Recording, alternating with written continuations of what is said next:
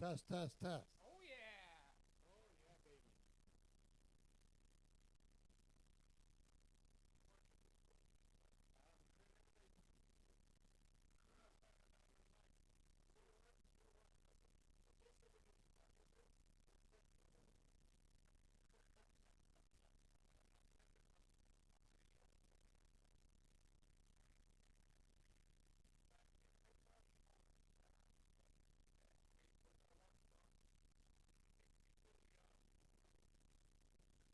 Good morning. Hello. Welcome to the Sunshine State.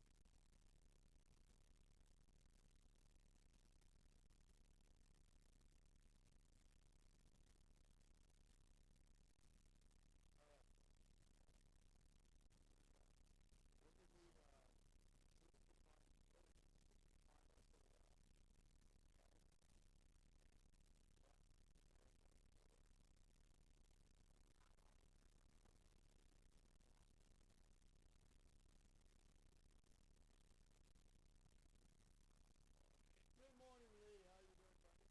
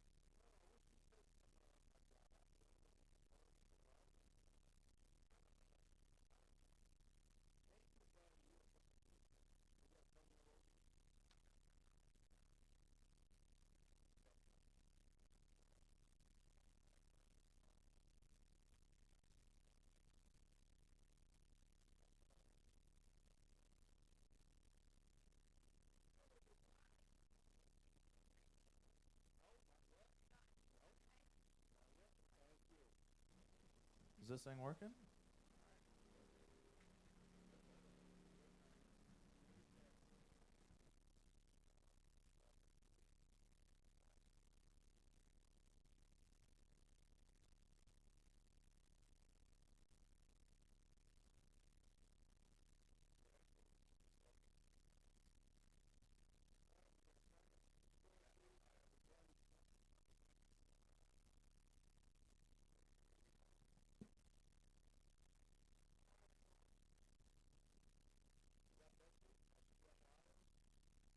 Good morning, Betsy. I know you got bios for us, correct?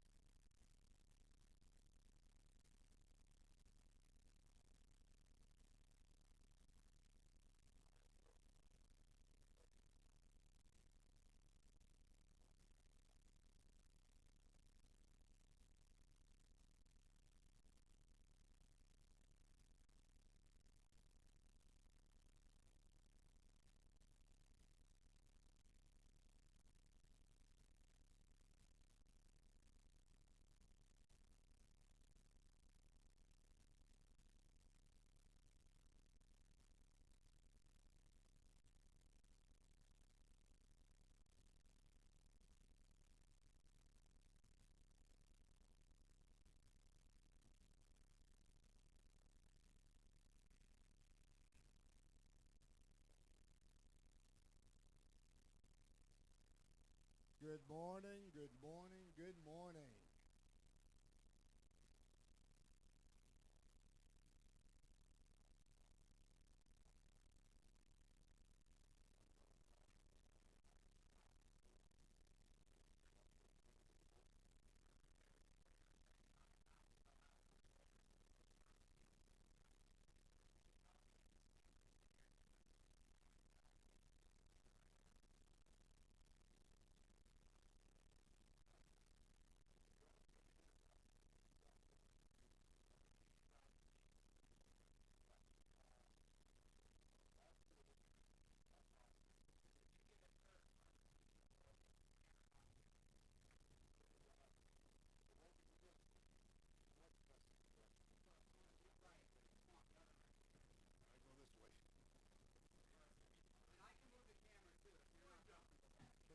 Can you see the monitor, please?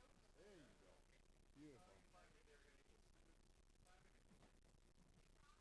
We can adjust the camera.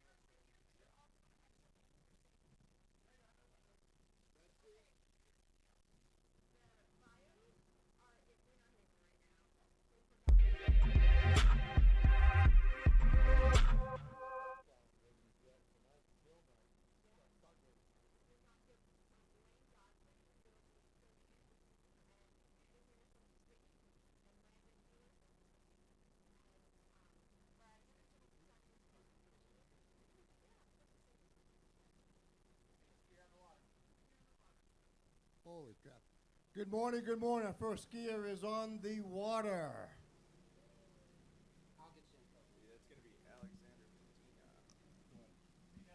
So our first skier on the water here is going to be Alexander Medina out of Canada. And this is going to be for the junior boys slalom first round.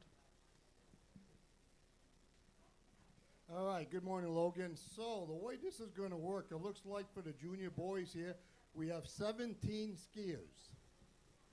And I believe they're going to take 12 to move on to the next round.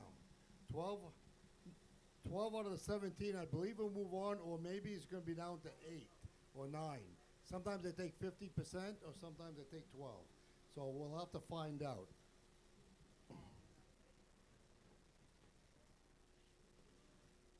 But Alexander's from Canada. We do not have the bios on these skiers at the moment. And we do not have a radio yet, but I think we got one coming.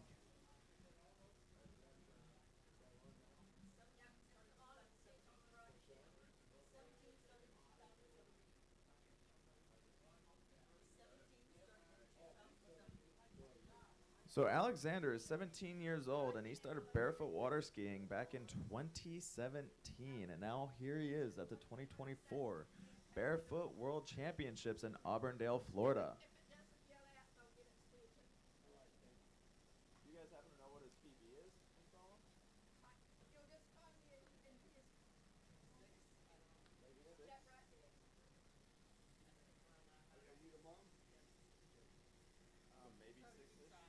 6-ish. What part is it? October?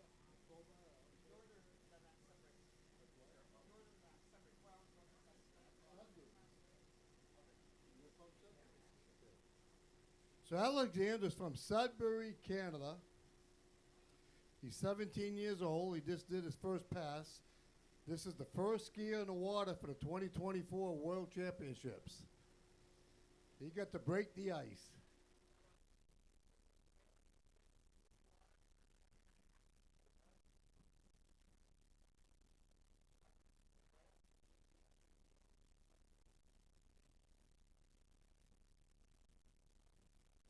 Now the beautiful thing about being the first one on the water is you do get the best water conditions available. Being first thing in the morning like this, we've got some beautiful conditions.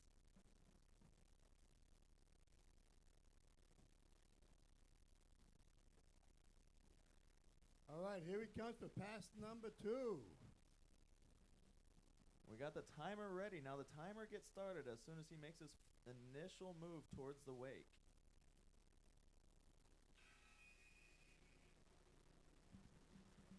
So we're coming up on 2 crossings.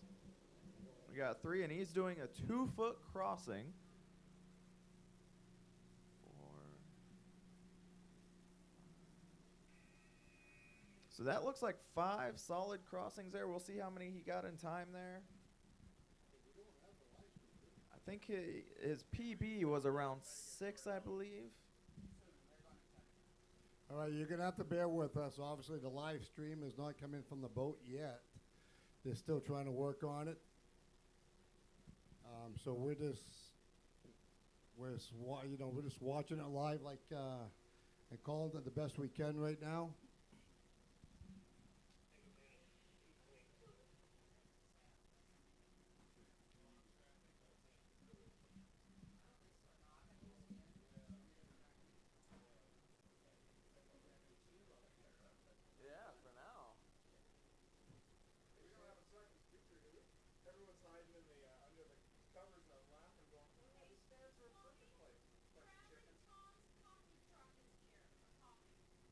So I just heard we've got Traveling Tom's coffee truck.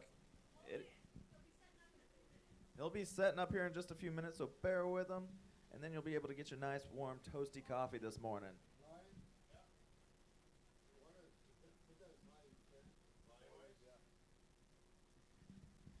And so our next skier on the water is going to be Alex Sickinger. It's going to be another Canadian. That's 2 Canadians on the road to start things off.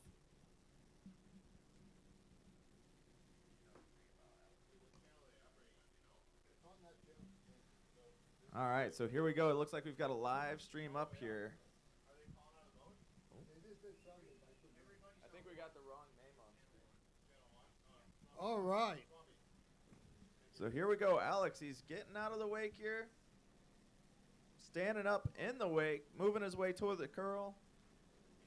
And here we go. He's making his first crossing here. We got crossing number 2 finishing up nicely. 3 looking strong.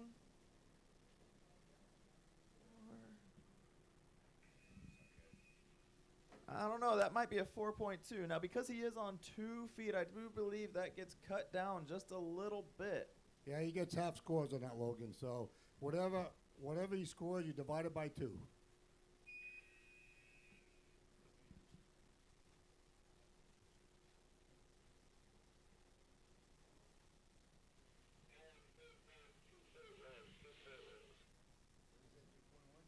I believe I heard 2.1 score out of the boat. 2.1 is what I heard, I believe. Yeah, this first time I heard it. But I just heard something.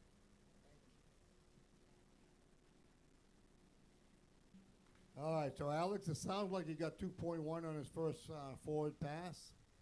Once again, we got 17 junior skiers, and I don't know how many they're going to take moving forward.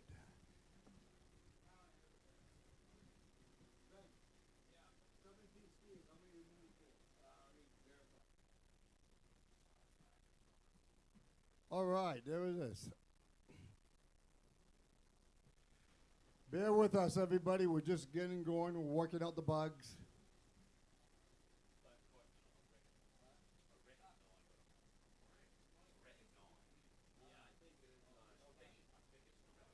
Okay, sounds like out of the 17, 9 is going to be moving forward to the next round.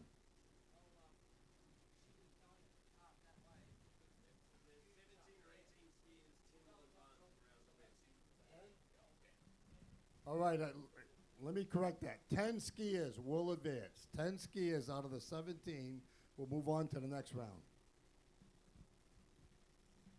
It looks like they're getting set up there at the other end of the lake there. The line's being pulled tight.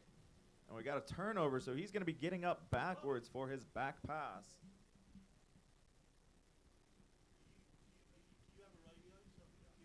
And he is down on the start there. But he did get a 2.1 on that forwards pass, it looked like. We're still waiting on a proper score. That is a provisional.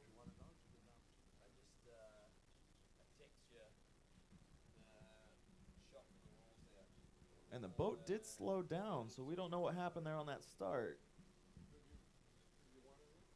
I can do. I'm still kind of running around. Okay. All right. Let me know whenever you get Yeah. Because they don't have 3 mics. Sam dropped the ball.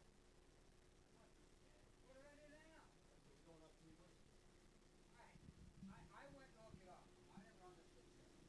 All right. Unfortunately, Logan, Alex missed his back deep. The boat is going down, so he's not going to get a rewrite. That's going to be it. He's going to score about a 2.1, and that's what is going to be his preliminary. Next on the water is going to be Oliver Moore. Oliver Moore from the UK, Great Britain.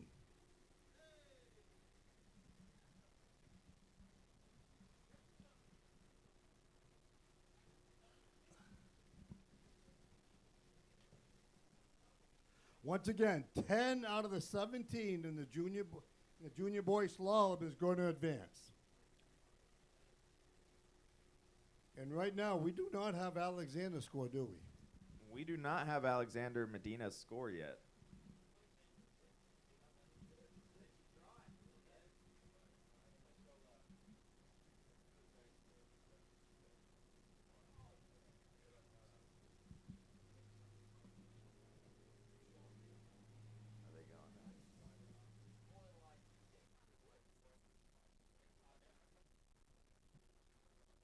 All right, we're waiting for Oliver. The boat is turning around. We got a skier in the water. Yeah,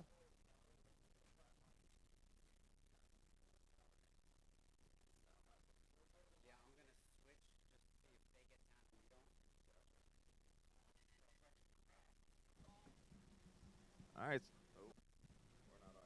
Oh. All right, here comes Oliver Moore from the UK, Great Britain. He's up in the curl. There he goes, and he's going to attempt a 1 foot. First cross is on a 1 feet. Second cross, reverse. He struggled, he bobbled, but I think he got credit for it. Cross number 3, 1 foot. Cross number 4. Oh, that's close. He bobbles in the middle, does reverse cross. That's 5. 6. So there goes time. He's probably got about 6 crosses there. I'm going to say at least 3 of them are on 1 foot. Yeah. We got some commentators in the back here saying that might have been all 6 on 1 foot, nice and clean. I don't know if that's quite what I saw. I think we might get something like a 5 out of the boat there. Yeah, I'm going to guess at least one of them is on 2 feet if he got 6 in time. Maybe 2 or 3 cuts. On that reverse side, he was bobbling. He was having a hard time when he got to the middle of the wake. On his basic side, he looks solid and strong. So we'll see what comes out of the boat.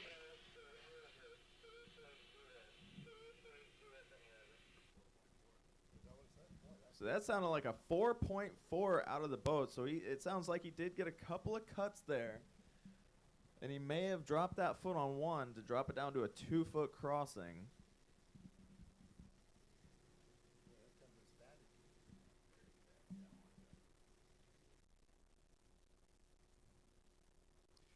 All right, so it looks like Ollie is going to be the number 1 seed with that first pass so far. We had 2 skiers prior to him, but I think he did enough in the first pass to take the #1 seed spot already. So far, I'm going to guess he's going to come in backwards. Once again, Ollie is fairly new to the sport. I don't think he's been involved much more than 1 or 2 years, and he's come a long way quickly. He's very enthusiastic. He loves the sport. He's a great young man from the UK. You know, Swampy, Oliver's been in the sport for a very short time, but the few times he's been over to the school, I don't think I've seen him not smiling a single time. And here he comes doing his back deep.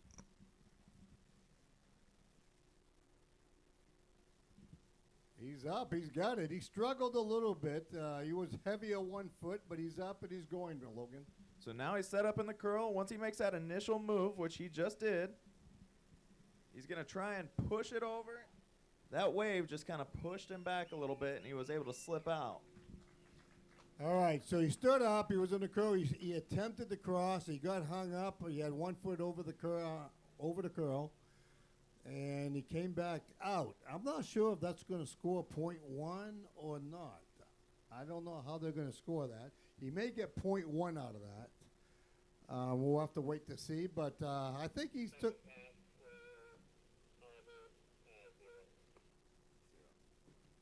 No score in the second pass. No score.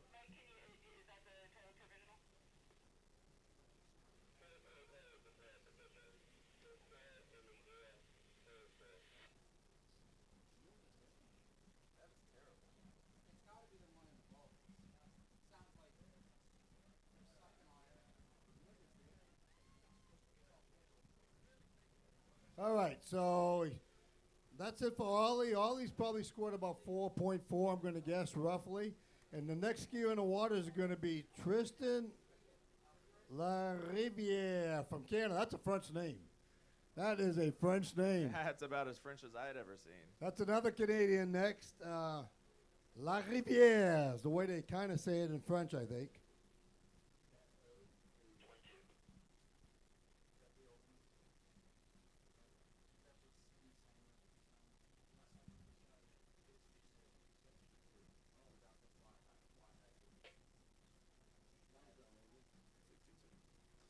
Alrighty, so that boat that's on the water right now, that Barefoot Ski Sanger, is actually for sale if ever anybody is interested. I think they got it listed for $62 right now. And here we go. Tristan is now getting up on the water. He's doing his front deep. He's working his way towards the curl. And once he gets set up there and he's nice and comfortable, he's going to go ahead and pop up.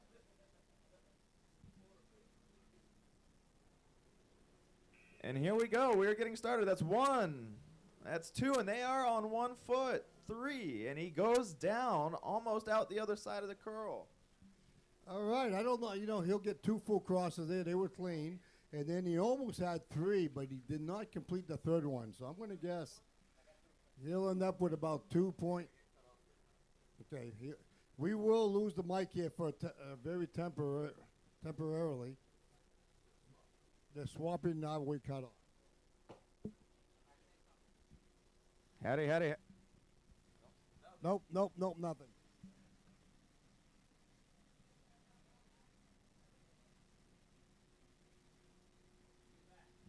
Howdy. And we are back with the mics. We had to do a quick swap there.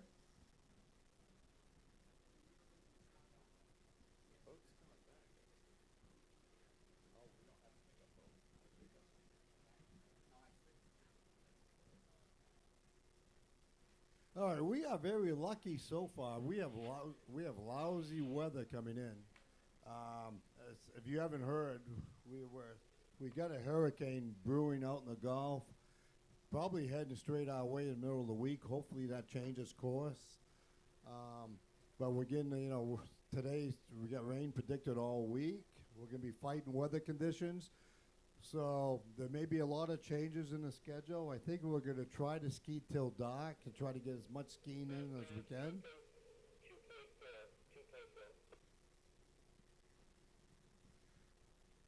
So you got to stay alert with the changes that's going to be taking place with the scheduling. But so far we're lucky. It's overcast. We get a little bit of drizzle, but it's not raining currently. The conditions look really good, so we are very fortunate so far. So far, I don't think we could ask for better conditions. The water looks beautiful. We've got a little bit of overcast, so we're not baking our butts off out here. And we even have a slight breeze, but it's not affecting the water too much.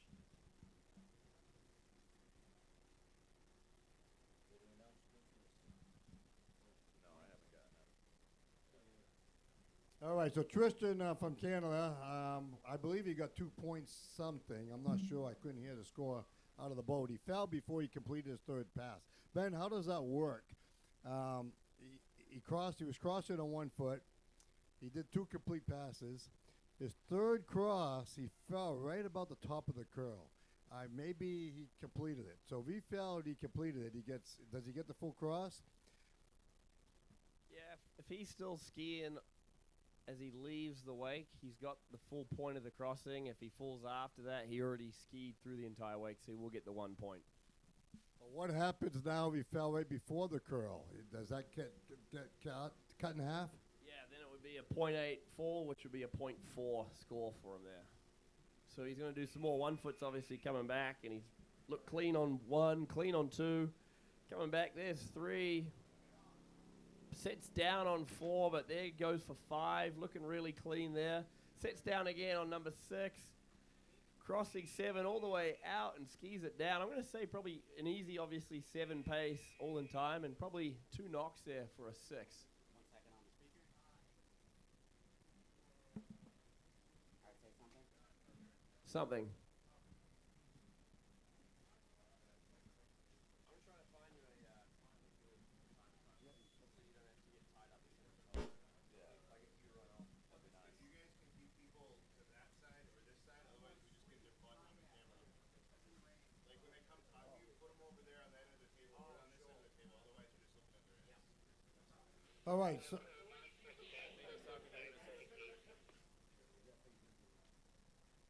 All right. So he did 2 forward crosses. So his highest score is going to count, and then the second pass will be a quarter value. His second pass looked pretty solid. He's probably got about 4, 4.5, and then he'll probably get a quarter of his second pass. So he's probably going to end up with a score of about 5. So I'm going to guess he's taking number 1 seed. He's probably the number 1 seed right now so far out of the 4 skiers. I'm going to guess that he just beat Oliver Moore's score. But once again, it's not official. We're having a hard time getting the scores out of a boat. We're trying to work out all the bugs right now still, so bear with us. Next skier on the water is going to be Sam Taylor from Australia. Yeah, everything was pretty well up and running here through the week. Some of these guys, John Garrity, and everyone's been on site for the last week, 2 weeks, getting things going, and then good old hurricane starts brewing off on the coast there and throwing a little mix. Now, judging by the pom-poms, we've got an Australian coming in for his first pass now. Sam Taylor getting ready to roll. And he's off with a really clean first crossing there. Looking solid on number 2. There's 3. Coming back now. Nice rhythm, nice pace. Really clean crossings there for Sam. There's 6. Time still on the clock. There he goes. There's 7 coming for a turn back. 7.2 for Sam Taylor. Really clean and tidy skiing. So I think that's definitely going to move him into the number 1 seat there. That was a beautiful run. Very steady, very solid coming down the lake there. That was Sam Taylor that was running. We have 3 skiers left in this event, and we'll be ready to change crews.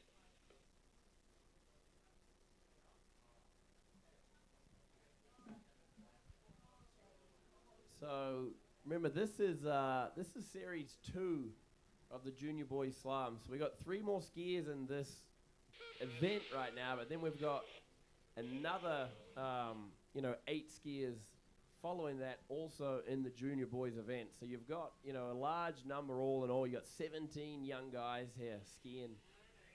This is just the first series out of the 2 for junior boys slalom. So three more guys off the dock after Sammy, and then we're going to move on to the series 1 boys slalom.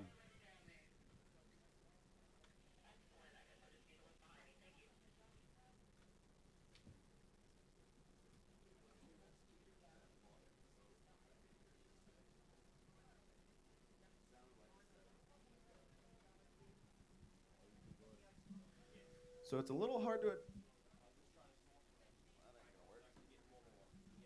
So it's a.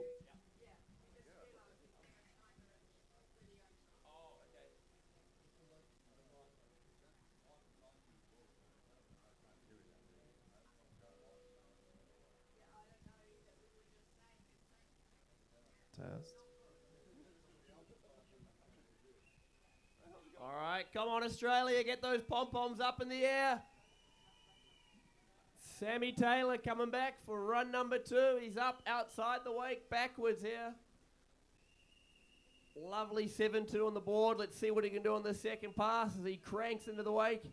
2 crossings down for Sam Taylor coming back. There's number 3. Looking pretty steady, looking for a pace there. There's 4. 5 coming back now. There's going to be number 6 for Sam. Pushing to get back inside that wake all the way across.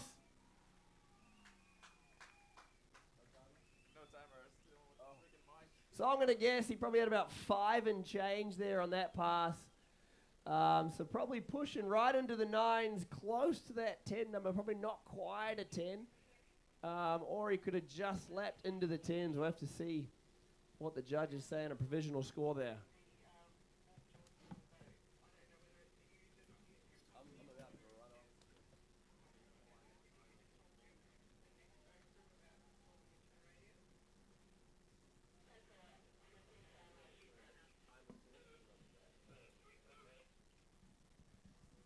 Test, see if my mic's working here.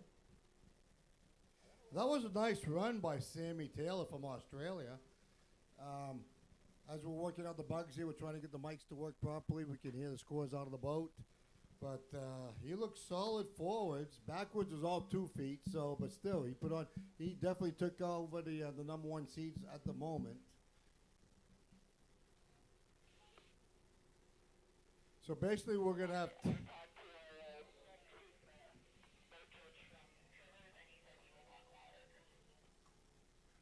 We're going to be taking 10 out of the 17, so that means 7 skiers will be eliminated after this round.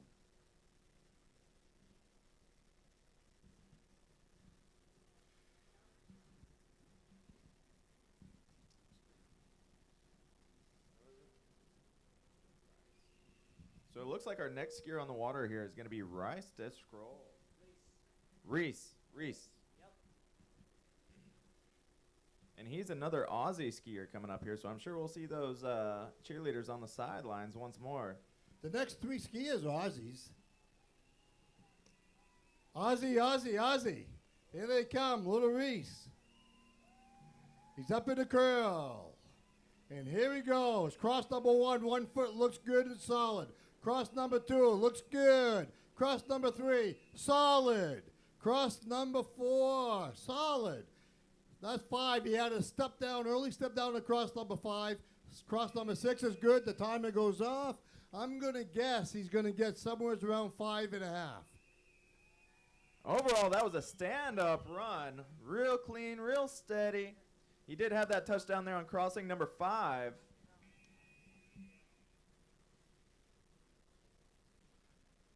Are we happy with that?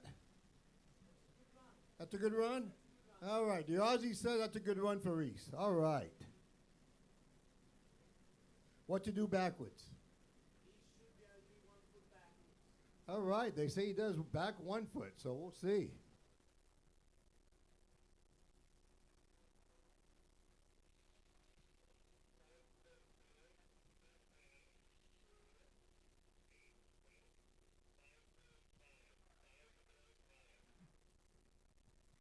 Okay, so we just got the score out of the boat, and that was a solid 5.5.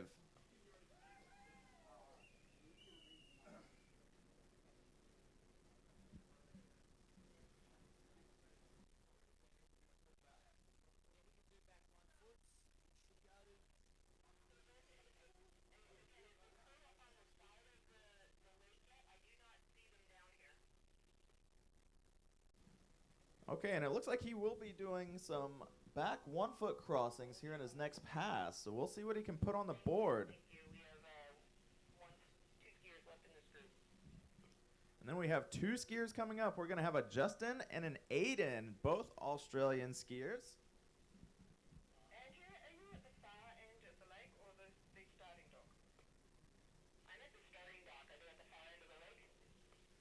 All right, so Logan, we get 2 more skiers after Reese in the first group. They're going to make a boat change, and then there's going to be the second group for the junior slalom. Even though they're all one major group, they are splitting up in 2. That certainly makes it a little easier on the boat crews out there. And we've got Reese here getting ready.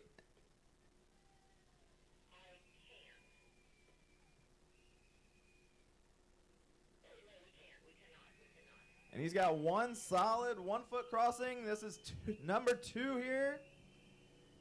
Real nice and clean on number 3. Little bobble there coming over the edge. 4 nice, solid crossings. And that looks like 5 may have been in time.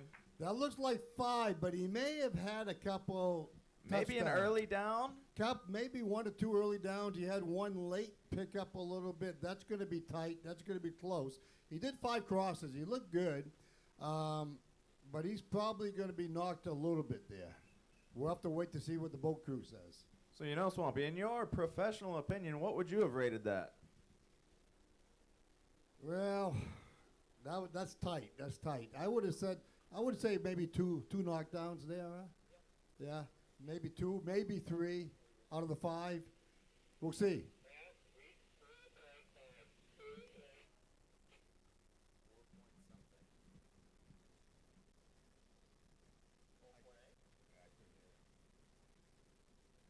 Okay, we didn't quite catch that score, unfortunately. Next on the water is going to be Justin. How do you say that last name? Mulford? Mulford. Another skier from Australia.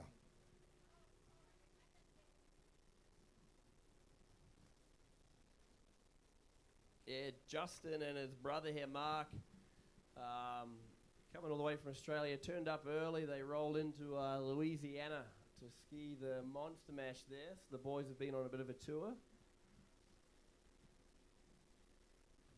And it's great to see so many young Aussies out this tournament this year. So many faces that we all saw in Mulwala there at the last Worlds just earlier on in the previous year. And then to see them all out here in Florida as well is just really cool.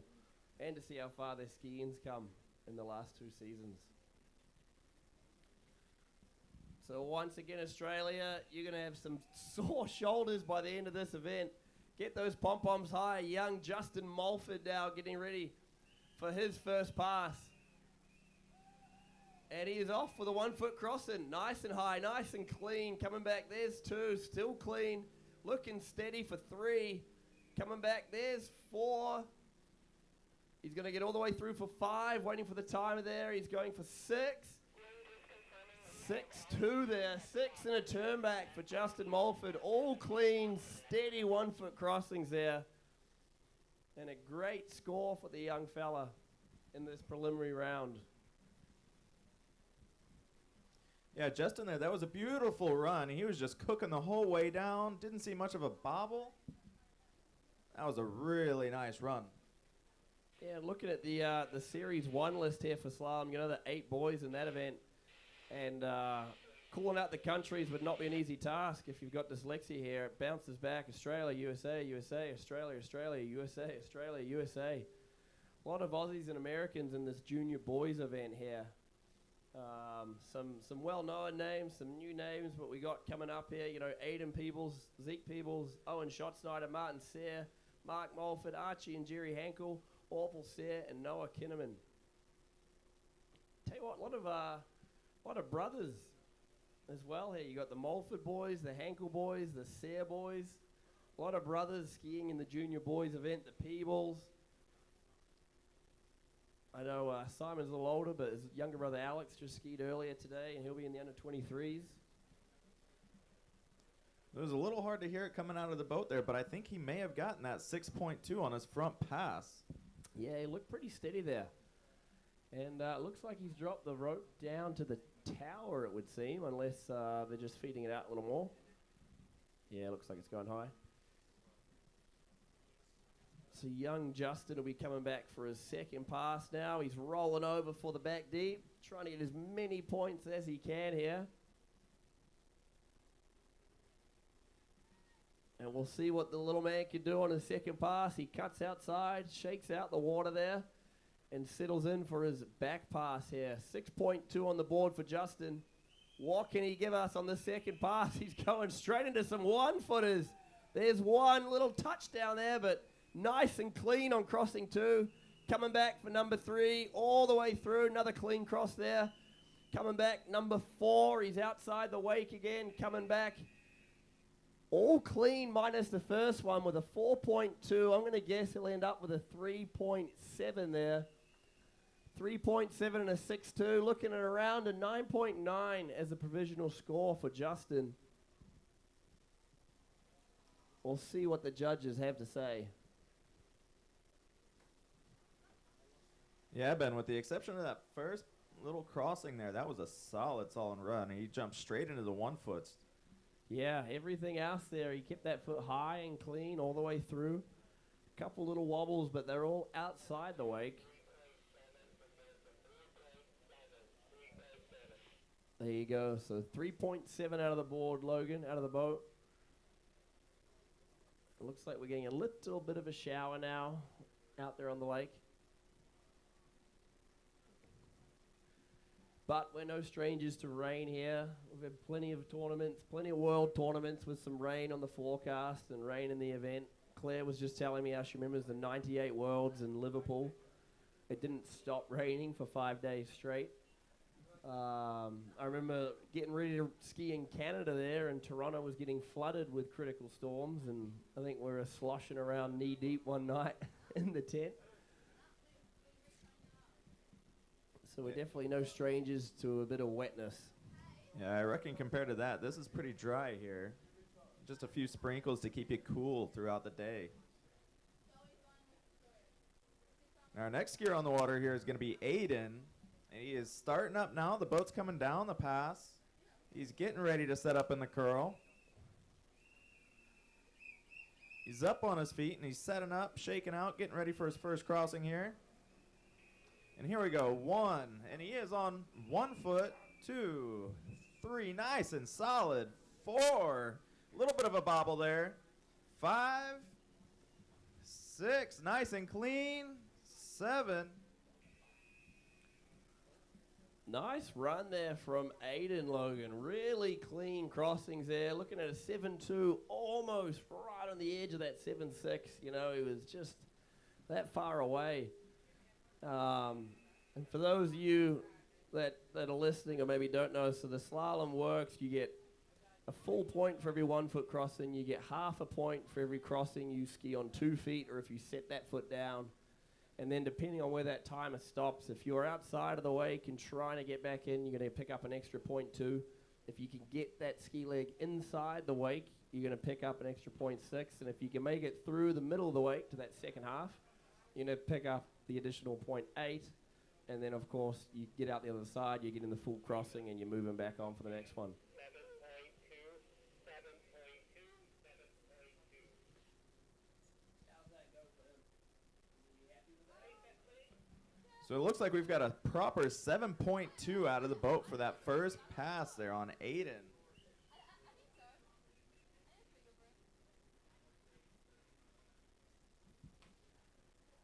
And the Aussie chair squad now is getting into some interval training, it seems. They're going to be scurrying out into the rain, jumping up and down, and then scurrying back into the tent for a quick rest. And they'll scurry back out into the rain, jump up and down, scurry back into the tent for another breather. Now, with how well that first pass did, I'm assuming we're going to get a bunch of 1 foot crossings here backwards. I hear some that are skeptical on the side here saying, So looking at the seating so far, we're starting to get into the high 9s, into the 10s. You know, Aiden with a 7.2 there, he could probably do 6 back crossings on 2 feet, and he's going to pick up 3 points. So he's right in the mix for that 10 range. So we'll see what he does here. There's 2 crossings. He is moving and grooving here, folks. He wants every cross that he can get. There's 4. Cutting back again. There's 5 with an attempted 1 foot, but he sits down early. There's 6. He's back outside. Coming back in. 6.6 pace, both feet inside the wake, so he's probably going to end up with a 3.3 there, giving him a score around 10.5, which is going to be a good score for Aiden.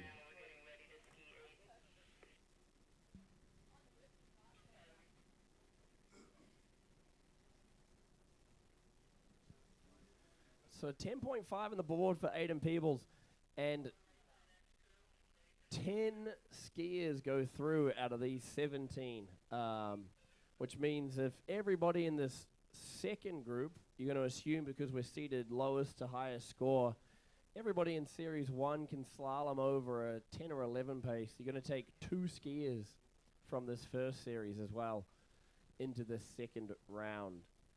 So Aiden Peebles potentially just locked himself in. 3.1. So they gave him a 6.2 pace. Didn't quite give him that second foot inside the wake. 6.2 pace for a 3.1. So that's going to give him a 10.3. And provisionally speaking, that still probably puts him at the top of this pack. That is definitely right at the top of the pack here. I think following up, we've got Justin and Tristan that are going to be right there behind him. And that is the end of this round. They're going to be swapping over to Series 1. Again, this is still junior boys slalom here. Sorry. And I think they might even do a little boat crew change, keep everybody nice and fresh out there on the water.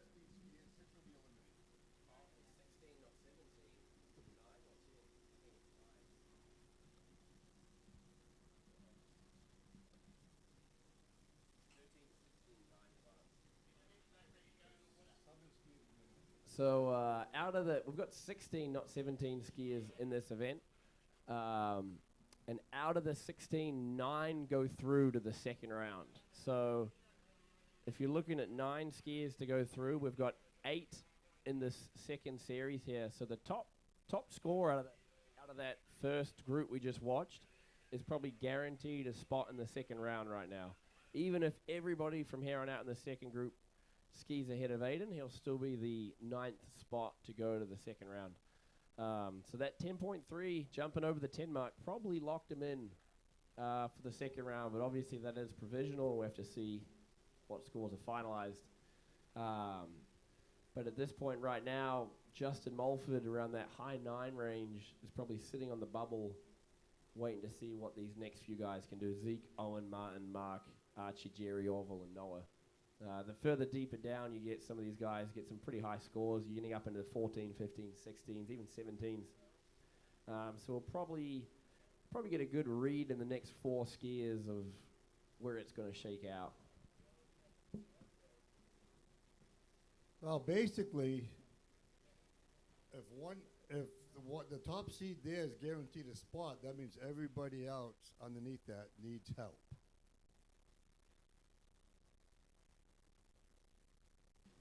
So what you're saying, Swamp, is the top seed gets a bye into the next round? No, not Am a bye. I understanding that correctly? No, they're taking 9 skiers, right? You got 8 skiers left. So if all 8 skiers, top-seeded skiers, ski better than a 10-point, whatever it is that Aiden got, that means everybody else will be eliminated. Right? So the first 7 skiers, for anybody else to advance, they need help. You follow what I'm saying? Yeah, I follow you now. So any of those 7 skiers there that came out of the gate, they're going to need a little bit of luck here coming into this next round of slalom. This is going to be the process of elimination. Basically, as every skier comes down and skis over 10, you're going to be eliminating people from the first round.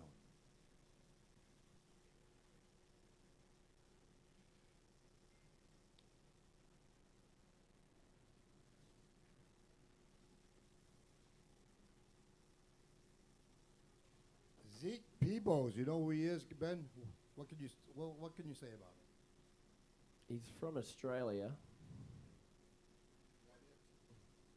Zeke was another one who skied at the 2023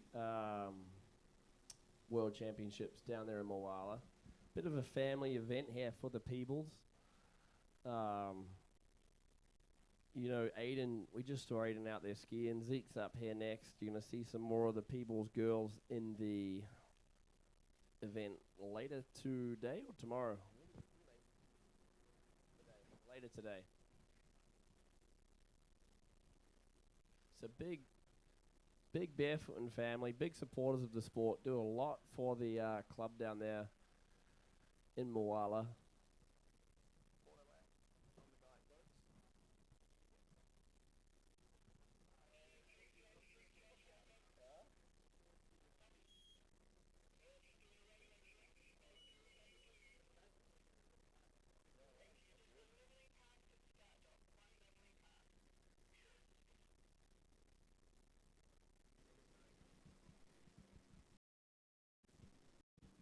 So I just got word in from our weather safety here. If we start to get some bad weather coming into the noon hour here, 12 o'clock, they are suggesting that rather than get up under the tents, we make our way to the cars to find ourselves some safe cover.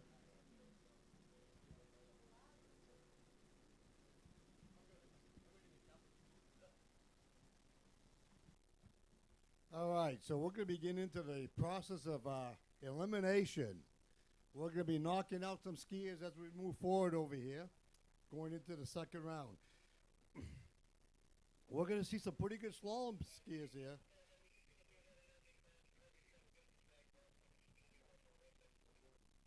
Next skier in the water is going to be Zeke Peebles from Australia. Then it's going to be Owen Schwarzenegger from the USA, Martin Sear from the U.S., Mark Mulford from Australia, Archie Hankle from Australia, Jerry Hankle, two brothers from Australia, Ovo Sear from the U.S., and then Noah Kinnaman from the U.S.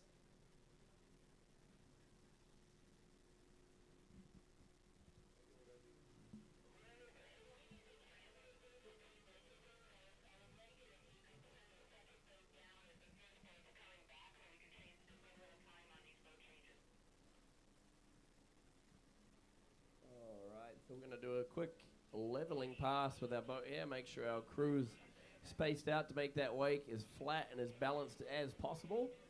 Judges give them the thumbs up on the way down there. They're happy with how it looks. So the boat will shoot down, do a quick turnaround, buzz back down to the starting area, and we'll kick the Series 2 Junior Boys Slalom off. Yeah, I'm running right now at 6:30 since the last skier stopped. It's taking 3 leveling passes in this method. I think it will normally take 3 leveling passes. This is an exception.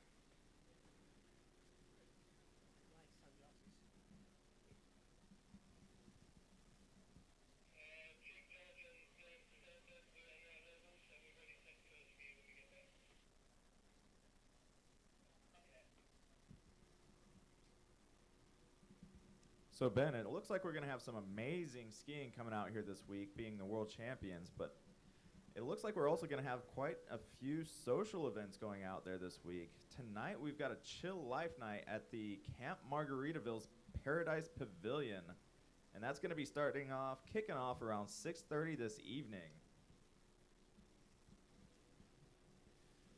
Yeah, Margaritaville has a lot going on, Logan. I think every night there's a party over there. Something's going on. They're putting on events every night for everybody.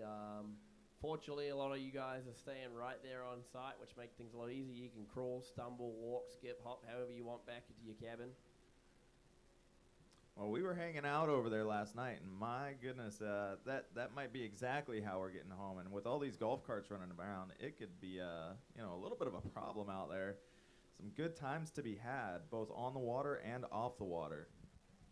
You know, that tiki bar over there is quite the experience. Very relaxing atmosphere. Loads of people having a good time over there. Yeah, the only thing I will say as a heads up is that tiki bar will shut down if lightning and stuff rolls into the area. So if it's looking stormy, get in and order a double. Make sure you get one before they do shut the doors. And then once they shut their doors, find yourself a good friendly Floridian, because we aren't afraid of them hurricanes.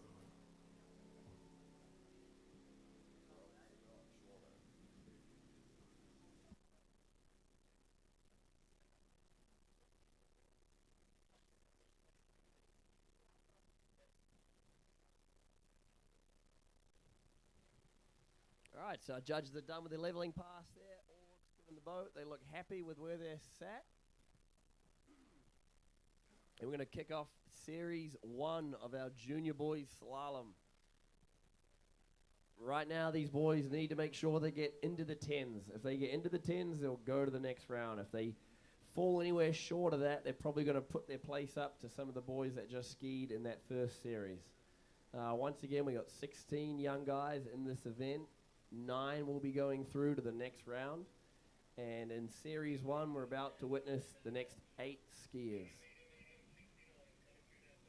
So unofficially, we think we have Aiden Peebles sitting pretty in the 9th spot right now out of Series 2.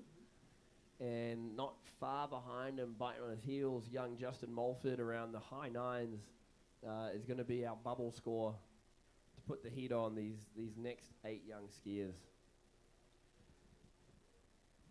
And up right now, just watched his brother go. Zeke Peebles next on the water. Macy, what's Zeke going to be looking to do? About a 10 or 11? Yep, classic sister. Doesn't really know, doesn't really care. Just going to video this for mum and dad. Do you at least know what your sister does? Really invested. I mean, she's holding the camera. That's a pretty important job. That's highly invested right there. All So right, we got Zeke Australia, here. on your feet. Let me hear those whistles.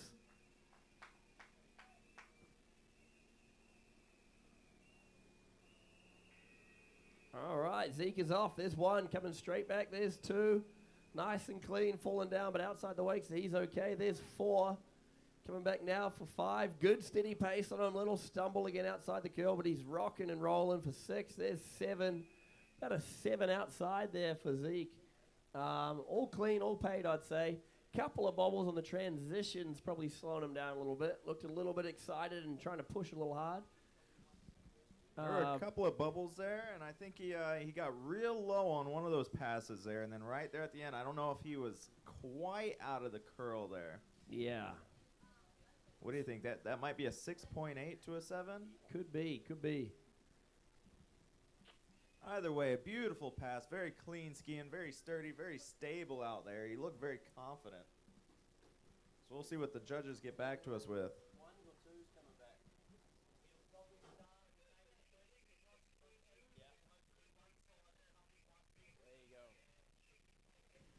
There you go, Logan. Like you said, 6.8 out of the boat provisionally there. Looks like the walkie-talkie got the water knocked out of it.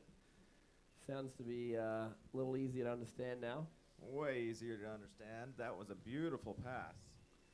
So 6.8 for Zeke, and it sounds like he's going to be gunning for a few 2-foot crossings, kind of get his pace going, get some rhythm, and he's going to be working into some 1-footers coming back. He's probably going to need at least 1 1-footer to lock him in for the second round here. If he can get a 6 pace, that's going to get cut back to a 3 pace on 2 feet, which puts him in that high 9s range right there with Justin.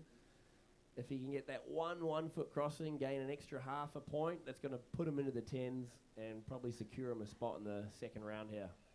I definitely say that would secure him a spot if he can get up and at least towards that 10 pace there. If he can get a little bit more, that'd be amazing. If he can do that 6, like you said, he'd get cut down just that slight bit, and that'd be enough to push him over, I think. Yeah, but everyone's seated here on their best performance in the last, I think it's the last year. That's any tournament that's on that rankings list. So this is people's best tournament performances that are seeding them.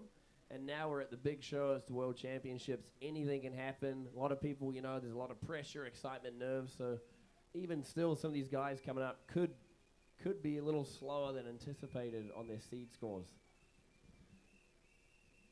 And we'll see what Zeke does on his second pass here, setting up in the curl. And there he goes. He's off. There's 2-foot crossing, number 1. Going back, there's number 2. Coming back, there's number 3. Going again for 4. Looking like he's got a good pace, a good rhythm. There's 5. Coming back, there's 6. Can he get back inside the wake? I think he's going to be right on the edge there. Yeah, I mean, I think the time went off right there in the middle of the wake, so I don't know what that lands him. If that's going to be a It's always 6'6" or a 6'8". always the foot on the water you want to look at. One on so the water, okay. that's his driving foot, both feet. Sound like Andy Harris on the microphone there. We got a translator. Tom Heaps, where'd you go? So yeah, 6.6 would be my guess. Both feet have to clear the middle of the wake for it to be a 0.8. So I'm going to guess a 6.6 pace, which is a 3.3. And what did he get on his first pass there? Yep, 6.6 and 3.3.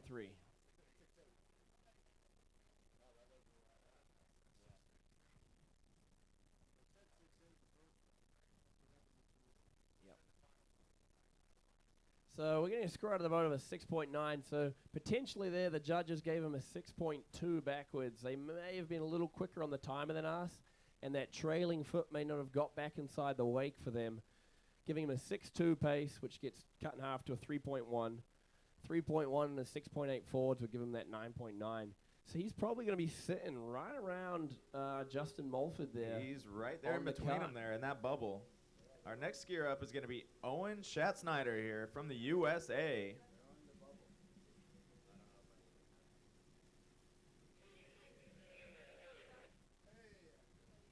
Here comes Owen here. The boat's coming down. All right, Australia, you guys can take a break, rest those arms and shoulders. But America, let me hear it. Team USA here, Owen Schatzsnyder coming out in the water. Couple of 1-foots, and he is off to the races. 1 crossing, coming back, there's 2, looking clean. Number 3, coming back again for number 4. There's number 5, little stumble on the transition, but he keeps it clean for 6. There's 7. 7-2, I'm going to guess, looking at the consistency of scores there. Couple of little scares in there, kind of digging in a little hard, little excited, I think. But he kept it together. We're going to guess a 7-2, see what the judges say.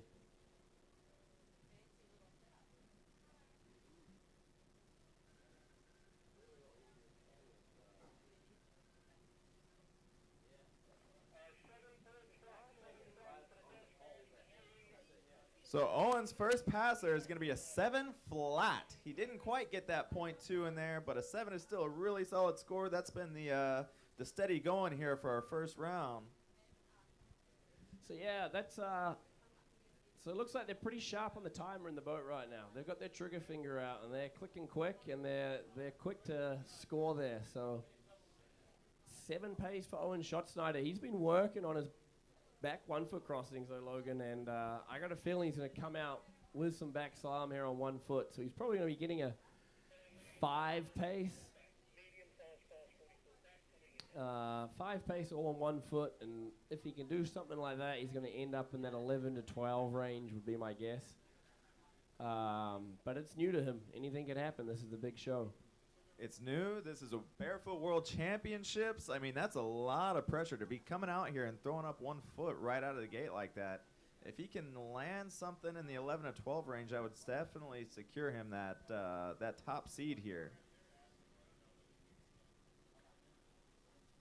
Yeah, and it's going to be interesting to see how things shake out there with Zeke Peebles. Provisional 9-9, Justin Mulford, provisional 9-9. Like, we're going to have some close calls there. It looks like Owen's rolling over now. So Owen Schatzsnyder, run number 2. He is up backwards outside of the wake, getting ready to go here. Let's see what he can do as he comes in. There's a 1-foot crossing. Very clean, very steady there for Owen. Coming back, there's number 2. High and clean on these 1-footers. There's 3, looking strong. 4 for Owen. He's at that 11 pace. There's 5. Coming back almost a 6 pace there. I'm going to guess like a 5.8 probably going off of their timer, but very, very in-controlled skiing there from young Owen. Very smooth, very steady, all the way down the lake. He had that foot nice and high. I think he's going to put up a good score with that one.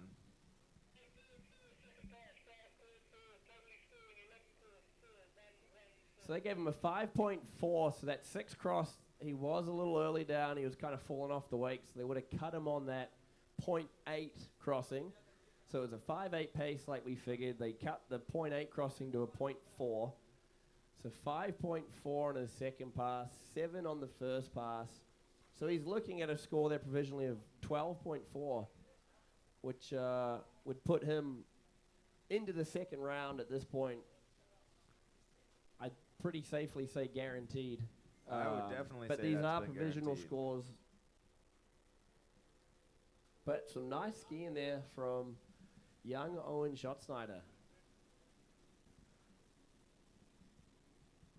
And no time to rest for Team USA now as their next skier, Martin Sayre, is on the water. Martin's another one capable of the 11 to 12, 13 range. You're going to see front one, front back crossing. So we're starting to get into that depth now, Logan, where you get a lot of 1 foot crossings backwards, potential for high scores, potential for a lot of knocks. So we're going to see where things kind of shake out here. But again, these boys are gunning anything over a 10, and they're moving on to the second round.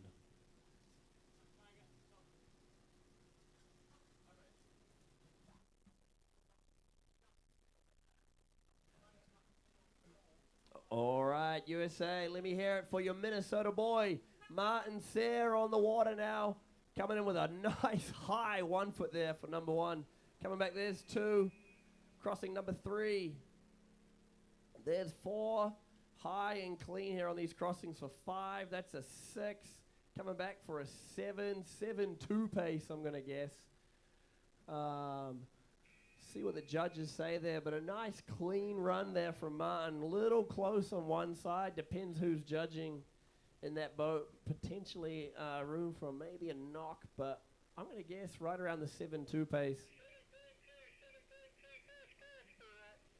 And high and clean, 7.2 provisional out of the boat for Martin Sayre. So nice run there from Martin. I'm not sure what he'll do on his way back here, Logan, if he'll do the 1 foot or the 2 foot slalom. He's, skiing with Martin a little bit. He's kind of in that middle ground where he's working on 1 foots. They're not consistent. He can fall over a lot. Like, do you take the risk and try the 1 foots out of the gate? Or do you try and lock in at this point, a nice 3+ backwards to get you to the second round? Well, so far, I think we've seen him coming out with a few 2 foot crossings just to get a little something on the board. And I think one of our last skiers there, he's kind of started to pick up there right at the end, trying to make that foot real nice and light.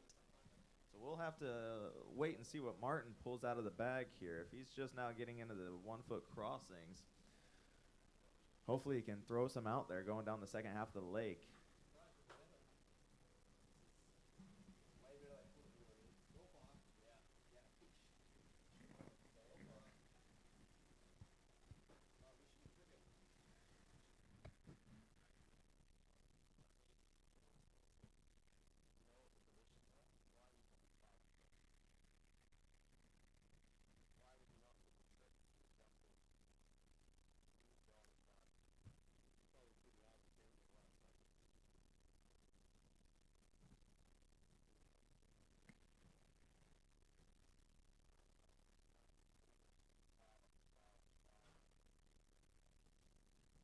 All right, so Martin Sayre on the water now for pass number 2. He wants to get a 10 here to advance to the second round, guaranteed.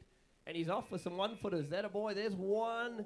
Little shaky, maybe early. There's 2. That'll be a knock. Coming back for 3. That one was clean. 3 crossings now. He's going for 4. Little wobbly. That'll be cut again. Another cut there on 5.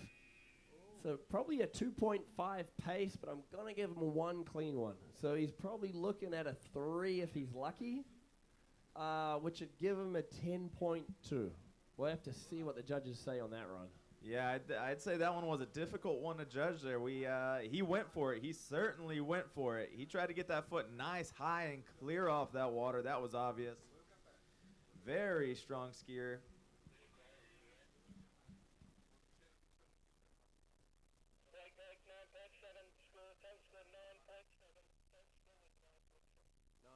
So they gave him all 2 foot crossings there. That was a 7.2 and a 2.5. So we got the 5 pace. They cut every crossing. That'll be a 9. catapult, Justin Mulford and Zeke Peebles into the second round, and that means Martin may be the bubble score now if everyone can ski above a 9.7. Yeah, I think he just set the new, the bottom of the bubble there. Richard Gray, please make your way to the boat. Richard Gray, make your way to the boat. How do I sign language over microphone?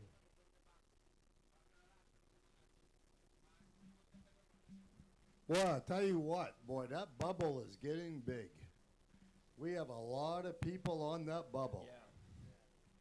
And, these are provisional scores, so when you hear these scores 9.8, 9.7, 9.9, they're all provisional. I mean, things could shake out by a 0.2 or a crossing here. We're getting one judge's score. This could come down to a little bit of a dogfight at the bottom of the event for who goes through.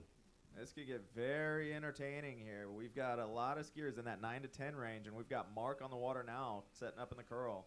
All right, Mr. Mulford, Mark on the water now. Justin's brother coming in for his first pass.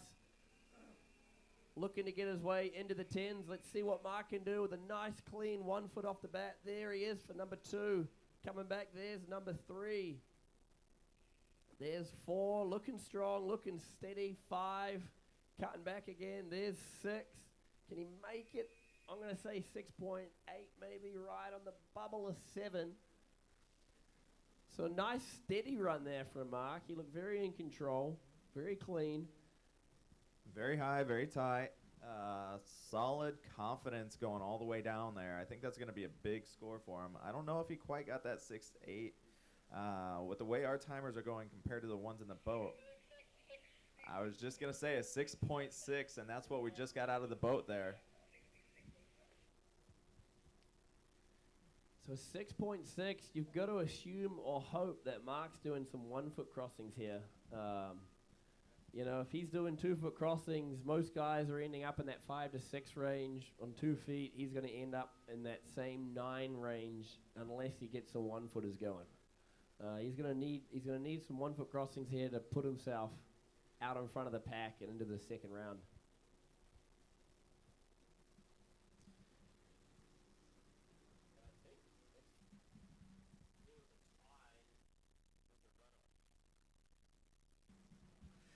Yeah, this is getting interesting, man. This is getting very interesting. That bubble's getting big. We don't know how it's all going to shake out. Yeah, he's going to need some 1 foot crosses. 6.6, you said, Logan? 6.6. Well, which means that he needs to get at least. He needs to get 3.5 at least to get him over 10.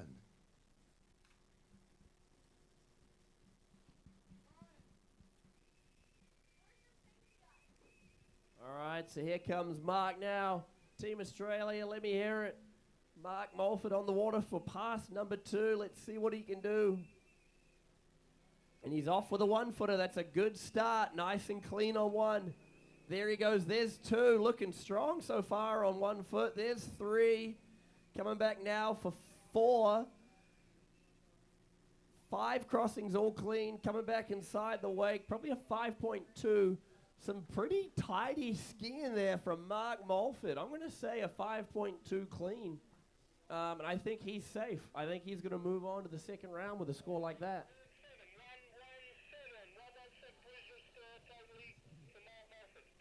117, 11-7. 5.2 probably a 5. So his first pass there got a 6.6. There, I'm going to guess he got the 6.2 on time. And they cut him on one of those crosses with a little, probably close to the early down. So either a 6.6 or a 6.2 with a knock on that final cross. 6.1 is the score out of the boat. So 11.7 for Mark Mulford provisionally, which is going to put him ahead of the pack and give him another run in the second round of this junior boys event. And then Miss Gilman came by, and she did mention that we do have some T-shirts for sale there under the Eagle Sports tent. I think we've got WBC down there. I know we've got Jessica Serta down there as well, so there should be plenty of gear to take home with you if you want to make your way down there and have a look at what kind of gear we have available. Yeah, if you're from Europe, this is your chance. Buy it up, grab it now. Otherwise, you have to remortgage your house and sell your car just on that value-added tax when it ships back to your lovely continent.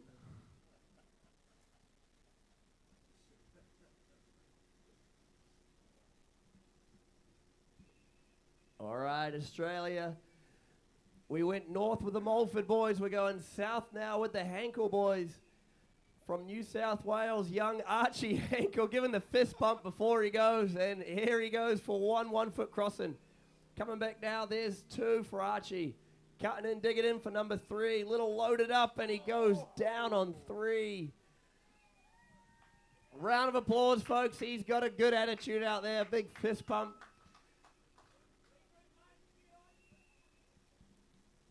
If there was points for smiles, he'd already be world champion, this kid. He absolutely loves it, loves to be out there.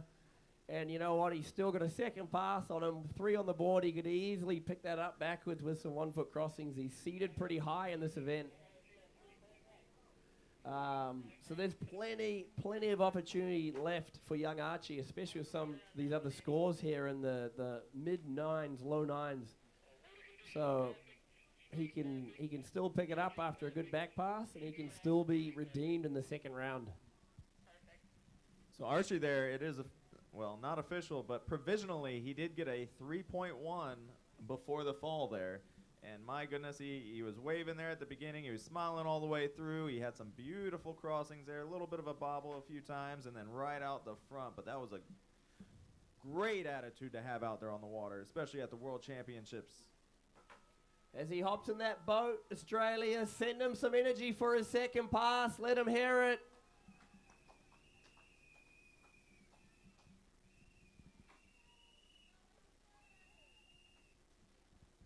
Hopefully he doesn't wait to ski past you guys to give a fist bump on the second pass. Have to move you guys down to the end. I'm not entirely sure, but I do believe we do have some coffee down there on the edge of the water. If anybody's missing their morning liveliness, you can make your way on down there and get yourself some coffee.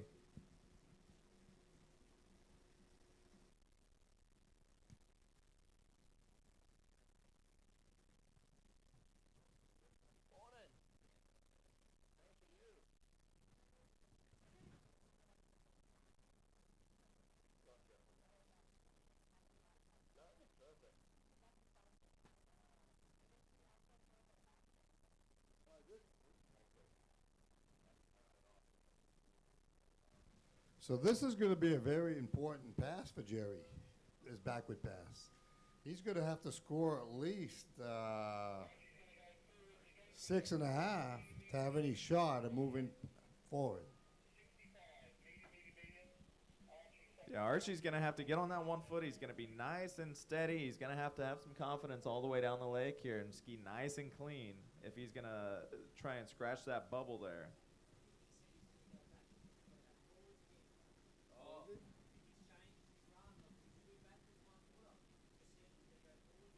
So it sounds like Archie might be opting to do another front pass.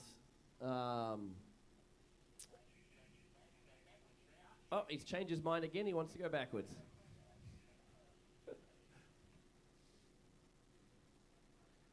He was thinking about it. He's probably weighing up how many front crossings he could do, thinking he could get a little more, but then remembering that 3 would then get cut to a 1.5. He's probably going, oh, no, I probably just need to stick with the backwards here. Because he's a pretty good little back slalomer, isn't he? Yeah. So I'm sure he can easily redeem himself here. And I'm sure he will, folks. So Archie Hankle now coming in for his second pass backwards, looking to put on a score here and stay in the game with some nice 1 foot crosses. And he is off. There's 1, nice and clean, coming back. There's 2.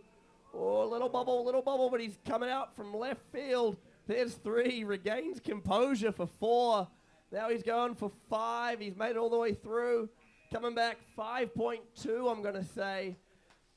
Man, and what a fight he had out there to stay on his feet. Dude, the way he captured his composure there, middle of that crossing, oh my goodness, I probably would have gone right out the back there. He got stood up a little bit and pulled it back in, and then continued down the lake, getting some more crossings in.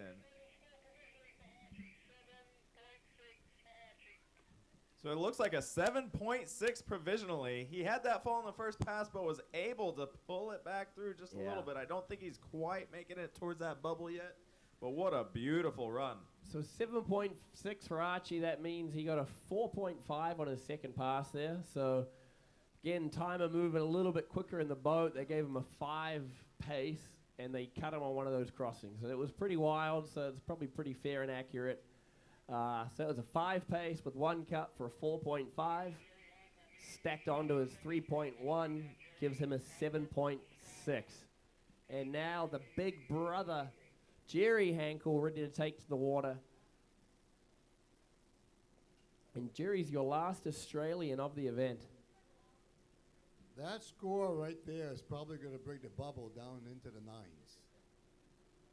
Yeah, and with Archie moving below, Justin and Aiden and some of those other guys, you're probably right there, Swampy. We're probably into the high 8s, low 9s bubble score now. So those 9.9s, those 9.8s we saw earlier, they're probably in now. And we're pulling back even more.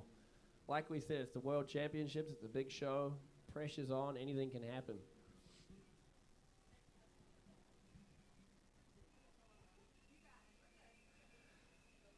So brother Jerry out in the water now, phenomenal young skier, and he is off to the races there, looking really strong for 2 crossings. Coming back, there's 3. Coming back now for 4. Good pace on him, but he's looking a little too hard. Tumbles out of that crossing. 5th crossing there, goes back, there's 6. 7.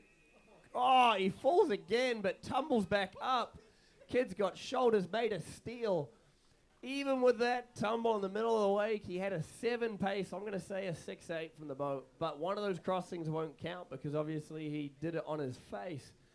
So probably looking at a 5.8, I'm going to guess, for Jerry Hankle. I mean, he did do one of those crossings on his face. You know, you get more points for going on 1 foot, but what about no feet? I feel like that's style points right there. Oh, an optional re-ride being offered for Jerry Hankle there. So I would want to assume Jerry's going to take it. He could probably perfect those tumble turns and clean them up a little bit. I mean, he was on a good pace too. Like he was moving quick. Yeah, but I think, he just needs to slow down a little bit. I think he was trying to be a little too aggressive. He was trying to go a little too fast, and he lost control. Yep. He looked solid. He looks like he's a very strong slalom skier. Just needs to slow down and get control. Yep. A little bit of excitement there. I think out of the gate, wanted to put on a good score, and first couple crossings look good, and he starts to just load up and sink in a little too hard there, and caught him out on that 3rd cross. Swamp, this is the Barefoot World Championships. I got to spend a little bit of time with you in the boat over the last couple weeks here, and I think I heard you say this at this point countless times. You want to make sure you're skiing the pass, not skiing against a time. You can't let that timer get into your head out there. Even though the pressure is on, you got to take your time. You got to calm your mind down a little bit and just make sure you do a good run. Take control, baby. So come on, Australia, on your feet. Give Jerry a hand. He's going to take the re-ride here.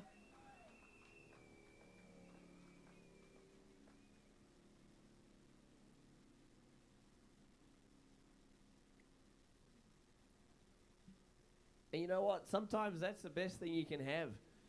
That he got that first run out of the way with. He got absolutely throttled a couple of times.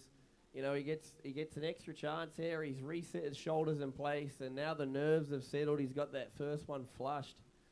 He'd probably be a lot calmer, a little more controlled now coming out of the gate, and you're probably going to see a pretty tidy run from Jerry on this next run. Well, certainly looking forward to it. I mean, those shoulders are built of steel with the way that carried out.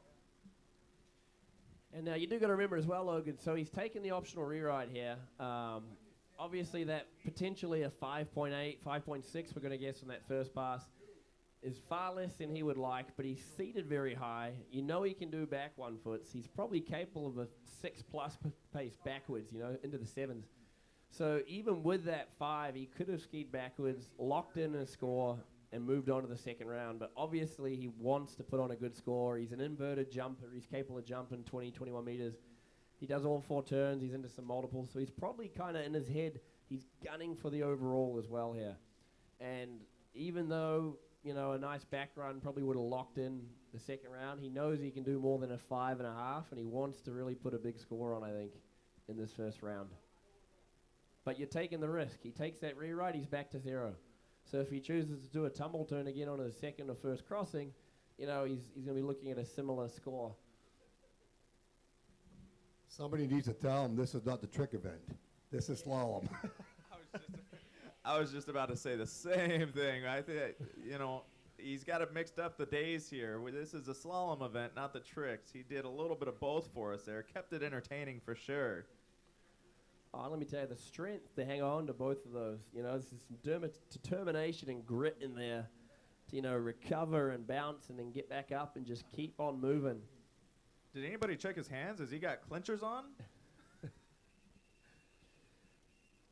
All right, so young Jerry Hankle now, calm and composed. He's shaking out that first pass, and he's going to be looking to come back in and put on a score for you guys. And he's off to the races with 1. There's number 2, looking a lot more dialed in here, a lot calmer. 4, 5, there's 6. Coming back, there's 7, and a turn back into the wake. There's an 8 pace. Probably an 8.2 there, I'm going to guess. Really nice run there from Jerry. And, I think that optional rewrite and a flop on the way down did him a lot of good.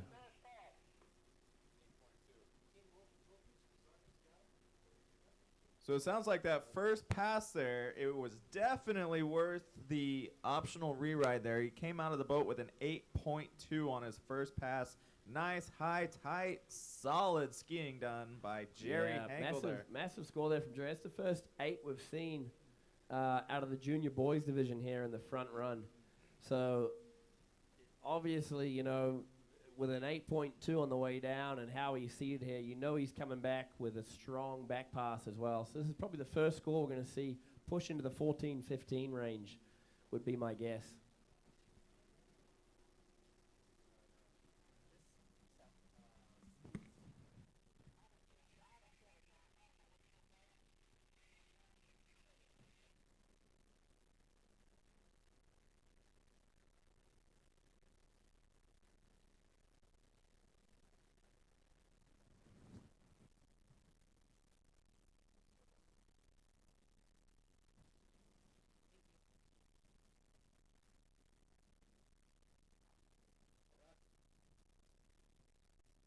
That pass from Jerry was a lot smoother, a lot more control. He looked calm. He took his time, put on a solid score to put himself in a great position to move forward coming into his back pass. All right, so here comes Jerry now, pass number 2. Looking to put on a big score and seed himself high into the next round. Definitely going to see a strong 1-foot run out of Jerry here, and he is off. There's number 1. High and clean on 1, coming back now. There's number 2, nice and tidy. Looking for number 3, looking clean. Little bobble on number 4, but he's still up and running. There's 5, going back. He's going to see if he can get a 6 in time. There's 6 with a turn back. I'm going to guess he was right about a 6.62 there, and he had that 1 set down, obviously, so he's probably looking at a 5.5, 5.7. So 5.5, 5.7 on that 8. He's definitely going to get into the 13s. So he is locked and loaded. He will be going to the second round, and that's a good score for the overall as well. I'm going to guess, as things shake out, these are going to be your 3 guys on the podium this week. Noah Kinnaman, Orville Sayre, and Jerry Hankle. good young trickers, inverted jumpers, strong slammers. They're gonna be your leaders of the pack here in the June division across all events, I think. Yeah, this is going to be exciting over here because, yeah, you got Ovo Sear and Noah Kinnaman, the last two skiers. Jerry helped himself. He put on a decent slalom score. He probably, wished he did a little better backwards. But still, he's going to have another chance. He's guaranteed another round. And now you got Ovo and Noah. Like you said, they all jump inverted. They can definitely trick. So this is going to be exciting moving forward. 13.9 there for Jerry. So they gave him a 5.7 on the way back. So they gave him a 6.2 pace with that one sit down. So 5.7 and 8.2. Good score for Jerry there at 13.9. And now young Orville Sayre, our last brother act of the event. His twin brother Martin skied earlier on, putting himself right on the bubble for the finals, or second round, sorry. And we'll see what Orville can do. Very strong front slammer. Probably looking to get into the 8s here. There's 1. There's 2. Looking clean and strong. There's 3. Coming back for 4. A little early there, but we'll see what the judges say on 5. And he goes out the front door on crossing 5.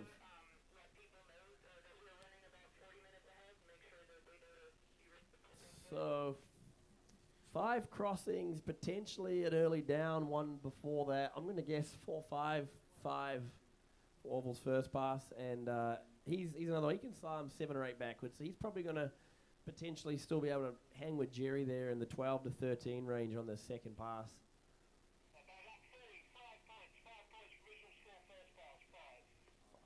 5 even. So all paid, all clean. Going down on that 5th crossing outside on the transition. And yeah, I'm going to guess he'll be looking, realistically at this point, he knows that he's not going to be posting the top score of the event. He just needs to be in control, stay composed. If he can get a nice steady 7+ here, he's going to walk through to the second round and have a chance to really put on a score then and pad his overall score as well. Most definitely. He just needs to slow down his mind there a little bit. And we do have a couple of announcements here. The tournament is actually running so well, we're a little ahead of schedule. So the officials have asked that everybody be wary of what's going on and make sure you're where you're supposed to be to continue running ahead of schedule, especially with this weather coming in later in the day and throughout this week. And then we do have a official computer that was left at the Margaritaville Pavilion last night with the initials JK on it. We've got it up here at the announcer's table if you would like to come and collect your laptop.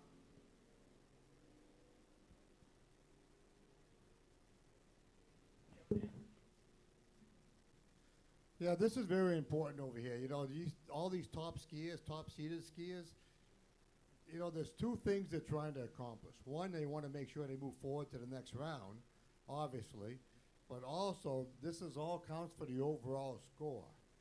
And with weather coming in, there's a possibility that the junior event could be cut back to 2 rounds instead of 3 rounds, which puts even more pressure on these scores. So when you got Ovo Sear, he scored 5. He needs about a 5 backwards to move forward. Okay? Now, but, at the same time, that puts more pressure on the next round because that's not going to help much for the overall, even though if he makes it to the next round. But that just puts more pressure.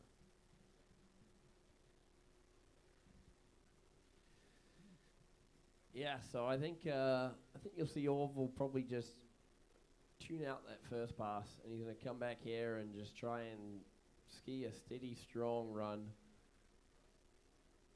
I don't know the seeding scores exactly, but I know he slalom was 16.2 at the tournament a month ago, the last chance to qualify in the open division. So capable of 7 to 7.6, even 8 on a good day.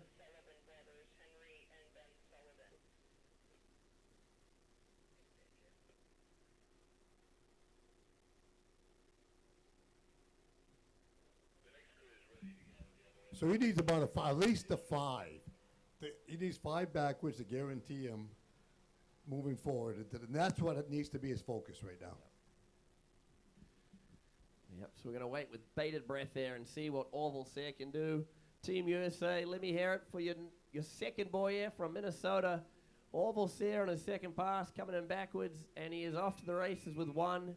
Clean, steady, there he goes. There's crossing 2. Coming back for 3. He's going to look for 4. He's looking clean so far. Good rhythm. There's 5, maybe a little early down. 6 crossings that'll lock him in. There's 7. Probably a 7 pace. Maybe a knock or 2 there. There was definitely one I think they may have cut him on. So I'm going to guess a 6.5, which will give him a shot again in the second round. Yeah, it looked like a real solid run there. So we got a total score of 12 there for Martin. Wow, all clean. Or Orville.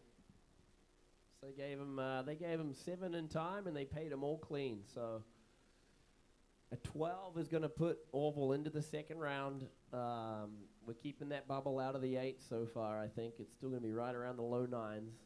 And our last skier of the junior boys event, Mr. Noah Kinnaman.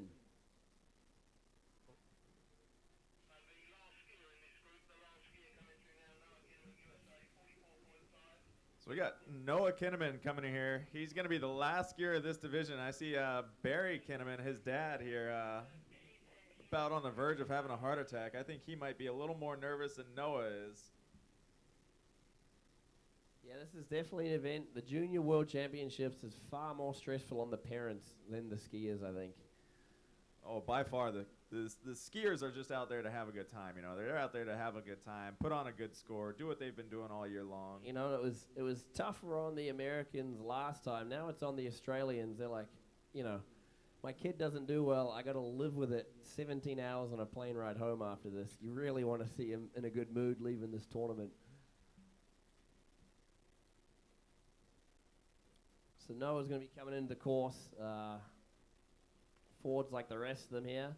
And talking about staying calm and composed, he's going to want to just try to stay nice and smooth and in control, not try too hard. He just wants to put on a good score in his first pass. We'll see what he can do here as he sits up and he's off. Crossing number 1, coming back there, looking strong. Number 2, a little close there. Crossing number 3. There's 4, 5, coming back again for number 6. 7, good pace, good rhythm. 8, 9 pace. I'm going to say a 9 pace for Noah, but that driver's side, we'll see what they say. Nice, strong rhythm and pace there from Noah. Going to be up to the judges on the 8.8 provisional there for Mr. Harris. So all paid on that pass, which is good. That puts him in a very good position moving forward here. If he has a good back pass, he'll be the number 1 seed, and that also helps out the overall quite a bit.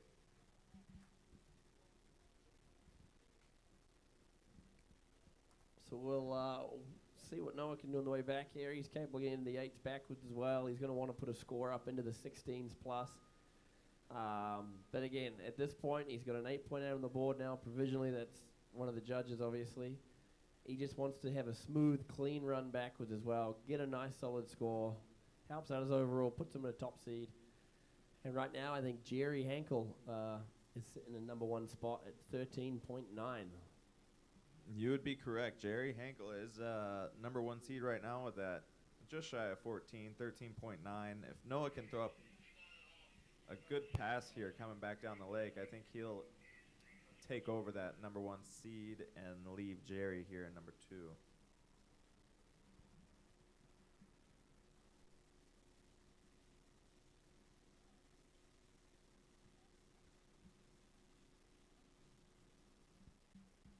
Well, they definitely can't use the conditions as an excuse because this water is flat. I heard from the crowd there, it looks just like butter. Smooth as can be, glassed out, nice and perfect for these guys. Alrighty, USA, your top seed of the event, Noah Kinnaman, junior skier, coming back for his second pass. Looking to put on a nice, strong score backwards, and he is off to the races. There's 1. Coming back now, there's 2. So far, so good. There's 3, probably an early down there. There's 4, 5, looking good. 6. Coming back again for 7. About an 8 pace, I'm going to guess, judging by the way the timer runs. Probably about an 8 pace there, so a 16.8. We'll see what they say on that back run. You know, you've been going with a 0.2 above. I think I'm going to stick with a 0.2 below and go with a 16.6. 16.6. That was a 7.8 there. We'll see. It just depends on the timer, I think.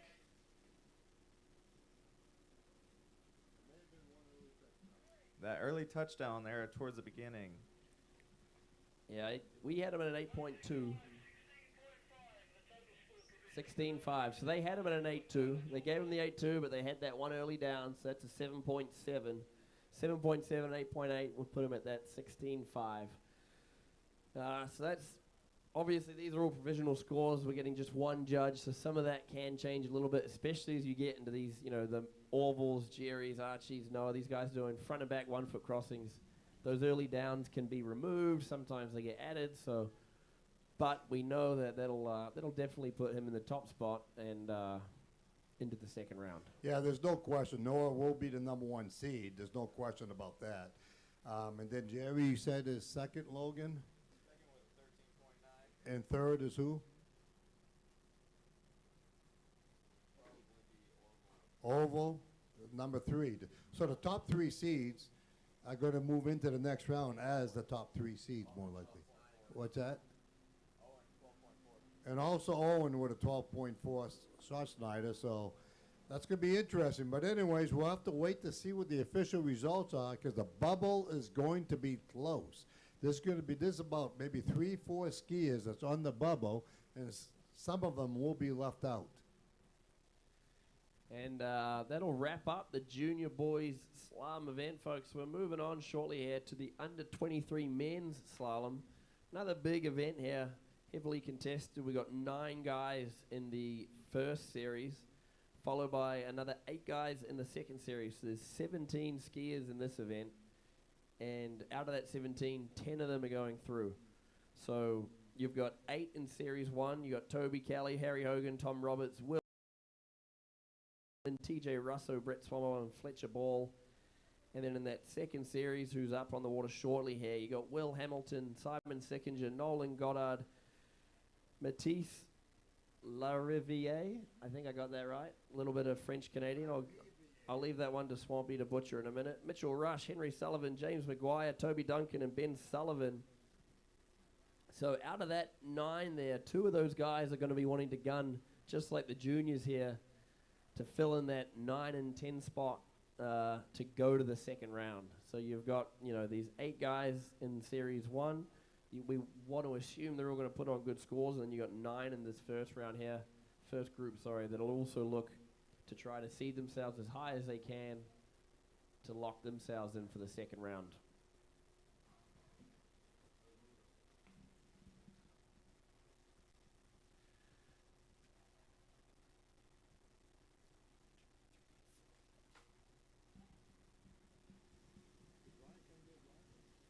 So we're just doing another quick boat crew change. We're going to rinse these judges out, let them hang themselves out to dry, put a fresh, dry set of judges in the boat, fresh camera, and then we're going to be running back down for leveling pass, and we'll kick off the under 23 men's slalom here very shortly, folks. So while they are doing a boat crew change and everything else, this might be the prime opportunity to work your way down to the merchandise tent if you have not already.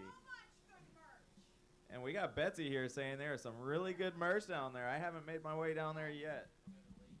The merch is unbelievable. Ken Reynolds did all of this great merch. Please, please, please come and buy some merch. We also have some vintage tees we're selling for the USA Water Ski and Wake Sports Foundation, and they are very cool. There's even a t-shirt from the 55 National Water Ski, U.S. National Water Ski Championships. So please come check out all the merch. Is that good? That was perfect, Betsy. Thank you so much. And for those of you guys that are hungry, we do still have that coffee truck on site. They're going to be on site every day as far as I'm aware from 7 a.m. to 10 a.m. And then they're going to be followed up with Jimmy John's. So if you want to get some sandwiches to keep your stomachs at ease throughout the day, there will be options for you.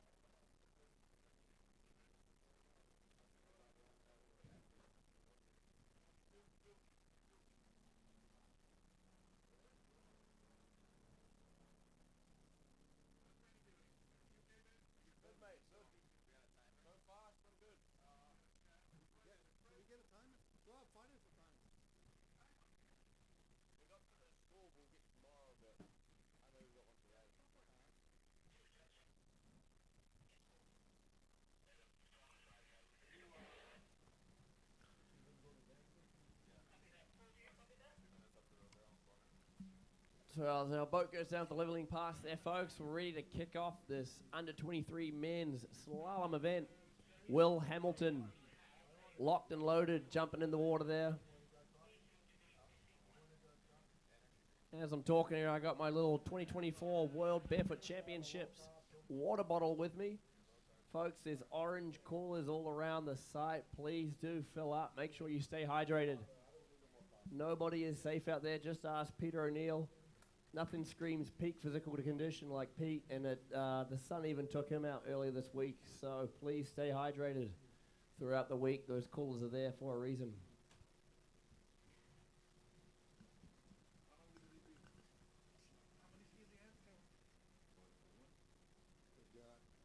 All right, so Ben, what do we have? How many skiers? We got 9 and 17 skiers in this event. 10 go through. all right, so we got 9 in the get 8 in the second group. Okay, that answers your questions, Mr. Mellencamp. There's 17 skiers, 10 will advance. Good. How long do we need to take the first 17 skiers? How long does it take? I've got 40 minutes to hit a scooter right now. Hi, Benny. Come on, you're letting me down. What's that? Just so it's funny. Oh, stop. When you were talking to Jerry, I was like,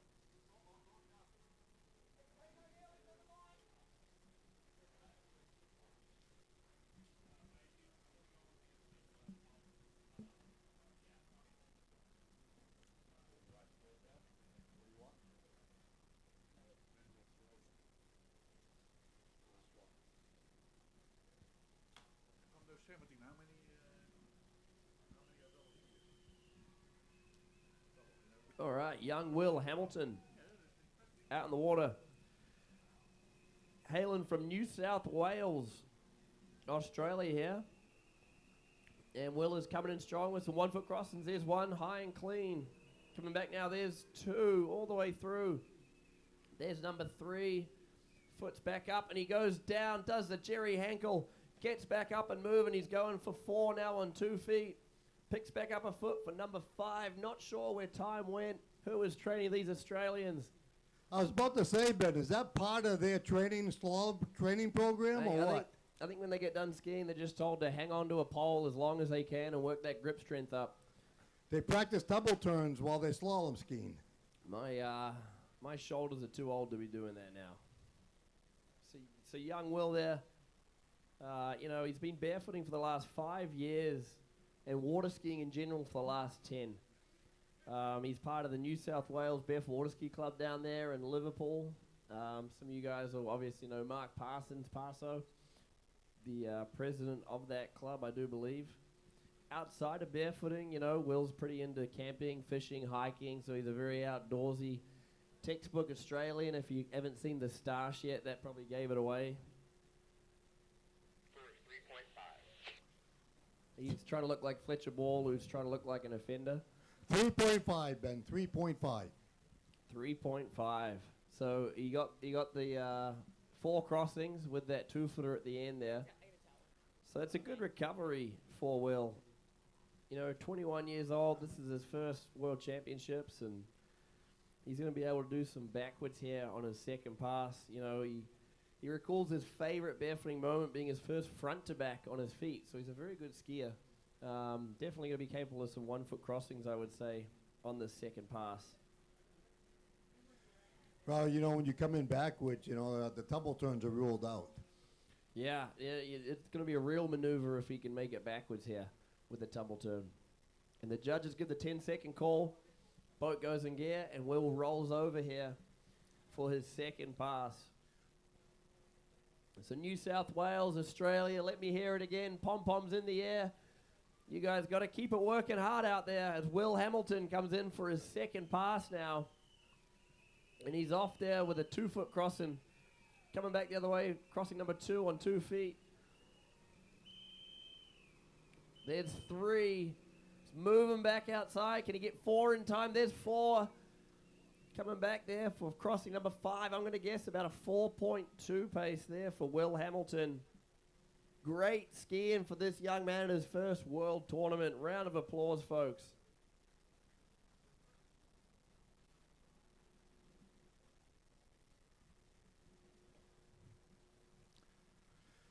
You know, and there's some names there. You know, Will, he's only been competing the last couple of years, and noteworthy people in his life. He's mentioned, obviously, his mum and his dad, but Brendan Chataway and Mark Parsons, Chats and Paso, those are two names you'd probably hear come up a lot at this tournament, especially with that New South Wales club.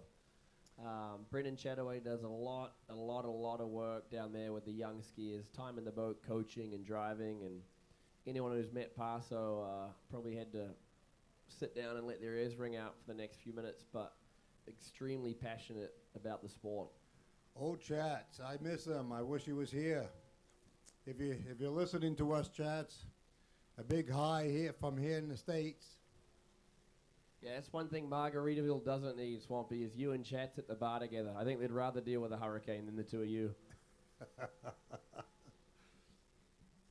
I'll tell you what, it was very enjoyable last night. Beautiful weather, sitting out by the tiki bar, socializing with all the barefooters out there. It was absolutely awesome.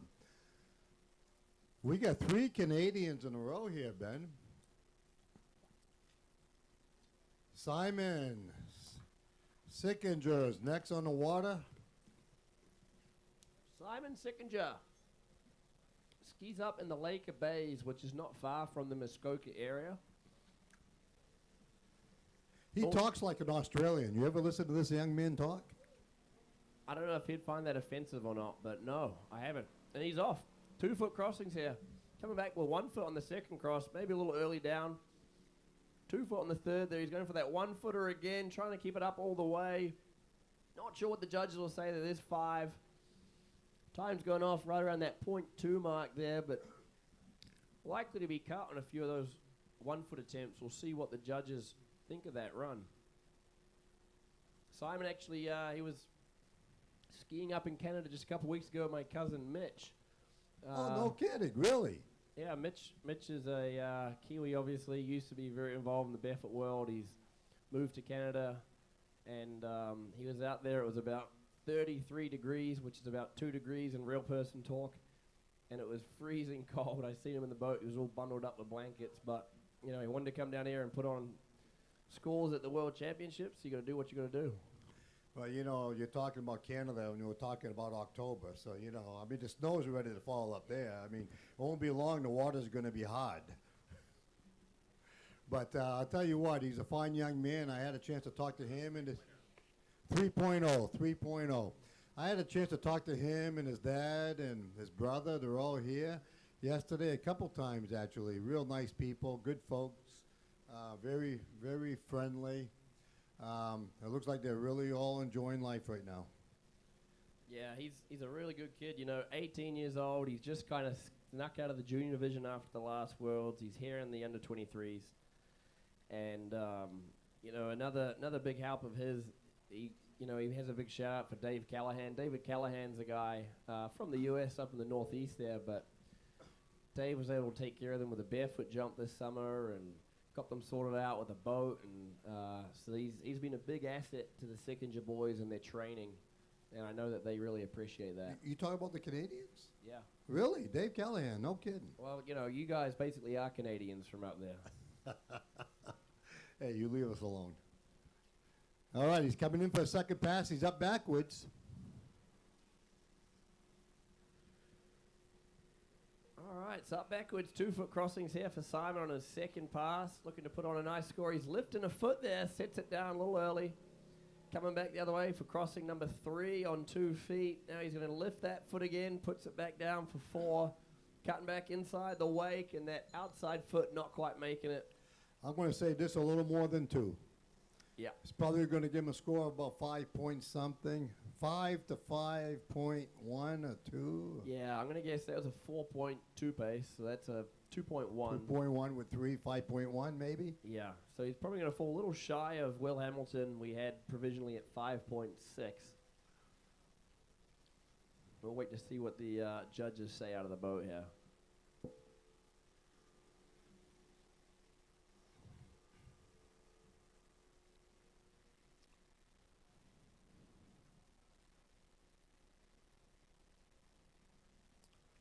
And next up, from Canada, keeping the Canadian rolling here, You got Nolan Goddard coming out of semi-retirement, I guess. You know, Nolan's a phenomenal young athlete, very good hockey player, from what I understand. They don't play hockey in Canada. I don't know what you're talking about. They don't play hockey; they live hockey. Yeah, they're born with hockey pucks in their mouth. If you don't play hockey in Canada, they kick you out of the country. Is that how you ended up down there in New Hampshire? I played hockey, actually. They used to call my town Hockey Town, USA. We're still waiting for the unofficial score of Simon. I have not heard that yet. But we're going to guess 5.1 for Simon is what we're going to guess. Yeah, provisionally we're going to say 5.1. And all right, Team Canada and Team Goddard, let me hear it for Nolan here on his first pass. Coming in forward, flicks the line there. He's getting ready to go. And we'll see what he can do here. He's off on 1 foot, all the way across, picking back up, coming the other way. There's 2, picking up again. There's crossing number 3, coming again for 4. Oh, we lost the There's feed. crossing number 5. Oh, sits down on that 6th crossing, but he skis out on 2 feet. That'll be a butt. So I'm going to guess about a 6.2 pace, losing across. So that's 5.2 for Nolan there. We'll see what the judges say, but that is our provisional estimation. Yeah, you got to chill out a little bit with the rotating. No, I can't see it. We needed 10 degrees and you gave us 100. Did you lose the feed or they just stopped it? We lost the feed for a second. Robbie, turn that one. We just can't see it right now. Oh, here, turn it, turn it. see it. Turn it. Then rotate. Go. Try away, try away. Yeah, Okay, this keep, way. keep going. Keep going a little more. A little more. Right there. Go back a little, back a little. Back a little. There. I like that. Yeah, that's good. So should I get on Tommy on the side? Locked up to the side there. So, yeah, Nolan skied the Junior World Championships in 2018 in Canada, in Napanee, you know, in his backyard, we'll say. And since then, you know, he was involved in the sport, busy with school and hockey and things like that, and still skiing throughout the years, and now he's back here on the world stage again. Well, that's good. It's awesome to see these great young athletes, you know, to stay involved in the sport, even though they're playing other sports, you know. What part of Canada is he from? The cold part. He's central Canada, like Ontario, with the rest of the gang there, I believe. Well, he's up backwards. He's in the curl. Oh, he tried a 1 foot and he nailed it, but he stumbled on the transition. Oh, boy, there, out the door, out the back. But he got 2 full crosses. I would say 2 clean crossings there for Nolan on 1 foot. So he's probably going to get a clean 2. Which is probably going to give him somewhere around, what do you get forward? We're not sure about the front pass. I'm going to guess a 5 to 5.2 because he had that butted out crossing in the middle there. We're waiting to see what the judges have to say, though. So we're probably talking somewhere around a 7. The scores are not coming out of the boat currently.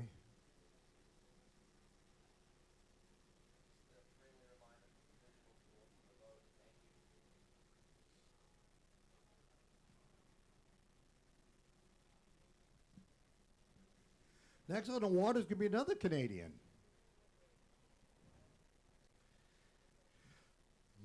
Mathis Lariviere. That's French. That is French. I could be wrong. I believe it's Matisse. Matisse. But I'm not French, so I could be wrong. No, the Matisse is you're probably I'm correct. getting a thumbs up there. There we go. Matisse. How do you pronounce your last name? They're not playing with the last name. They only touch first names. Lariviere.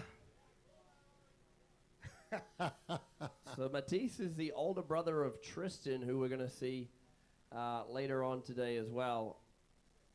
And their dad, Dan, is also a very avid barefooter. And Montreal there. They ski a lot on the canal, which is a very famous part of Canadian skiing there. A lot That's of, up in Quebec.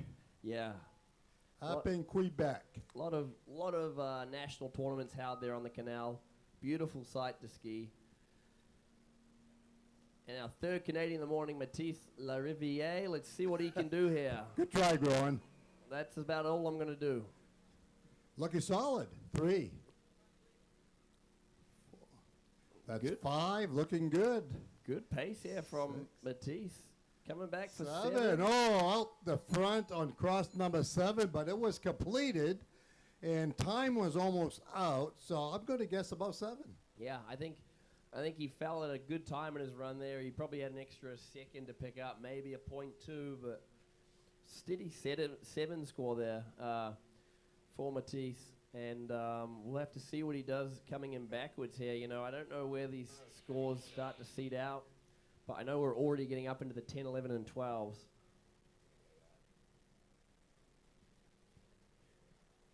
You know, Matisse skis a lot with his dad, as I mentioned earlier, Daniel. Marcel Brunet, who's an absolutely stand-up guy, and, you know, in his 50s, I know every woman here wants to see him strolling around in a Speedo. And Gordy Croteau as well. Gordy's a Canadian. He's an expat. You know, he's moved down to Arizona now. But I know that Matisse and his brother spent some time with Gordy. They shipped down there and spent some time skiing, and he looked after them in Arizona. Gordy's down in Lake Havasu, Arizona. Been down there for a long time. He's another French Canadian, Gordy Croteau. So we got a few French Canadians down here. Can't say that out loud though. The Ontario people don't like him too much. I know, I'm French Canadian myself. But they kicked me out a long time ago.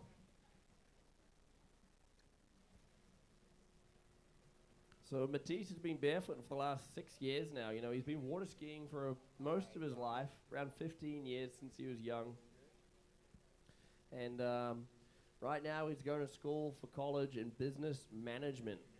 Enjoys weightlifting and studying outside of barefoot, and the weightlifting part definitely coming in handy when it comes to shaking off a couple of these falls. And he is a national champion within Canada. He's 3-time Canadian junior boys champion.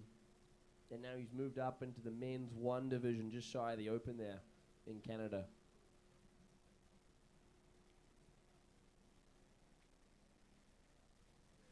All right.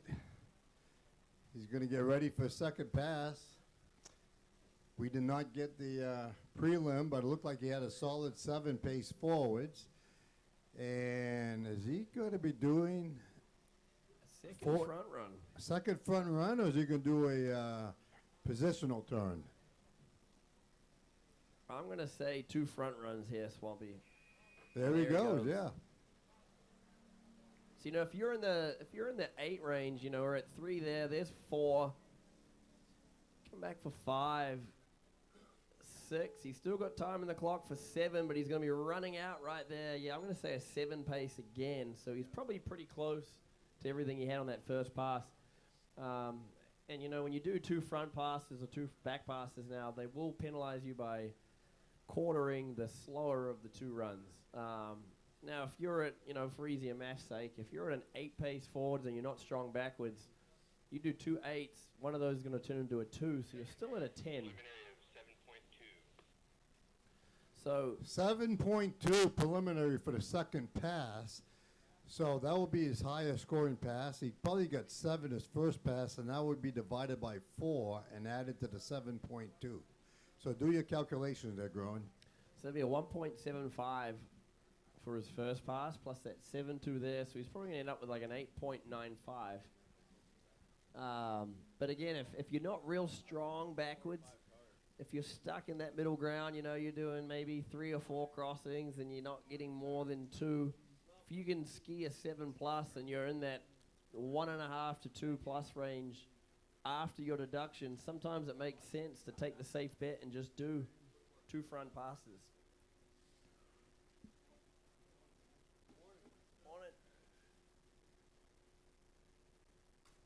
So provisional score there, 8.95. I'm going to say it puts Matisse right now at the head of this. You know, we've got provisionally Nolan Goddard at a 7.0, Will Hamilton at a 5.6, Simon Sickinger at a 5.1, and up next, our first Kiwi of the event, Mitchell Rush, getting ready.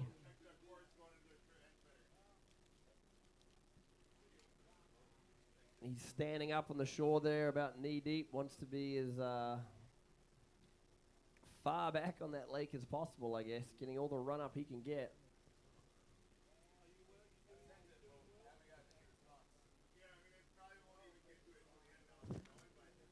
And Mitchell Rush now on the water for pass number 1. Team New Zealand, if you're out there, let me hear it for Mitch. And he is off with 1. Coming back there, there's crossing number 2, and he butts out. Little heel heavy and loses the handle on crossing number 2.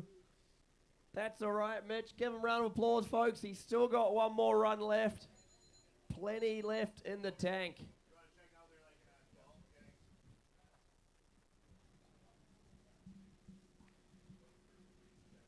So that's one of your fellow Kiwis there growing. What happened there, Benny Boo?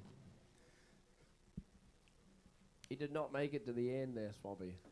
No, I know. There was a lot of time left in that time. A little too much energy in that haka last night, I think, for Mitch.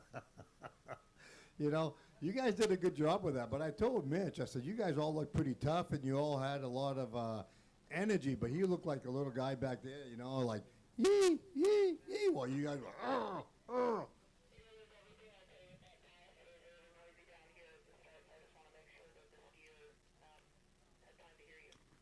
Yeah, we were working on turning those little yees into grunts throughout the week. We came a long way with it, too. You did, huh? So no rewrite there for Mitch Rush on his first pass. Butting out that cross is going to give him no credit. So he's probably going to end up with a 1. Well, maybe change. That's unfortunate, though. Mitch's a great kid, and I'm sure he's not going to be happy with that. You know, when you get to these world championships in any competition, when you're training, you train hard. Unfortunately, there's always going to be some failures along the way. That's the path to success. Not everybody skis great at every tournament or every event, and that's all part of the growing process. Yep, and Mitch has been working hard on his back slalom here. He can do 1-foot crossings. So, you know, he's going to want to put on a good score still, and I'll be curious to see if he goes forwards or backwards here. He's capable of a 7+ forwards. And, you know, with such a low score on that first pass, even if he gets that deducted, he could still end up with 7 and change.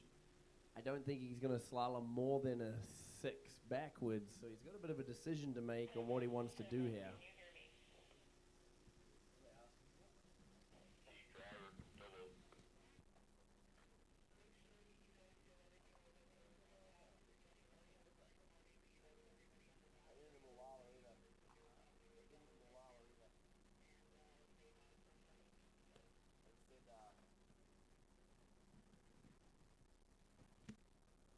I think he's going to be better off going forwards again.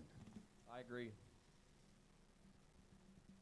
You know, and Mitch has only been barefooting for 3 years, so he's only been barefooting for the last 3 years. This is his second World Championships. He skied the last tournament in the junior division in Mulwala as well. He's been water skiing for the last 9 years or so, but really into barefooting only recently. So still very early in the sport for Mitch, and you know, sometimes these experiences help shape and mold you for the future, and it's just all part of the learning curve. I'm gonna assume he goes forwards again. He's gonna want to kind of prove himself to ski a little harder than what he just did.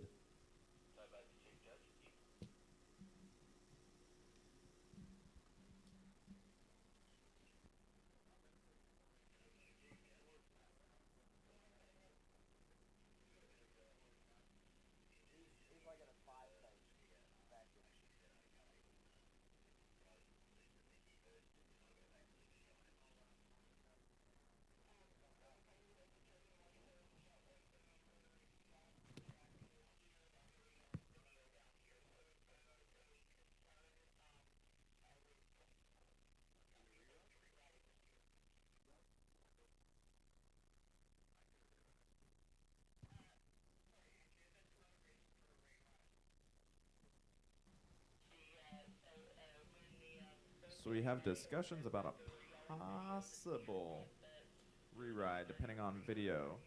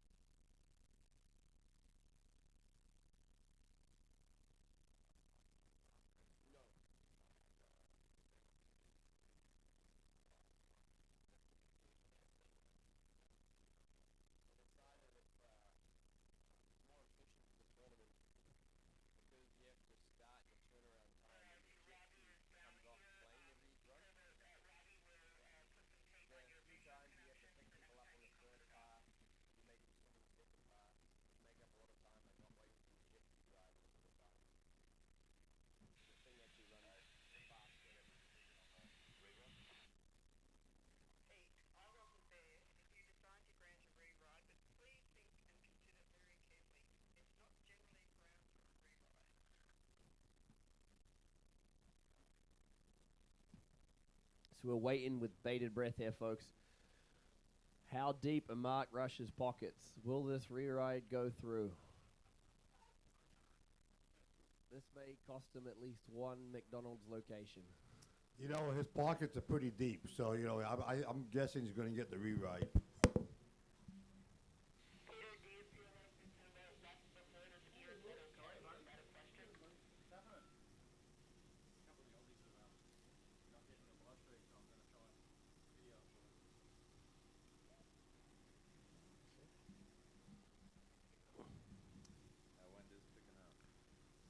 So just listen to a bit of back and forth on the walkie-talkie here, folks.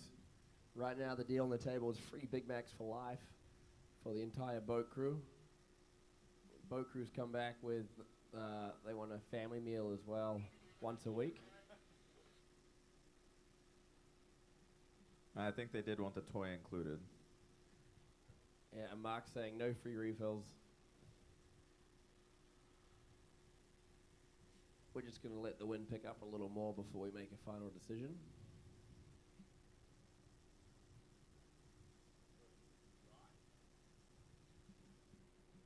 So we still got plenty of skiers left here. Coming up next, Henry Sullivan, James Maguire, Toby Duncan, and Ben Sullivan.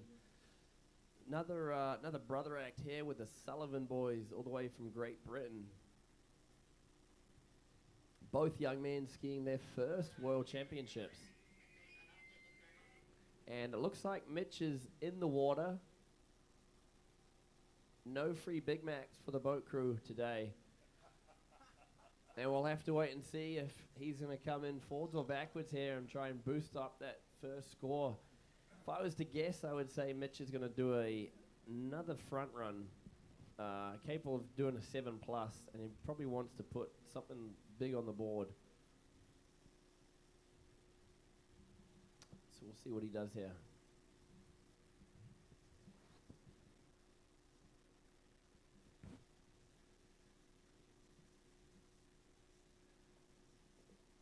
Waiting to see as the boat idles out. Rope pulls tight.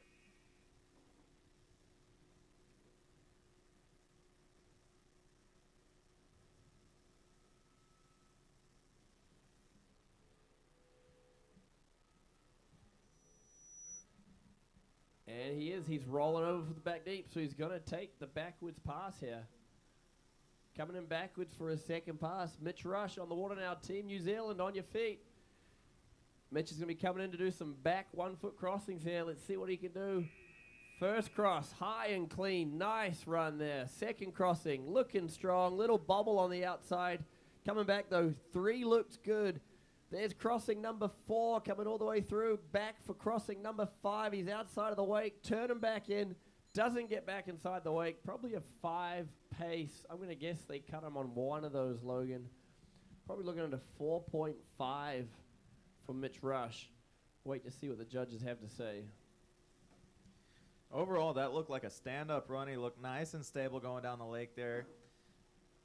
Nice and broken away. Loaded up the line. Steady all the way down.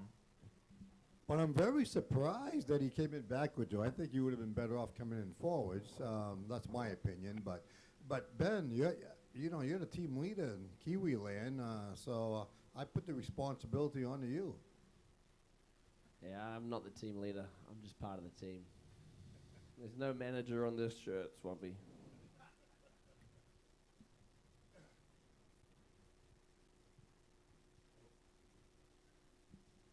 That's all right, though. This is Mitch's first tournament doing back 1 foot slalom, so he's probably going to be happy with the score backwards there regardless. Bit of a bummer on that first run. But right now, I mean, we got a couple of 5s, a 7. We got an 8.95 from Matisse, so I'm going to guess Mitch Rush looking at about a 5.8 pace with that first run. So obviously shy of what he wanted, definitely. But again, anything can happen here, and we have to wait and see how things shake out. And up next on the water is going to be Henry Sullivan. Oh, out of yeah. he's Brilliant. Brit. Yeah, nice. Oh. Brilliant. Wow, yeah. Oh. You know, Henry's a great young kid. If I didn't know any better, I'd say he was just whispering behind me there. Yeah, Henry and his brother Ben here, first time at World Championships. They've been skiing in Britain now, for the last 5-6 years. Both of them really, really nice young guys, and really, really talented young skiers as well. Coming from the south of England, they finally got themselves a boat this year, I understand. Got themselves a flight craft, so they're out there skiing and training now. And both of the boys, very strong front slammers as well. And they were telling me they bought it themselves, the two brothers. They're not that, Ben, I think, is 23? Henry's 19? But they got together, they chipped in, they bought it themselves. Well, they're English swamps. They probably nickeled and dimed the guy down to about a tenner for the boat.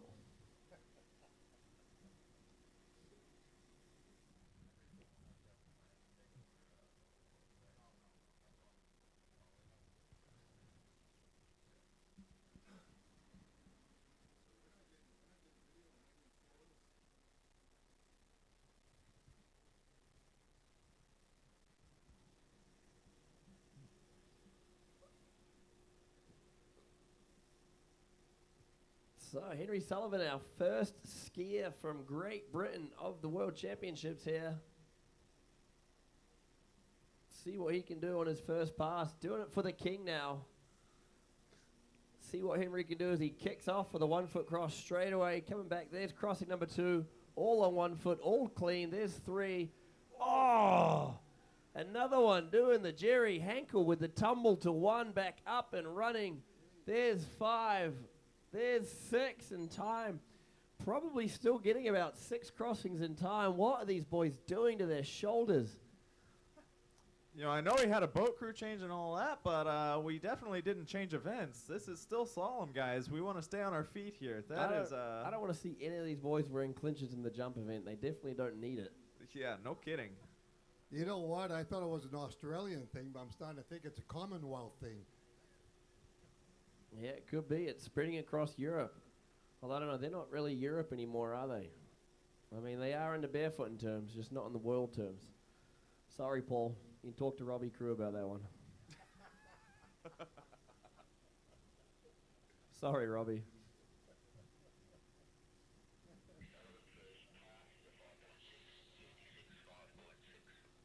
So it sounds like we got a 5.6 for Henry's first pass there.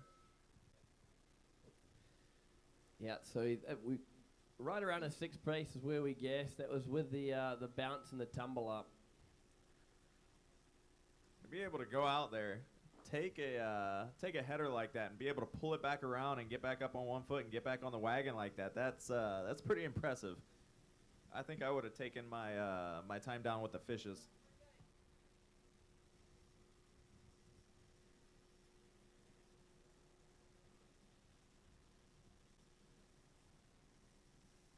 So while they're getting set up down there at the other end, I do want to remind everybody that we do have a chill life night over there at the Camp Margaritaville's Paradise Pavilion. It's going to be starting off around 6:30. I hear we've got some barefooters that might even be trying to jump on a guitar. I know we got Ryan Gilman, and we had Scott Gray on the list, but I think he's dropped out. And we may have Dwayne, the legend Godfrey, jumping in to fill his spot. All right, so we got, no, I'm on the wrong one. He's coming in for his back pass. All right, so he's crossing. This is his back run now for Henry. And he's already off to the races there. There's 2 on 2 feet. Coming back, there's 3. Starting to try and lift a foot there. There's 4, another 2-foot cross. He's coming back now. There's 5. Trying to put on a good pace at this point for 6. I'm going to guess right there, 6. Potentially about a 3 on his back pass there for Henry Sullivan. So I'm going to guess he slammed his way into the 8s. We'll just have to see provisionally what the judges say there on his second pass. Hey, Lynn, just FYI, we've got a wind shift down here. It's going to be coming out of the north for a bit. Still looks like it's below 10, but I'm keeping an eye on it. Copy that.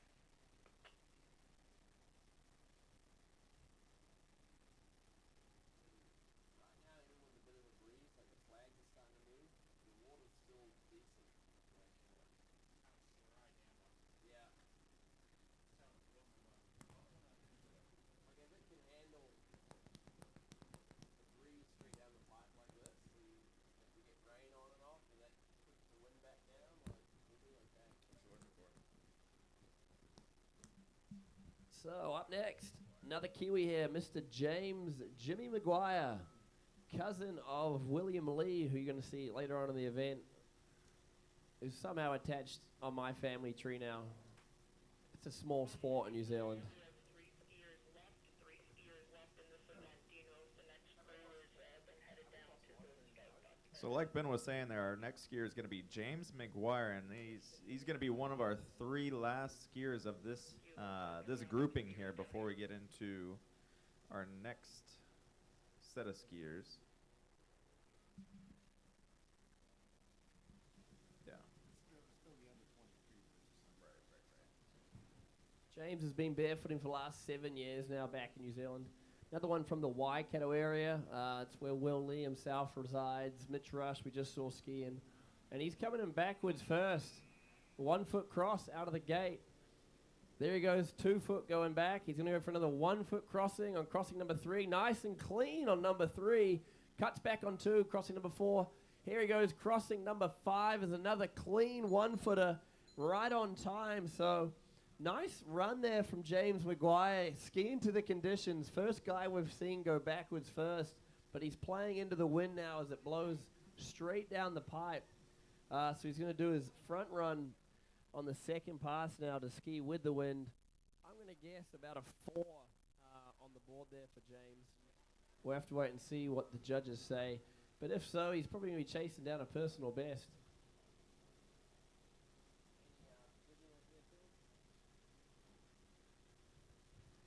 This is his second World Championships as well. Skied in the junior division with Mitch last year in Moala, where he jumped a 13.8 meters in the junior boys division, which was his crowning achievement. 3.8 for James Maguire, provisionally out of the boat. So that's a great first score, a little shy of that 4 like we thought, but that's kind of consistent with our timers and the boat timers there. Very, very capable of getting into the mid-7s to 8 pace backwards, which means James is probably looking at putting on a score here to sit him pretty high in the Series 2 slalom event. Remember, 2 of these guys, the top 2 guys, are pretty much guaranteed to go through. There's a chance more than that can go through, but until the others ski, you have to assume everyone in Series 1 is going to out-ski Series 2. So with 10 out of the 17 going to the second round, 2 in this group need to put on top scores, and they can sit pretty and watch everybody else go. And now here he comes, James Maguire. New Zealand on your feet. Here he comes for his second pass. He's coming into the wake forwards now for some 1 foot slalom. There he goes, straight back, crossing number 2, cutting hard, crossing number 3. There's 4, nice transition on 5, cutting back again, crossing number 6. There he goes for a 7. He's coming back. Can he make it all the way through the wake? He does for an 8. Probably an 8.82 there for James Maguire. Some pretty tidy skiing. Nice and clean, nice and fast. And I'm going to guess James definitely slalomed a personal best. And he probably got up into the high 11s to 12 range there. Yeah, holy smokes, Ben. James did a phenomenal job out there. That was cooking. It sounds like he got a 7-0 on his second pass there forwards coming down the lake. I mean, he was absolutely cooking there. He kept it nice and tight, sturdy all the way down. Yeah, so that's an 8 pace. He didn't get the 8.2 there, but they cut him on 2. And, you know, when you're moving that hard and you're pushing for those transitions, you know, you step that foot just a little bit early, and they're going to dock your 0.5. So he got cut on 2 crossings there. Provisionally for a 7.0 and a 3.8. That puts him in top seed right now at 10.8. But you still got 2 guys left in the division to say something about that. And our next boy on the dock, only the 2nd Australian so far of the event. But don't worry, there's plenty left in Series 1. Team Queensland, Team Australia, Toby Duncan next on the water.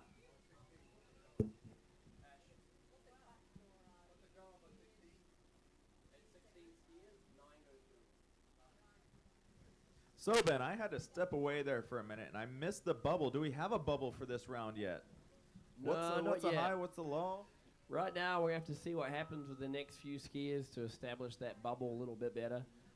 James Maguire just looked really good there with a 10.8, and you've got a few guys in the high 8s after that, so it's a bit of a disparity there. Okay, after this guy's run over here, which is all right, Toby. Here goes Toby. 1 foot. Coming back for 2.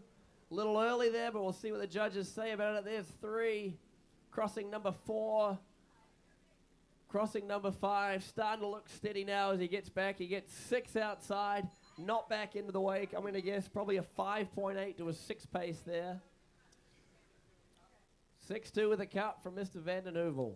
All right, Ben. So, and Logan, guess what I got here? I got the official results for the junior boys. So we're going to know where the bubble is at. Ben Groen says the cutoff is at 9. So the number 1 seed, Noah Kinnaman, at 16.5. Number 2 seed, Jerry Hankel, at 13.9. Number 3 seed so far, which is a major surprise, is Owen Schwarzenegger at 12.8. Number 4 seed, Mark Mulford from Australia, 11.8. 5, Ovo Sears at 11.5. Number 6, Martin Sear, 10.6. Number 7, Aiden Peebles, 10.3. Number 8,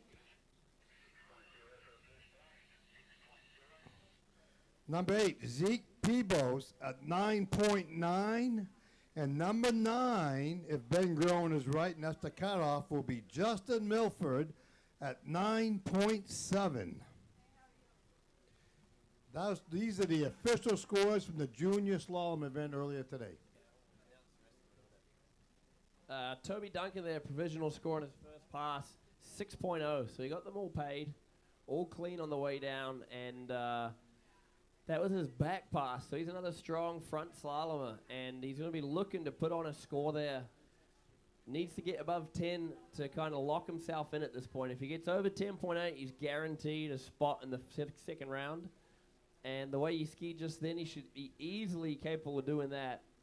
So he gets ready to roll, and he is off. Front 1 foot crossing straight out of the gate. There he goes, number 2. Coming back, good steady pace here for Toby on 3. There's 4. Cutting back, he's got 5 crossings down. Coming there, there's 6, already with a turn back again. He's 7, he's coming back into the wake all the way through.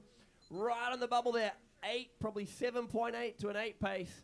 And that's going to be a great score there for Toby Duncan. I'm going to guess he probably slalomed into the 13 plus, solidifying himself a spot in the second round, if I had to guess.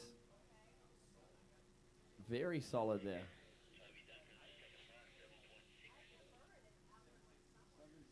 There you go, 7.6 for Toby, so 13.6 provisionally out of the boat, putting him at the top of this group right now with 1 skier left. 2 of the skiers in this event are guaranteed to go to the second round, regardless of how our next 8 competitors do. So that just locked Toby in for the second round. And now it's going to be up to young Ben Sullivan, brother of Henry, to see where he falls in that list. And let's see if he can sit back and watch the rest of the boys slalom and wait to join them, or if he's going to be stuck in the bubble there and sweating it out when Series 1 begins.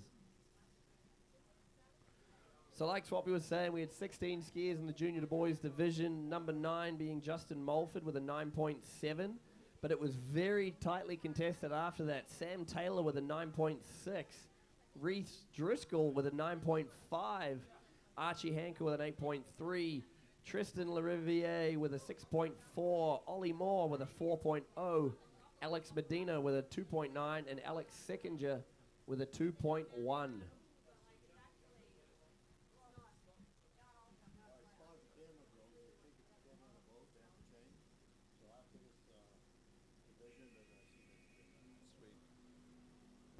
All right, here we go. Ben Sullivan on the water right now. 3 crossings down. There's number 4. Coming back for 5. Very strong, very clean. 6. There's 7. Counting back across all the way. Counting back into the wake. 8.2 to 8.6 potentially. I'm going to guess 8.2. We're always a little bit slower on land. Phenomenal run there from young Ben Sullivan. And that should take some heat off. 10.8 is the score to beat right now at James Maguire to guarantee a spot in the second round. And even at 10.8, that doesn't mean James is out. You know, there's still 8 more guys left. They're just all seated a little bit higher. We're going to assume the scores stay up in that 12 to 13 range, but we'll have to wait and see. Phenomenal run there for Ben Sullivan, pulling out an 8+ there going down the lake. And then it looks like we've got a little bit of a shower coming through here, so that backwards pass is going to be real nice on the face. Yeah, you know, the last couple guys here kind of skiing into the wind backwards, using that tactic, and then doing their front pass second. Ben Sullivan said, mate, I'm from England. We ski in the rain. We live in the rain. It rains every day of the year. This is nothing for me. Put on his sunscreen. He went out there and did it anyway. I put on a sunscreen. Yeah, he sounds English all right. Well, I'll tell you what, he looked good. He looked solid, man. I have, you know, Ben, 8.0, 8.0. You know, I haven't seen Ben ski in a little while. He came to the school quite a bit there a few years ago. He's 23 years old now, I believe. But, boy, he looks solid forwards, very solid.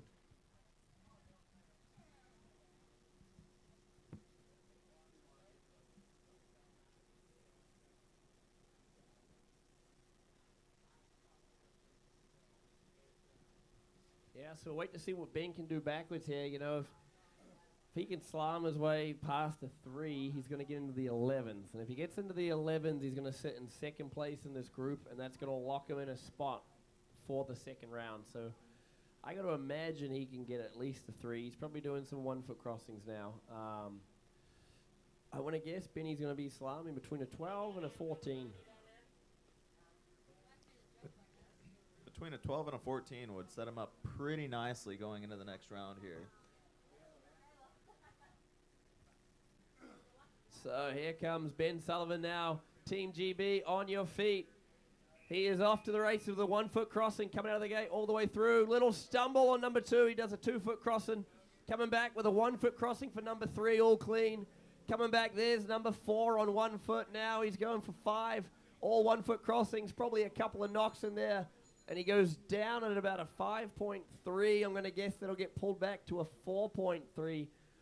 We'll wait to see what the judges say, but round of applause, GB, for your boy, Benny Sullivan, putting it on in the rain. Robbie Crew, when you step outside, make sure you got that zinc on, mate. I see slivers in the clouds. And the weather doing a lovely job right now demonstrating how well that judging from shore could have been. If only. If only they could have gotten it set up before the rain kicked in. Technology.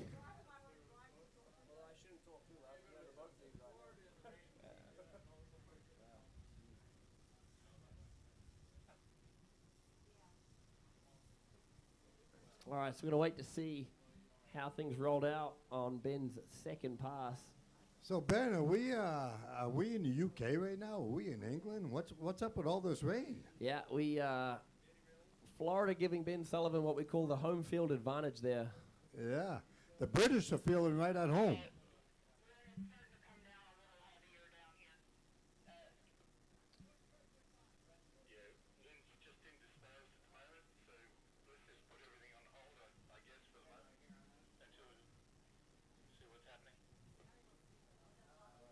So the weather's picked up just a little bit. The rain's gotten a little heavier. We're getting reports from both ends of the lake here. We may be coming to a brief hold here to let things kind of settle we're out. going to be on a brief hold anyway. That was the end of the event.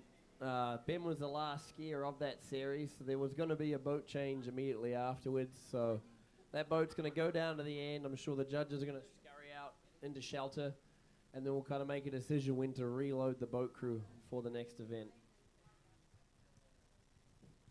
But without anything from the boat there, I'm going to guess Ben was around a 4 on his second pass.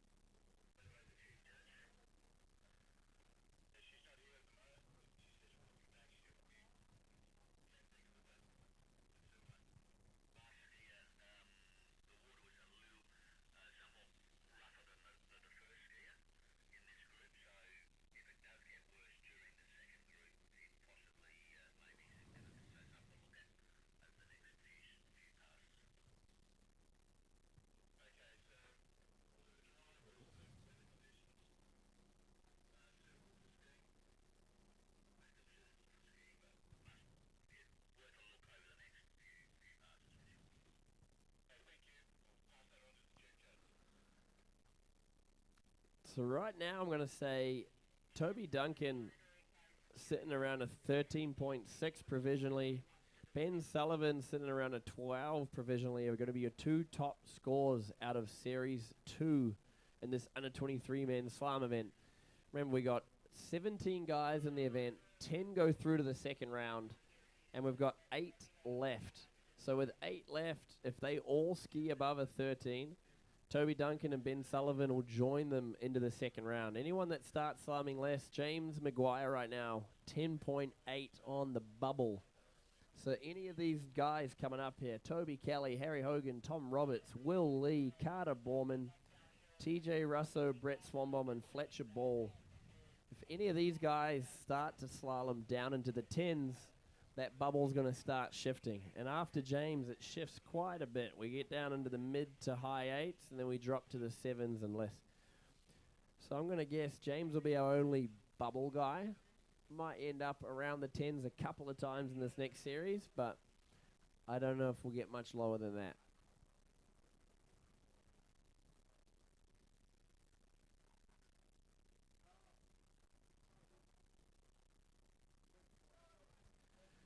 Raise your hand if you're on site and you were moaning about how disgustingly hot and sunny it was 24 hours ago.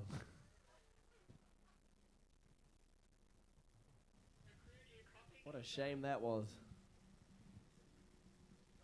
Yeah, unfortunately, the rain is coming down a little harder, and the wind is picked up. It's coming right down the pike. So the skiing conditions, it's a disadvantage for the next group, because they're all in the same division. They're all in under 23. So the first bunch had some good water. Now this group right here went out in this water conditions. It's just an unfair advantage.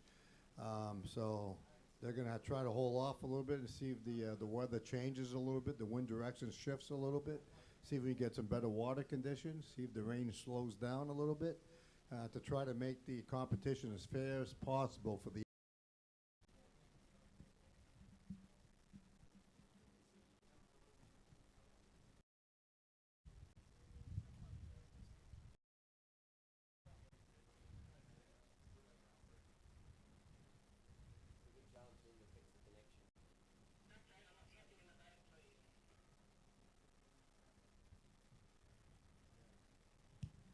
and hopefully they take advantage of this and fix the camera in the boat.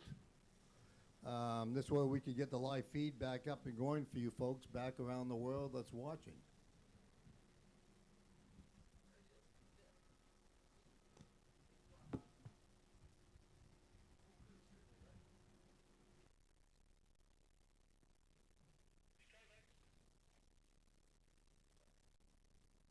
Yeah, Andy, what's going on? You keep going through, keep going through. Yeah, we're just doing a leveling pass and then we'll be ready to go. Thank you. Okay, it sounds like they're going to be doing a leveling pass, and then they're going to resume the second group to the under 23 slalom event. Hopefully the wind settles down a little bit. Hopefully we can get some better water conditions. The way it's set up right now with the wind coming down, most of these skiers, if they were smart, they'd probably start off backwards and come back the other way forwards.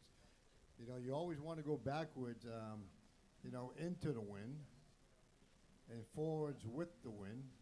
So we'll see what kind of strategy a lot of these skiers do. A lot of times, they're not comfortable. They're used to doing forwards first, and then that's what they stick with. But we'll see how many of them swap and start off with going backwards. With a little bit of chip here, that might be the strategy moving forward.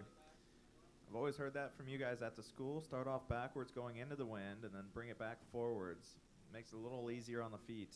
Well, absolutely. When you're going against a chop backwards, you're in a stronger position. And then when you're going with the wind forwards, it's definitely the right strategy. But whether they're all going to utilize it or not, who knows? It's going to be interesting to watch. It's going to be interesting to see. We got live feed again. Isn't that great? That is awesome. So we're going into the second round. We have a second round of skiers in the water. So this is going to be interesting. Once again, the proper strategy is to go backwards first, forwards second.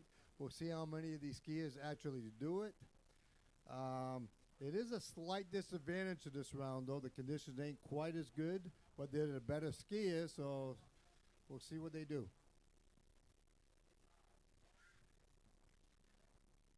Yeah, and our first skier of Series 1 here.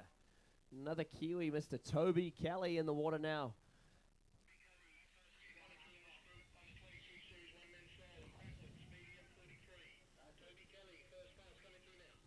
Toby Kelly, no stranger to tournaments. The Kelly name well known across the world. His father, Bevan, two-time senior world champion.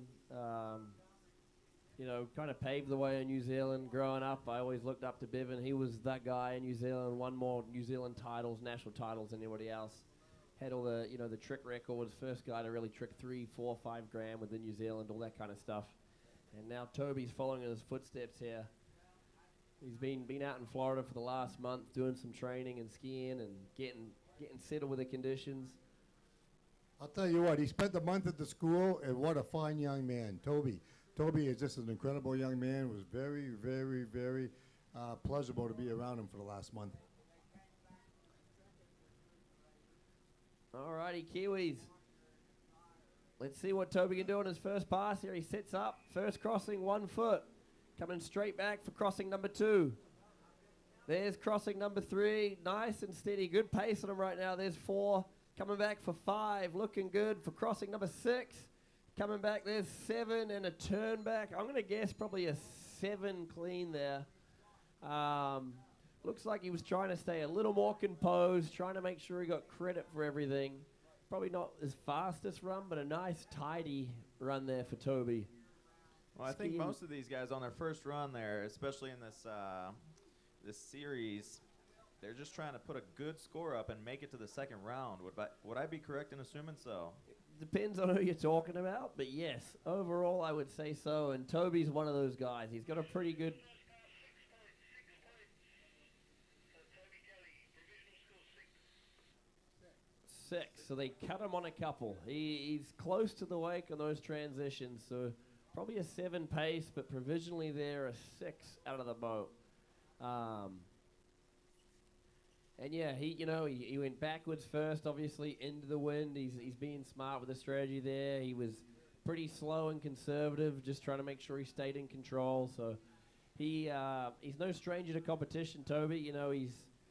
He's skied on 5 different New Zealand teams between juniors and now under 23s. The last two worlds, he's two times under 23 national champion within New Zealand, and he's been barefooting for 16 years, and he's only 20. So he's spent his whole life barefooting and being around the sport, watching his dad bev ski and everything. And Ford's now into the wind. He's probably good for about a 7 and change. And that's going to give him a 13. That's going to give him that score he needs to get into the next round. Right now, our 2 highest scores, Toby Duncan a 13.6 provisionally, Ben Sullivan a 12.3 provisionally. So as long as Toby stays above that 12.3, he'll be walking through to the second round. Watching him come down in his back pass, it didn't seem like the water conditions affected him at all. It seemed like he was strong and stable, so. Yeah, very stable, very smooth all the way down. Nice and clean skiing.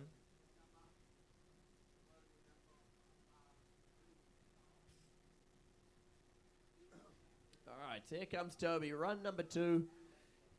Skiing with the wind now for his front pass. And he is off. There's 1 foot. Little early on the set down there. That could catch him out. There's number 2. That one was clean. Number 3 looking clean as well. There he goes. Settling in now across the number 4. There's number 5. Little bit of a rhythm going for 6. Can he get all the way back outside? I'm going to say probably a 6.6 pace there. And definitely an early down, I think, on that first cross.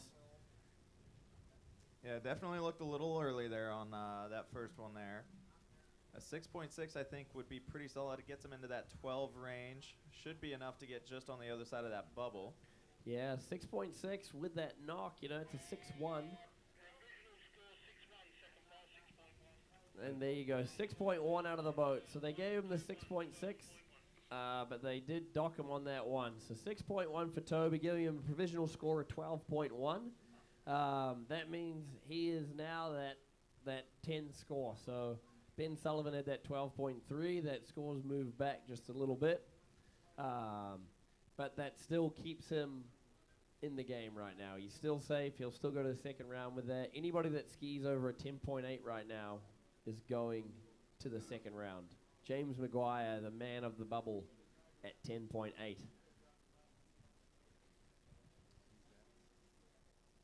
it looks like we've got Harry Hogan coming up next. He's an Aussie skier. Second skier.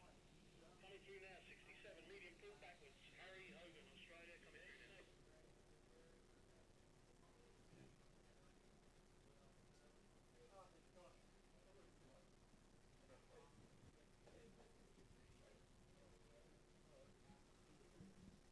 You can see his team on the dock there, maybe giving him some words of advice there before he takes off. A little bit of encouragement before he gets into his first pass here.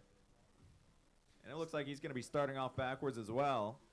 A great young skier, Harry. He's here in the under-23 division. I believe he was also one of the skiers on the Australian Open team.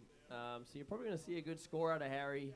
I'm going to guess we're going to sneak into the 13s and 14s as we move ahead now. And he is off. There's 1. Nice and clean. Second crossing a little bit early there, I'm going to say. Crossing number 3 looks clean as well. Coming back for 4. Right on the edge at number 4. 5 is good. He's cutting back now. He's going to get 6. Coming back for that turn back. Not quite inside the wake. I'm gonna guess a 6.2, but I'm definitely docking him on 1 there, Logan. I think I'd have to share your opinion there, and I saw him throw out a little bit of a back to front right there at the end as the boat was slowing down.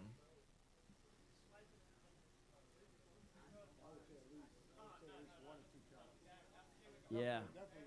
Very, very close on driver's side. 5.6. So you got the 6.6 with 2 docks there. They must have just got him inside the wake. We had him outside. That doesn't happen often. Swampy had him in. So there you go. Maybe I need to stop calling the timer. I have shell shock and PTSD from timers, Swampy, and it's directly related to you. So a 6.6, 2 cuts. That's a 5.6 for Harry Hogan. And that's, again, most of these guys, I'm going to assume at this point, are skiing a 7+ forwards. So a 5.6 there, if he gets a steady 7, he's looking at a 12.6. He's going to be moving through to the second round. Looking at some of these names here, Tom Roberts, Will Lee, Carter Borman. These guys are all capable of 14s, 15s, tapping in the 16s. Then you got your TJs, your Bretts, and your Fletchers. You're getting up 17s, 18s. Fletcher Ball even into the 19s pretty comfortably there. So I think you're going to see the end of the bubble discussion pretty soon here. And as of right now, Ben Sullivan, Toby Duncan will be your 2 from the first group there. But we'll see what Harry has to do on his second run. Anything can happen, folks. This is the big show. And as he sets up now for his first cross, clean on 1 foot. Coming back for 2. Come on, Australia. Let him hear it. Crossing number 3. 4 there. Now he's coming back for 5. Looking good. Looking strong. There's 6. A little early down. Does a Jerry Hankle and gets back up and running. Man. We're getting a lot of tumble turns out of this slalom event here, Ben. Yeah, this is the under-23 division. They've still got tendons and cartilage and everything like that. Even the open division, I don't know if you'll see as much of that. If this was the Masters, we would have had 5 trips to the hospital by now.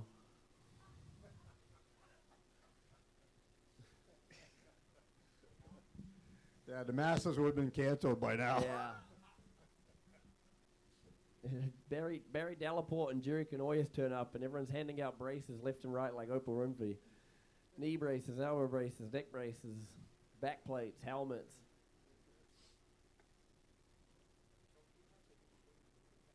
So pretty steady run there from Harry up until that point. Potentially a couple early downs, but I've got to guess that he was around that 6 and change with the tumble up deal, and that's probably going to give him about a 5 and change. So, he's probably into the next round with an 11. We're waiting to see what the judges say. But not what he wanted. Definitely not what he wanted. But it gives him another chance to play again. Well, he certainly went for it. He got back up after that little tumble, and I think he tried to get another crossing or 2 in there.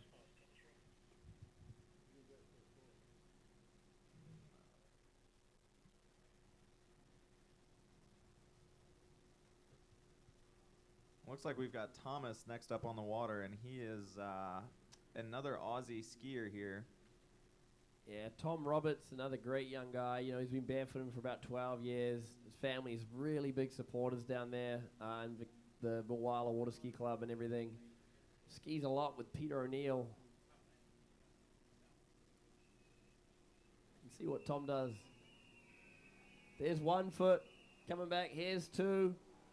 Oh, no, goes out the back, catches a heel on crossing number 2.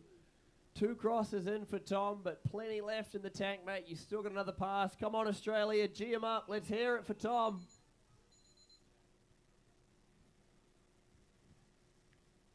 Tom's dad, Pete Roberts, big part of the tournament as well. He's an official. Like I said, his whole family, Tom and Liz, do a lot for the club and the sport down there in Mulwala. They come from a farming family. And Pete's part of the rules committee, does a lot with the jump as far as, he's very progressive with getting into videotape measure and all that kind of stuff. And Tom's just he's following his parents' footsteps, great young guy. And probably you'll see him not just out on the water, but in the boat pretty soon here as well.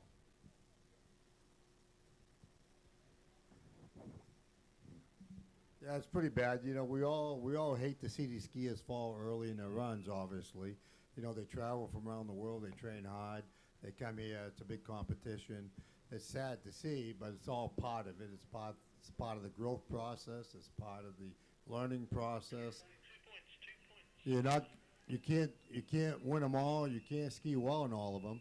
I wonder if the water conditions is playing a role in this, Ben, because and Logan, because if you look in front of us, it does look like it's starting to get a little rolly. Yeah, you know, it's a little chippy, but I think most of these guys have skied it much worse. And I mean, they're all pretty smart and accomplished skiers at this point. You know, everyone from this point, actually everyone in this division, you know, has skied a world tournament before, and they're pretty experienced young guys. You just gotta you know, dial yourself back to the conditions a little bit. But as far as the weather goes, the water doesn't look as bad as the flags would make it seem. Yeah, there's a little bit of a chip, but it you know, it really doesn't look too terrible. One of the things that's so amazing about barefoot water skiing is it doesn't matter how great you are, anything can happen out there on the water, especially when it comes to a world championships like this.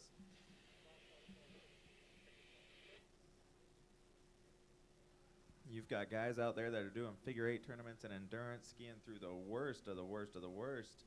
And you've got top level skiers that'll trip on a ripple every once in a while. It's just, you never know. You bring your best and you try to lay it out there on the line. So this makes things interesting. If your last name's Maguire right now, you're going to be very, very focused on these next few runs. James Maguire with a 10.8. This heavily influences his position in this tournament and moving on to the second round. Right now, he's the third highest score we had out of that first event, the first set of guys. And anyone less than that 10.8 in this event, James is going to step up and take over them. So Tom Roberts doing a 2 on that first pass. You know, let's say he can bring back an 8 forwards. He's still only at a 10. So if I was a betting man right now, I'd say James Maguire may have just got himself a ticket to the second round. And just like that, like you've been saying all day, Ben, anything can happen at a world championships like this. Yeah, you know, it's new conditions, the judges, it's a different boat, the weather, everything comes into play here. But Tommy's going to stay composed. He's going to put on a good run forwards. There he goes, 1 down. There's 2, sinking a little low, but there's number 3 now. Coming back, crossing number 4. There's 5. Coming back again, crossing number 6. There's 7 and a turn back. Time goes off at about a 7.2. All clean there for Tom. Probably a 7.2, but obviously that first pass, he's going to be disappointed with that. But it doesn't put him out of the game yet. There's still, you know, we got 5 more guys. Anything can happen. Definitely still in the game there. It looked like, I can't remember if it was the first or the second crossing there. We had a little bit of a bobble in that transition there.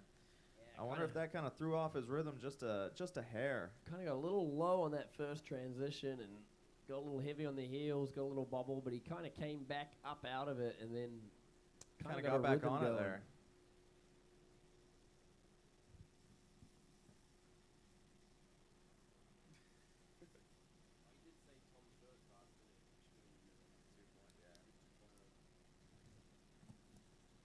So we'll wait to see from the judges what Tom Roberts got on that second pass.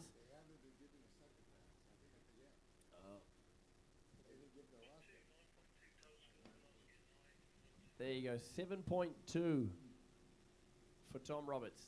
So 9.2 for Tommy there. And again, while that's not what he wants, and that's going to be less than James Maguire, it still puts him ahead provisionally of everybody else in the first event there. So now he will be the bubble scorer at 9.2. So, you know, Will Lee, Carter Borman, TJ, Brett, and Fletcher, they need to get over that 9.2 to secure their spot in the finals. And we're still not sure what Harry Hogan did, but he had a 5.6 on that first pass. I think he had at least a 5 on the second pass. We didn't get a provisional score. He kind of jerried out of the run there and did a tumble. But I'm sure he got over the 9.2 mark. So I think Tom Roberts will sit there on the bubble at 9.2.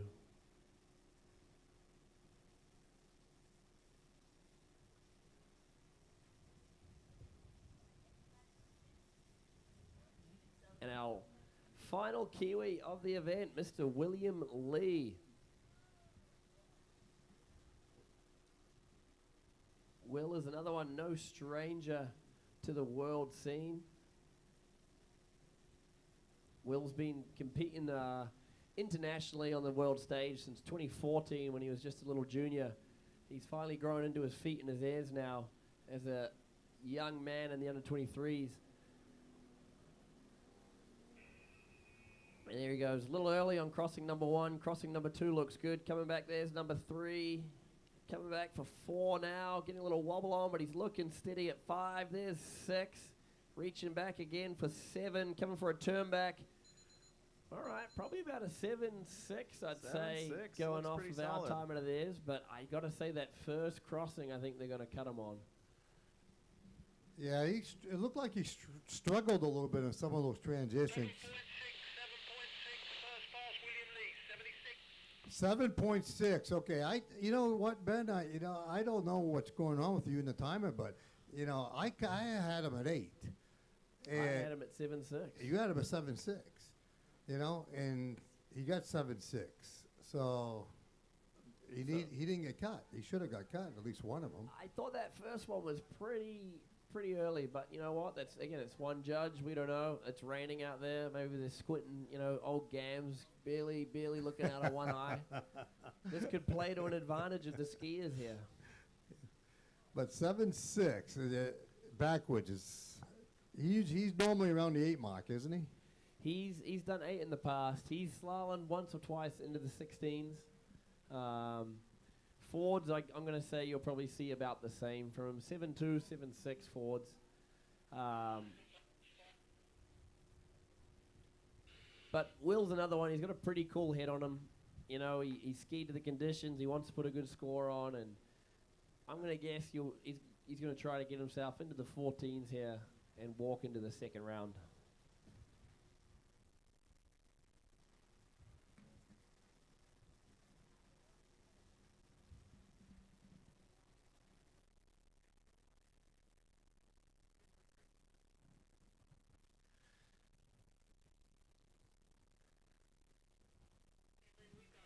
Now Will's standing up nice and tall there, almost on shore. I think he's trying to soak up as much of this nice water as he can there before he gets into the ripples.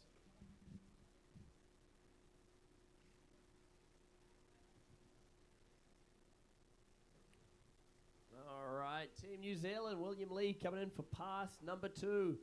7.6 on the first pass provisionally. Getting up Fords now for the second pass.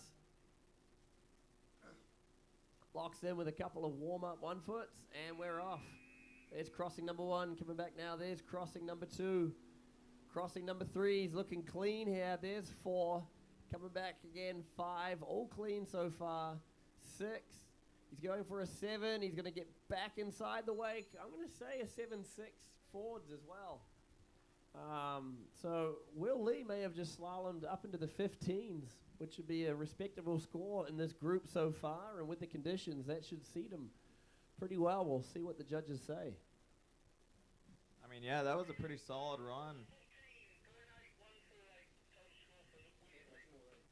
So we got a 14.8 there for his total score. Preliminary, of course, preliminary. A 14.8. That's definitely going to land him in the second round there. Going to give him a good seat in the position. Yeah, so we were a little easy on him there, I guess. 7.2 out of the boat. We gave him a 7.6. But all clean, all paid, 14.8. Great stand-up run from Will. And that's the biggest run we've seen so far of the event. And with only 4 guys left, that's guaranteed him a spot in the second round. I think up next we've got Mr. Carter Borman. He's a U.S. skier from up north coming down to visit us here. He's been skiing with the school for quite a while.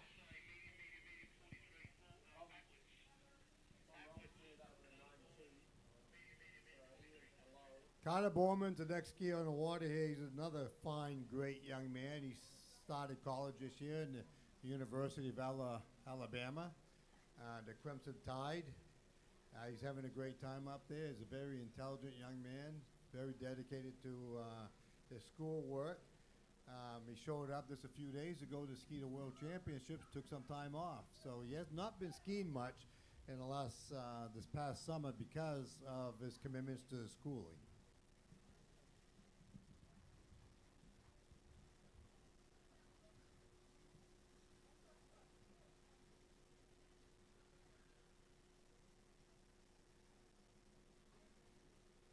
All right, so Carter following suit here with the backwards first.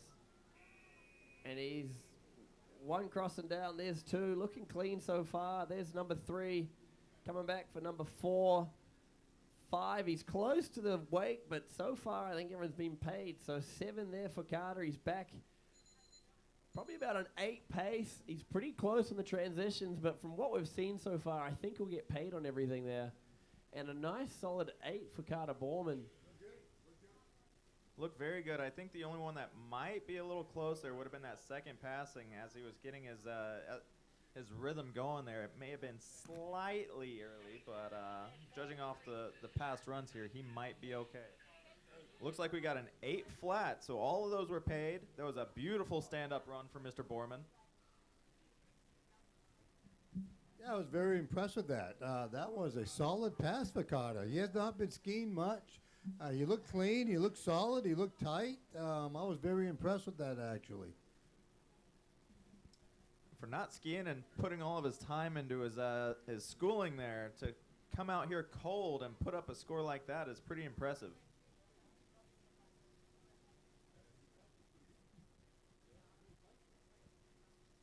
Yeah, Carter's part of the show ski team up in Wisconsin there, the Aquanauts.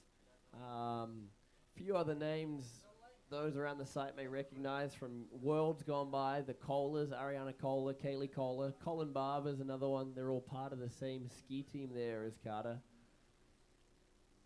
So he's no stranger to barefooters and world-class barefooters at that. I know he's still actively barefoots in his show ski team.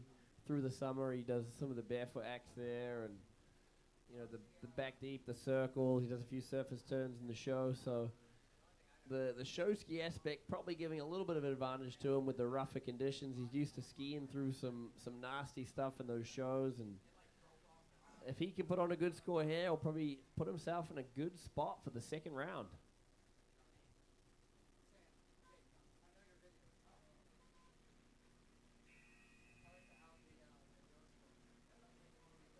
All right, Carter Borman, 3 crossings down. There's 4. Come on, USA. Let him hear it out there. He's 5 in. There's 6. Coming back now. There's 7. Putting down right on the bubble, a 7.2 to 7.6.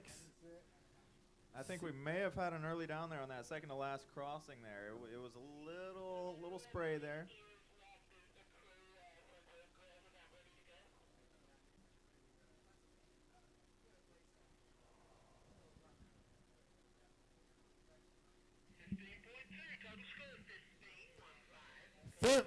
15.2. That is the top score of the round so far. Good job by Carter. Boy, Logan, when you watch Carter slalom forward, he looks so much like Ben Groen. You know that? Those knot knees, and he has to try to upweight a little bit, otherwise he squats down too low, and he pushes across that wake. God, Poor what do you think, kid. Ben? Poor kid. Nobody wants to look like that.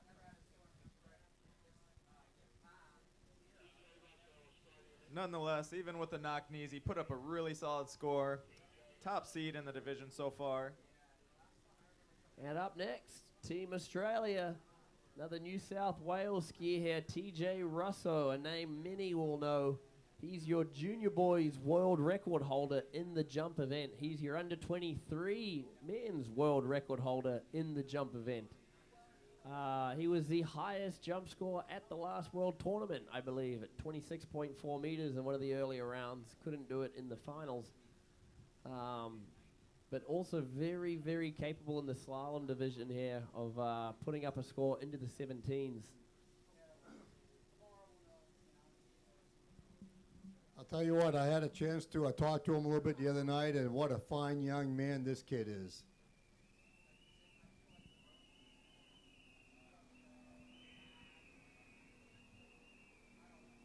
All right, 3 crossings down for TJ, looking clean and strong so far. There's 4, there's 5. Coming back a little early on 6 there. I'm sure they're going to dock him, maybe 7 there. Even that one, I don't know. So a few early downs at the end there. Probably a 7-6 pace, but I'm going to guess he ended up in the 6s there. He looked quick, he looked tight, he had that foot nice and clean, but he was moving a little too fast there. I think we may have anticipated.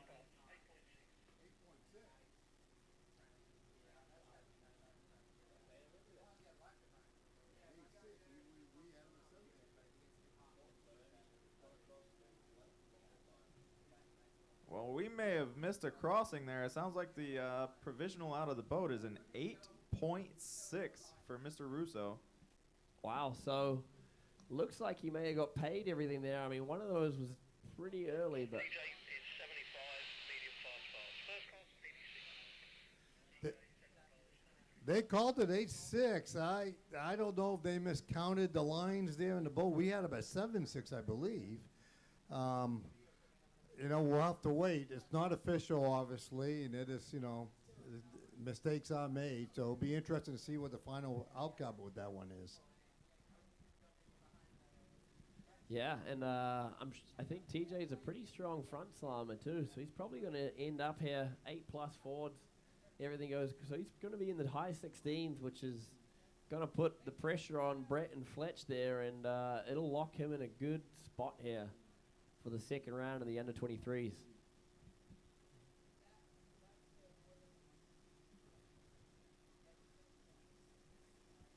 All right, Australia, here comes TJ now. Setting up for a second pass. He's checking out where that buoy lays. And 1 crossing down, nice and clean. Coming back, there's number 2. A little close there, but they're paying it all so far. There's crossing number 4. Coming back for 5. Got 6 in time. He's getting back to 7. Can he get back inside the wake? Right on the bubble. 7-2, 7-6.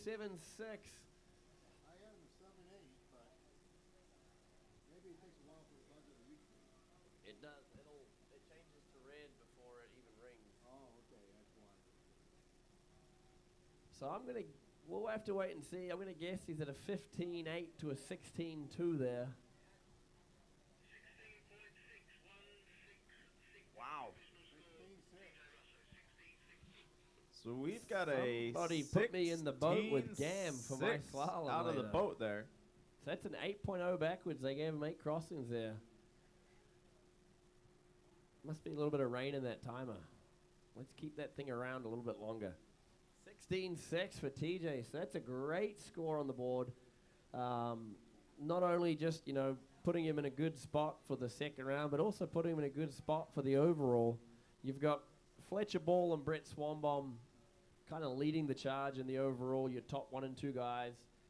And then, you know, we're going to fill in the void there. You got TJ Carter, Will Lee, those next 3 guys here in the slalom event putting up 14s, 15s, 16s.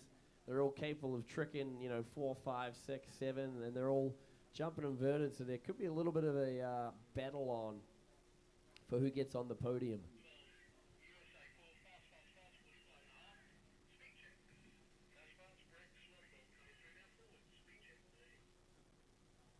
You know, so far, the judges are pretty generous right now. We have not seen many cuts out of the boat preliminary. I mean, unless when the official scores come out, they reflect it. But so far, we've seen, not to be, you know, tough, but we've seen a few passes where, you know, 1, 2, 3 cuts here and there. But you can tell Dale Stevens is not in the boat. Or at least not with a walkie-talkie. All right, and USA, your final skier of the under-23 men's event. Right now in the water, young Brett Swanbaum choosing to go into the wind forwards. Interesting tactic here. And he's off. There's 1. Coming back for 2. Looking strong at 3. 4. Coming back in for 5. There's 6. He's moving and grooving here for 7. There's 8. Can he get back across? There's a 9. I'm going to say probably a 9.92, probably a 9 pace there. And as far as what they've been paying, I think he was pretty clean. So probably a 9.0 to a 9.2. I was kind of looking at a 9.2. With how things have been going, it's definitely I would like to say it's definitely going to be a 9. Yeah.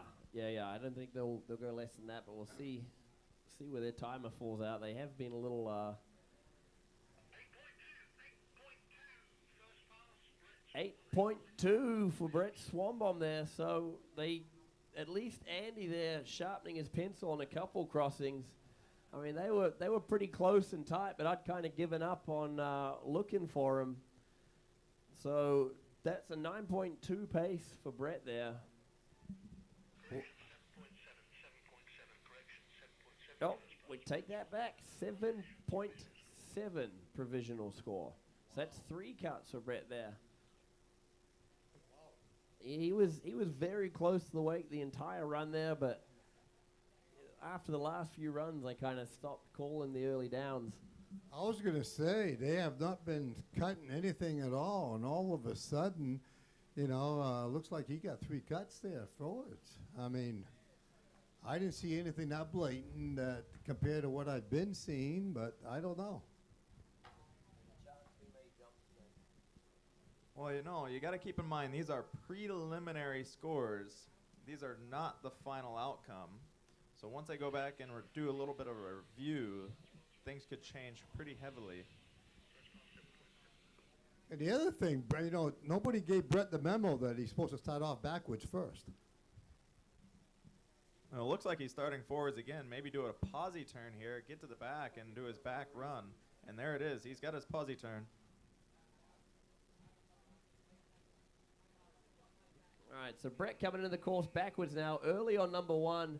There's number 2, going for number 3. Oh, boy, there's number 4. Coming back for number 5 clean. There we go for 6. Coming back for 7. There's 8. Probably an 8-2, but after that first pass, if they're sharpened up there, that could be a 7.7 to 7.2. Curious to see there.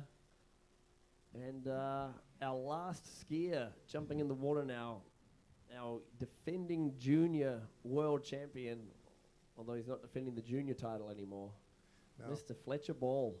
But getting back to Brett for a second, backwards, he was struggling with his transitions. He was on his toes.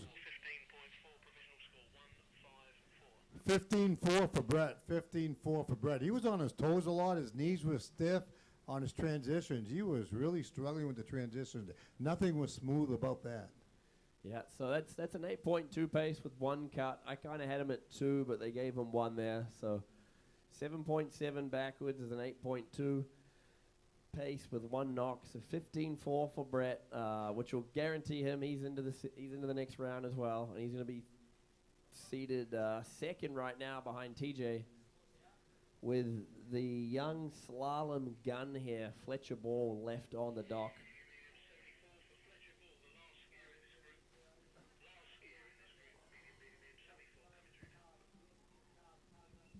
It looks like the water conditions are getting better again. It looks like it's starting to flatten out again. The wind is settled down a little bit. That's good for the next event, because I think it's tricks for the girls. Yeah, we're moving on to junior girls tricks after this. We got 6 girls in the event, so if the wind can kind of back off again and follow this track, that'll be nice to give them some good tricking conditions. And then we got under 23 women's tricks not far after that. Alrighty, folks. Team Australia, on your feet. Everybody, eyes on the water. See if he's going to be doing a position turn or if he's opting to go forwards as well. Young Fletcher Ball here, and he is off. He's going forwards as well. Him and Brett both opting to go forwards into the wind. There he is for 4 crossings. There's 5. There's 6. 7. This boy can move. There's 8. There's 9. Coming back. There's 10. Probably a 10-2 there from Fletcher Ball. Outstanding front slalom. There are very, very few people in the history of the sport that can slalom forwards at a 10 pace. Did you see those transitions? 10.0. 10 flat forwards. Wow. Did you see those transitions, man? Yeah, bang, bang. Exactly the way it's supposed to happen. His foot hits the water, it acts as a brake in a slingshot. Bang, bang. That's the way it's supposed to go. That reminds me a lot of KSO. You know, how many guys over the years, there's not many that can really slalom 10 forwards. You see a lot of 10s backwards and you get into that higher elite 18, 19 group. But most of them are doing it with a 10 on the back and they're doing an 8 to a 9 on the front there. I mean, to slalom 10 forwards is a real rarity in the sport. And for a young guy like Fletch out there, you know, he did it at the Junior Worlds last year. He does it now first round on 23. Phenomenal skiing. It's a shame about the mustache on the kid. Otherwise, he'd be really lovable.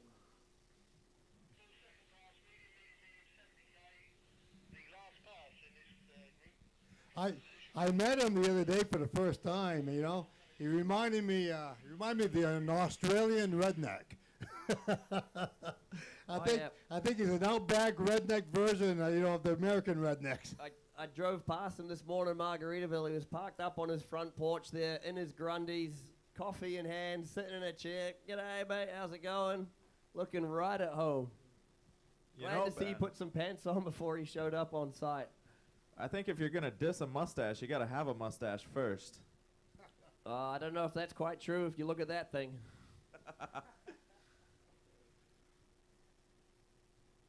All right, so Fletcher Ball coming in forwards there. He's going to do a positional turn and get into his back slalom now.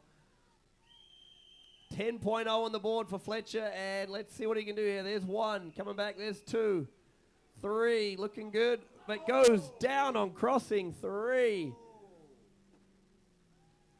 So an early down for Fletcher there, folks, but with a 10.0 on the board forwards, he will sail through to the next round. Well, that's all that matters. That's all that matters. I mean, he's got enough to move on to the next round, so he still has life. And the boat has not made it to the dock yet. So there are some discussions being had. Boy, that was a tough fall. You okay, Fletch? That was a tough fall, man.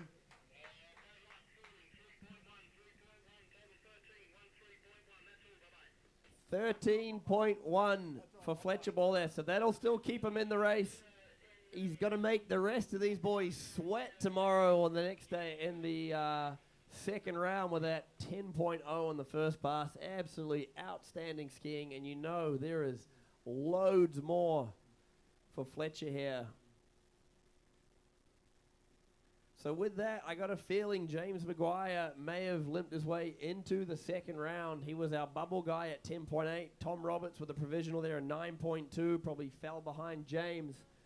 And we'll wait to see for a final score out of Harry Hogan, but we're going to guess in the 11th. So right now, if I had to be a guessing man, you got 10 moving to the finals. It's going to be TJ Russo, 16.6. Brett Swanbaum, 15.4. Carter Borman, 15.2. William Lee at a 14.8. Toby Duncan at 13.6. Fletcher Ball at 13.1. Benny Sullivan, 12.3. Toby Kelly, 12.1. Harry Hogan floating there in the 11s. And James Maguire, the 10th spot at 10.8. These are provisional scores, folks. They are not official. But that will conclude our under 23 men's slalom. Once again, round of applause for all the competitors out there putting it on in the conditions.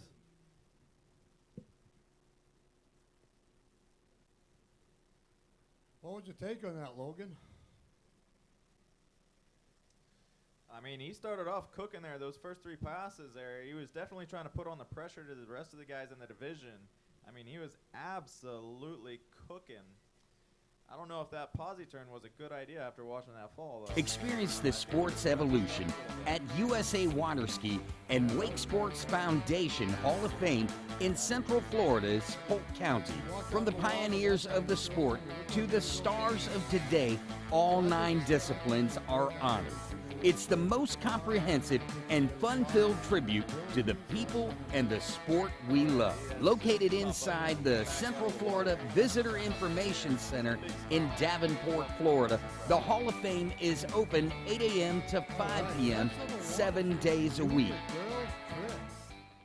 this is the semifinals. Even though it's the first round, the reason why is because there's only 6 girls, so they're only going to make it into a 2-round competition, is what they're going to do. So basically, this is the semis. Now, the 6 skiers, so my guess, and they can correct me, I think one of them will be eliminated. I think they're still going to take 5. I think they always take 5 for the finals, and somebody can correct me. If that's the case, 5 of these 6 will be moving forward to the finals, and 1 will be eliminated. I think that's the way it goes.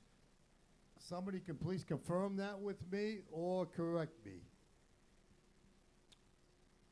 Mr. Groen, I think that would be your department. Yeah, and he walked away. Kind of left us hanging here. That's all right. But this is what we have for skiers. We get number 1 is going to be Alessa. I don't know how to pronounce that last name. She's from Germany. Alessa Pieroff? I mean, From Germany. And then we're going to have Matilda. How do you pronounce that last name? Mulcahy? You're going to have to forgive us, guys. Mulcahy. She's from Great Britain. Then we got Vittoria Gibellina, Brooke Gunderson, Elle Keane, and Amara Bruns. So we get a German, we get a British, then we get an Italian, then somebody from the U.S., Australia, U.S. And this is, again, for the Junior Girls Tricks semifinal. The wind is picking up a little bit. You know, we're getting into the trick event. The water conditions matters a little more with the tricks, obviously. With slalom, you can get away with some chop. But when you're out there doing a lot of tricks, 1 foot, toe holds, all that stuff, the conditions mean a little more. So hopefully the conditions stay decent for these girls. Yeah, you can definitely push through a lot more with the slalom than you can with the tricks. Tricks, it's a lot more technical. You got to have it really dialed in there. The better the water, the better the trick scores are going to be coming out of the water. The boats are doing it a leveling pass. They changed boat crews. And once again, we're going to have 6 girls. I believe that will be competing for 5 spots. This is the semifinals for the Junior Girl Tricks division. I'm going to let you pronounce the names, okay? As we move forward here with this, because I'll tell you, I can't pronounce a lot of these names. I mean, I'll do what I can, but please don't beat me up, guys. We'll do our best. Can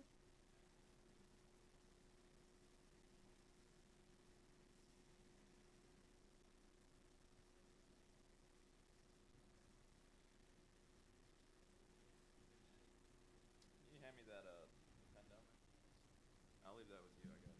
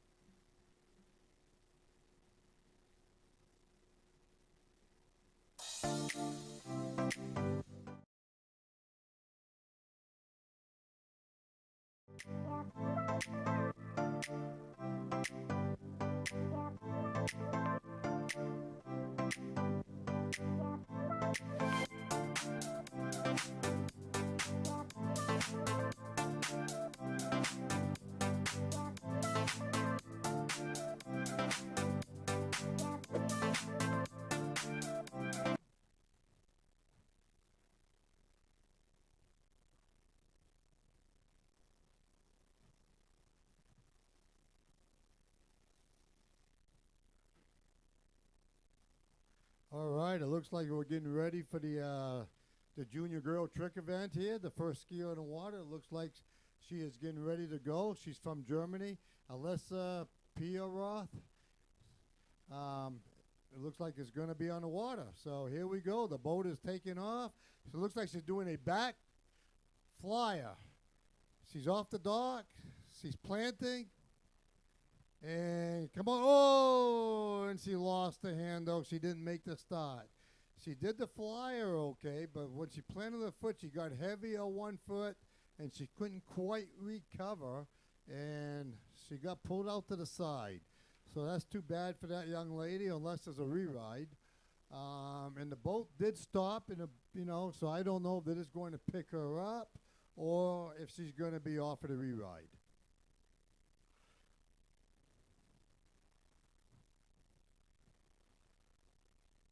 But everything was looking good for Alyssa. She did a great back flyer off the dock, and she was planted, but then she just got heavy on one foot, and she couldn't quite recover.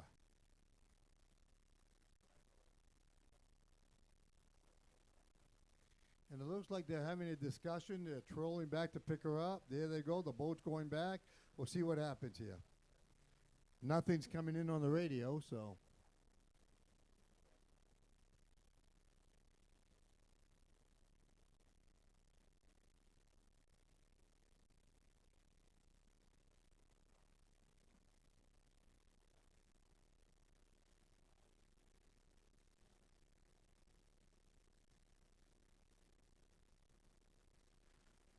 Looks like she is not going to get a re-ride. They're picking her up, and they're going to be driving down to the other end of the lake, it looks like. So that's a missed start for Alyssa.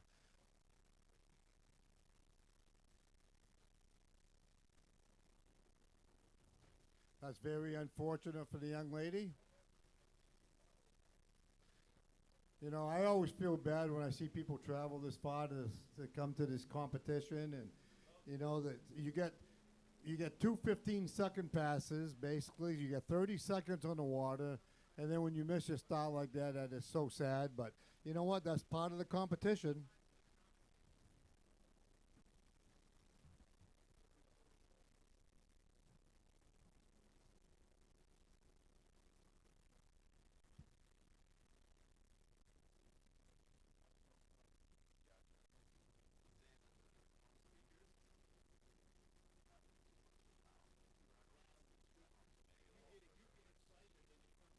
I'm rattling? Okay. All right. I was told I got to keep the mic away from my mouth. All right. How's this right here? Is this good?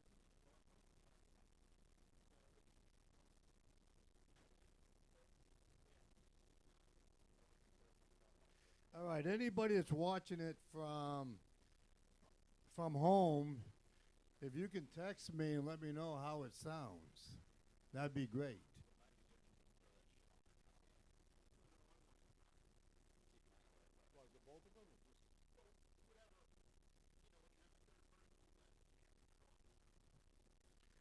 Scott Gray, if you're watching it from back home like you just text me, send me a message. How's the mics coming in?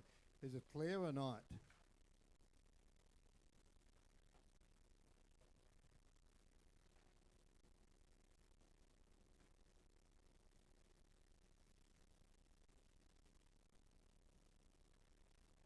Hi, Jake. How you doing there, big dog? Big dog, Jake Snyder.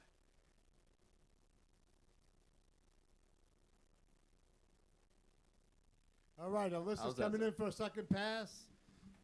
She looks like she's going to be doing a deep water start. Here she comes. She's getting outside the curl.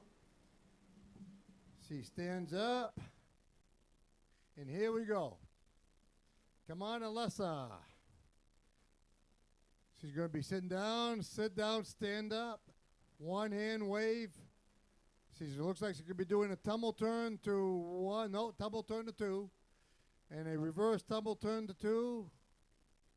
And it looks like she ran out of the lake. So she did a deep water start, which is 50 points. And she did two tumbles for 50 points. That's 150 points. And then she did a sit down, stand up. So she probably got about 180 to 200 points on that second pass.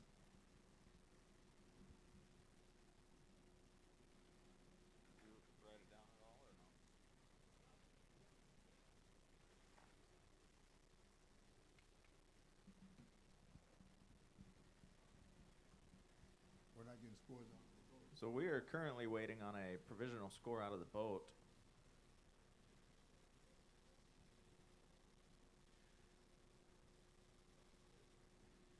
All right, Logan, we got Matilda from the Great Britain. I don't know if you can pronounce your last names. Next on the water. Mulcahy, I believe? Matilda Mulcahy? Not sure. I know that she's Paul Turner's stepdaughter.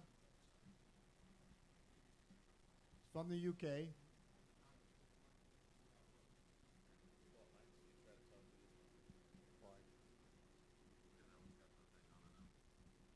Joe.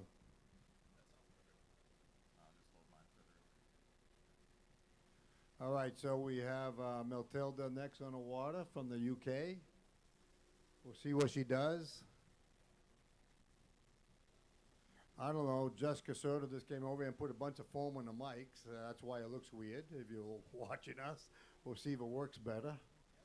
It sounds better, he says? Yeah? Okay, cool. You know, Swamp, I had him come over here and put that on the mic because I just wanted yours. It's a little heavier. Looks a little nicer. Yeah, thanks. You got it. We gave you the big lollipop. So we got no official score or preliminary score out of the boat, but I'm going to guess it was somewhere around 180 to 200 points for Alessa from Germany.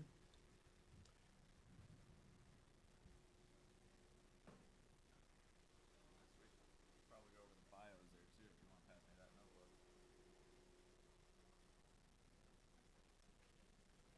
And we got 2 books here too, right?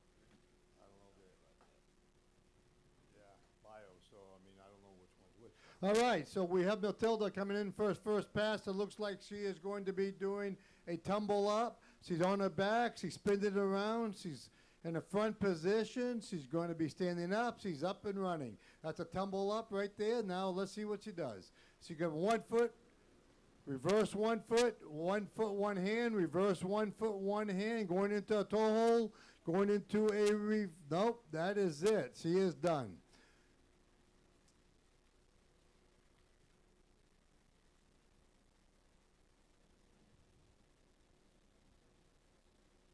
Here comes the beast from the east.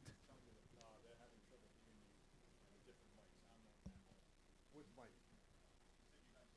Yeah.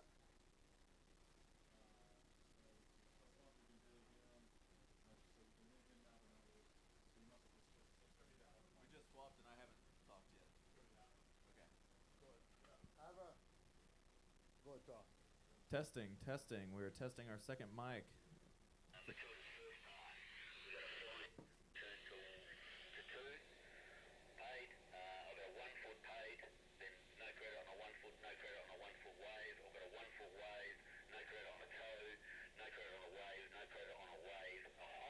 Anything at all.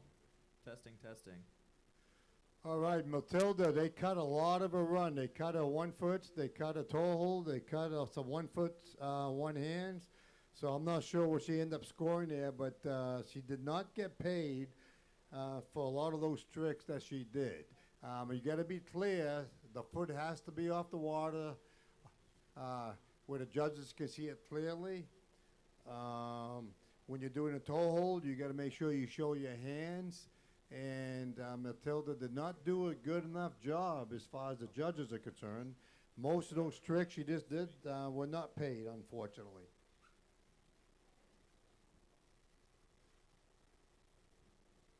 She'll be coming in for a second pass. How's it now, Bill? Said it's good, but not quite as good as yours. That one's not as good as this one?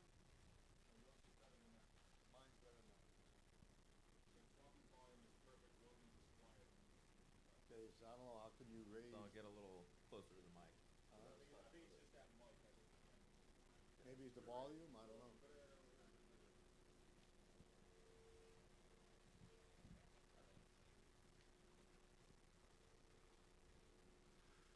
All right, so we're waiting for Matilda to come in for a second pass. Thank you, Bill.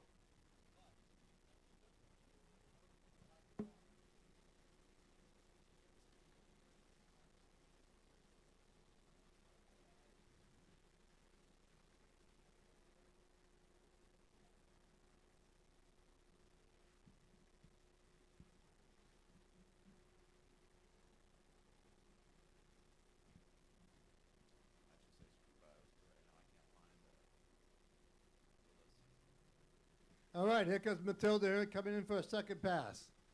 It looks like she is doing a back deep, it looks like, and she is up for 200 points. The back deep is worth 200 points. Oh, she cut way out. She tried to do a back 1 foot. I don't know if she's going to get paid for it. She lost the handle. She fell. Now, if she showed the 1 foot and showed control, she will get paid for that back 1 foot. But I don't think she's going to get it. She will get credit for the 200 points back deep. That may be it for Matilda.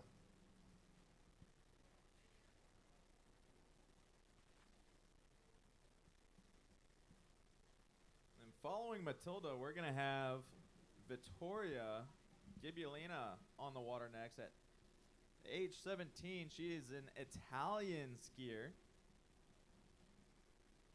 And she is currently coming out of Rapallo, Italy. She's been barefooting for 7 years now, skiing in total 10 years. Kind of working in high school right now. And during the winter months when she can't be on the water, she still tries to stay in the water and do some synchronized swimming. And she's enjoying her scientific studies at school.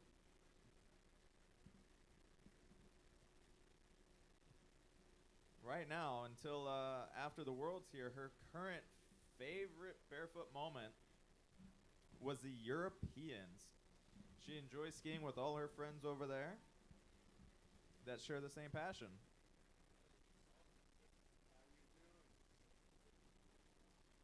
She's also the European junior champion for 3 consecutive years. And she would like to say thank you to her mom and all of her teammates and coaches.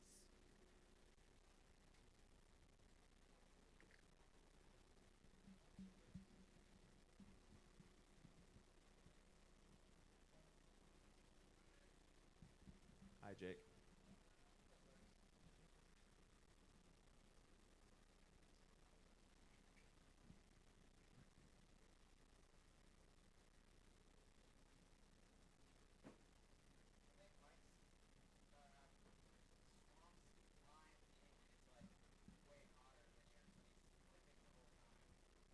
It's what?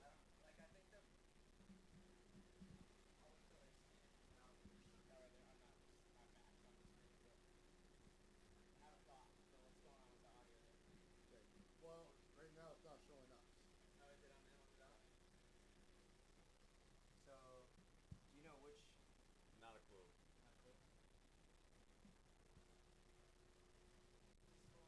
That one's what Logan had. That's Logan. So Logan's this side, and then Swamp. We must do this one. So if we pull you back just a little bit, let's see if that helps. They're saying at the house they can hear So me. here we go. We've got Vittoria coming up here. She's going to be setting up in the curl.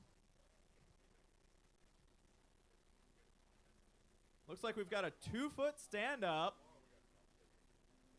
Followed by 1 foot, 1 foot, 1 foot, 1 hand, reverse 1 foot, 1 hand, a toe hold, reverse toe. Ooh, not quite. Got to clear those hands. We'll have to see if that one's paid or not. I think they're, it's a little bit of a gray area. Once your foot's hooked in that toe strap, so long as you can show control and your hands are clear of that handle, she might get credit for it. We'll have to see and wait for a score out of the boat.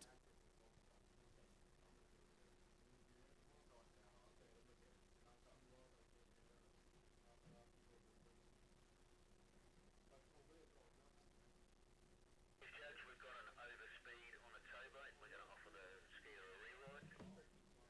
So it looks like they were a little hot coming down the lake there. They are going to offer a reride, and it'll be up to her if she wants to take it or not. I mean, that looked like a pretty solid run for her, except for when she got to the reverse toe hold. So I don't know. First pass is a full deep into 2, 1 foot, 1 foot, 1 foot wide, 1 foot wide, toe. We're overspeed, and we're going to offer a rewrite.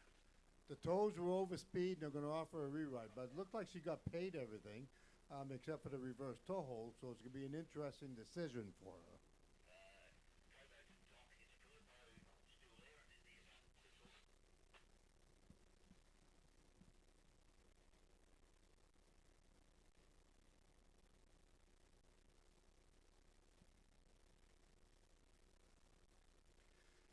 While we're waiting to see what the judges do with this re-ride, it's going to be interesting.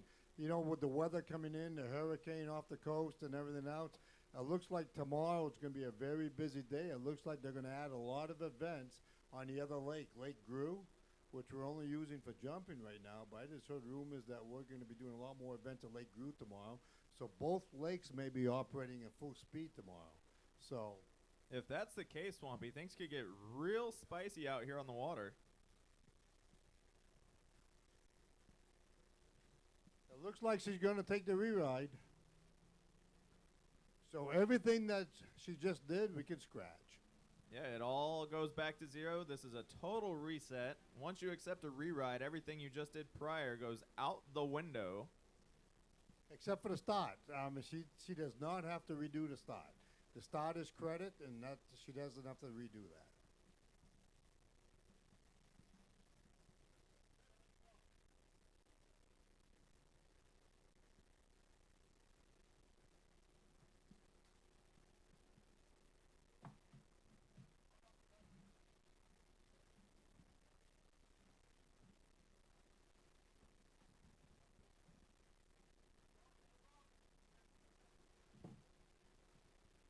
Well, we're lucky so far. Hopefully the weather holds up, man. I'll tell you, it's cloudy, it's overcast. We had a little bit of rain. We get some wind on and off that's shifting around. The conditions are not terrible. They're not perfect, but they're not terrible. And it's not raining at the moment, so hopefully with some luck we can hang on.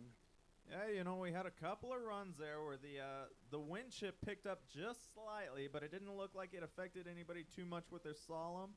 And now it's kind of settled back down here for the tricks event. Hopefully we can continue this good spike in the weather here. The overcast is certainly nice here in Florida, because otherwise, like Ben was saying earlier, about 24 hours ago, we were all sweating like crazy. And here we go. We've got Victoria setting up for her re-ride, her front pass here.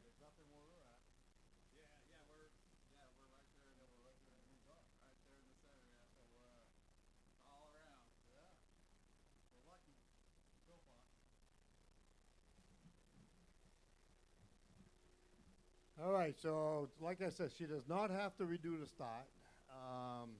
So she's just going to do a regular deep water start. I don't know what she did the first time around, but. So she did a regular deep water on her first one. She's going to do the same here. But she already got paid for it, so she that already doesn't got paid matter. for her start. So we've got the 2 foot. We've got 1 foot, 1 hand, 1 foot, 1 hand reverse. Back to her toes. Reverse toe hold. Nice and clean. We got wave, wave, sit down, stand up. She looks happy. She looks very happy. She Good little looks smile happy. there. Little whip of the handle right at the end of the run. That was a nice, solid run for her. She looked very pleased. She got a reverse toe hold, no problem this time. So that was a good decision to take the re-ride. Very good decision. So basically, she did 2 1 foots, which is 60 points. Along with the start, that's $110. And then she did the 1 foot, 1 hands, which I believe is 50 points apiece. So that's probably 210. 2 toe holds, that's another 200 points. She's probably got about 400 points there. I'll take your word for it. We know my mental math isn't quite there. Yeah, you better lay off the numbers. I'll call out the tricks and you count them up. How's that?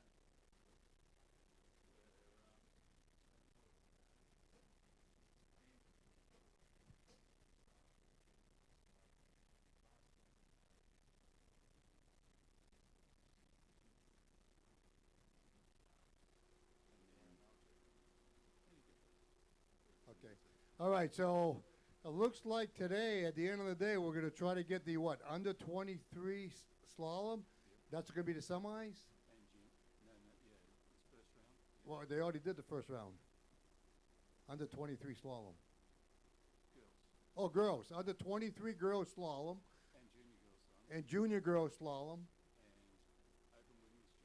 Open women's jump. They're going to try to get all of that in today. So everybody be aware there's going to be a lot of scheduling changes because we have to work around the weather. So things are going to keep moving and changing around. But they're going to try to get all of that in today, if possible.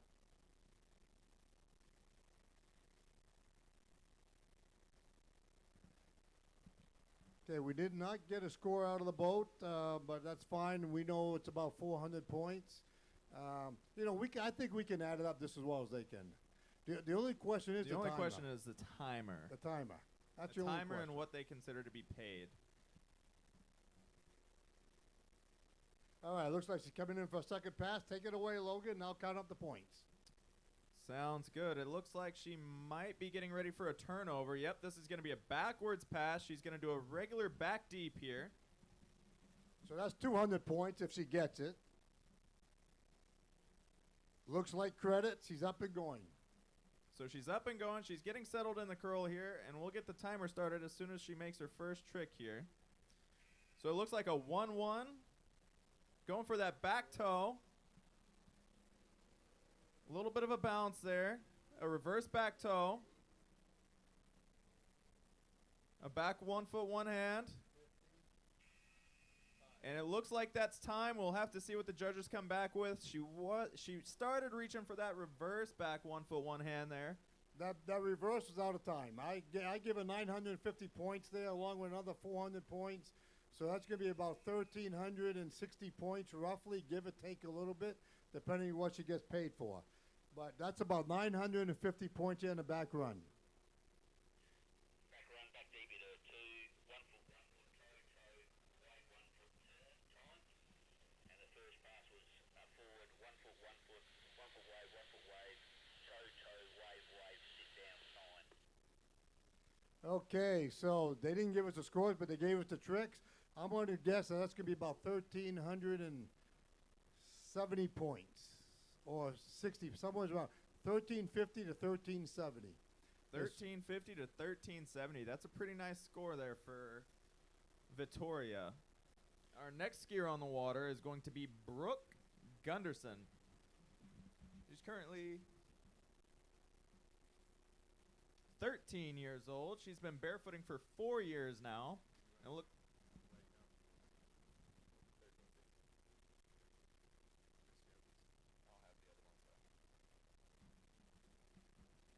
She's been skiing for a total of 10 years now. She's in 8th grade.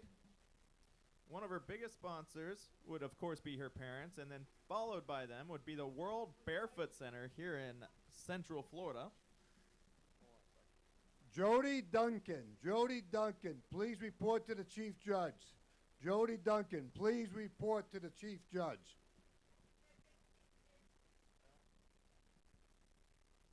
And then outside of barefoot water skiing, Brooke likes to also do some show skiing, especially the swivel and doubles. She does a little bit of dance and a little bit of tumbling and baking on the side.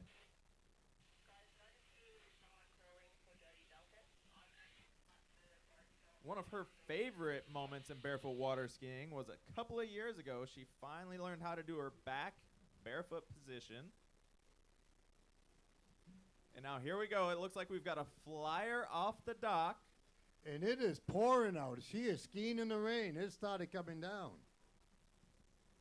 Take it away, Logan. So she's getting set up in the curl here. We'll see what she does for her stand-up. Looks like a flyer to a 1 foot stand-up, followed by a toe hold, reverse toe hold, 1 foot, 1 hand, 1 foot, 1 hand. We got both 1 foots, a 1 foot stand-up, reverse, sit down, stand up to 1. Couple of waves, tumble turn there. And it looks like it all may have been in time. That was a nice, strong, solid pass. I lost count, though, because she got into a lot of, like, I don't know if she got paid for those waves and the 1 foot, 1 hands and so on and so forth. She did everything very quickly. Very, very quick.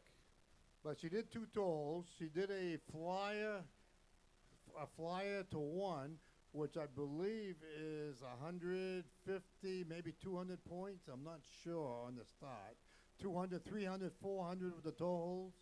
And then she did the 1 foot, so that would be 460, 1 foot, 1 hand, 560 maybe, toe hold. she's scored a good run there. I'm not. She's probably up 500, 600, 700 points.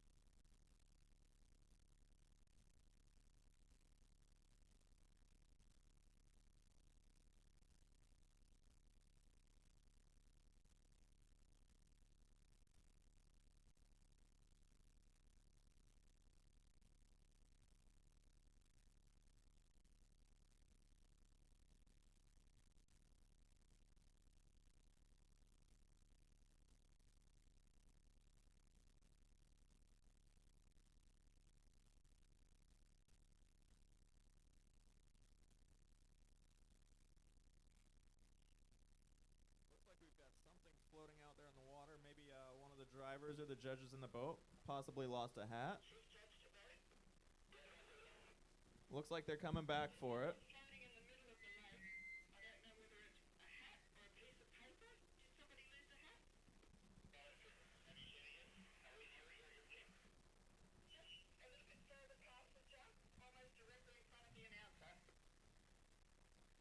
Between the announcers and the jump, we've got a white object floating out there in the water. All right, the rain is coming down, man. It is coming down hard now. The water conditions are good. Water conditions are phenomenal, but that rain is definitely going to sting as you're coming down the course. Backwards, you won't feel it at all, but forwards, oh, buddy, that's not going to feel too pleasant.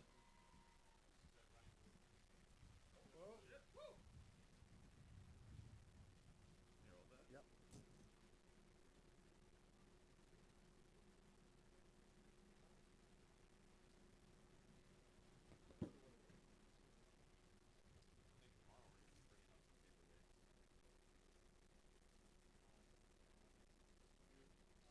Rapid speed, I want everyone inside the boat.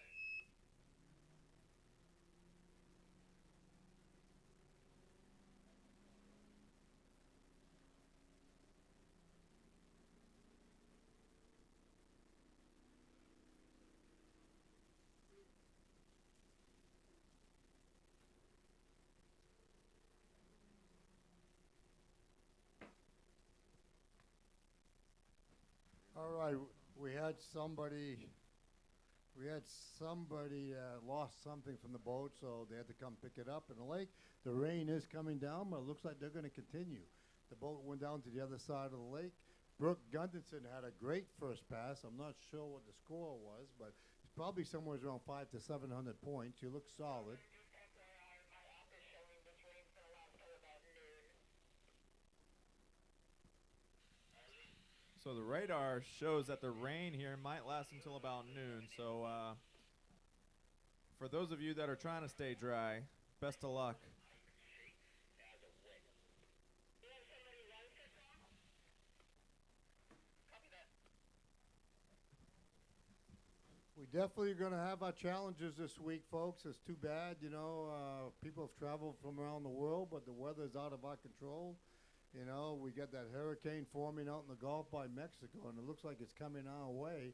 And it's giving us a lot of rain and wind, and that's probably going to be hanging around for half the week or more.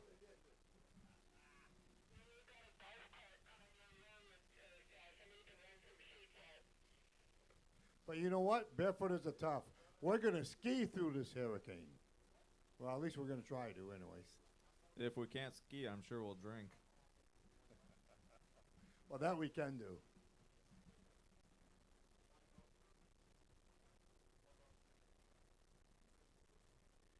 So it looks like we came to a stop temporarily. I don't know. The boat is down the other end.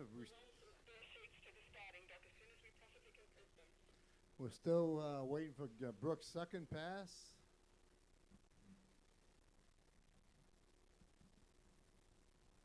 Now, Brooke here, with her just learning her backwards, I'm sure we're going to see a solid back pass here. She's going to get the full points for getting up backwards, if that's route she decides to take. Otherwise, I think if you do 2 forwards passes, there is a little bit of a cut. Oh, not tricks.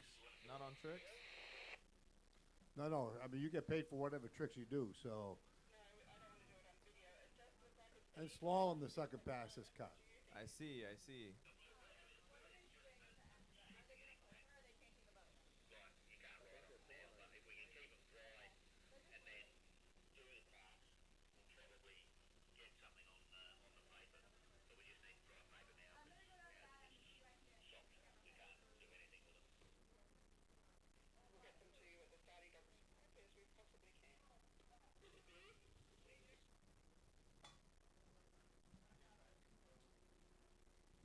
So it looks like Brooke is getting back in the boat right now. We're still on a little bit of a brief pause here. Well, I think what the problem is, if I just heard it right, is that the I think judges, their papers got a little wet. all the papers are wet and they can't judge. They can't write the scores down on the paper. They can't judge it. So they're gonna have to go down to the starting dock and get some fresh paper, I think. There's definitely a lot of challenges that we have to overcome this week. I can see that right now.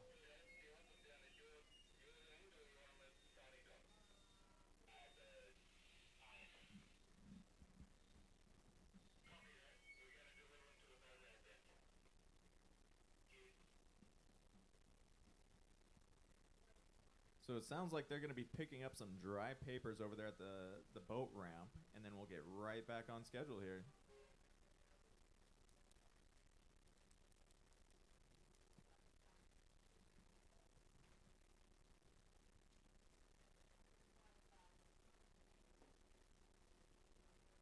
So after Brooke skis her second pass here, we're going to have Elle and Amara coming up. They're going to be our final 2 skiers in this division for the junior girls trick semifinal here.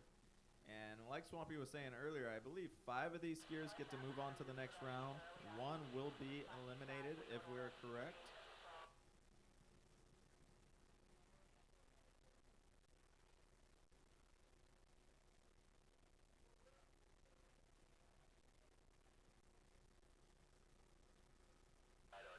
That's what we picked up in the middle of the middle of the lake. The FYI.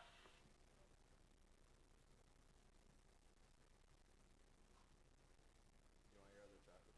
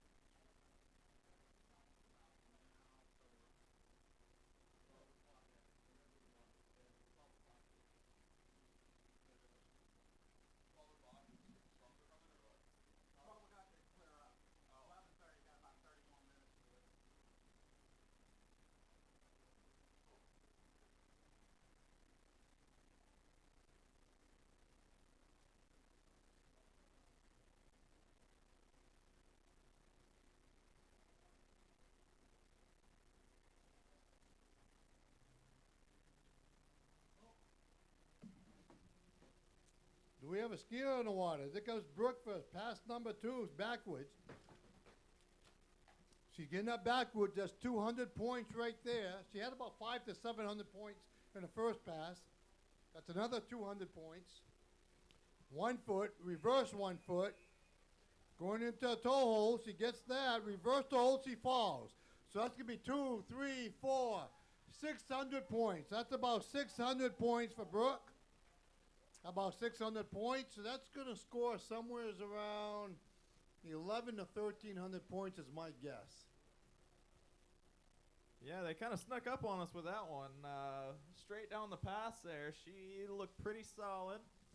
Started with that back deep and then got straight into her back toes after her 1 foot's there. Looks like she's okay, though. We got a little bit of a wave, and she's swimming off to the side.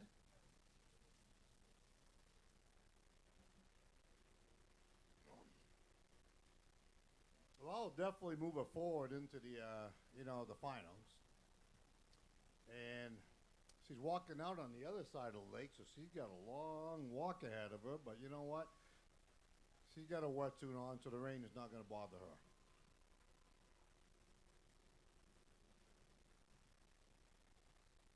Who's next, Logan? So up next is going to be Elle Keene. Skiing for the Aussies. So we'll see them out there on the sidelines here in a moment, cheering her on.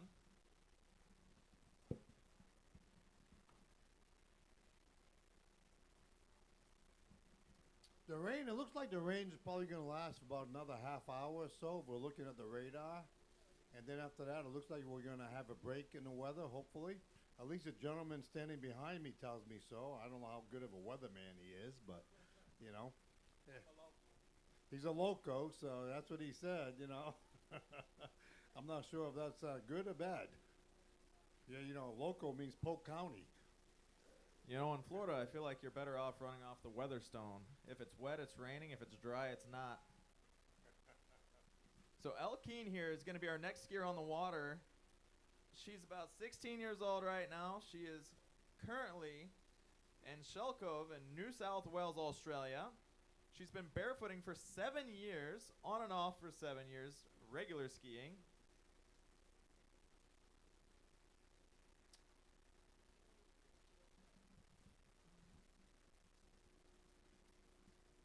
All right, we get 2 more skiers in this division. After Ellie, we're going to have Amara Bruns. Yep. And back to Elle here for a moment. Outside of barefoot water skiing, she also enjoys surfing, horseback riding, and a little bit of fishing.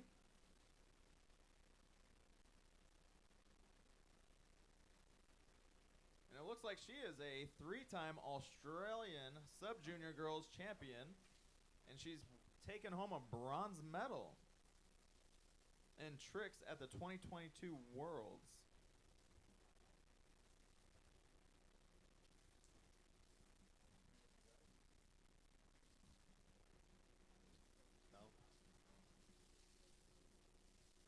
All right, well, she's on the starting dock, so she's going to be doing a flyer. It looks like she has a back toe here, though. So it looks like she's going to be doing a back flyer. That's what she's doing. So that's going to be 300 points if she stands up, Logan. You can take it away. I'll count her up. So once she gets up here, she's going to be settling into the curl. I'm assuming she might go for a line step position, but we'll see here. Looks like we're getting straight into the back, 1 foot, 1 hands, reverse back, 1 foot, 1 hand, back toe. Shooting for that reverse back toe. A little bit of a wobble there. Back hop. And that is time. All right, I got 1,100 points there. If they paid her for the back hop at the end, and if it's in time, I score her for 1,100 smackaroos. Did you count that reverse back toe? Yeah, absolutely. What did I go wrong? 300 points for the start, right? Am I correct? 300 points. No, for your numbers are correct. I don't know if I saw that one hand come off the left hand there. It looked like for the back toe. For the back toe. Her reverse back toe. Her hand may have still been touching the handle. You're saying she didn't released the Possibly, hand, though. possibly. I saw one hand clear and free. The other hand, is kind of hidden there by the handle. I'm not sure. I missed that. I didn't see that. I was just counting up the points. I was taking it for granted. So if she got credit for everything, you're going with 1100. If the back hop was in time and paid, the back hop wasn't very strong, but to me, she still was. I saw air. If that was in time and that was paid, I got 1100 points. If the back toe hold was not credit, like you said, possibility, then that would be 900 points. Okay, so we've got a few possibilities here. We'll have to wait for the judge on the boat to give us some sort of a provisional here. If he can tell us the tricks that were put on the board, we can go from there. What did you see, Rob Mellencamp? You're an old-time world-class judge. You're not helping me. I think he was too busy counting the raindrops. Rob Mellencamp is too busy counting his money.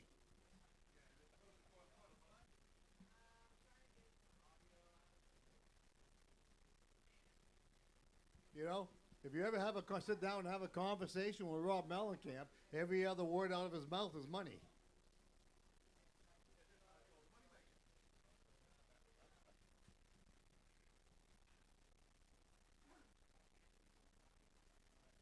All right, but anyways, Allie, that was a good pass for Allie. I think she's going to be happy with that. That puts her in a good position coming into a forward pass, because either way, she probably scored at least 900 to 1,100 points.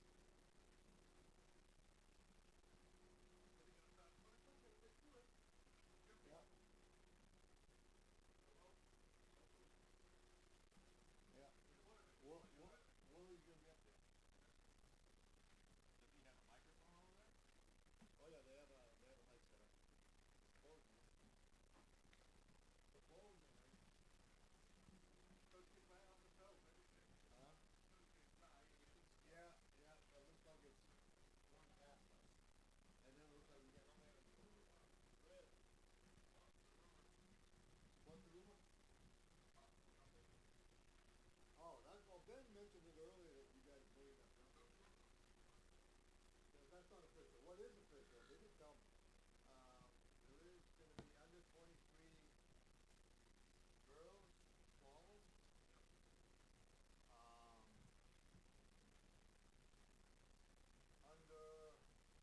So here we are. We've got Elle King going to be coming in for her front pass here. Looks like the line's coming tight.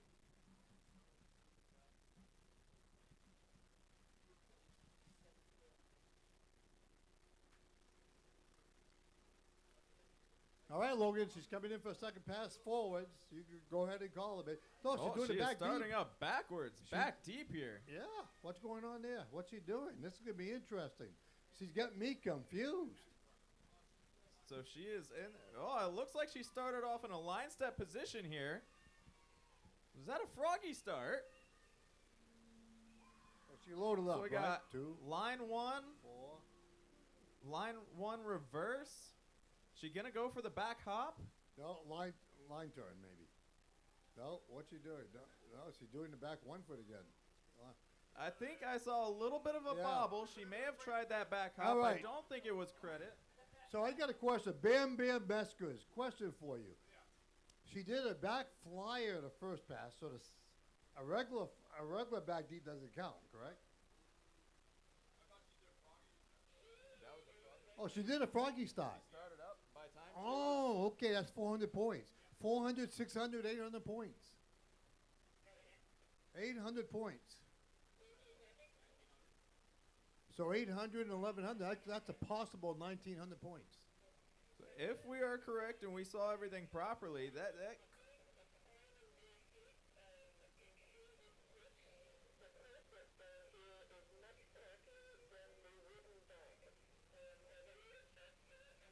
So we're getting some mixed signals here out of the boat. We can't quite make it out. I think they may have gotten some rain into the speaker, their little walkie-talkie down there.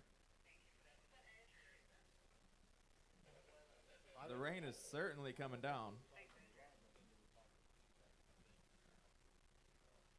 My God. The rain's passing by. You guys jumping? No, the woman up.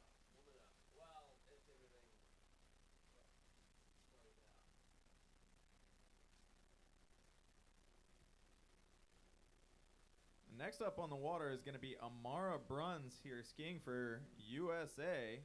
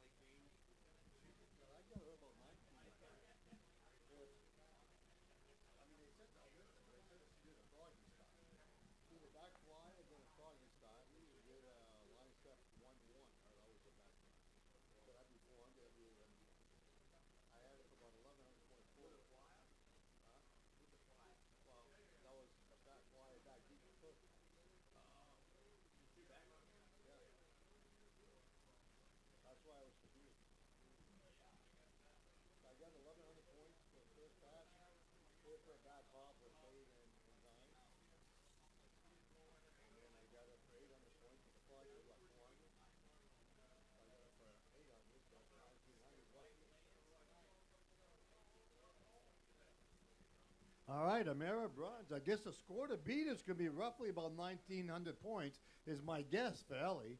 I mean, she threw a curveball at us. She did 2 back runs. In the first run, like I said, I give her roughly about 1,100 if everything was paid in time, which I think the only thing questionable was her last hop. And then her second pass, she did a froggy start, basically a line step position backward start. And then she did 2 back line step ones, which gives her 800 points. So that would be 1,900 points. So that's what Amara Bruns has to beat. Well, it looks like Amara might be starting off with a toe hold. I can't really tell if it's... Yep, we are definitely starting off with a toe up. Once she gets settled there, she's going to go ahead and pop on up. And I believe the toe up is worth 400. Nice and sturdy toe up, followed by a toe hold, reverse toe, sit down tumble up to 1, a reverse tumble to 1, sit down stand up to 1, a reverse, 1 foot 1 hands, followed by some 1 foots and some waves. That was a fully packed run there for Amara Bruns. That was a real nice run. Impossible to give you the exact score there because we don't have a timer. And there was a lot of little things at the end like waves and 1 foots and sit down stand-ups. We don't know what was in time, what was not in time. But I can tell you right now, that was a nice, strong, clean run. And she's definitely scored at least 1,000 points, I want to say. Yeah, I want to say somewhere between 1,000 and 1,100 points. I think it's safe to say at least 1,000 to 1,100.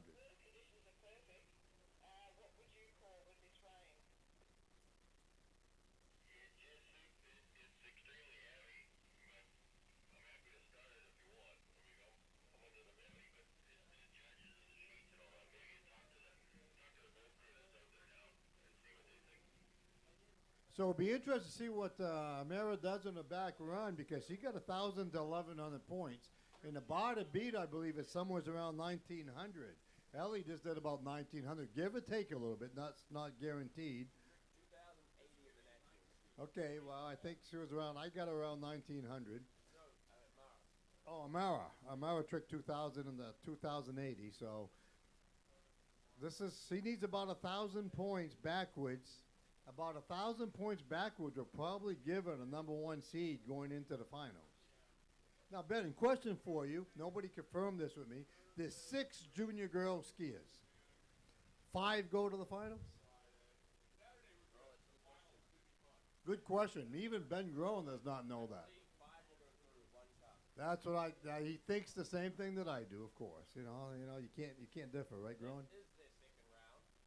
This is their second round, and 5 goes to the finals. Yeah. Okay, so 1 will be cut.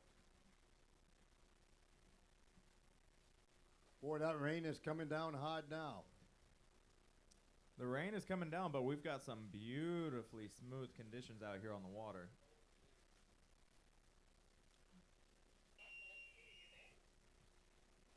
So she needs about 1,000 points to put in the #1 seed. here we go. It looks like she's doing a standard back deep here. That's 200 points on the board. Looks like she's going to load up into a line step position. And we got a 1 foot. She's getting out of her line step, going for a back toe, a reverse back toe. Back 1 foot, 1 hand, a reverse. And I think she just skied up her entire run. That was beautiful. You know what? I Plenty did of not. time. I did not see that reverse line step 1. Did she do it? I did not. I only saw the 1 foot back there. The original. You saw her? Ben saw it, boy. I'll tell you what. I did not see it. I gave her 900 points there, but that's without the reverse line 1. The right foot was very quick, the second one. Okay, but if she got paid for the second, if she got paid for the reverse line step 1, that's 1,100 points. That's 1,100 points, which would give her basically about 2,100. Roughly 2,100 to 2,100 or 2,200, depending on the first pass. If she got paid for that line step. From 13 to 1,100 on that run there, yeah. And it looked like everything was in plenty of time. 2,300. Oh, the range is getting big. 21 to 2,300. We could say 1,500 to 4,000 too. Yeah. 200 points for that. Yeah. 21 to 2,300 points. That's depending on that one line step, 1 foot, but that's still a lot of variables in the first pass between 1,000 and 1,100. Well, I think it's safe to say she's definitely taken the top seed in that division. She is taking the top seed. She's definitely going to have enough to take the top seed. Say 1,000 the first Yeah. one. That was either 11 or 13 on the back pass. That's 21 to 23.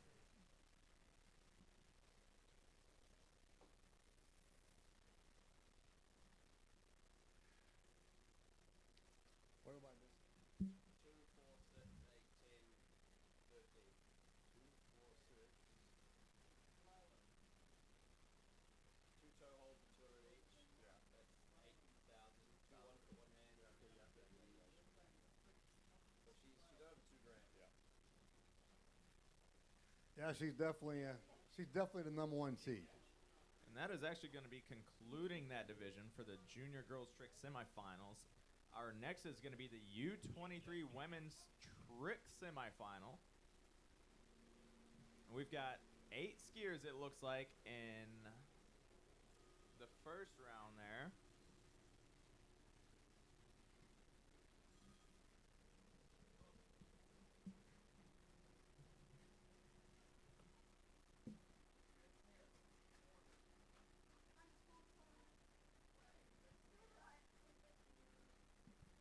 Okay, so John Cornish, the head honcho here, just text being said the pavilion is serving lunch and the tournament is live streamed over there. So anybody that wants to have lunch, the pavilion is serving lunch and it is live streamed. So you can go, get out of the rain, have lunch, and watch the tournament in comfort. So and it looks like we have 8 skiers in the U23 trick semifinal. All right, Logan, I guess we are officially on hold temporarily.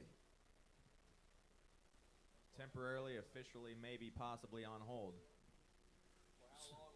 So we are temporarily on hold, so you can all go to the pavilion, have lunch, get dry, and if we start, you get to watch the tournament from the pavilion.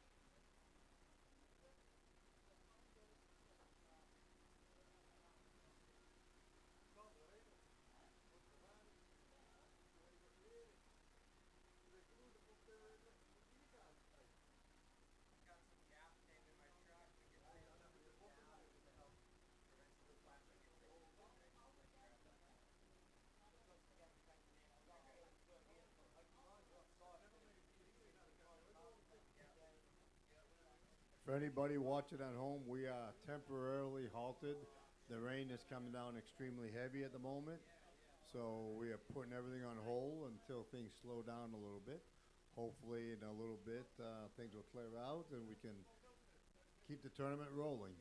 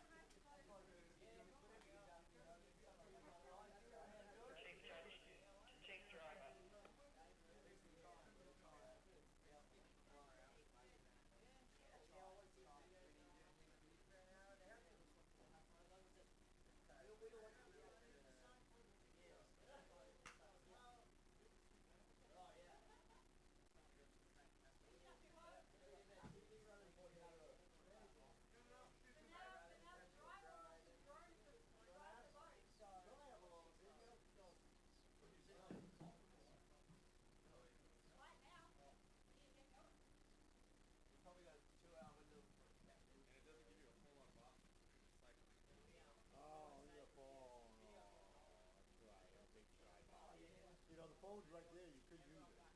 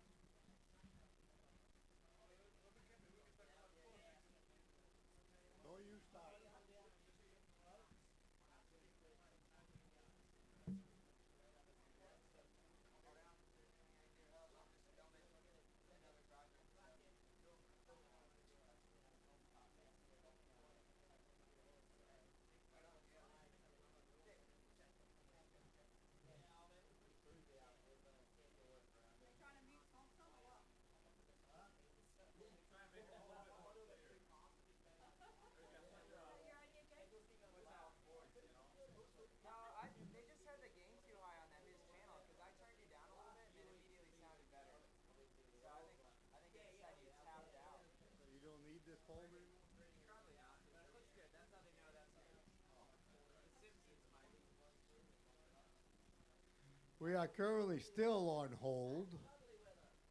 Hopefully we get a lot of skiing in today. We're trying to get as much skiing in today and tomorrow as we can.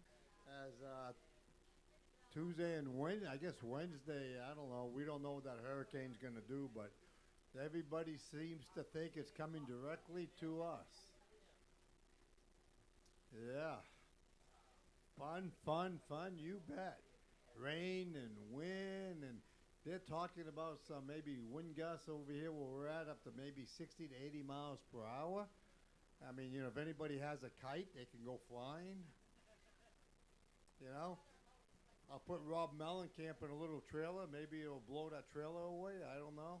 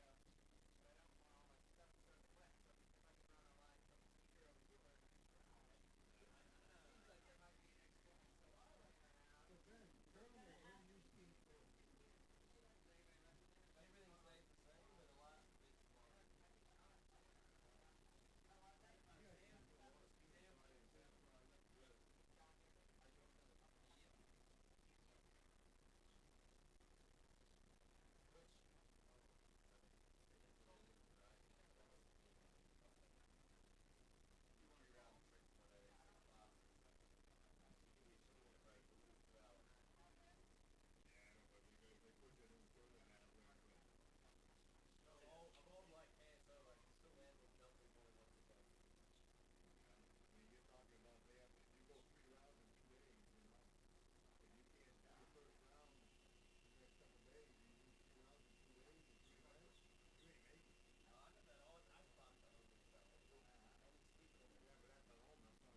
About what? They're up there. They are up there. That's all I can tell you.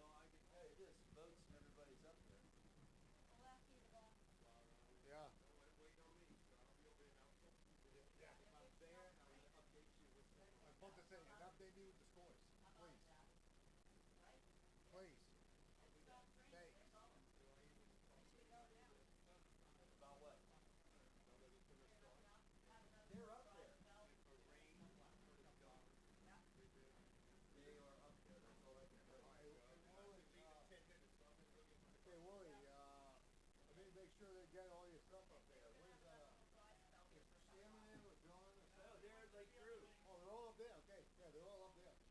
Go get them, kiddo. Keep me updated, please. Ole Miss. Run, Willie, run.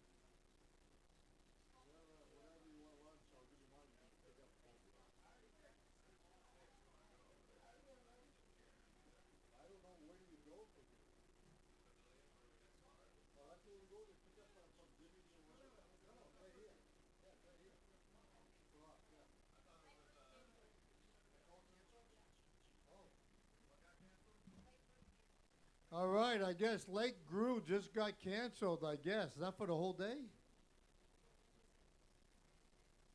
Lynn? It's canceled for the whole day? Okay, wow. Let me text Willie.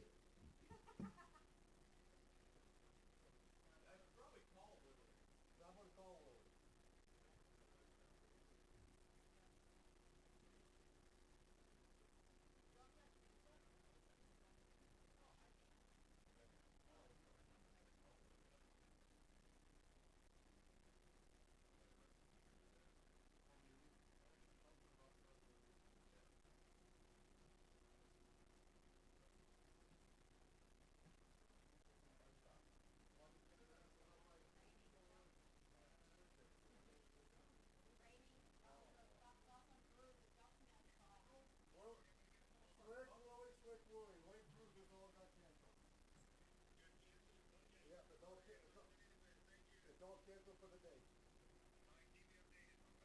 Yeah. All right, bye.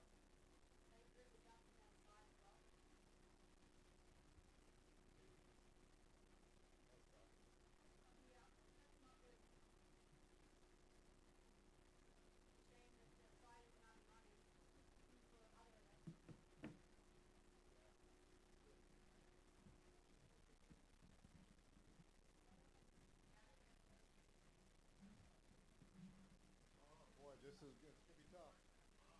This three-round tournament may be reduced down to 2 rounds.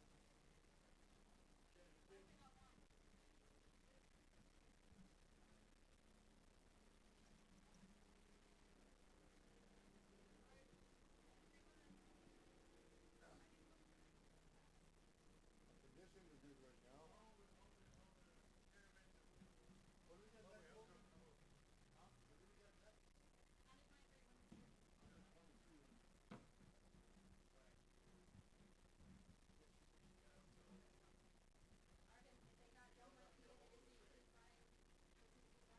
Yeah, they gotta run, man, run. They gotta get as much done as possible. Yeah.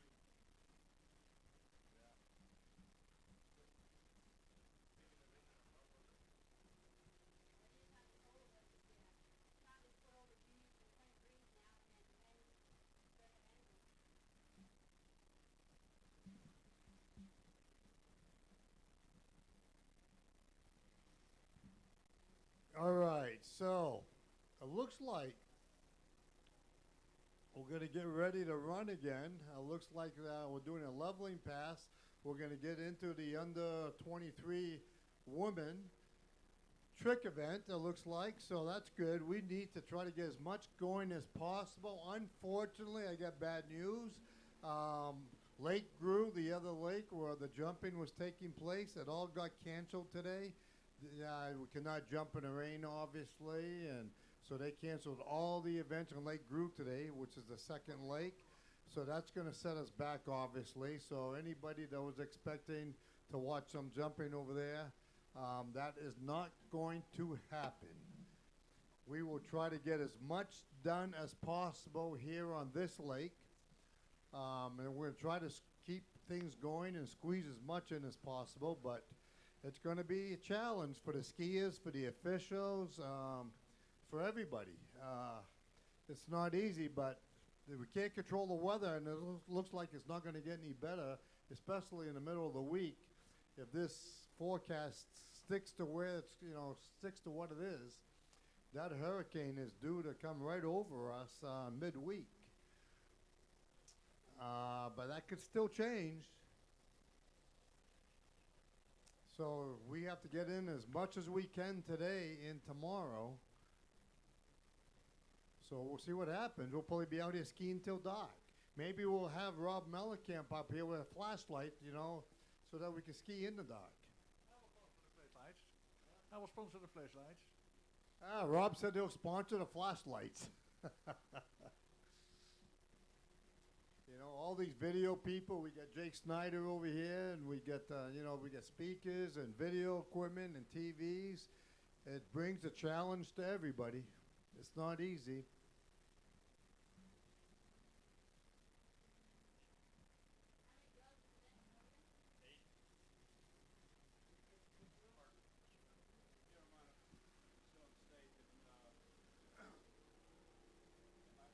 But the rain is slowing down a little bit. It's still raining, but the rain is slowing down a little bit. But the conditions look pretty good.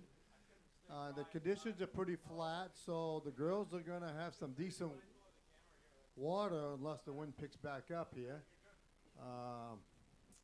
So hopefully the next event is ready to start. So yeah, if we can jump into the U23 Women Tricks semifinal here, our first skier on the water is going to be Emma McKenzie. She is currently 18 years old. She is coming out of New Zealand. She's been barefooting since she was 4, skiing in total 4 years now, and she is studying vet science next year.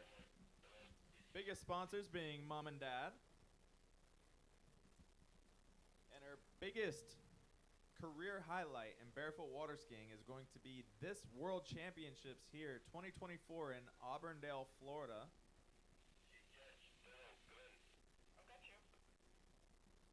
I believe she lives on the same lake as Robbie Groen. Is that Lake Inspiration? Is that the name of it? Lake Inspiration in New Zealand? I was just seeing here that some of the most important people in her life right now that she owes this sport to is Robbie Groen and her mom and dad. So she must ski with Robbie pretty often. She does. I think she spends all the time skiing with Robbie.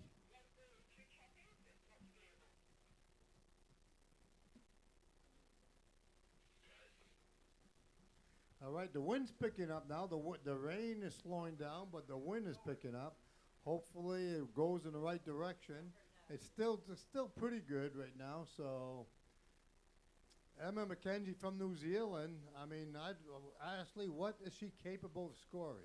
I get the GOAT, the greatest of all time, world champion Ashley Stebbings Groen, standing next to us. What is Emma capable of tricking?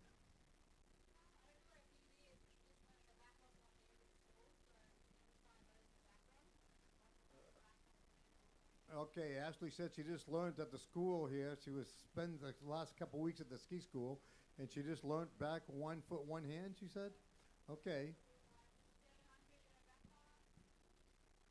So she's capable of about 700 in the back pass, maybe, if she can do everything. But once again, it's all new to her. She just learned it, so we'll have to wait and see. And forwards, I guess, does she do a toe up?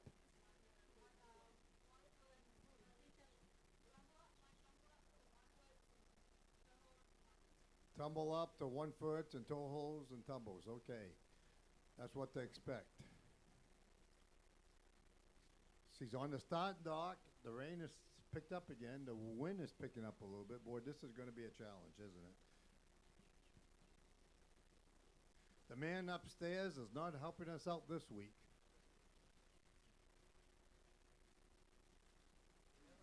He's punishing us. I don't know. Somebody did something wrong.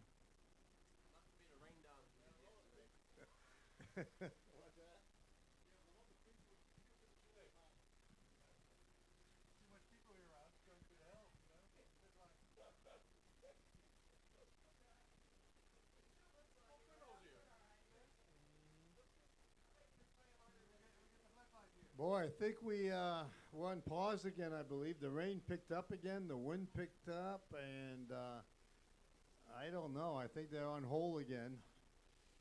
The poor judges are bundled up, sitting in a boat in the pouring rain. Is that Mike Milewski I see over there? It looks like Mike Milewski in a boat. I'm not sure who's with him. Andy? Oh, that's quite the couple. Andy and Mike Milewski. Oh, yeah. And well, Andy, that's not a problem for Andy. Who's next to Mike Milewski there? Oh, Jody Duncan. So they look like they're having a good old time. Boy, how's the judging doing?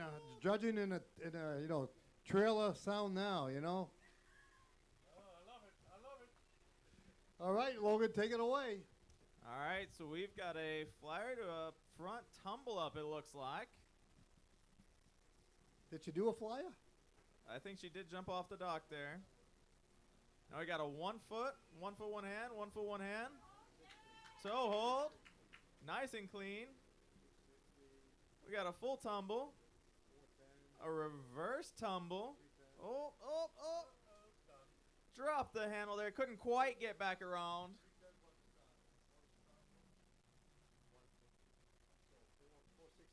roughly about 460 points, roughly about 460 points.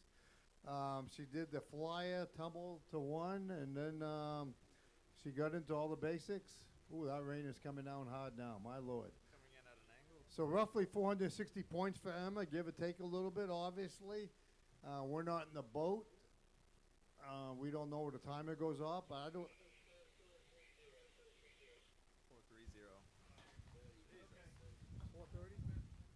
430. 430 points, 430 points. That came out of the boat, so is Emma going to be happy with that?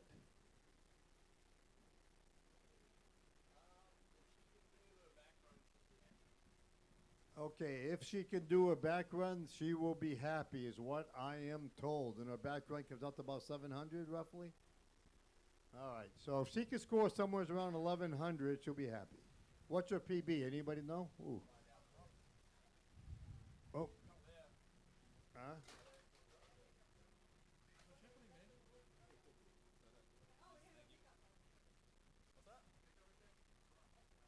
Boy, I tell you what, though, that wind is picking up. That's getting a little choppy, man. I feel bad for.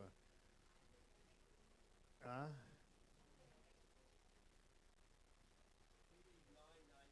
Her PB is 990. She just put up 430 for her front pass there, provisionally. Man, it's going to be tough to put up a good run on this second pass here. The wind's picking up. The chop's picking up. The weatherman did call for slightly higher winds here around the noon hour. Yeah, they may have to put this on hold again. Looks like we've got the wind coming straight down the lake right now. So, Ben, if they put this on hold again right now, what happens? Does she keep her first pass?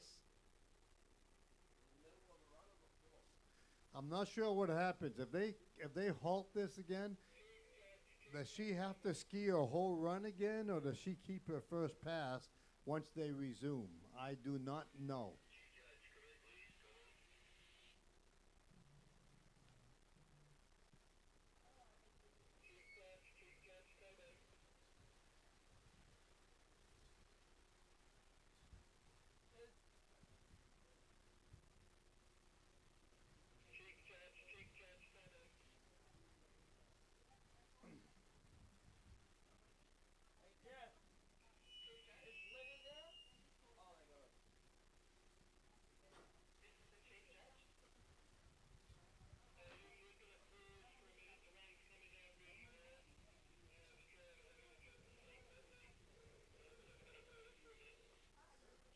They are pausing. That's official. They are pausing again.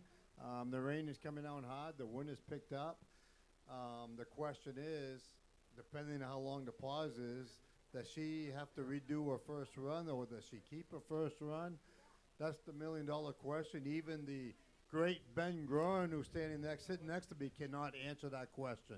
When Ben Groen cannot answer a barefooting question, you know you are in trouble.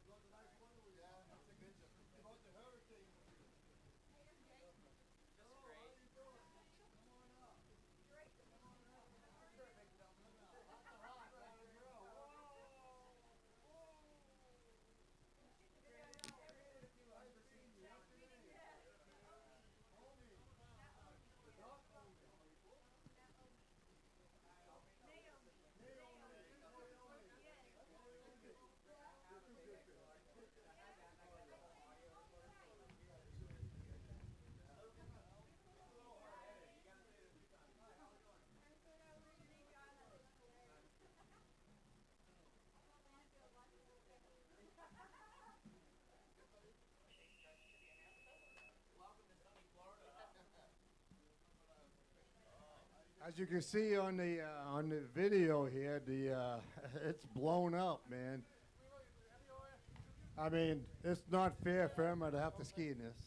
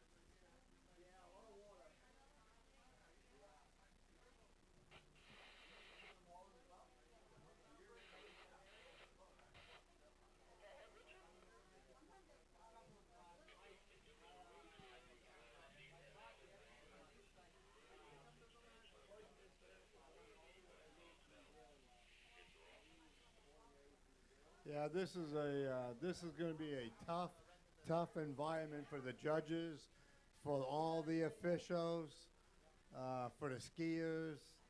This makes it tough, man. This makes it tough. But you know, there's not much we can do. We just got to grind through it, man. We got to grind through it.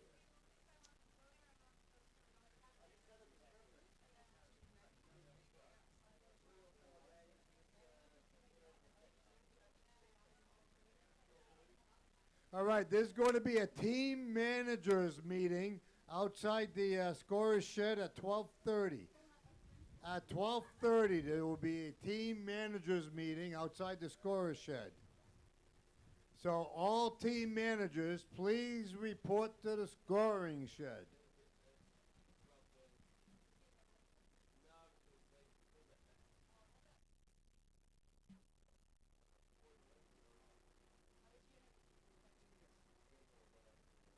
Can you also remind people that the merchandise tent is open? They just sent us a message to ask if we can share.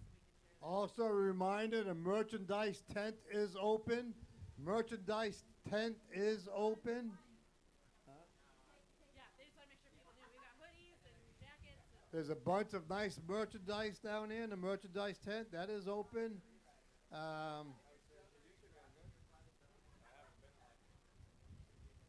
All team managers report to the scoring trailer for a team meeting.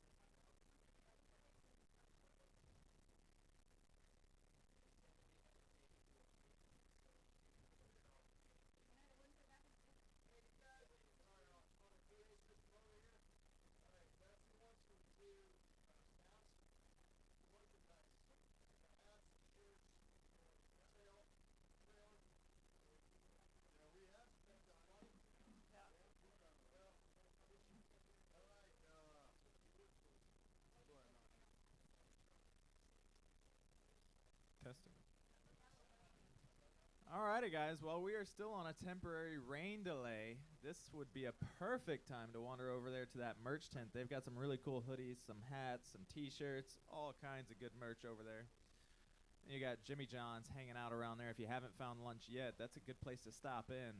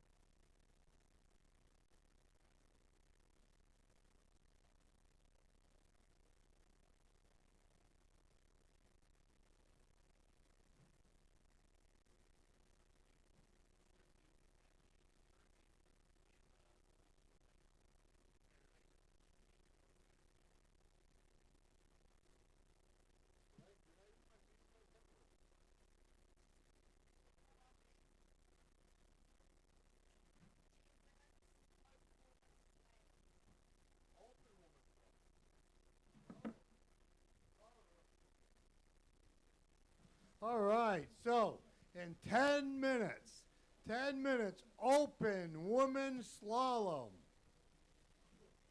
Open women's slalom at 10. That means you, Stubbings. Open women's slalom in 10 minutes. So, Ashley, show Ben how it's done.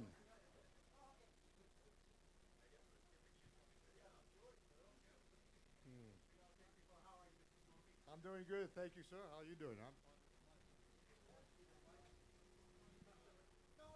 Thank you, Swampy. You're doing a great job, and we appreciate everything you do for the sport, even when you're speaking. Well, thank you, Fritz. Wow. Coming from you. Wow.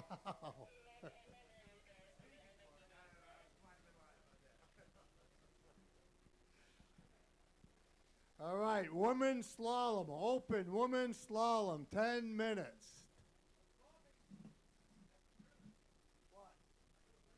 Thank you.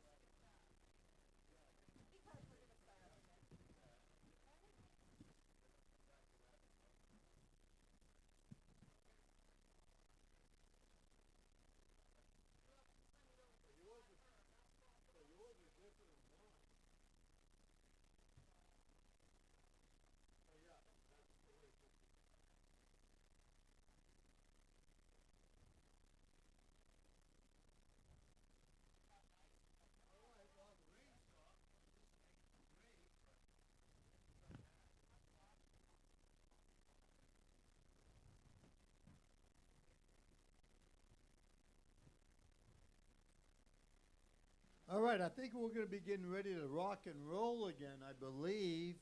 I know the open women's slalom is going to be the next event. They're going to skip over the under 23 trick event because the conditions got a little carried away, and looks like it's getting a little better, but still a little choppy. But slalom, I think they're going to move to the open women's slalom, see if they can get through that.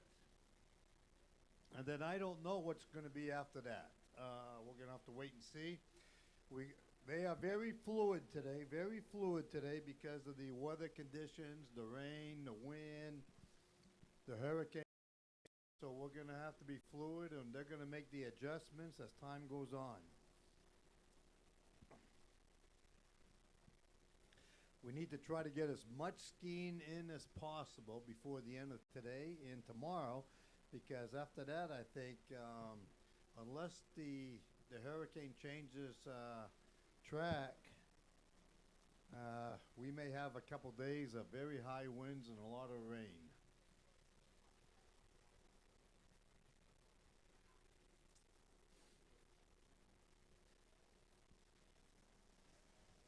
But we're still a little bit away because I don't see nobody down the starting dock yet, and the boats are still down the other end. So we're still a few minutes.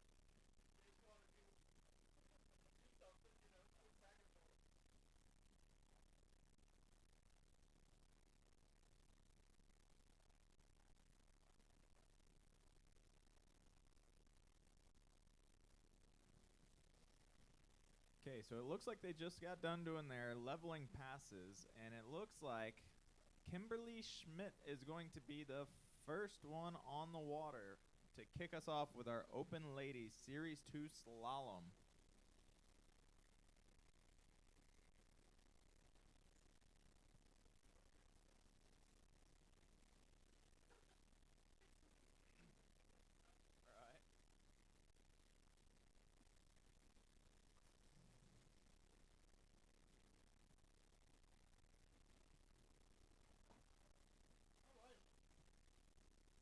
Right, let the games begin one more time. Open slalom, round number 1. I think we have, how many skiers do we have? So I'm seeing 6 on here. I 6. can't see if we've got, I'm assuming we've got a Series 1 somewhere in the running That's order. series 1, and the next page after that we get 1, 2, 3, 4, 5, 6, 7, 8. So we get 8 and 6. That's 14 skiers.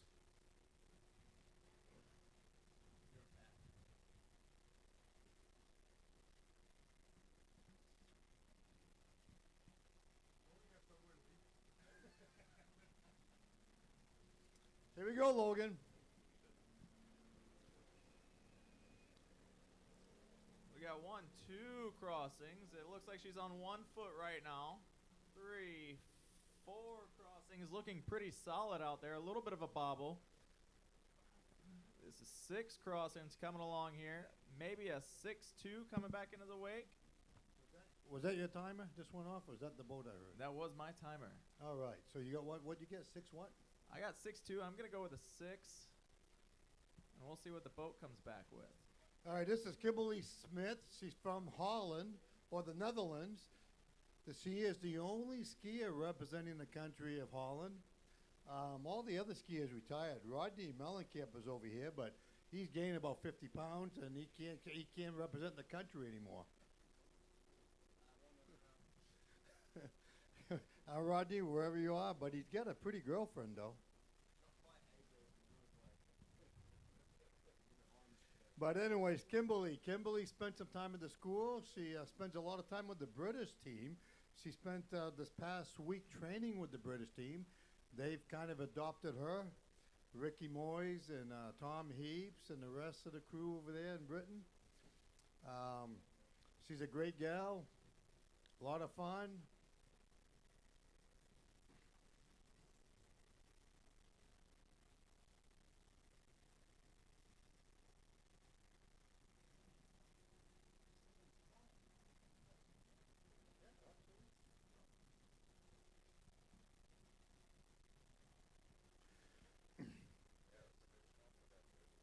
No, we did not get any provisional scores. We're going to guess roughly about 6.2, and she's coming in for a back run. She may have had a cut there on that first pass. We're not sure. She's getting up backwards. Going to be setting up for her second pass here. We got 2 foot crossings. She's got 1, 2, looking nice and smooth. 3, 4, again, nice and clean. 5, 6 crossings, not totally out of the wake there on that 6 before the timer ran out. You get a timer? Somebody get a timer? I don't have a proper timer. Well, I mean, phone, are you using it? What did we get there? That was like a 6 on 2. Can you see if they're going to report the scores? All right, we're not getting the scores out of a boat yet, but Ben Groen will look into that.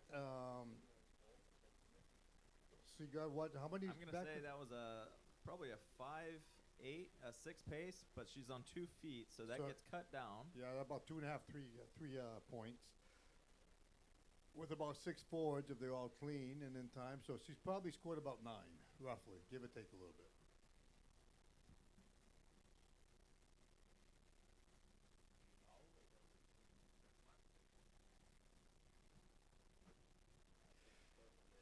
All right, next on the water is going to be Christina Netherland from Canada. Oh, Canada. Tina, Oh, look at this. Look who just came to the podium. We got the one and only and the legendary Brett Sanji himself. Sanji is a slalom champion of the past, and he's going to be doing some announcing here. He's gonna share his talent with us. Hey, Sanji, how you doing? Yeah, great, Swampy. Thank you. Good to be here back in Florida after a couple of years, and this is pretty awesome to watch this open women's first round of slalom as we've got Christina coming in from Canada. And conditions look pretty good at the moment. It looks like that wind's turning around to the east a little bit as she cuts out of the wake on 2 feet. She's looking real good across the wake for one. Nice and solid here, Swampy. Good position, all on 2 feet. It's starting to glass out on that north end of the lake, and that looks like an unbelievable run from Christina Nadalin from Canada. That was awesome.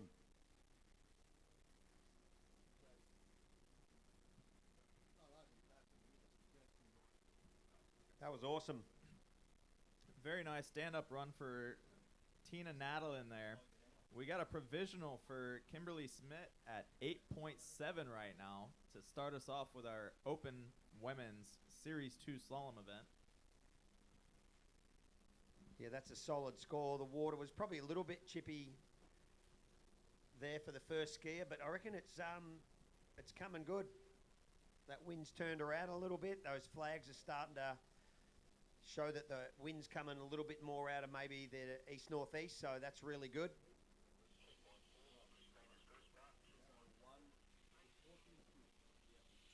So it sounds like we've got a 2.4 for Nadalin's first pass there.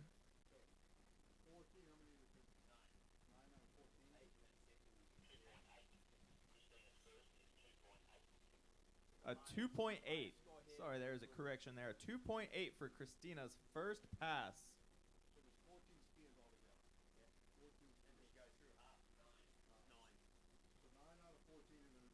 So we got 14 total skiers in this division, and there will be 9 that move on to the next round.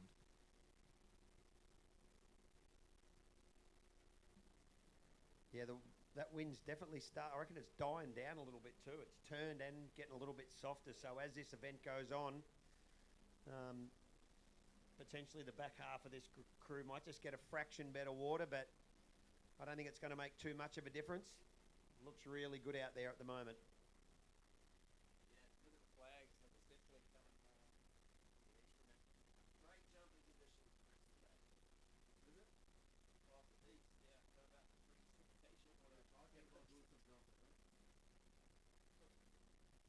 So, Sanji, how many world championships have you won? I know you got at least one slalom title, correct? Yeah, I was lucky enough, Swampy. I got 3 in the end, one in 90 in Jacksonville, not far from here. Then another one up in Fergus Falls in 96, and then as an independent in 04 in Maguire. Few silver and bronze in there as well. Had a good battle with the US guys, Scarpa, Keith, over the journey. It was a tough gig to get one, let me tell you. So I felt really fortunate to get more than that. Had a great time doing it. It's Christina comes back in on a second pass. Forwards also on 2 feet. Oh, down she goes there. Give us a wave, Christina, you okay? Put your hands together, Team Canada. Christina. Yes, that was good fun, Swampy. It was a real error, but there was some good skiers. Brian Fox when I started out, Don Mixon. Ron, I think Ron had 2 or 3 under his belt before I snuck in there. I remember being on the podium in 80, my first Worlds. We were talking to Don Mixon yesterday in 86. At my first Worlds, Ron got gold, Donnie second and me third, and we said we should get a photo on the podium here for a bit of fun, like a bit of a retrospective from, a long, long time ago, nearly 40 years ago, that is. I was about to say, man, those names. You're talking a long time ago. You're 96. Yeah. My Lord. We're in 24 now. You know that, right? Yeah, I know. It's crazy, isn't it? Like, it goes so fast, and time slowed down a little bit now for me. Now that I've come back with, like 6 or 7 years, it's been really good fun. Really great to see some old faces here over the last few days, and really looking forward to this week and the Legends Night on Thursday night, and there's a lot of American legends. It's going to be unreal to catch up with some of them and also some other guys from all around the world. But it's going to be a fun tournament. There's a couple of guys in slalom here that are stepped it up a little bit. I know there's a couple of Americans that have stepped it up since the last Worlds, and young Fletcher Ball and Luke Vandenhoof from Australia have definitely gone up a level. So I think it's going to be a real hard final to get into this year, into the slalom final. I'm really looking forward to how that unfolds. Go ahead, Sandy. Take it away, baby. Don't give me the mic. You're calling it. Here comes Jacqueline Kirsch from Germany, outside the wake on 2 feet. Really good conditions now, as that wind has definitely made a distinctive turn. 1 foot crosses, solid both ways. A little bit shaky on that one. Beautiful back there for 3 or 4. That is a beautiful run there by Jacqueline Kirsch of Germany, all the way to the far end of the lake.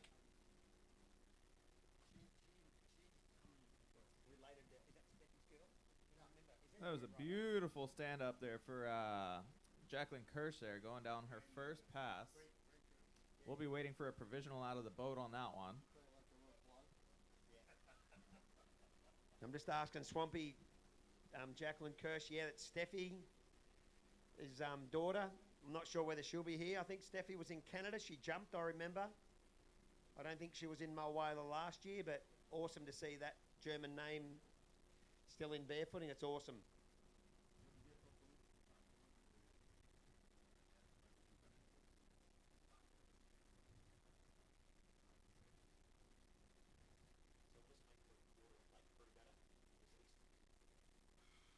I don't know about group. It'll be good here. They kids up here. Yeah, no, exactly.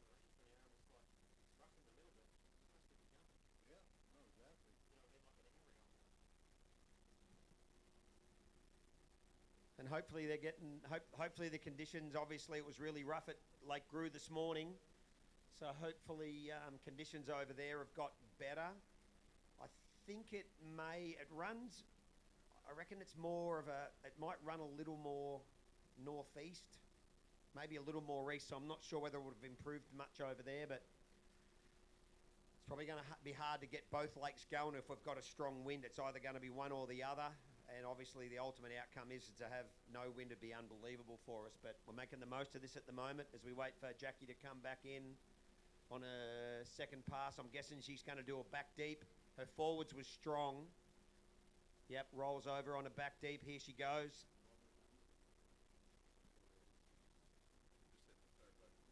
She's up on 2 feet. She gets outside the wake, looking real good. Solid, plenty of time. 2 foot cross. These look like they're going to be all 2 feet, Swampy. Going for 3. Really nice crosses. Got a bit of speed going here. And the time is going to go about there. She looked really good. They're probably into that 5 to 6 range, I reckon. What do you think, Logan, about there? You know, I reckon both her front and back passes were about a 6 pace. She's on 2 for that backwards pass there, so that's going to be dropped down just a tad. I'd say she was on a real good pace there to hit that 6, so.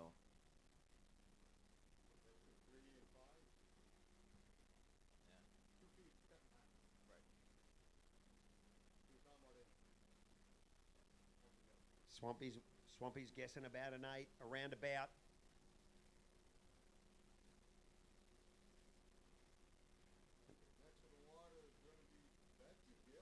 Oh, Team USA, get up and about for your one and only Betsy Gilman.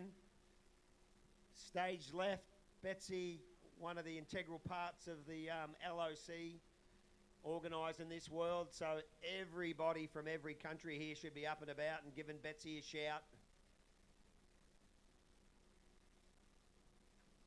She'll be excited to get on the water for the first time in this competition. I don't know, guys. Should we trust Swampy with the timer? He tried to start it about halfway through the pass on that one. He's tough. He's just making them better. This time you want to hit resume, Swamp. That's how you start the timer. Righto, folks. So we're struggling to get the prelims out of the boat right now. We're kind of going off Swampy's timer and expertise here. We have heard he's razor sharp on that thing. He's not going to give you a millimeter, are you, Swampy? No, he says. All right, here comes Betsy, folks. Come on, give her a bit of a shout as she goes past here, the main stage. Come on, Betsy, get yourself out of the wake there. Beautiful. Up onto 2 feet. Here she goes. She sets herself. Oh, nice and clean. Look at that. A little down early on 2. Yeah, she's going good on that one way. A 2-foot cross. She's really doing 1 foot one way and 2 foot's the other, all the way to the end of the lake. So she had 5 crosses, divided how many forwards, how many 2 feet? I think she had 2 1-foots and then 3 step downs converted to 2.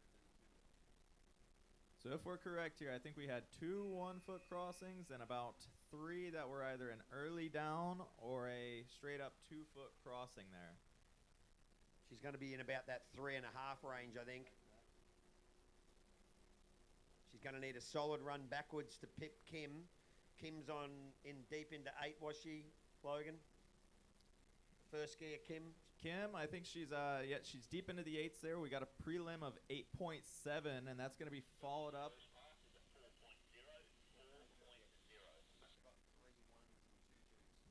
So we got a preliminary score for Betsy on her first pass of a 4.0.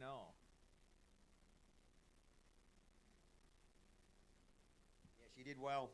I think what she did is she did 3 1-foots, 3 1-foot crosses, 3 2-foot crosses, but the last 2-foot cross was out of time.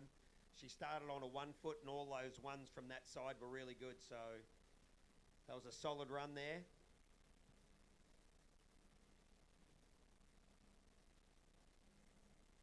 So she probably needs to get, she probably wants to try and get about, she needs at least a 5 here just to feel a little bit safe. So she's going to have to pop a couple of 1-foots in to catch Kim. She rolls over. Plants those feet on the back deep. Looks solid out the driver's side of the boat. Sets herself up. She's going to go any second now. Here she goes. Alrighty, time has gone off. Is it going to get any 1-footers here from Betsy? That's back foot a little bit wide on that 2nd to 3. Solid run from Betsy. I just don't think she's going to get, not going to get Kim in that run for sure. She's going to be a little bit short, and she's just going to have to wait and see how the other skiers, the scores fall as the event goes on, as they'll take, I think 9, would they say 9 through to the next round? 9 go through to the next round. There's 14 total skiers. So I believe anything less, 16 or less, you take 9. If you're 17 or higher, you take 10. So yeah, so right now out of 14 skiers, 9 is going to go through. And so basically in this first group with 2 more skiers, the high score of this group is guaranteed to move forward. And then after that, the rest are going to need help from the top seed skiers. That's the way it's going to work. Am I right, Sandy? That sounds good to me, Swampy. And at the moment, Kim, even though Kim went off the dock first, she's kind of in the box seat. There's probably a little bit of pressure on these last couple of skiers now. You know what I mean? They need to be knocking over, you know, that 8.7 to guarantee they're going to get through. So these last couple of skiers are probably thinking, we need to stand up both passes here. Who is the top seed right now? Is it Kim? All right. And what's the score? Is that official? Well, preliminary official. From the boat. From the boat, Kim has an 8.7. Okay. Followed by Jacqueline with an 8. And then you got Betsy with a 6. You got Tina with a 3.8. All right. So 8.6 right now. That is the score. Terry Larson and Lauren Ehlers, if whoever ends up with the high score will be guaranteed the next round. And if they don't, Swampy, we're just going to have to sit and wait and see if all those girls in the, the top crew get the job done. You know what I mean? So here goes Terry. Nice, solid skier. Yeah, that was a beautiful first cross. Nice and high. They look clean so far. That's 3. Ooh, that was close to a touch on 4. She might have been okay. Beautiful run. Looks like about a 6.2.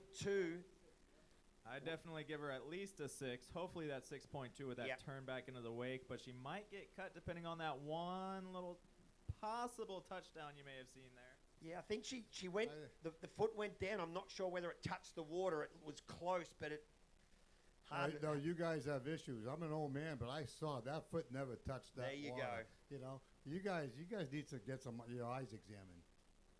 I'm just kidding. I don't think she got cut on it, but I could be wrong. No, it's going to come back at a 6.2, Swampy. Yeah, Swamp, I think you got 2 versus 1 here. I think we're in the right away.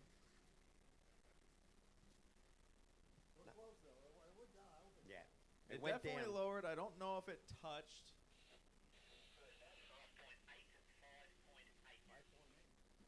So we got a 5.8. I think Swampy needs to get his eyes checked there. No, I think it's time.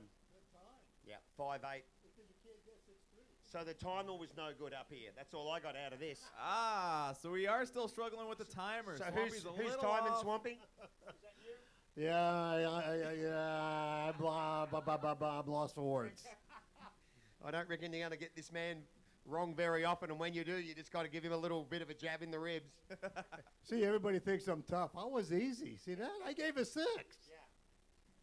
No, so obviously nice and clean there for Terry, 5.8. Solid run. Obviously, she never got cut on that one cross. She lowered the foot a little bit, but in the end, the judges were happy with it. It's just time. We're probably just a little bit late on the timer up here. Solid run. Yep. So she's going to need 5.8. She basically needs a 3. She needs a 3 here. So she needs to get jamming on 2 feet and get 6 crosses, or she needs to pop a couple of 1-foots in here, Logan. She at least needs to get over Kim for the time being, but she's still got Lauren to come in this one too. So I don't think Terry's going to hold back, knowing that Lauren's coming in next. All right, Swampy, make sure you're good with that timer now. There she goes. There's 1. Back on 2 feet. She repeats that a couple of times. Nice. She gets 1 more here. She's probably going to exceed. Oh, there's a touch. Ooh. I'm going to guess she got 2 and 1.5, 3.5 onto that 5.8. It's going to be enough. It's going to be in the mid-9s, I think. I think that'll put her in there. Yep. So she's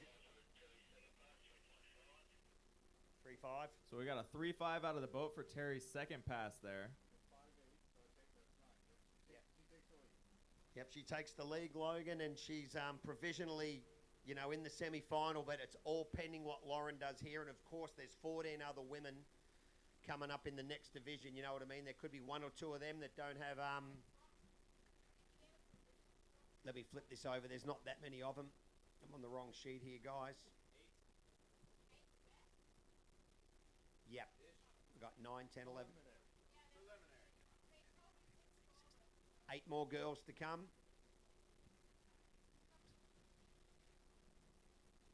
Alrighty, so Lauren needs to go probably mid-9s here to guarantee that she will go into the second round. If she doesn't get it, then it's going to just depend on how the top 8 girls go, and hopefully we want everyone to stand up, of course. As conditions here absolutely lay out beautifully now. The wind's turned to where we want it to be. There potentially could be some jumping on this lake later today if we can just keep things going here, but it all looks good as Team USA looking for Lauren Ehlers, independent skier. Here goes Lauren. She's doing a front pass first. I'm guessing, Swampy, she's probably going to get in 6+ forwards crosses here would be her goal. Oh, there's a touch on one, bit shaky. That one looked okay. And another one, the first one was shaky, but now they're starting to look good. She's into the groove. Beautiful. Nice. I say 5.7. 5.7. That's my guess. 6.2 with a cut. Yeah. Is that it? Yeah, I just. Somewhere there anyway. Somewhere between a 5.8 and a 6.2. Yeah, gotcha. Yep. Swampy's adding it up as he goes. I'm not that smart. I just add it all up and then take whatever off. He's. And would you look at that? Swampy's got his game back on. We got a 5.7 out of the boat there for Lauren's first pass. You want my book? I want my book. Nah, you're fine. I'll give it to you. She's giving us another one. She's giving us an updated one. Cool. Here. Alrighty. No. I much prefer the updated version. So 5.7, Logan. I think Terry did a 5.8 forward, so Lauren here is just going to have to slightly get a little bit more than Terry on this run to guarantee her spot. What did Terry do in her second pass score? Was it a 3.5? 3.5. She got 9.3. Yep. So Lauren needs she needs a 3.6 to tie Terry, or a 3.7 just to get 0.1 in one of ahead of her. Swampy. It's like it's tight, really tight. So Lauren did a 5.7, Terry did a 5.8. So Lauren needs to get 0.1 or 0.2 more to guarantee it. Hey, it might be all right if they tie, hey? And then all the top 8 girls, I think they take the tie in. I think they take the 10. I'm not sure whether they have a runoff or not. That's something we might have to check, but it could come down to 0.1 here for sure. I'm going to guess that they're not going to have a runoff. They'll take 10. That's my guess.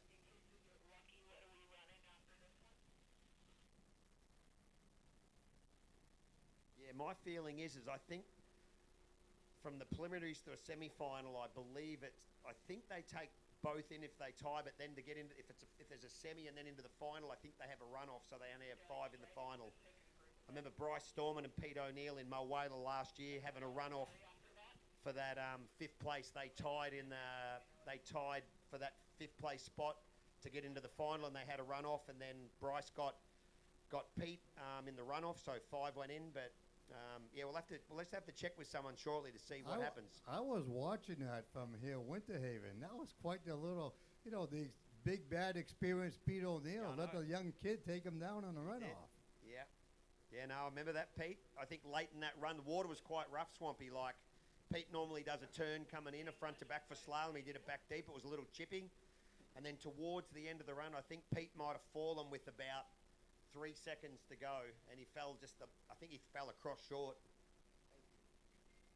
Alrighty, here she goes, Lauren Ealer. She's looking for more than a 3.5, guys. Beautiful first cross. Riding them down the wake. I don't think there's any question on those two. She gets this one here. That's 4. 5. Great run. I think she's done enough, Swampy. I think she's going to be over 5. That was awesome. There might have been one there that may have been a little early, but I think overall, I think Lauren might have just got Terry. So Terry's just going to be she's going to be sitting in the hot seat for a little. So we got a 5.6 out of the boat for Lauren's second pass there. Yeah, that's awesome, Logan. So unofficially, she'll go through as a part of that 9, and Terry Larson's basically in the hot seat. Terry will be waiting to see what all the other girls do. Out of the top 8, Terry needs someone to do, you know what I mean, 1 less than her. Yep. 0.1. Yep. Lauren guaranteed a spot in the next round number 2. Yes. And the great job, and like you said, Terry needs help. She needs one person to drop below her. Correct. All right. So, anyways, next after the open women's, we're going to have the under 23 girls. And then after the under 23 girls, we are going to have the junior girls slalom. So just to let everyone know, following the open women's slalom will be the under 23 and then the junior girls. And I think we got some results here. I think that's what they just gave me. They did. All right, slalom. Under 23 men's slalom. Let's take a look at this. Sandy, they got 17. Let me know if the ski is coming out. Nope, it's a leveling pass. Okay, 17, which means they take 9. So the cutoff, go ahead, read that off there, Sandy. We're going to start it. What we'll do, Swamp, we'll get everyone a bit of a mention here. 17th place, Simon Sickinger from Canada with a 5-1. 16th, Will Hamilton with a 5-6 from Australia. New Zealand, Mitchell Rush with a 5-9. Nolan Goddard from Canada with a 6-7 in 14th. In 13th, Henry Sullivan with an 8-6 from GB. 12th position, Mathis Laier from Canada, 8.95. In 11th position, Tom Roberts from Australia with a 9.2. In 10th, with a 10.8 from New Zealand, James Maguire. And first into the next round is Toby Kelly with a 12.1 from New Zealand. 8th place, Harry Hogan with a 12.2 from Australia. From Great Britain, Ben Sullivan with a 13. In 6th place, after an unbelievable 10 forwards and then a fall backwards, Swampy, Fletcher Ball snuck in with a, well, not snuck in, his midfield with a 13.3. I think he would have got in just with his forward pass, huh? Or close to it. He was pretty close, mate, let me tell you. This bloke will be stoked. 13.6. Toby Duncan, great independent skier from Australia, 13.6. Will Lee in 4th from New Zealand with a 15.2. In 15.6 from Team USA, Carter Bowman. And then 15.7, TJ Russo from Australia. And the top seed going into the second round, which will be the final, 16.4, Team USA, Brett Swambaum. So that's some pretty good skiing there, Swampy. Fletcher's definitely going to be a prover in the second round. You know what I mean? But there's some of those other guys will improve, but he's probably the one to watch out for because he'll push towards the top if he stands up. And it'll be a solid final, mate. And you know what? That's also important for the overall, right? Because Yes. it's going to be a competition to TJ, Brett, Swambaum, and, of course, Fletcher, you know, your Australian redneck, you know? Yeah, he's cool. He's very cool, Fletcher. You know, it's going to be a battle for the overall. Yeah, well, to be honest, Swamp, with Fletcher's only skiing in slalom in under 23s. He hasn't entered jumping tricks. He's really focused on the open.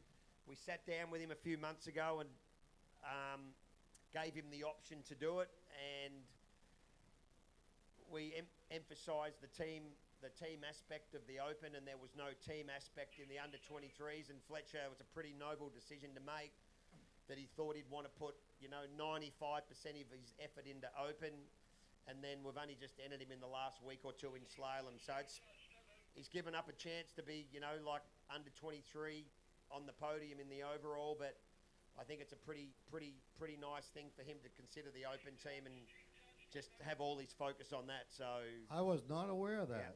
Wow. Well, my hat's off to him. That was, Say, did you have any influence on that? Hey? Did you have any influence on that? Oh, yeah, we chatted to him about it, you know what I mean? And we had a big chat about the fact that when you ski a competition and you ski in 2 competitions at one time, it can wear you down. It could affect either division.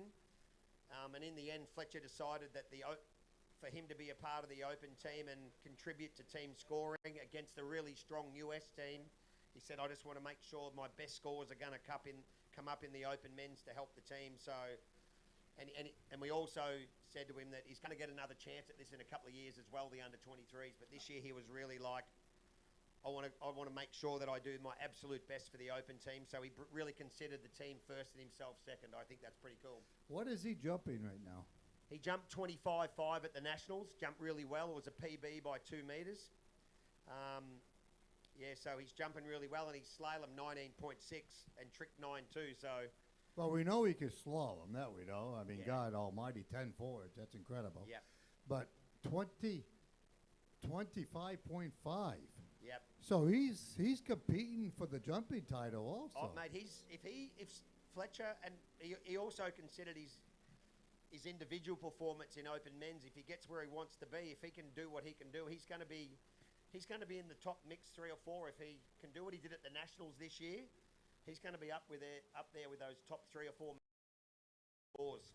Because he did pull off the upset in Australia. He's the Australian national champion, right? Yep. I think that caught everybody off guard. He tricked. It didn't catch me off guard. I was skiing with him in the few months before, and I'm like, Fletcher's never spent a lot of time on the jump because Fletcher had to travel over to Pete's place an hour and a half to do some jumping.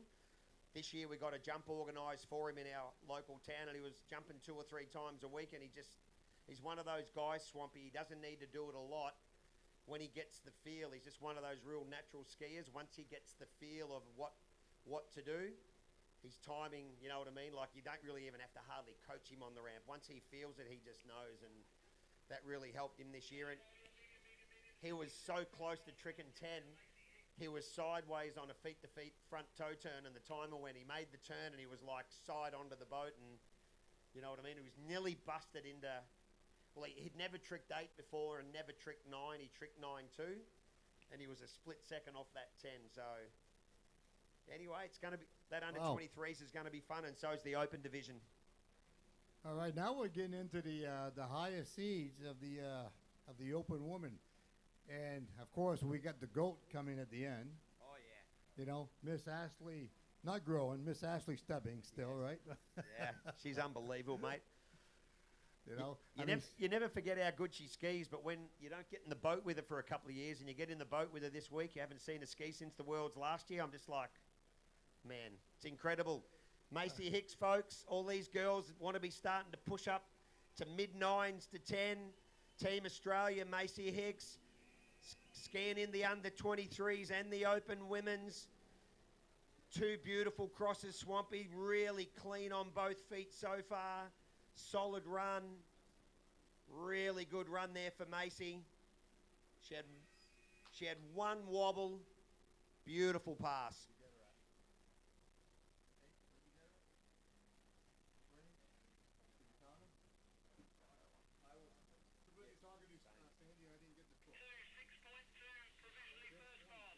Oh, Luke Vandenheuvel hit it right on the head, 6.2. Well done, Luke.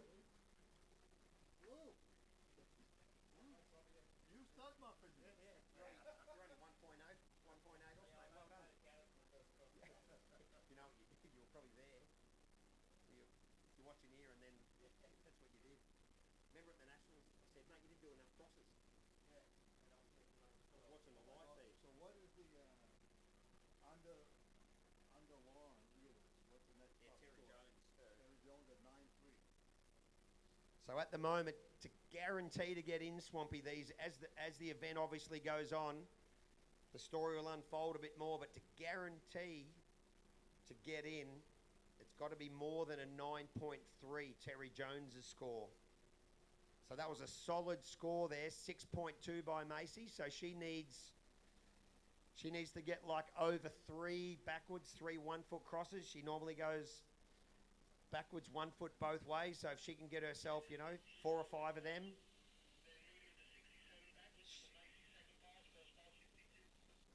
Yep, she'll get herself into that second round, which is going to be the final for the under 23s. Remember, guys, it was announced this morning the under 23s and juniors are only going to do 2 rounds of competition at the World. So anyone who qualifies here, they're actually going into the final, not the semi-final.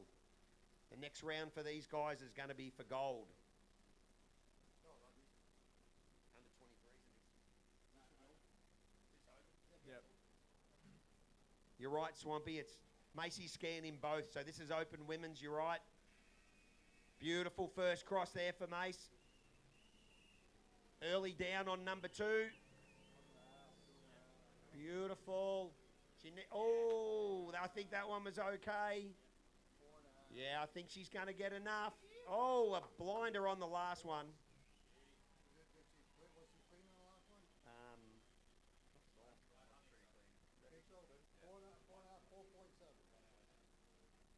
Swampy's calling 4-7. I'm calling this as like it's under 23s.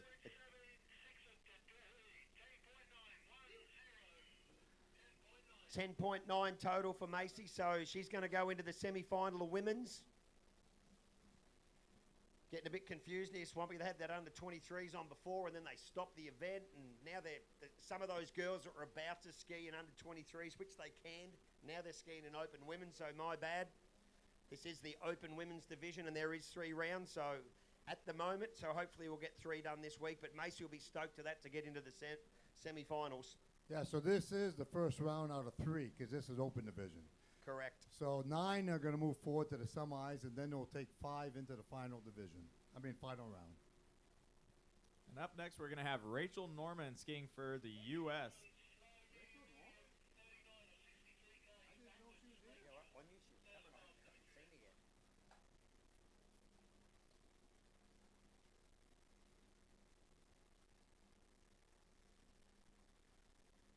Rachel's been around for a long time.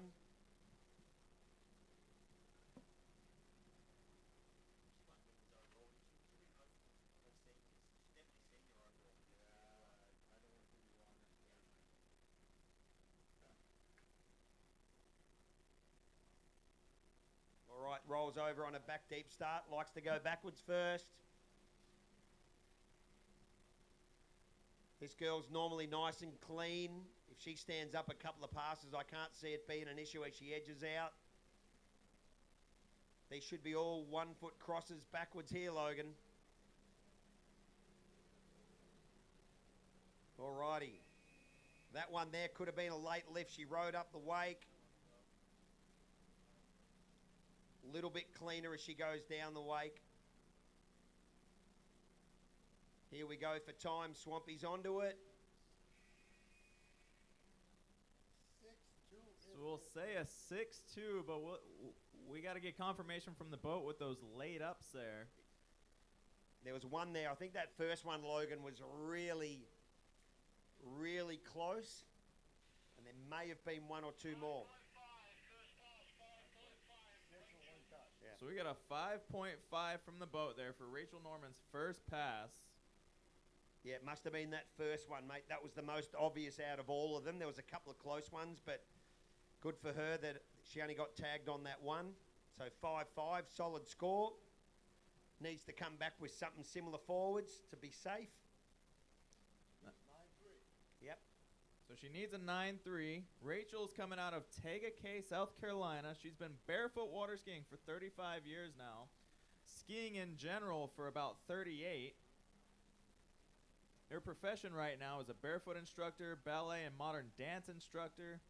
And one of her sponsors right now is the World Barefoot Center, Barefoot International, and of course, you can't forget about family and friends that support you along the way. Outside of barefoot water skiing, she enjoys going to church, choreographing dance and gymnastics routines, and following healthy diets and remedies. Swampy's claiming to be doing the same. I don't know if we can say that, but we'll roll with it. And some of her highest career highlights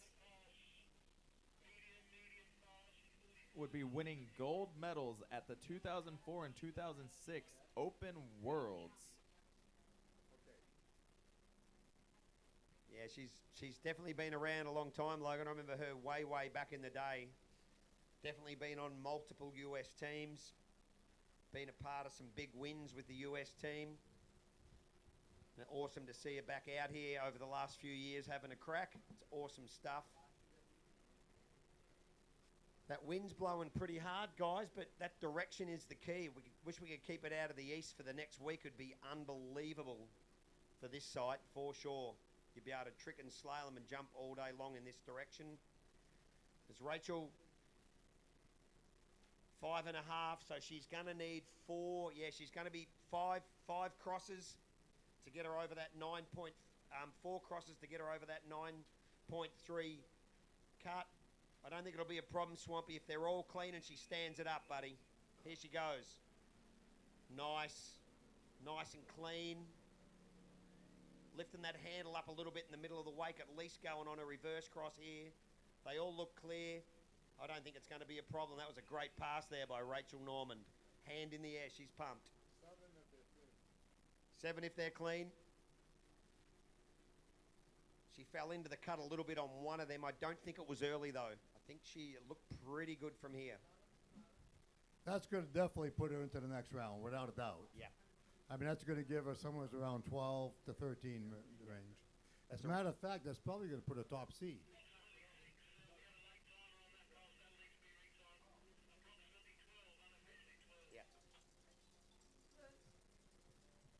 You're right, Swampy. They need to retime that run. There was an issue with the timer in the boat, but I think they had a guess at around about maybe a 6.5 for a 12. So plenty of room there for her to improve, but she's going to get into that next round without too much trouble. So that was a beautiful run for Miss Norman there. Nice, clean all the way across. I think that 12 is going to keep her in a pretty good, tight spot. I don't think we've seen Becky. I can't recall her. I know she skied in Canada, I think, in 2018, but not sure whether we saw her in Mulwala last year. Can't recall seeing Becky then. I met her for the first time up in Napanee there. So Becky, she's out of Prince Edward County in Ontario, Canada. She's going on 33 years of age right now. She's been barefooting for 28 years, skiing in general for 29. She's a physiotherapist and a clinic owner, and she does live active physio. Alrighty, Team Canada. As Becky edges out of the wake. All these girls need to be nice and clean here if they're doing 5 to 6 crosses and the same backwards. A little bit shaky through the middle of the wake on that reverse cross going this way. Handles coming up a little. Solid though, they all look pretty clean to me. Beautiful run there.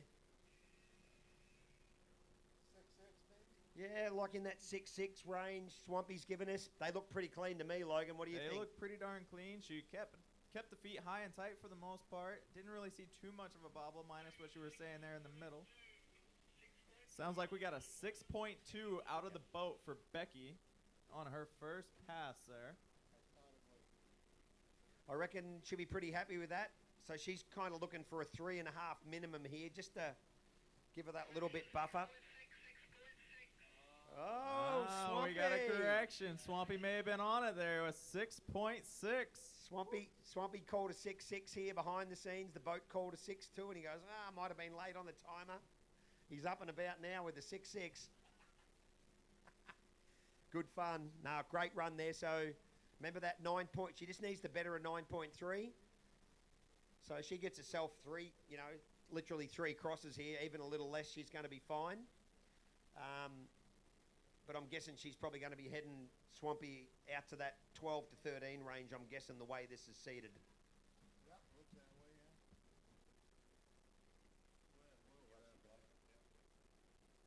They need to put their seeding scores. Remember they used to have a seed score here. You know what I mean? Gives you an idea then. All right, so Terry Jones is still hoping. Yeah, the girls in this division are doing really well here, Logan. They're, like we said before, Terry's basically, if you add these 8 girls in automatically, she's in 10th position. So she needs someone here with a few bobbles in their runs. It may not happen though, because I think if all these girls' PBs are in excess of 12 or 13, there's going to have to be a fall somewhere. You know what I mean? They've obviously all skied pretty clean as Becky comes in. And I'm sure Terry's not wishing for that. She wants all these girls to stand up and the best 9 ladies go through. So Becky nice and clean outside the wake on a second pass. We're going to keep a real close eye on these 1-foot crosses. Puts the second one down, hard dip. That looked okay. Now she's into a groove. Yeah, I think she's done enough. She dropped, there was a couple of legitimate drops in the wake there, but I think she had enough speed to push her up. Around about 5, Swampy's thinking. Yeah, that looked pretty clean, minus a couple of those guys. Other than that, she looked pretty solid out there. That 5, I think, is going to be pretty solid. We'll wait to see what the boat says here.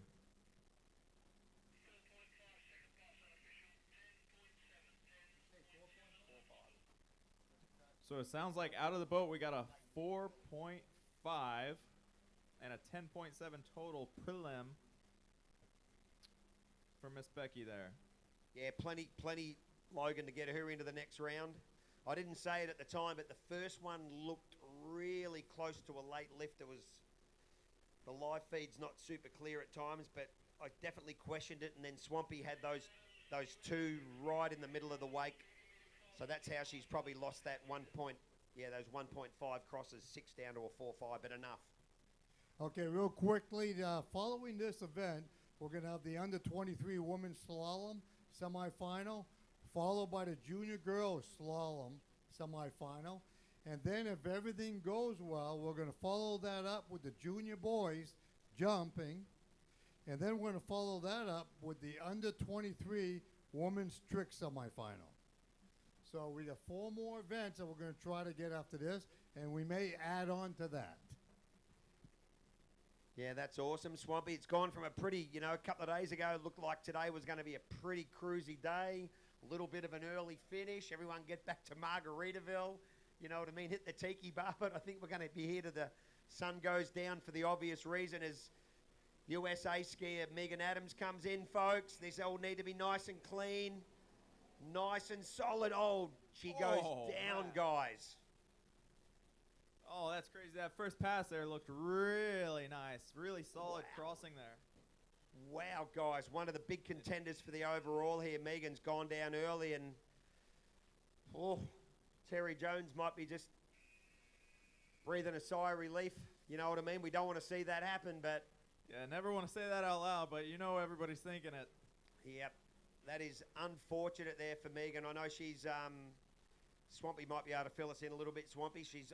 I saw some scores for the Nationals. She'd be a real contender in the overall. I know she jumps really well, right? I don't really know Megan that well, but I saw her ski really well there, and I sort of thought in my head she's going to be a contender both in the women's and under 23s. Yeah, this is going to hurt her, obviously, for the overall. I mean, it knocks her out, obviously, because she's not going to make the next round. But this is a weak event. Yeah. She's very solid in jumping. She jumps consistently 11, 12 meters. Yeah. Trick, she's learned her 4 180s, so she does all 4 turns. So she's broken the under 23 trick record, and she's tricked over 3,000 points a couple times. But slalom is the one event which she has been struggling at. So, I mean, it's too bad, but this is her weak event. Yeah. Yeah, it's definitely going to hurt her in the overall. And she's more of a hotter, she's under 23 as well, Swampy, so she's more of a hotter chance in that division, to win the overall. You've obviously got Ash Kate and a couple of other girls that are a little bit older. So, she's going to have a chance to bounce back in the under 23s, but she's certainly going to be disappointed. I've done that a couple of times at a Worlds in the first round when I was young. It's not fun, you know what I mean? She's going to have to collect everything together after this event to go forward, and she'll get a team behind her, and hopefully she'll bounce back, and that's the last time we see her hit the deck. But unless it's a freak of nature, I mean, all these open women for the overall fight for number 2 spot. Yeah. I mean, you got Ashley Stebbings. I mean, unless there's something freak of nature happens. Yep. I mean, Ashley can trick, 7, 8, 9, 10,000 points and jumps inverted and slaloms 18, Yeah. I mean, these girls are fighting for number 2 and number 3. 100%, mate. Absolutely. So I guess if she was going to go down in any division or any event, possibly maybe a little better in the open women's and the under 23s where she's have a real crack.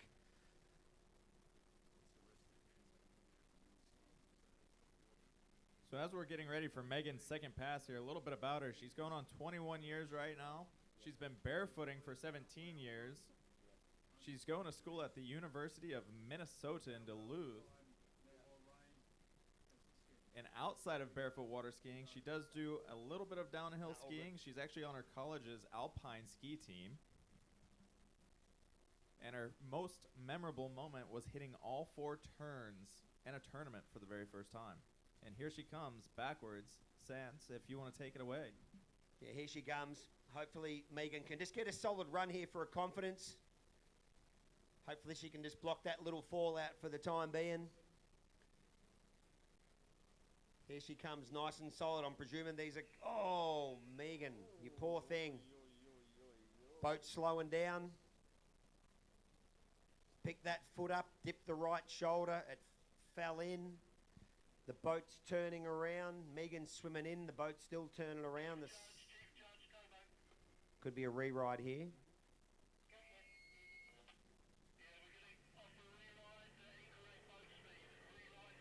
Alrighty, great news for Megan Adams. She's going to go to the end of the course. Be given a reride on incorrect boat speed. So you don't want to see that happen for any reason, but I guess if it's going to happen and you get a reride, I guess there's a little bonus there, but that won't do her confidence any good. But hopefully she can go down the end of the lake and just come back, Swampy, with a nice 5 or 6 1-foot pass. And then we're going to have, guys, we're going to get into those top 4 seeds: Elena McClung, Kelly Blank, Faith Dix, and Ashley Stebbings after Megan. I mean, basically for Megan, she needs a good back pass here just to regain her confidence, so, you know, for the under 23 division, you know, because she still has the under 23 division, and she's definitely competitive for the overall for that. But a good, solid back slalom pass here would do a big boost for her confidence.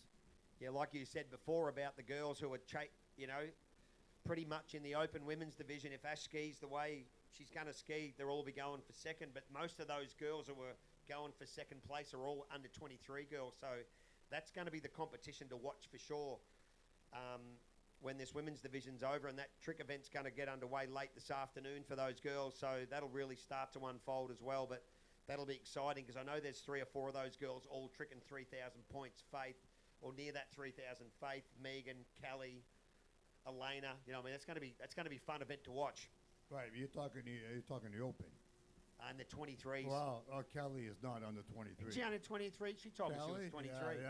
Yeah, she's under 23, all right. I think she's under 43. There's going to be 2 or 3 of them there going for that. Yeah, could be some records broke. If that competition's tight between a couple of those girls, there could be some records broken. You know, I mean, you might have to break a record to win it. If they got good conditions, you know, some of these girls are turning now. So, you know, they get the 4 turns, 3 turns, the 180s. They're up around $3,000. I know Kelly, the one that you think is under 23, but she's under 43. You know, you'll see her in open here at some point in time. That's you it. Know, she could trick in the mid-3s if she puts her stuff together, you know. Yep, well, did I see both her and Megan this year? I saw those videos from WBC doing the 4 turns on the boom and then the 4 turns behind the boat for the first time. Was that both of the girls? No, once again, you're giving Kelly too much credit. What's going on with you and Kelly? All right? Kelly's got 2 turns, all right? She got 2? Oh, yeah, she's got 2. You know, you think she's under 23. You think she's doing 4 turns. All right, I'm going to have to talk with your wife here, you know? I can't wait till she comes out this afternoon and does those 4 turns in the under 23s. All right, come on, folks, get behind Megan here. She needs to come in. She needs a confidence-boosting run here. Nice and smooth. That is a beautiful first cross. Little bit sketchy on number 2. She's nice and tight on both sides, but pretty clean.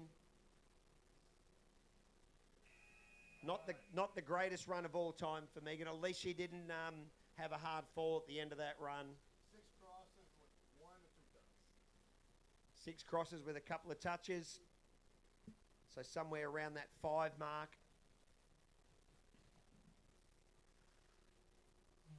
Elena McClung. What can you tell us about her there, Sanji? Yeah, she's skiing well, Elena. Good solid skier. She'll be definitely in that mix here for a podium spot. 6.1 provisional score there, so must have got tagged on 1. Yeah, maybe what you think 1, 6-1 or 2. She might have got tagged on the.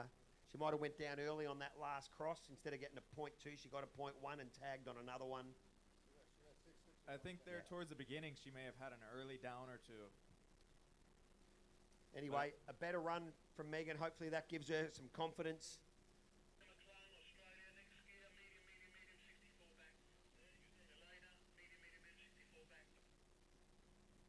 At a guess, I think Swampy Elena's PB's in that 13, that sort of 12 and a half to 14 range in that, you know what I mean? Sort of that 6 or 7 forward and back, depending on whether she's clean or not.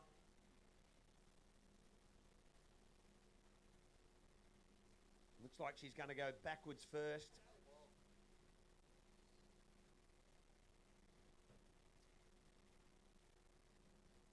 She's normally pretty solid both ways.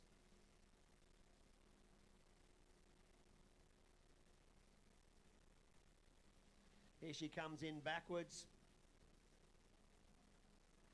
Elena McClung, Team Australia. Here she goes, feet nice and close together.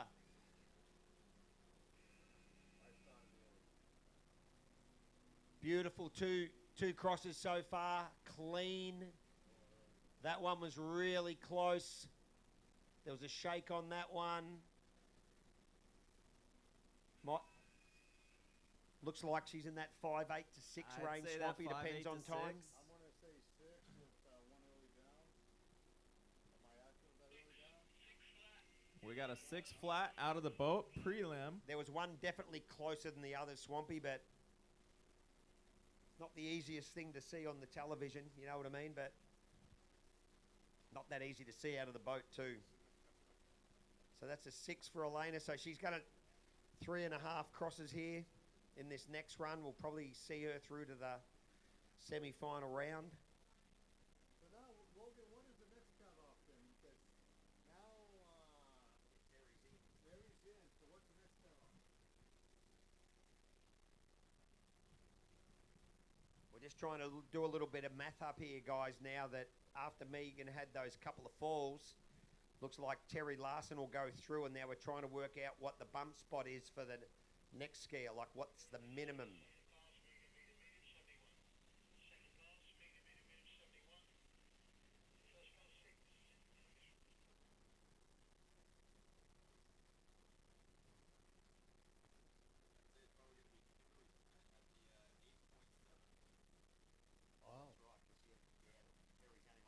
So it looks like 8.7 is now the cutoff, and Elena just got what, 6? Yeah.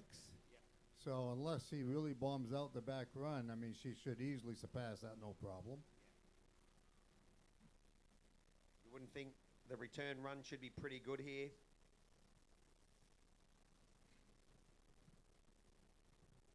So with a 6, she only really needs 3 here. Swampy, you know, like she does 3 clean 1-foot crosses, that's going to give her a 9. But she'll definitely be looking for more than that, I'm thinking. She's going to be looking for a 6 or a 7 to get up around that 12 to 13. A solid couple of crosses. That's probably put her into the semi-final already. Yeah, now that will do it. These are all bonus points for the overall. 6. I'm going to say about 6, roughly 6-2. I'm going to say 6-2. That's easily going to move her forward. Okay. Now, while we're waiting for the prelim, Sandy, you know who's next? Who's next? Your girl. Kelly Blank, not Your under girl, 23. Kelly Blank. That's funny. The girl that's under 23. And they can do all 4 turns.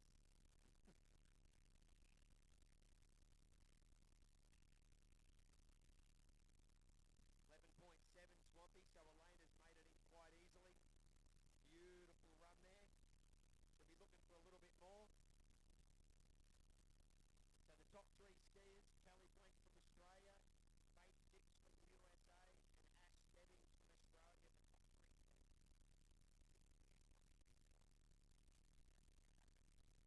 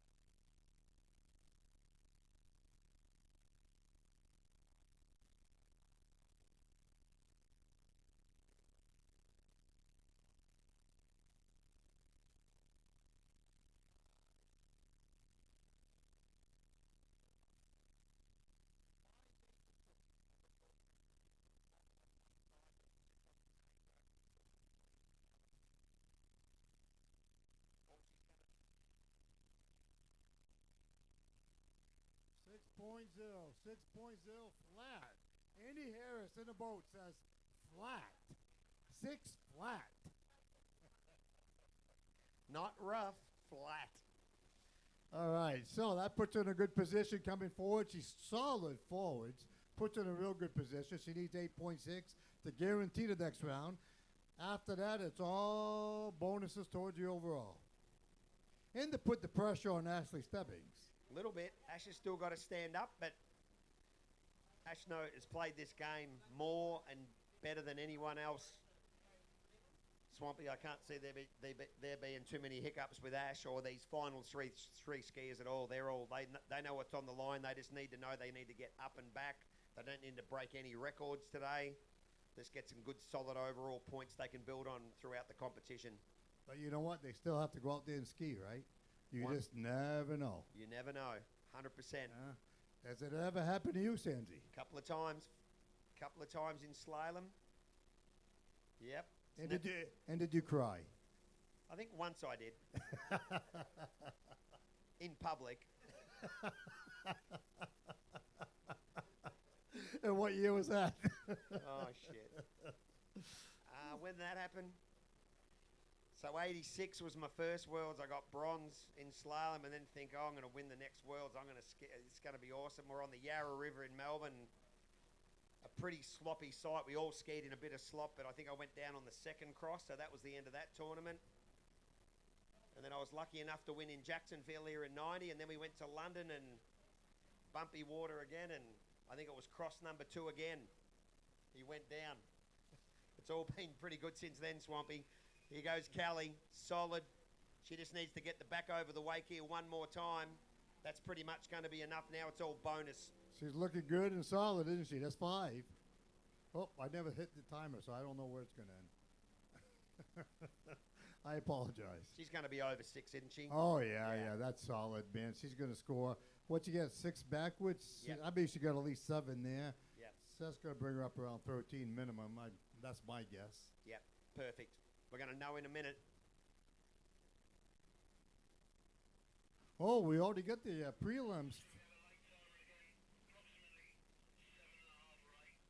7.5. That's 8 with a cut. Just they said.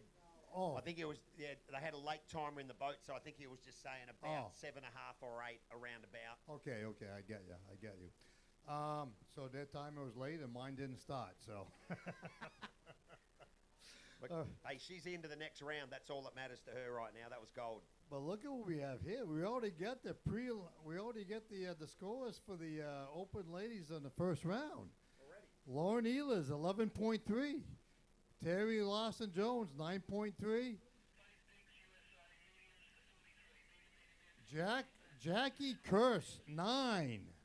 Jackie Kirsch 9. So she's in the number 3 spot. So 9 is the cutoff.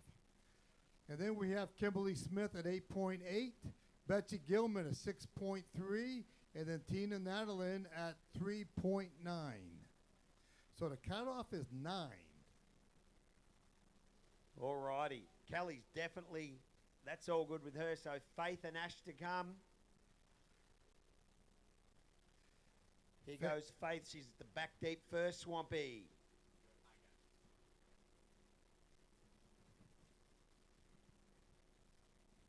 All righty, here goes Faith. I'll let you call this one Swampy, US skier. Did you start the timer, Logan?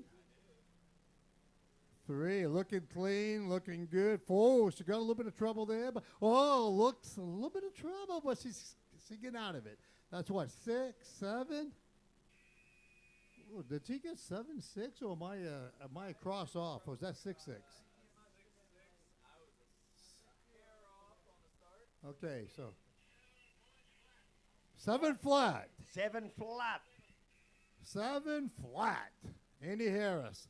But, boy, I'll tell you what, Sandy, she was leaning a little bit. You know, she was dipping a little bit. She almost got in trouble in 2 of those crosses. Yeah, she did. The problem is, Swampy, when they dip that shoulder and you land heavy on that outside foot, you see that happen often. You know what I mean? When that shoulder gets they get a little bit of unexpected speed, a bit of handle pull, dip. that changeover can be sketchy. But hey, it might have been her show ski and got her out of trouble there. She's got excellent balance. Seen her on a swivel ski. You know what I mean? I've seen her into trouble plenty of times when I've been watching some of her Insta stuff with that show team. And yeah, that was pretty good recovery, to be honest. It is, you know, and there's a lot of skiers that do that backwards, you know, but KSO used to do that. But what happened is that he was able to square up.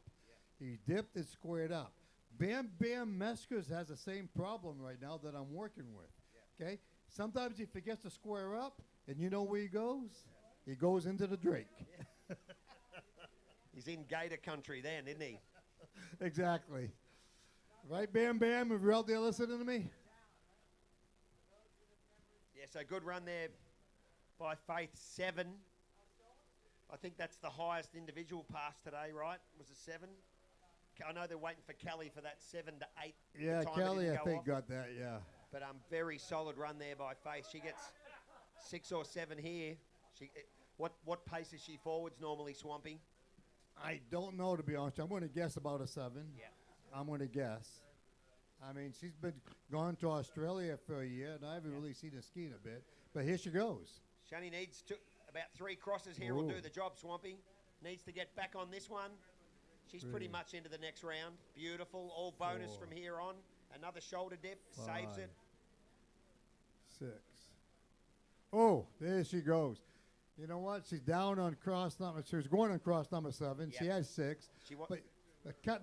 There was 2 transitions there. She struggled on that transition. She did, and it finally caught up with her at the end. But she's probably only lost maybe a point or half, maybe a touch on that one because she fell, and then she might have got a transition back on the other side. But she did what she had to do. It hasn't done too much damage. Round 1. No. All right. So next on the water, you know, her name in the barefooting world is Ashley Stebbings. I know, you know, outside the barefooting world, her name is now Ashley Groen. But when she is on the water, her name is still Ashley Stebbings. And I hate to admit this, but she's a goddamn Australian. She's an Aussie. But I'll tell you what, man, this is the GOAT. She is the GOAT. G-O-A-T, the greatest of all time. No other woman barefooters even come close to accomplishing what she has. She's got more gold medals, more world championship titles, and she currently holds all 3 world records. Yeah, it's unbelievable. And she's obviously the women's GOAT, Swampy, but she's absolutely in the talk of being the greatest of all time, period. Men, women, all the above. She's in that conversation as well. Women's hands down. She's in that conversation, you know what I mean? Like of all time. Unbelievable what she's done. Look at her trick scores compared to the men. Like, you add up her best scores, mate, in every division. She's probably on the podium in every Worlds in open men's. You know what I mean? She currently holds the world record in tricks with over 10,000 points. Yeah, I know. It's crazy. Here she goes, folks. Ash has been in a bit of a cruise mode this week. Training just makes it look super easy. Just needs a nice, solid run here, Swampy, of about 9. Doesn't need any more. She's capable of getting 10. Yes, she is. The key for her is to keep her feet really close together in the transition. And that's what, cross number 5, I believe? 6. Look at her. She makes it look so easy. Yeah. What's a 7, 8? Am I right? No, that must have been 9. Yeah, that's 9. That's 9. So an easy 9. She was in cruise control. You know, I mean, honestly, I've seen her do 10 plenty of times backwards. 9 flat from the GAM. 9 flat. Yeah, from Andy Harris. 9 flat. So all she needs here on this run, Swampy, is pretty much half a point, and she's in. You know what I mean? Needs to cross the wake, and then she can turn the screws a little bit. She knows what to do. This is not going to be a problem for her. Well, the cutoff is 9, right? She's got 9? All right, so half a cross, she's in. Yeah. Oh, yes, we can. Oh, they...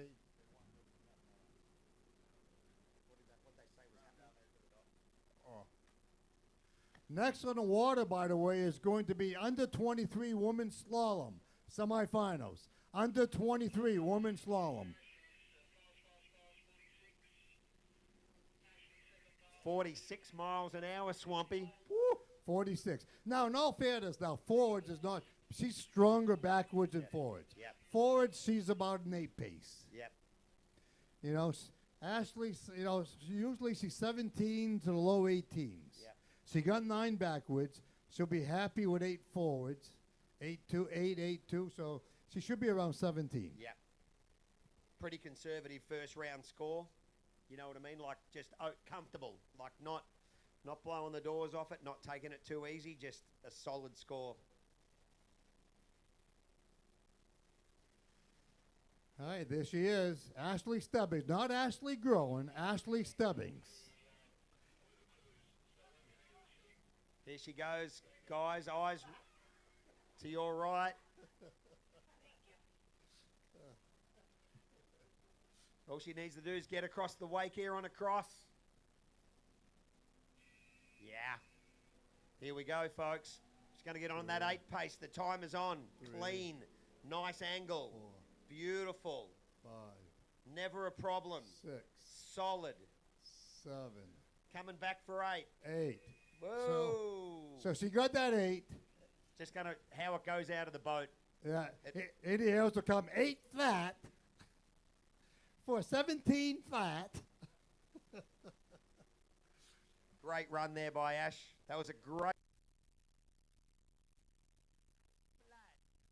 Flat from Andy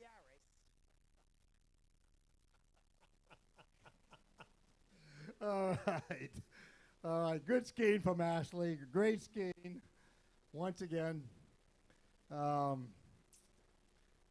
think the cutoff is going to be, it's not official now. This is not official, but I think it's going to be with Terry Jones. I think it's Terry Jones at that 9. Was she 9.3 or 7? Yeah, 9-3, yeah. Yep. Yeah. Yep. Lauren will get in. Lauren will get in. And then the 9th place will be Terry. Unreal. That was a good event. I think we pretty much only had that one little mishap from Megan. It was a pretty good stand-up session there, Swampy. I think all those girls will be fairly happy. Yep. I think they all skied well. Megan had that one disappointment. Yep. It happens. That's part of the sport. You know, you get 2 15-second passes. You got one shot. Yep. Bingo, you're on your bare feet. There's no room for forgiveness. Yep. One little hitch and you're gone. Yep. You know, it's happened to the best of them. Yep, and it's not worth analysing, you know what I mean? It's just, you just take it as, it's just one of them things that happen to us, happens to all of us. It might be in a competition, it might be in practice, but sometimes you just brush it off and get ready to go again. You got to move on, baby. Move on, right? All right. So look at the crowd we're getting here. Everybody's coming out of the woodwork again. Hey, there's Wayne from Canada. Look at his lovely wife. Look at that. Look at all the people along the shoreline. We have no open men's skiing today. You're not skiing today, Sandy, are you? No Not- skiing. Not at all. Nah. No jumping. Are you jumping this No. event? Slalom only for me. Just slalom? Just slalom. No, that's it. I just You- come here to visit people and say hi. Say just hi. thought I'd slalom while I'm at it. I know, but you could still win the slalom event. I mean, you know, you're still a big dog, man. Nah, What- I'm not getting any quicker, Swampy, and the problem is all these young kids that were 3 or 4 years ago that I was kind of just always going, hey, Uh-huh. you're letting the old man beat you. I know Well- that backwards. You can cook that backwards, man. Yeah, I'm probably a little like Ash. I'm probably, my backwards Yeah. can mix it with some of the best, but my forwards, if I get my forwards going, I'm all right. But I'm happy to see some of my younger boys starting to kick my butt. You know what I mean? It's good, like Fletcher and Luke Van and Hoover are skiing really well. Yeah, I think you're lowballing a little bit. You know. No, it's all good. I remember back in the old days, Sandy, there was a flame behind you when you were going backwards. Now it's just a puff of black smoke, mate.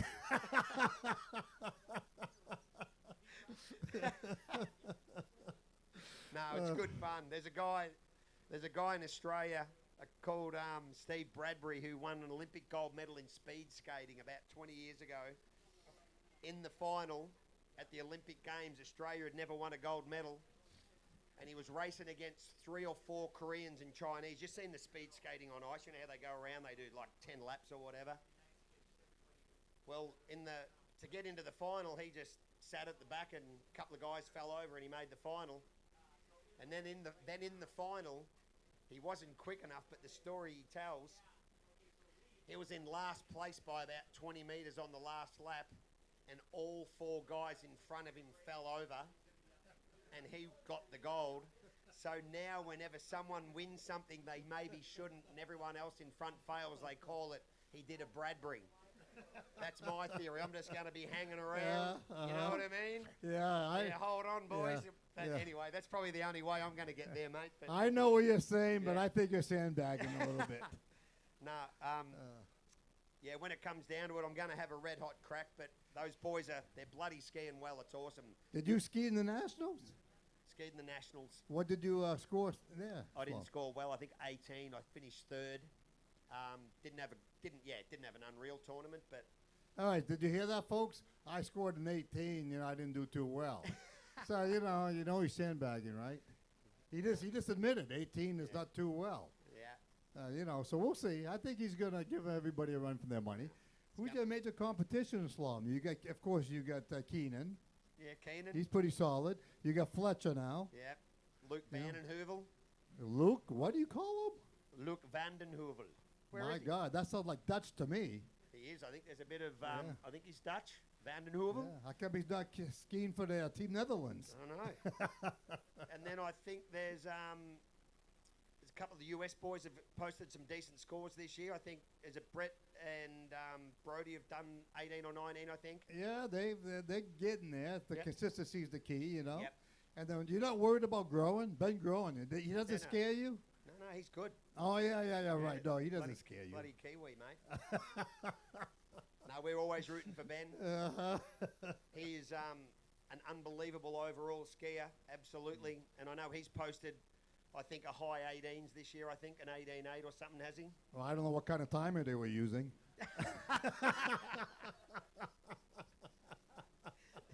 Anything, Obviously a late one by the sound of it.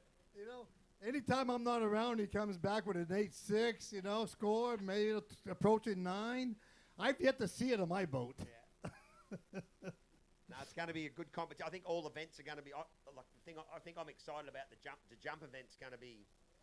That's going to be a fun event. I know there's German Kenneth. Is it Kenneth? Kenny Yeah. from Germany. 26. I Yeah. think it's been a while since a European. Mario Moser in 96. I know he won. Yeah. It's been a little while, but it'd be pretty cool to see a European guy up there launching into that 25 to 26 range. And you got Tom Heaps from the Yep. UK. Yep. He's another one that can get up to over 25. Yep. Yeah. I looked at that standings list the other day, the jump, and I'm like, whoa, how many guys are jumping over 25 metres on that list? Yeah, jumping is good. Jumping is really the wild card. That's where you have a bunch of guys Yep. that you don't know who's going to deliver. Correct. You got Groen that can jump over 25. You got Kenny from Germany. You got Heaps. Yep. The Australians got a bunch of guys, I think, that are up there that can do it. Yep. You're not one of them, though, Sanji. I'm not one of them. No, huh? Nah, that's all good. Now, after the Canada, I jumped at the Worlds in Canada, and then skied at the Nationals in January of 2020, and jumped before COVID hit, and then the body's just sort of saying no, don't do it. So just to still be a part of it, it's just easier for me just to slalom and not put the body at risk. You know what I mean? So then I can come and enjoy this, mate. You know what I mean? I don't. I like to bust your butt a little bit, but I know, no, I absolutely. You can give it to me as How much old as are you you want, now? mate. You're 35? That's it. 35. No, I know. I remember KSO when he got into his late 30s, and David Small. They'd have a hard time walking. I can't jump no more. My body can't take it no more. I can't do all these tricks. The only thing they were willing to do is slalom. Yeah, someone was saying the other day they saw Keith, might have been in Canada somewhere, like in the spa warming up, trying to get his body going, and then 6 years later, that is me. That's what they said. You know what I mean? They don't get it till it happens. Absolutely. But it's fun. How about Benny Franks? How's he jumping? Good. Benny's jumping well. He had a good nationals, Benny. I think he slalomed 16, tricked 6,000 odd, and jumped 24 and a half or something. He's a good, consistent skier, Benny. he's a backup score for us in a couple of events. You know So what I mean? he's up there around 24, 25. Yeah, he could potentially score for the team in jump, and he's definitely a backup score in tricks as well. He consistently is sort of hitting that between 6 and 7 grand mark. You know what I mean? Because that's the event that we lack a little bit in tricks. Now Pagey's not here. You know, we've got Keenan and then Fletcher, and then we sort of step away a little bit compared to your guy. You guys have got like 3 guys, you know, over that 10,000 points. So we've done a few calculations, and Benny, you know what I mean, he's just a good, you know, it's not a 10,000 point thing, but he's just a good solid skier. Normally always hits the marks, and yeah, he's a good kid. You know what Benny's like, just everyone loves him. He's been awesome with the junior team on this trip, hanging out with them and giving them some encouragement, and I always love spending time with Benny. And I remember in Canada that when he bloody Keenan, I remember the jump event there, remember? I think Keith was in second and Keenan was jumping, and Franksy was in third, and then Keenan went and tied Keith for second. And then Franksy got the flick off the podium because they don't give a medal out for a tie, you know what I mean, that third spot, and we all felt bad. And we're going, you could have tied Franksy, not Keith. So we were disappointed for Benny back in Canada, just missing out on that podium. So he technically finished in third. He had the third best jump in the final, but unfortunately there was a couple of guys tie for silver, but he's going well. As we look towards the next event, I better go and get back down on the dock and see some of my skiers. Swampy. Are you leaving me for Sandy? Thanks for having me, mate. Geez, of course, so much fun, you know. Yeah, I'll come back and hang out with you during the event. Looking forward to spending some more time with you guys up here, and got some team commitments now, mate, so I'll disappear and we'll talk later. All right, Sanji, thank you so much, buddy. The old legend, Sanji. You're going to see him Thursday night, Legends Night. Yeah. He's one of these legends. Thanks, buddy.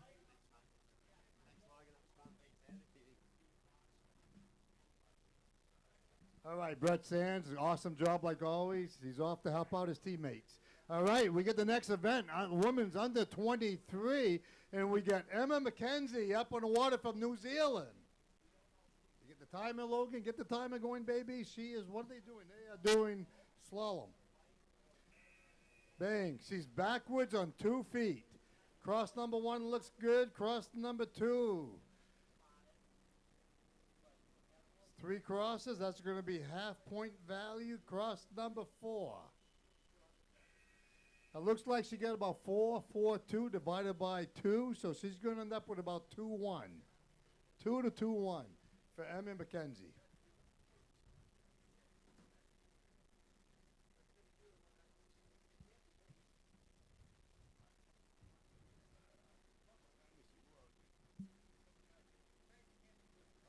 Pick it up again. Hopefully it goes in the right direction.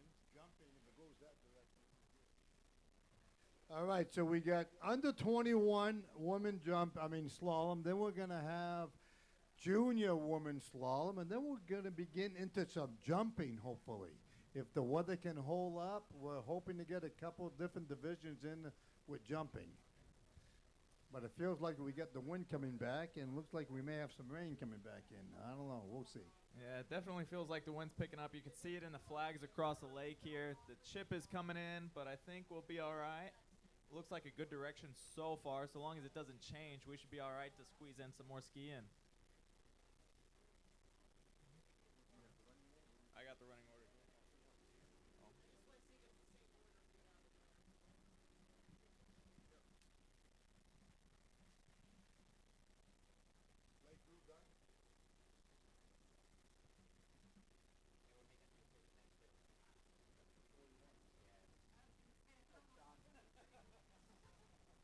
All right, it's 2:41. Hopefully we can get some jumping in later. That would be awesome. We're praying for it. We need to get as much in as possible today. We're waiting for Emma's second run.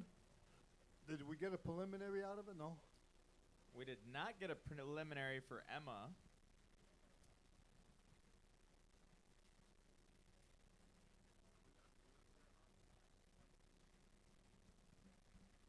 So how many we get in that order, Logan? What's under 23? We got what?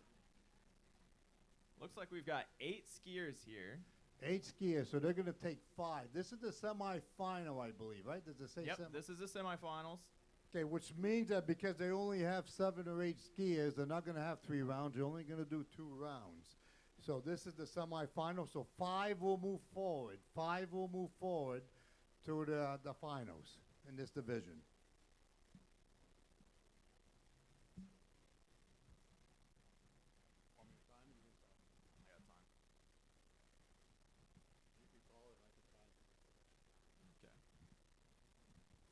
Alrighty, so we've got her settled up in the curl here. Emma's coming through for her second pass, making her first cross here. It's going to be 2-foot crossings, a 1. That's going to get downgraded to a 2. 3. 4. She's trying to pick up that foot on that one side. 5. That looks like a 5 pace. We'll see what it gets cut down to. About a 2.5. We are still waiting on a preliminary score for her front pass there.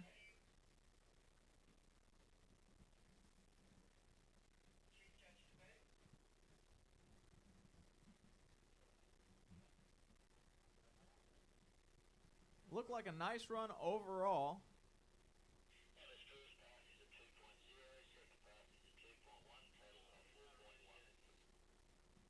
4.1. 4.1 for Emma. That's her preliminary score. That's a score to beat currently. They're going to take 5. The top 5 scores will move on to the finals for the end of 23. And we've got our next skier going to be Celine. She's coming from the Belgium team.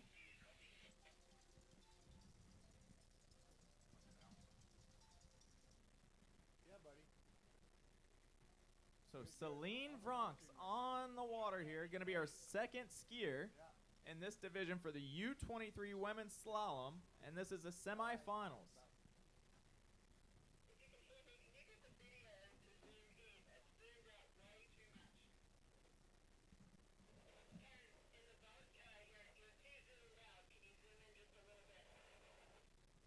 All right, so we got Celine France from Belgium.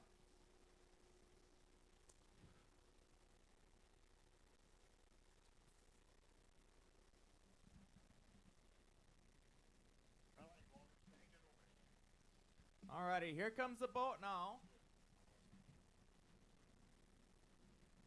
She's getting set up in the curl. She's up and standing. And here we go. We've got cross number 1. She's going to be crossing on 1 foot here. Cross number 2, a little bit of a bobble, but looks steady overall. 3. Ooh, we had an early set down there on pass number 4. 5 looks good. She stopped and she still had time. I don't know why I think she stopped with a little bit of time left on the board. So that might, that's a 5 pace. Going to have a cut there. Well, she definitely has 1, maybe 2 early touchdowns.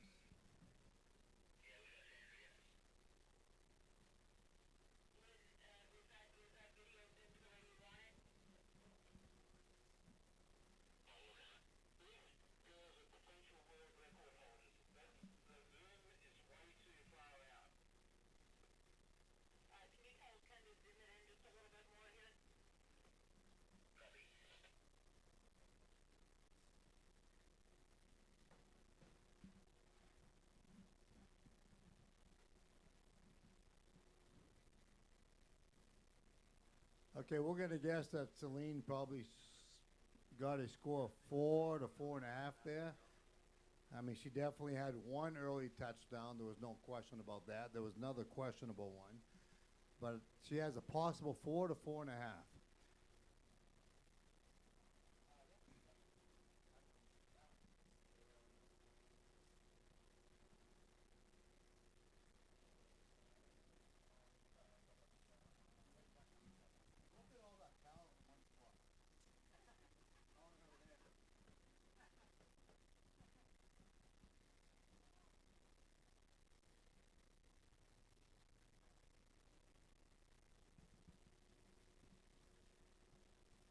We're fighting through the weather, man. We're fighting our best. So it looks like her first pass there is a 3.4. 3.4. That's 3.9. How do you have a 3.4? You should round it up and give her a 3.5, you know. I'm trying to think how you get a 3.4. She got 4 with a cut. That would be 3.48 with a cut would be 4.3. I'm not sure, but anyway. We'll take And their here word we for go. it. She's coming up for her back pass here. This is going to be her second pass. We got her settled. She's getting squared away. She's going to be crossing on 1 foot here. A little bit of a bobble. That's 1 passing. 2 cross. Second cross was on 2 feet. 3, 2, 4, 2.5. 5. So 5, maybe 6 there. She was going on 1 foot one direction and 2 foot the other. I'm going to say she probably had about 2.5 there. They were all early downs backwards, so that's probably going to give her a score about 5 to 6 altogether. Well, if she can get that 5, she's going to be in the lead for this division as of right now. How many did they eliminate? You got 8? We've got 8. So 3 are not going to make it. 3 will be eliminated. 5 will move on, I believe.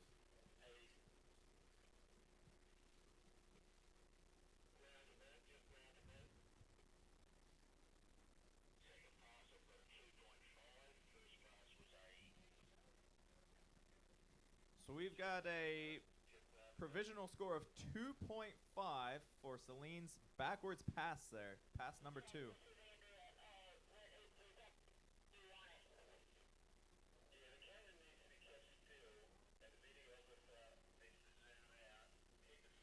So that'd be roughly a 5.9 if she got a 3.4 on the first and a 2.5 on the second there.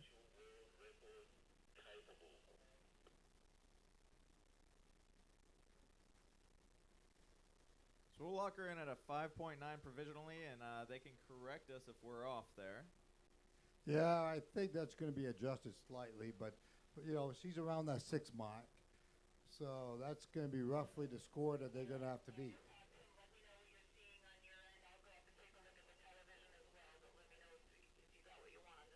We got Zally Peebles from Australia. Another Aussie gal.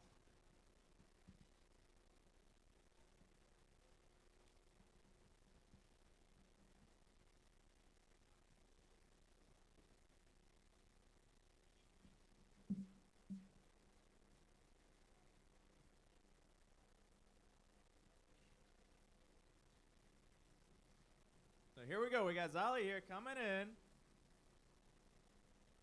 She's going to be starting forwards.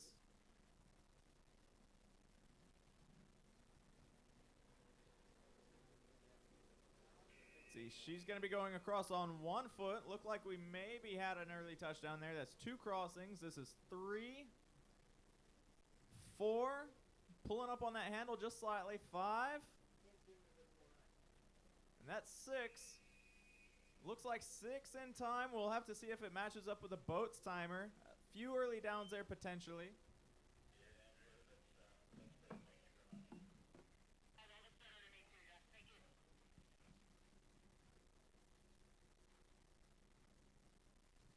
Waiting on a provisional out of the boat.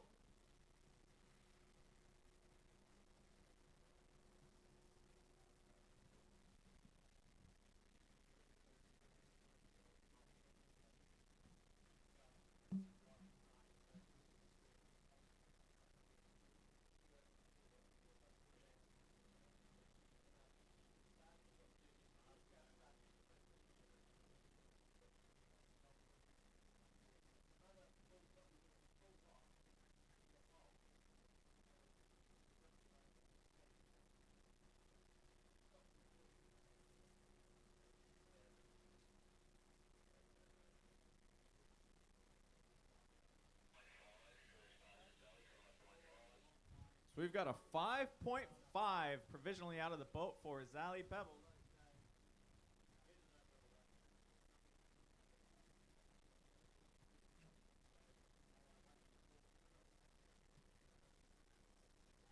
So So with that first pass there, she is currently right on the edge of being the first seed, right behind Celine. All she needs is a couple passes here to really lock that in.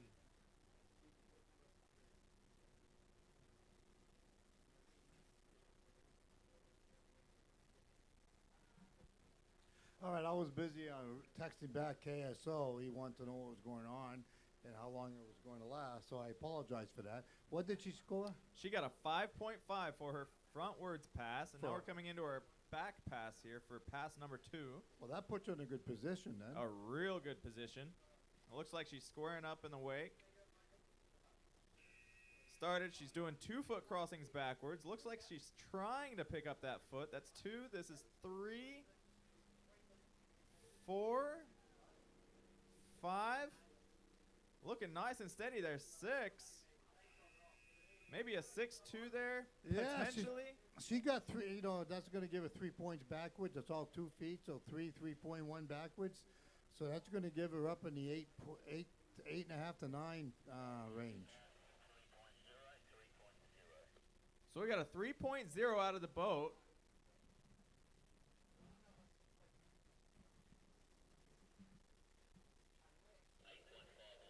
So that's going to be an 8.5. And that's going to secure her the top seed in this division as of right now, followed by Celine, and then followed up by Emma. Our next skier on the water is going to be Macy, also an Australian skier. And they're both Peebles, so I'm assuming they're sisters. Yeah, Macy Peebles. Wow, look at that. Sisters back to back. Back to back. I wonder if there's a little rivalry going on with them. Oh, there must be.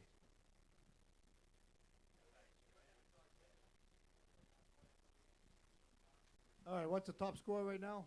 As of right now, the top score for this division is going to be an 8.5, followed by a potential 5.9, and then a 4.1.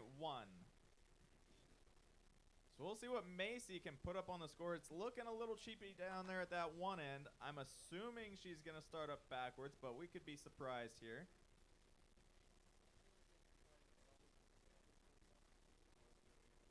I can't really tell if she's sitting on that handle right now or not.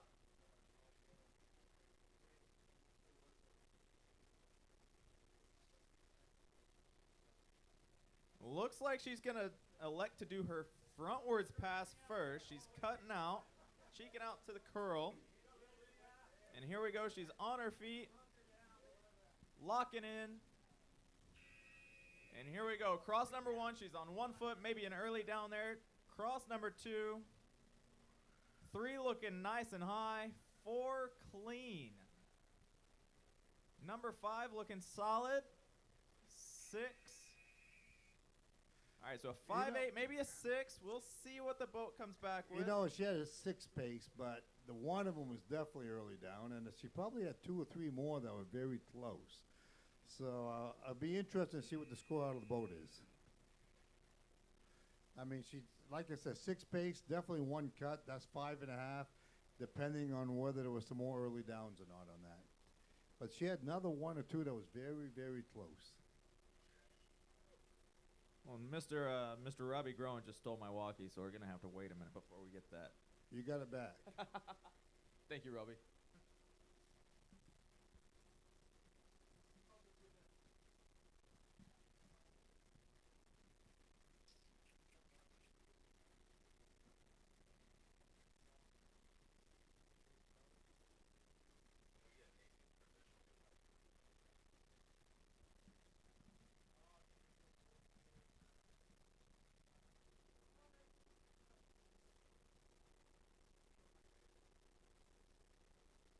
Well, she looks happy. She's got a big smile on her face. She's jumping back in the water. We don't know what her provisional is, but we're going to go with 5.5 until somebody tells us differently.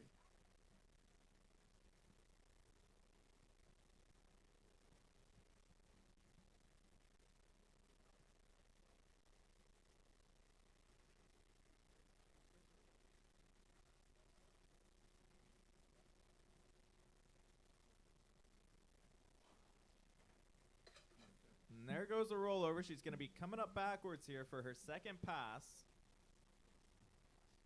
5.5 provisionally on her first pass.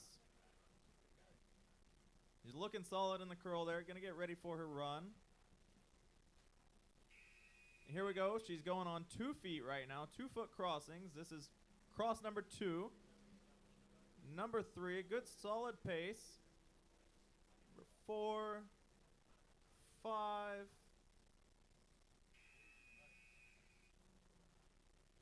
Maybe a 5.5, but they're on 2 feet, so they're going to be cut down. I'm going to say 2.8. Swampy's going with a 2.8. I think I'm not too far away from him. I think I'm going to have to agree with that. As long as you're good with the timer and the timer is right, I'm going to say 2.8.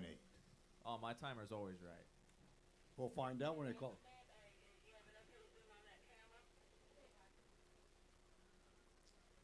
So 2.8 and a 5.5 is a 7. That's over 8 unless you got cut some on a forwards crossing.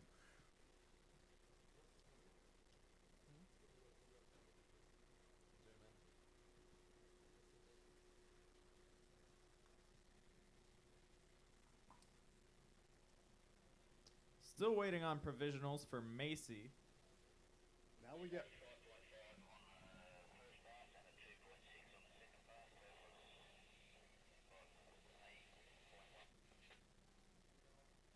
So we got 4.5 on our first pass, a 2.6 on our second pass, coming out to an 8.1 from the boat. So that's going to lock her into the second seed in this division, right behind Zally. And Celine's going to follow him up in spot number 3. All right, we got Macy Hicks now from Australia. The top seed now, what score's the top seed? Top seed is an 8.5. 8.5, followed by 8.1. Followed by 8.1 and then a 5.9 potentially. All right. So another Australian, Macy Hicks, another Australian. I think most of this division is the Aussies. And here we go, Macy Hicks coming in, pass number 1, cross number 2, 3, little bit of a bobble there, 4, she is on 1 foot, 5, 6, maybe a 6.2. Yeah, 6.62 it looks like. 6 or 6.2, depending how accurate you are with the timer. They all look clean. So, you know, we'll see what they say in the boat. Yeah, if my timer's on spot, at least I made sure to press the start button. I have no idea what you're talking about. I'm sure you don't.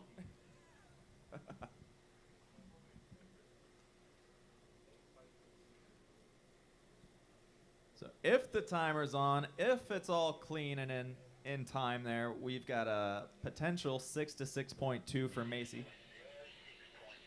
We got a 6.0 or a 6 flat. As Andy Harris would say.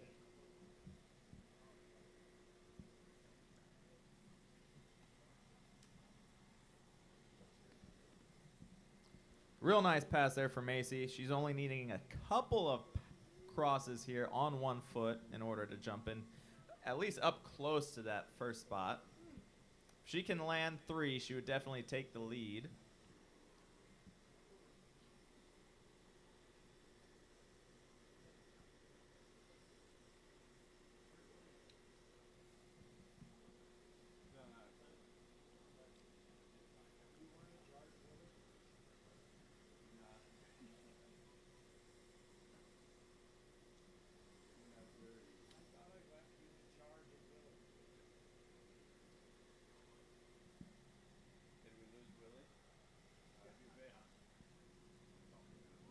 Willie, where'd he go?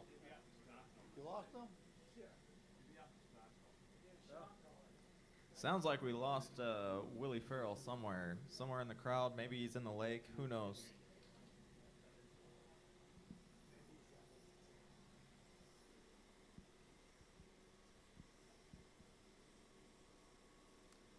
All right, here we go. Macy Hicks, she just rolled over. She's going to do her second pass, and it is going to be backwards. Whether it'll be on 1 foot or 2 foot, we don't know.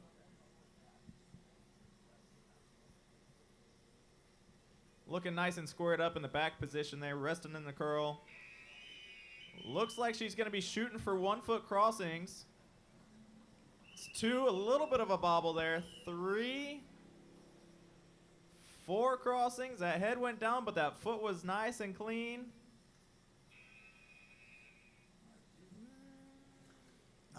She had a 5 pace. I'm not sure if she touched down on 1 or 2 of those. One of them looked like she may have, so I'm going to guess 4.5. You're going to go 4.5. I don't think I'll argue with you on that one. Oh, we heard a 4.7 from the back somewheres. Could be, you know, the turn in.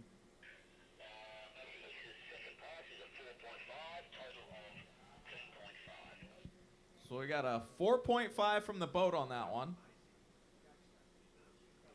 For a total of 10.5. That's going to put her in the lead position right now. Followed by Zali and Macy. Next up on the water is going to be Megan Adams for Team USA. Now, Megan had a very disappointing open division slalom run. She fell right on her first or second cross, which knocked her out of the next round. So I'm hoping that she can have a real good run here to move into the next round and compete in the under 23 to make up for a disappointing performance in the open division. I'm sure she's thinking the same thing right about now. This is a redemption round for Miss Adams. It looks like that line is tight. She's going to be coming down the lake here in just a minute.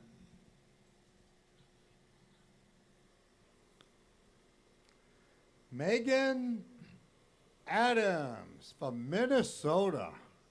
Looks like she is starting off forwards.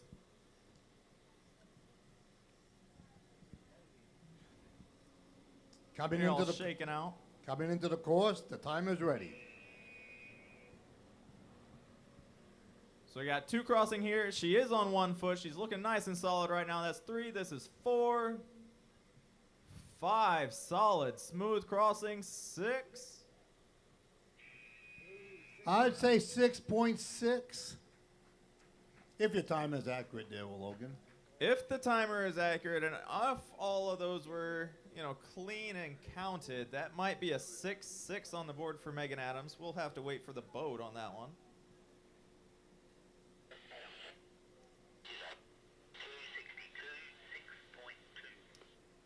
So we got a 6.2 out of the boat for Megan Adams' first pass there. So Logan is very generous, I guess. You know, I don't know. He gives him a little extra time.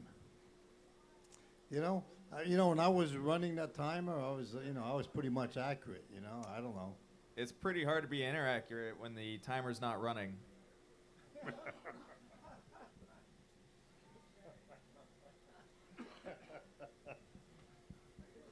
All right, Logan, good comeback. I mean, I'm just saying, at least we got a little bit of a buzzer going on when I've got it. All right, well, that's good for Megan because, you know, we're going to change subjects here a little bit. We're going to move on. You know, that's good for Megan because, you know, she had a very disappointing open division round. So if she can complete this second pass backwards, you know, and put herself in a good position for the end of 23, that will make her feel a lot better about herself, I'm sure. Now, I know back slalom isn't her strongest category, but what do you think she can pull out? What is her average here? Backwards, well, she should get. What'd you get forwards? What'd they give her? 6.2? She got a 6.2 forwards. Usually she's around 12, so she should be around 6 backwards. Well, if she can pull out that 6 here, that would definitely lock her in for the first seat in this division, which would definitely redeem her from her open. And who's next after who? After Megan, it would be Macy Hicks with a 10.5. Macy Dix? No, I mean for skiers. For skiers, Elena McLung. All right. Here comes Megan for a backward pass. Go ahead, Logan. You can take it away. Make sure you hit that timer properly. I got the timer. You got the skiing. So there we go. Maybe an early down there. She is on 1 foot. This is crossing number 3. Another early down. 4. 3, 4, 5. 6. Yeah, about a 5 with the touchdowns, and maybe even 4.5. I don't think that's going to get her what she needed to get That's up going in to that be range. 10 and a half to 11. In my humble opinion. And my opinion is always very humble. Oh, of course, of course. Just ask. Right, Doug Jordan?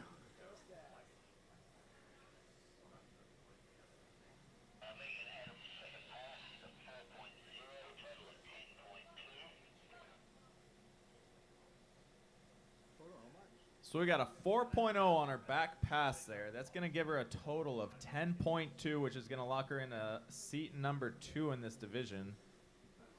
Right behind Macy Hicks, followed by Zali Peebles and Macy Peebles. All right, so what's the cutoff? Top 5. What's the score to beat for Elena here? It's going to be a 5.9. 5.9. Okay, that shouldn't be a problem for Elena. She's awesome at slalom. She's solid. She's a great skier. So, and the top score to beat is a 10.8. 10.5 is the 10.5. overall score to beat.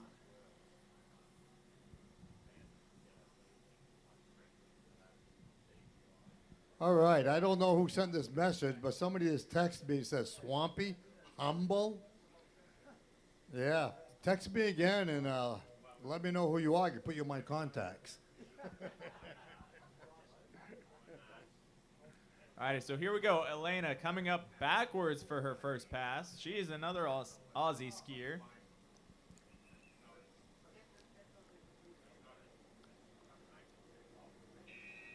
Here we go. Oh! Down on That's cross why number 1. you have to ski it out. What was her? This is her first pass. This is pass number 1. So she has to beat 5.9, which she should still do. But now there's no room for error. No room for error. The pressure is on here for Elena. Wow. Once again, the same thing happened to Megan Adams, but she missed a cut, but that was open. This would be a complete disappointment if Elaine does not move forward in slalom in the under 23, because Elaine is fighting for the overall. Wow, that is why you've got to ski them out. All right, whoever texted me, they're texting me now. All right, they're going to let me know who it is. An 847 number. Bob Cola from Wisconsin. Bob Cola, my Lord. How you doing, Bob Cola? Yeah. Nice hearing from you, Bob. I'm glad you're watching.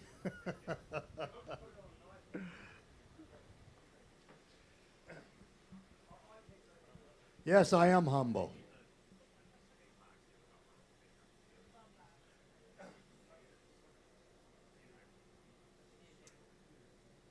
All right, that's too bad for Elena from Australia. She's going to be very disappointed with that. But you know what? If she can get a 6 forwards here, she will move on to the next round, and she'll have a chance to redeem herself.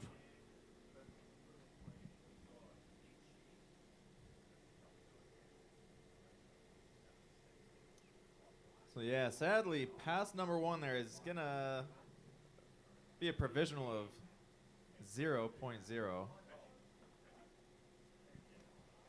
If she can pull out a 6, that'd be wonderful news for her. She'll be able to move on to the next round and hopefully redeem herself there. Because 5.9 is the score to beat, right? 5.9 provisionally is the score to beat.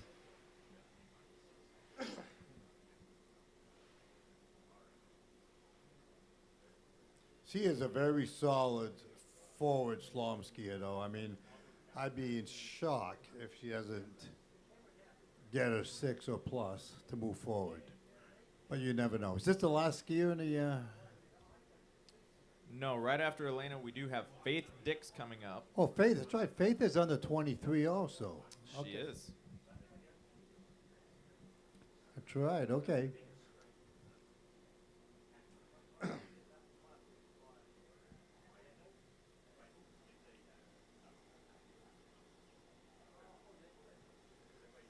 So right now, the score on the bubble right now is 5-6. If Elena beats that, then the bubble moves up. 5-9. 5-9, I'm sorry, yes, 5-9. There you go. Close. Close. Yeah, that's why I got you here, Logan. That's right. That's why you get the pen in your hand. All right, this is big. This is big for Elena. She has to get about 6 forwards. Here we are, starting up forwards.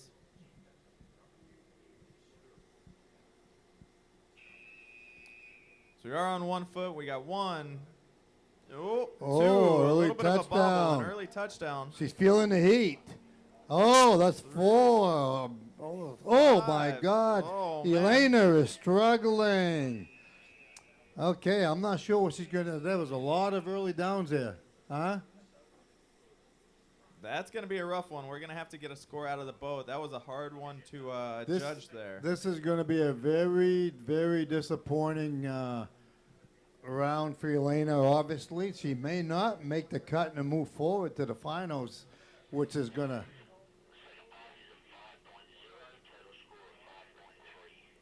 5.3 total. I think she's going to miss the cut, and that's going to really, really take her out of the overall for the under 23. That is a very disappointed run for Elena, unfortunately. So what are the top 5 scores now, Logan? So as of right now, we have Macy Hickson with a 10.5. Megan Adams with a 10.2. We have Zali Peebles with an 8.5. Her sister Macy with an 8.1. And then Celine Vronks with a 5.9. So Celine is on the bubble. She is right there on the bubble. She will be the last skier, depending on what Faith can pull out here. If Faith beats 5.9, then Celine is out and Faith is in.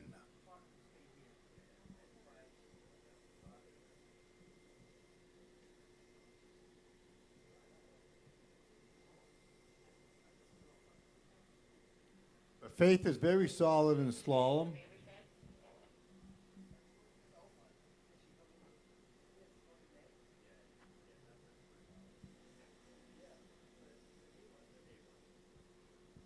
And it looks like Faith's going to be doing her backwards pass first. She is starting backwards with a back deep.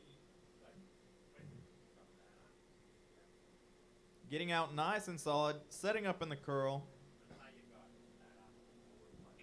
And here we go, nice and tall. We got 1, 2 with a bobble, maybe an early down, 3. Oh boy, she gets herself in trouble with that dip. She's in trouble. She is not looking solid at all. That was a 6.5 there, roughly, with a There's a few lot set of early downs. touchdowns on there. Boy, I'll tell you what, she dips that leading shoulder and she gets twisted, and boy, oh boy, she's in trouble backwards a little bit.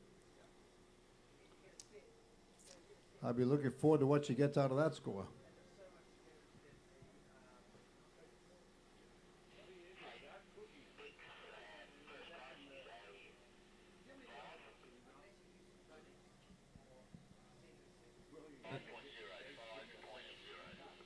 Five point zero.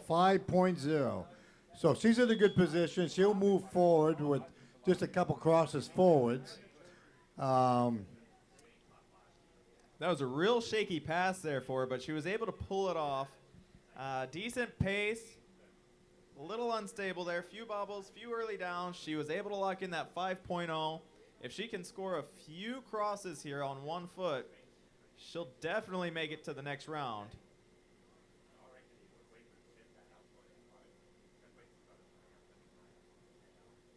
Which hopefully shouldn't be a problem. However, this is the 2024 Barefoot World Championships, and there is a lot of pressure.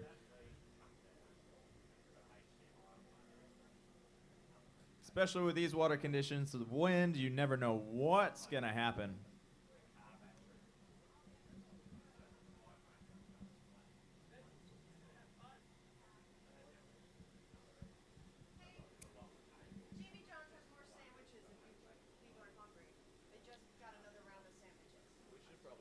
Yeah, we haven't even gotten our lunch yet. What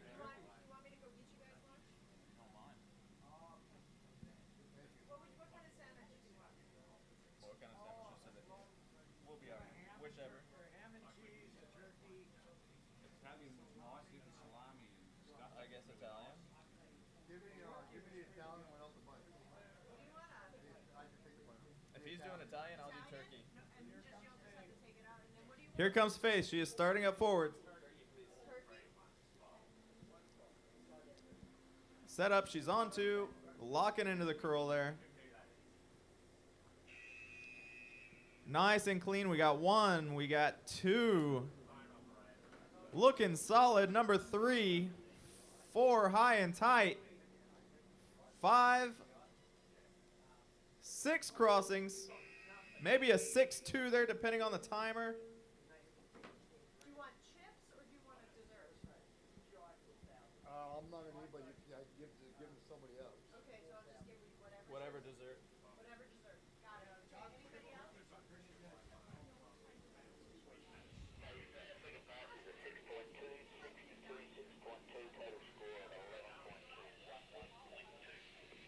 So it looks like we got a 6.2 for Faith's forwards pass there, pass number 2. That's going to lock her in for an 11-2 and give her that first place position so far in this division, followed by Macy Hicks, Megan Adams, Zali, and Macy in that order. Rick Meskers, are you there someplace? I saw you earlier. Rick Meskers.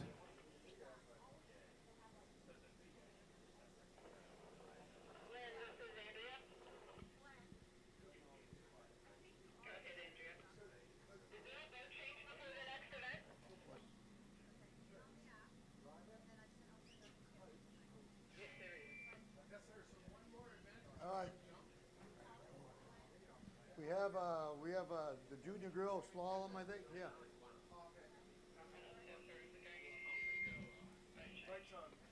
So it sounds like we are going to do a bit of a boat change here, and then we're going to get into junior girls slalom, the semifinal, which means there are only going to be 2 rounds. Yeah. And there's only 7. There are only 7 skiers in this division, so there will be 5 that move on, and there will be 2 that are eliminated. It looks like our first skier for this division is going to be Matilda. She is a British skier.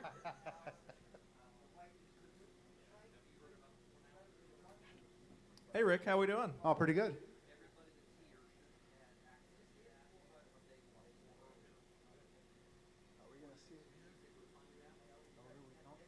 Yeah, so we'll count on that feed because everything's a little delayed by a few seconds.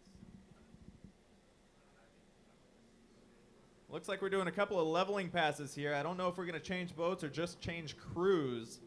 But we're doing a leveling pass right now, and then we'll get right back into the skiing. Looks like we are just going to be changing the boat crew right now. And then we're going to get straight back into our skiing with the junior girls slalom semifinal round.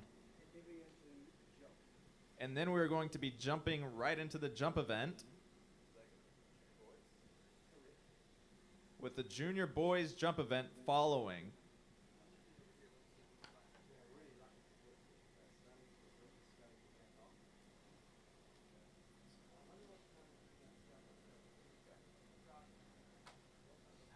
So that one's done. We're down here now.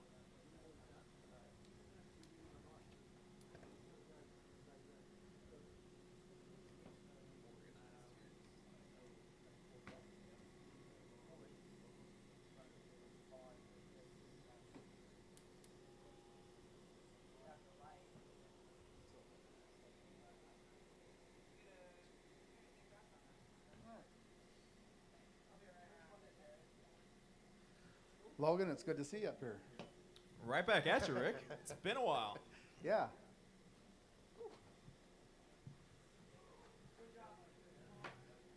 Have you checked out the Margaritaville Pavilion yet? I have not. We got in yesterday, and we kind of got provisioned up a little bit last night and this morning. Caught up in a little bit of rest, And we just got down here this afternoon, and hoping that the rain holds off as long as possible so we can see some good skiing here the next couple of days. So.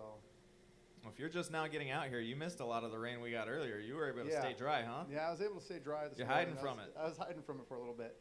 Yeah, I was a little jet lagged this morning, so just trying to get rested up. Like I said, provisioned up so we can do what we have to do the rest of the week. Jet lag. I thought you came from Wisconsin. Yeah, well, we got up at 5 in the morning, and I'm not. That's a little too early for me. I'm right there with you. You wake me up past 6:30, I'm gonna cry on you. Yep.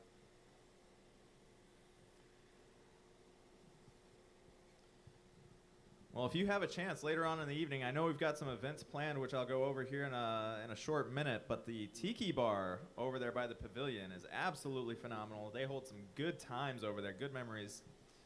It was an absolute spectacle to see everybody from around the world hanging out last night. It sounds like something I like. Most things that end in the word bar sound good. Candy bar. Absolutely. You throw bar in the name, and we're rocking solid. All right, thank you.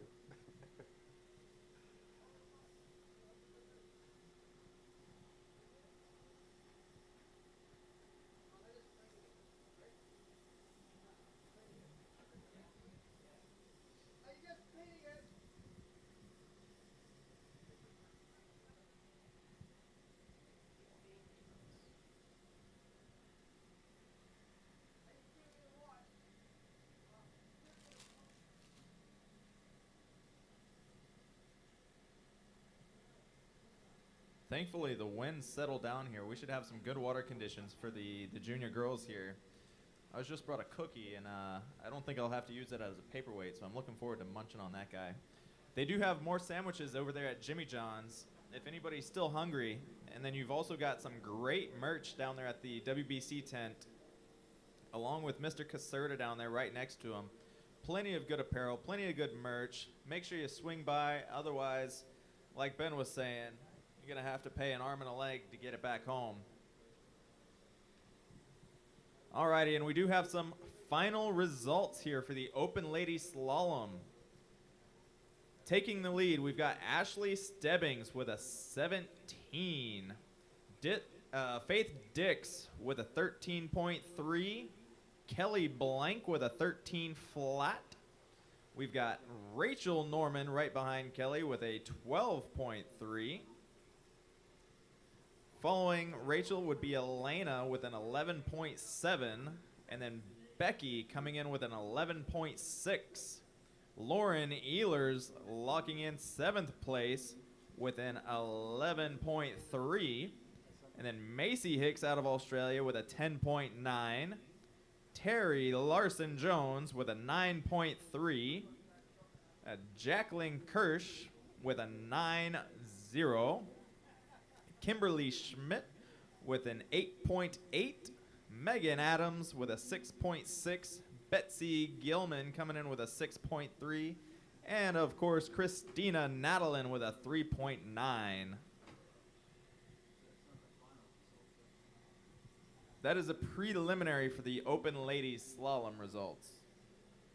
My apologies, guys.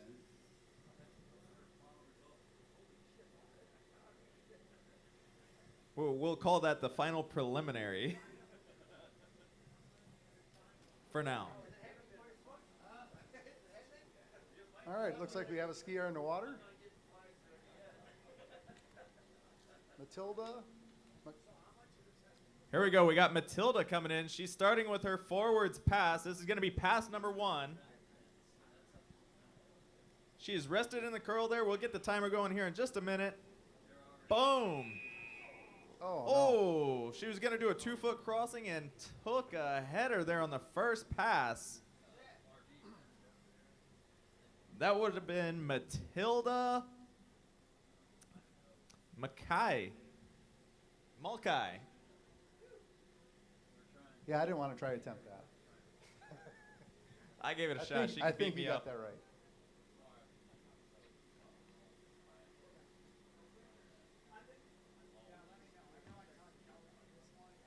Oh, the boat's coming back?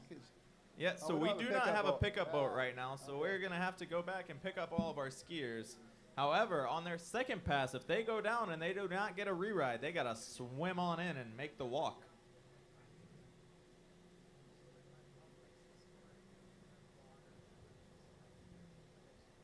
My first reaction was that maybe she was getting a re-ride, but I guess if there's no pickup boat, we don't know that yet.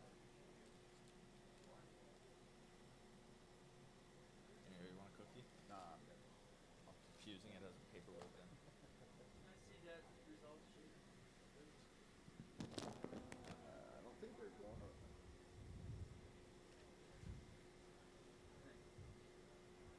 I don't see the boat turning around, so she may be getting a re-ride.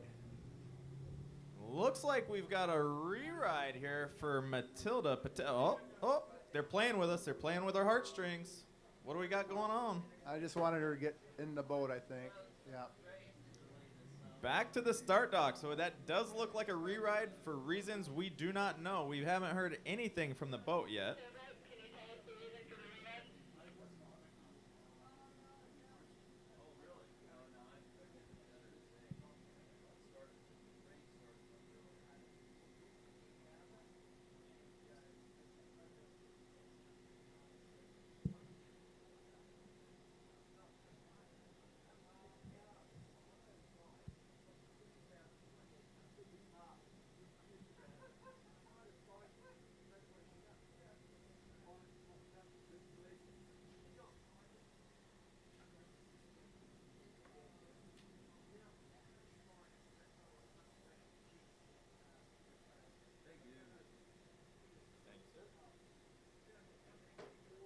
It did seem like she started a little early, so the boat might not have hit the speed that she wanted to.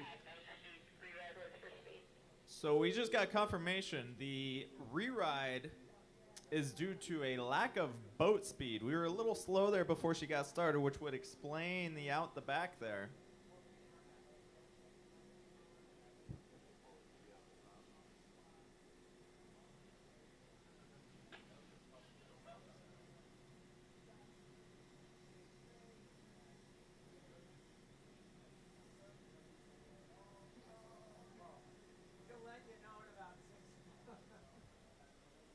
All right, we're up and running again. Here we go, starting forwards again. Working her way out. She may have to stand up in the wake and do a cut. There we go, she is up and going now. Doing 2-foot crossings. She did go down again there on the first crossing. She should get a little bit though. I think she was about middle of the wake. Maybe a 0.2 or a 0.3 there.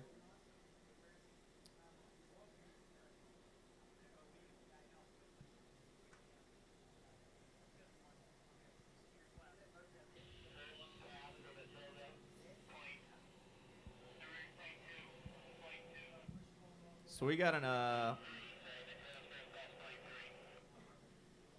think a 0.3? a 0.3 0.3, yeah, that's what they said. for Matilda's first pass there. Looked like she just got stuck in that whitewash a little bit there. You know, A little stuck Just in the that- whitewash, yeah, couldn't quite cut through the rest of the way. Yeah. She was sitting real low too. I don't know if she had enough drive there to get all the way through.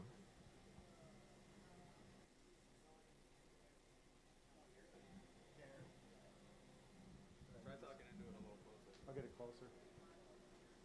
We couldn't hear you.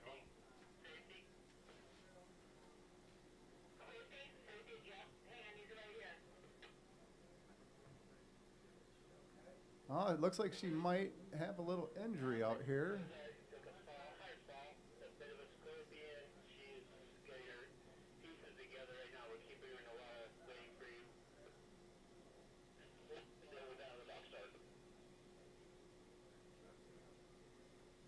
I see her kind of holding her neck there. It's hard to say what's going on from the shoreline here.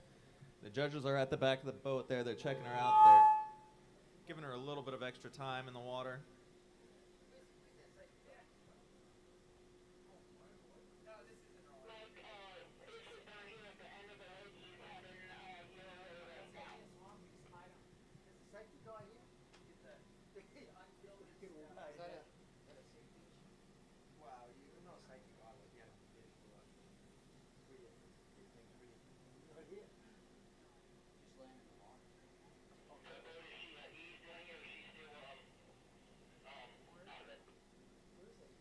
So we're still waiting on some answers out of the boat here as far as what's going on. It looked like she may have taken that scorpion fall. I think a lot of barefooters have taken, and that could really knock the wind out of you, tweak your back. Very painful. Hopefully that's all it is.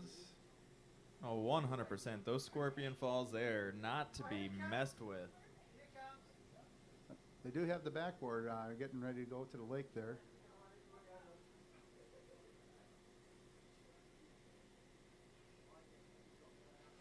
There we go. We got our safety coming down. We got a backboard just in case we need it. Bear with us just a few moments here. We want to make sure everything is okay. Safety is, of course, our number one concern out here on the water.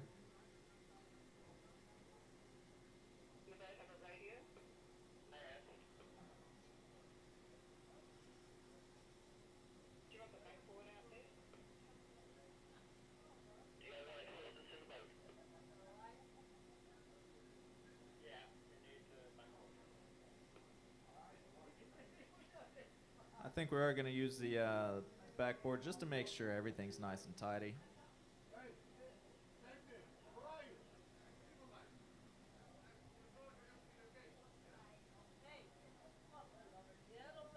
And we got Rob Mullenkamp over here, partial safety, just kind of glancing around, having a good time.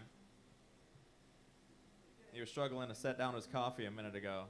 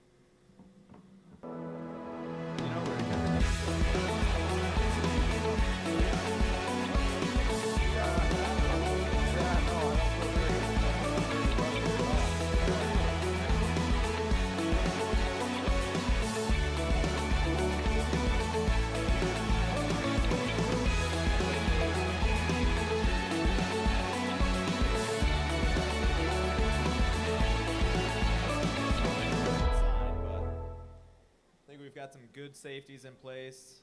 I think everything will be all right.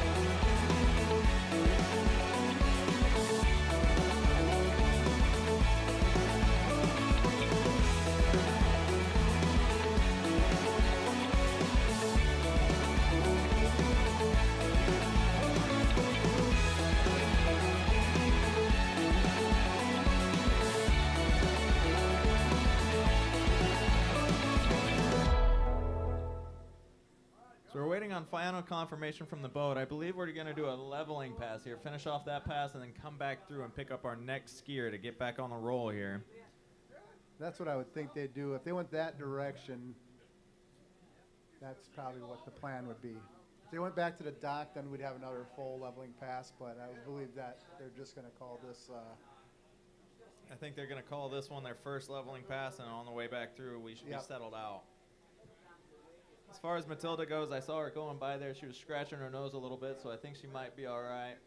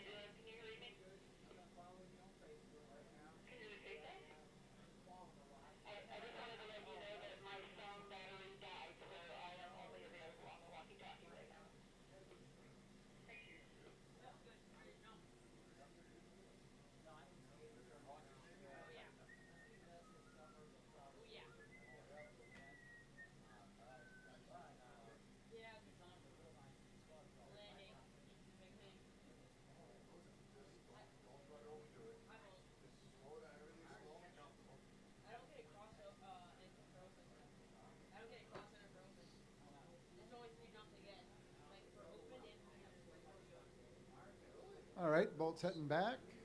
Should be picking up another skier, and we'll continue the event.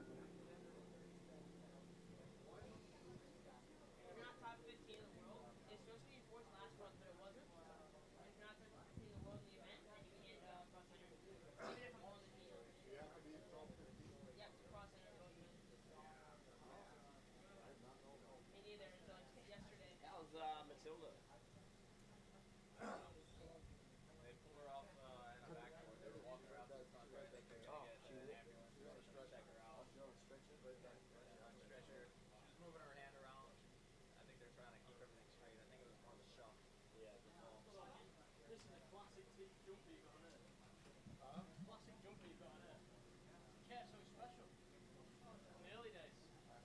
So up next is going to be Mackenzie Cohen from the USA.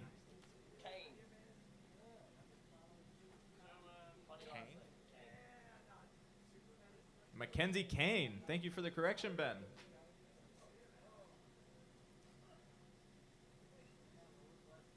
And again, guys, this is for junior girls slalom. This is a semifinal.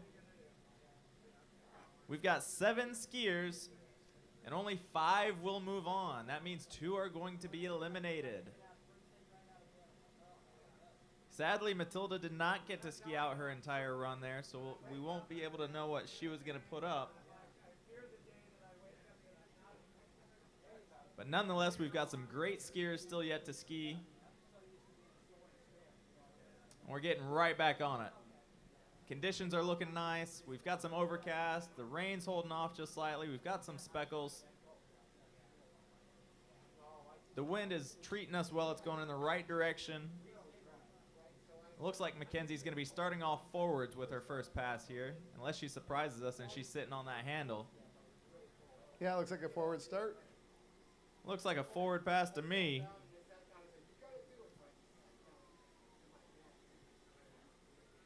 Working her way outside the wake and into the curl. Once she gets settled there, she's going to pop on up on 2.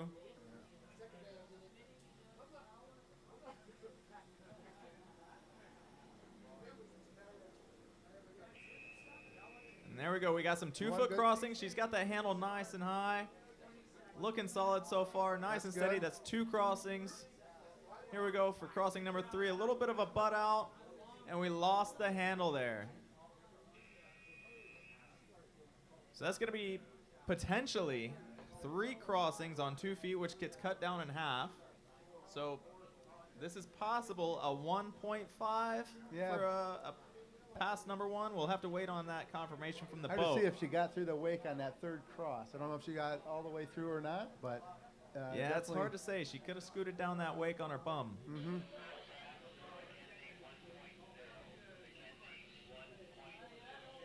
Okay, so we've got a preliminary of 1.0 for that first pass there for Mackenzie. Yep.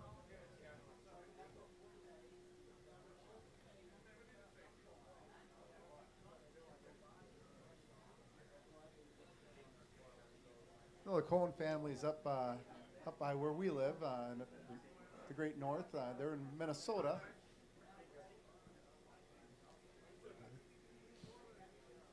We're just on the other side of the border in Wisconsin. Family that loves to water ski. I know they do. They work hard at it. It's good to see them at the tournament here. So there we go. The boat's coming back to pick up Mackenzie, and they'll take her all the way down to the other end there before they start her off on her second pass here. I'm gonna assume that she's gonna do a second forwards pass here. If I had to take a wild guess. You know, I'm surprised she didn't get any credit for that 3rd cross. Not even a point something. You know. I know it. That kind of took me by surprise a little bit there.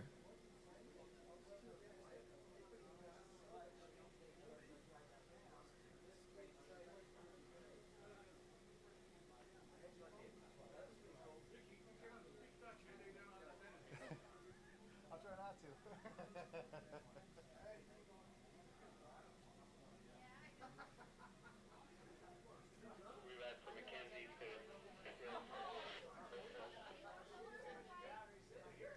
Looks like we're actually going to get a re-ride for Mackenzie here. I didn't quite catch the reasoning, but here they come back down the lake. She's going to get another shot here.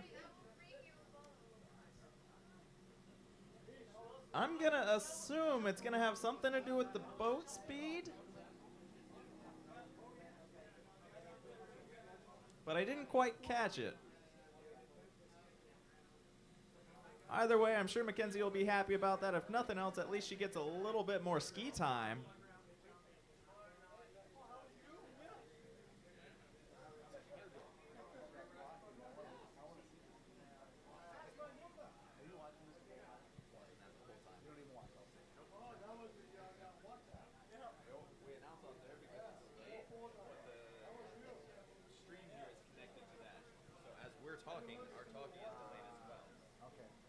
So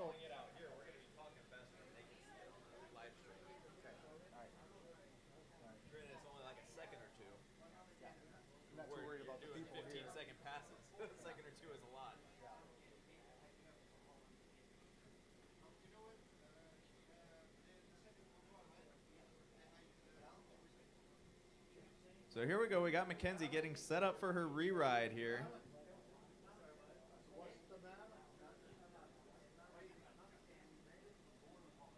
We got the timer ready. Rick's ready. I'm ready. Mackenzie looks ready. Well, let's hope she can improve that 1.0.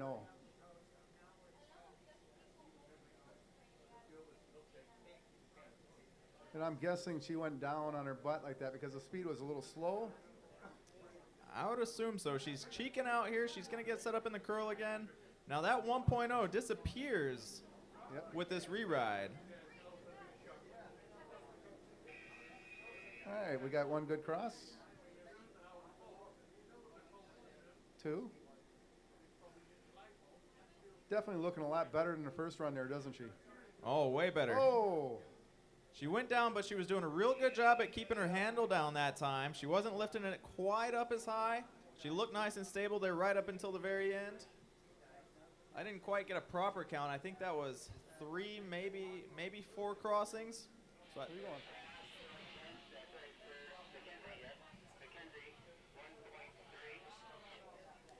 So there we go. Now we've got a 1.3 for Mackenzie. She was able to improve her score by 0.3.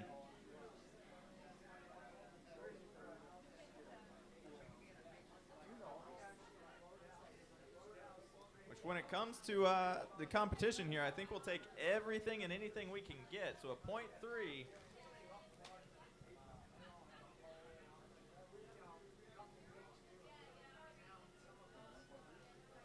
Yes, we got a 1.3 for Mackenzie on her first pass there.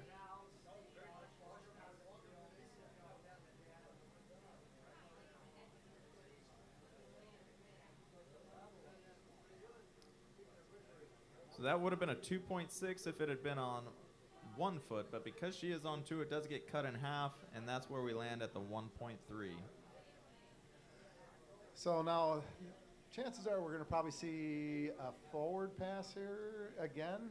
I would assume, based on that, we're going to see another forwards pass. I'm not sure if she's quite going backwards yet. And if we have a forward pass,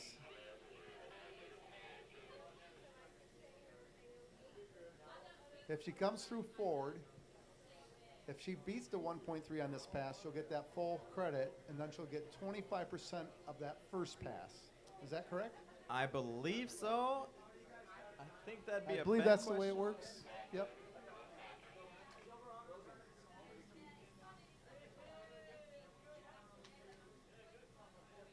Better come back with the whole thing. All right, and while they're getting set up there on the other end for Mackenzie's second pass here, I just got some provisional scores here for the U23 women's slalom semifinal round.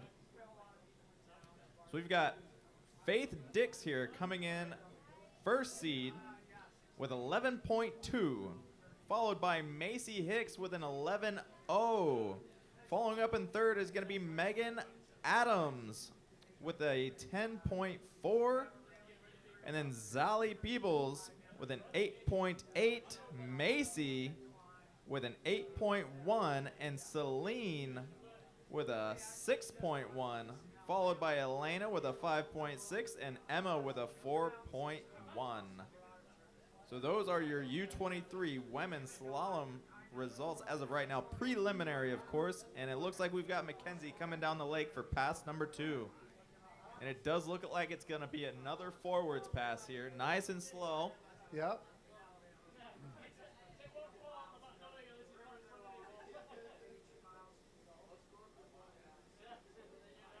There she goes. There we go. Now she's out of the wake. She's going to be popping up here any moment. Nice and easy. Looking solid. Going to prep for her first cross here. Here we go.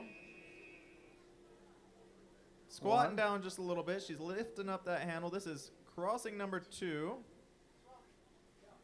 Cross number 3, a little bit of a bobble, but she finishes it out, sits down, and chucks the handle away. What a beautiful run for Mackenzie. Yep.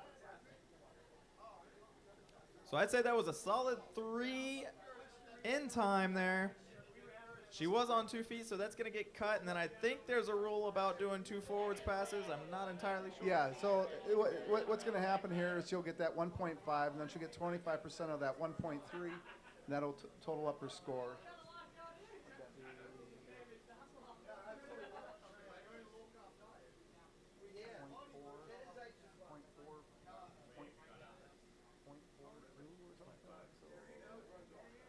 Probably about a 1.9 total.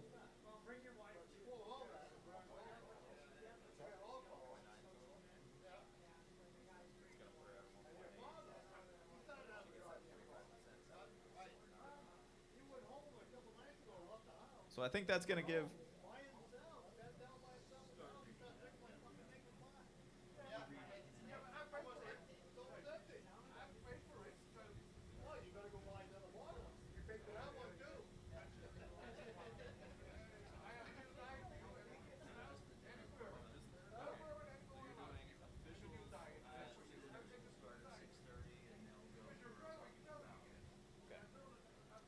So we just got word in that there's going to be a dinner for all of the officials at 6:30. The officials' dinner will start at 6:30. And they'll keep it warm and going for 2 hours. All right, on the water we have Alessa. Alessa from Germany.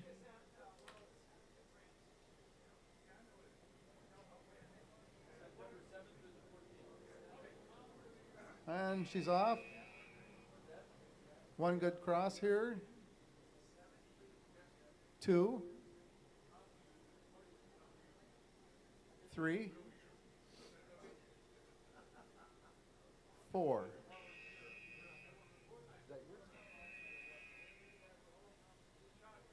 So I think that was a solid 4 there. On 2 feet, that's going to get cut down to a 2. But it looked like they were all in time. It looked like they were all clean.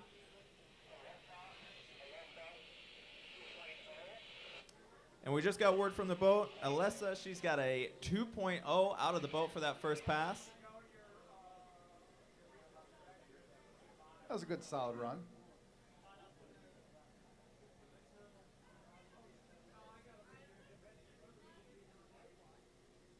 So right now, I believe we've got Mackenzie with a 1.9. We've got Alyssa with a 2.0 on her first pass. If she can get one more in here on her second pass, she's going to take that first seat position.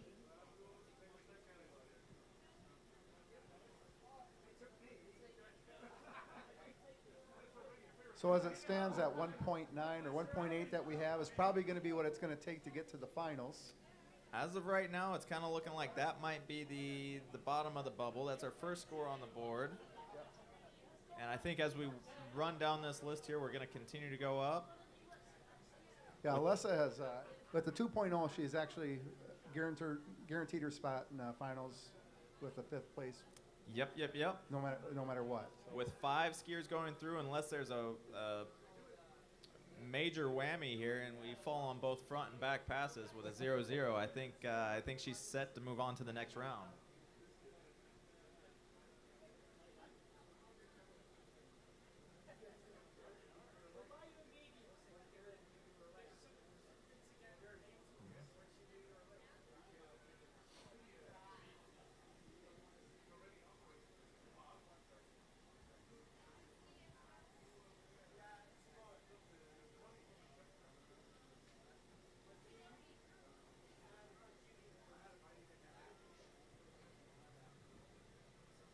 Oh, she's going to come backwards, so...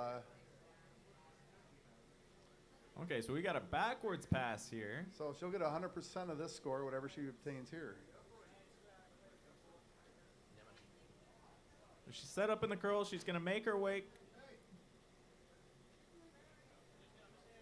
Here we go. Initial crossing. Oh, ooh. 2-foot back cross. She got about halfway through the wake. Halfway through the wake there, it looked like she caught a heel there. The boat is not slowing down, so that was a good and proper run, it looks like.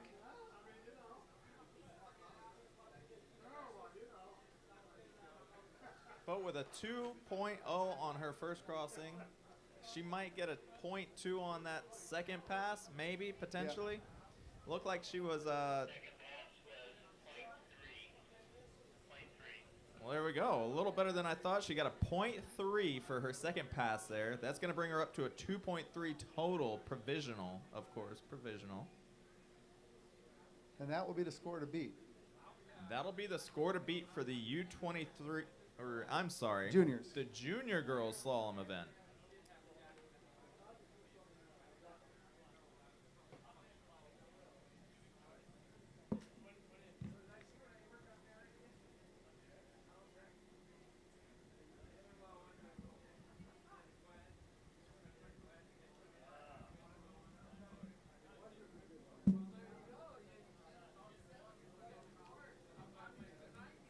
All right, we have Brooke Gunderson from the U.S. up next. We have the running order here. This is the junior girls, right? Yep, this is Brooke Gunderson. We're going to have. So after Brooke Gunderson here, we're going to have 3 more skiers. We've got Victoria and Amara and Elle coming up after Brooke here. I thought you were, because I said I did. I said I'd go at 4, but I didn't know. I'm fine. So here we go. Brooke is up.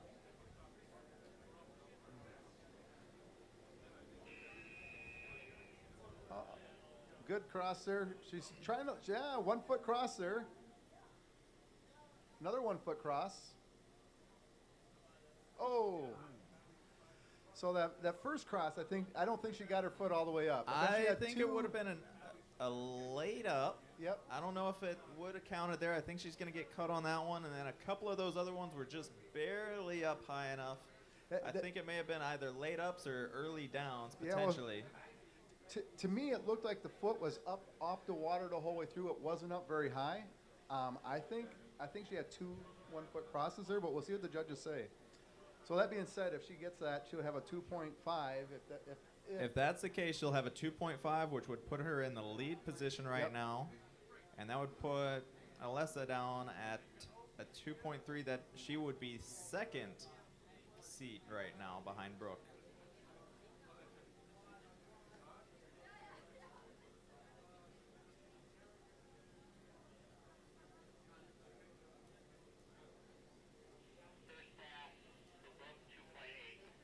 But she got part of the credit for that.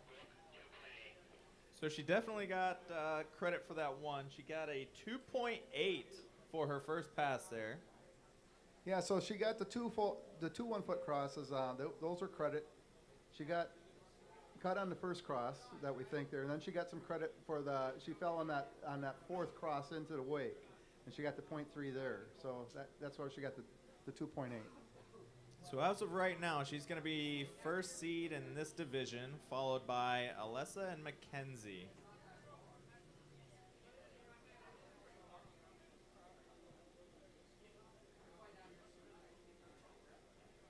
So now that she's currently in the lead, she can push it a little harder if she so chooses to do so. Now would be the time.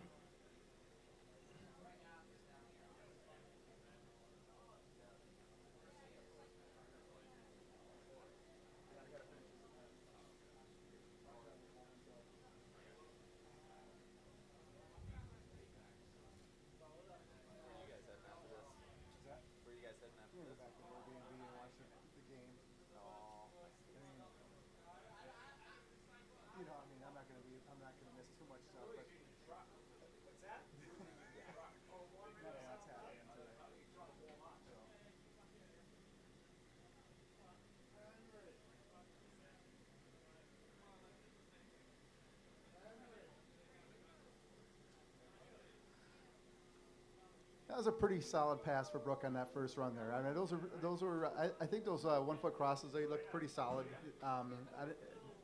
The foot wasn't very up high, so a little bobble makes it kind of question a little bit, but they definitely were up all the way.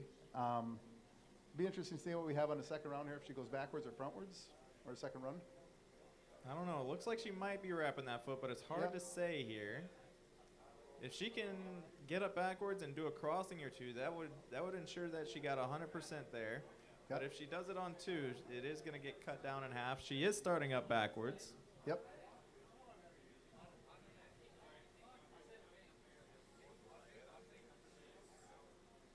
Oh yeah, she's up. There we go. She's up. She's setting the curl there. She's going to make her initial Doing effort towards the There wake. we She go. made 1 crossing. 2 looking solid. 3, she's getting a little wide there. Heads down, but looking good. 4 and a fall on Yep. 4. So she got 3 solid crosses backwards on 2 feet, so that's a 1.5. And she'll get 100% of that since it was backwards. And then, how far do you think we got on that 4th cross there? That's the question. I'm going to say 3.6 with a cut. Probably So that's going to be cut down to a 1.8 there on her second pass.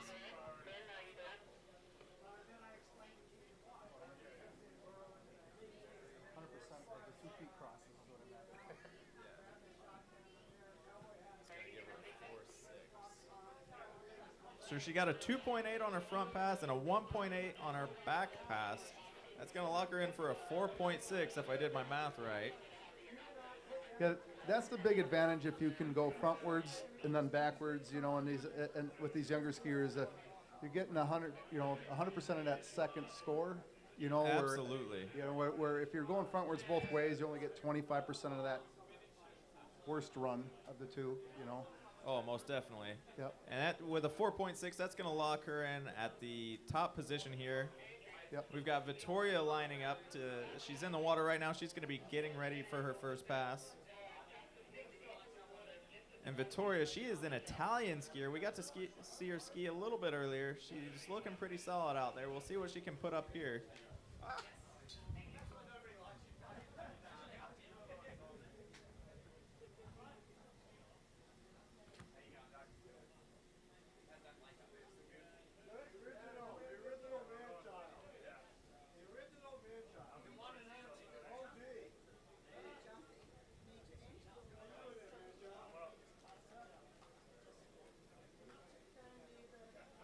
All right, Vittoria's up. 75 feet past the jump. Okay.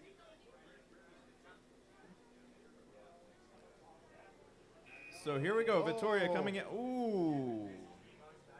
Started off looking real good with that crossing, and then I don't know what exactly happened there, but we took a header straight out the front door on pass number 1, crossing number 1. Following this event, we're going to have the junior boys jump, I believe. I was just informed that all of our jumpers are going to be entering the water by the jump here, and they need to be 75 feet or so ahead of the jump when they swim out. I'm sure we can confirm that once everybody's down here. And we got a 0.3 for Vittoria's first pass. It'll be interesting to see what she does in the second pass here. You know, if she's got the 1 foot cross frontwards, you know, she'll get 1 point per cross if she does that her second run. So maybe she could build up a good second run frontwards again. Unless she can cross backwards on 1 foot, I think she would probably want to do this forwards on the second pass as well. I would say unless she can do some back 1 foot crossing, she might want to. Oh, the boat isn't turning yet. Oh, there we go. Now it's turning around. I thought they were going to surprise us there. Yep, Maybe. me too. Alrighty, but yeah, unless she can do some 1 foot crossings backwards, I'm going to say that she's probably going to want to do 2 foot or forwards pass again. And the thing that she's going to want to do here that would assure her to get into the finals is she'd want to beat that score of 1.9. That's the score that is the low score right now that is still into the finals. So she's going to need at least a 2-0 to get into the final round here.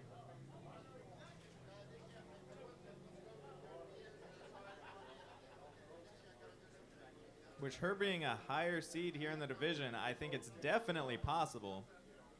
yeah, I think so too. You know, I think and I think the key for it, like I said, is that to do that second pass frontwards on 1 foot crosses. that would probably be all she needs to do to move into the finals.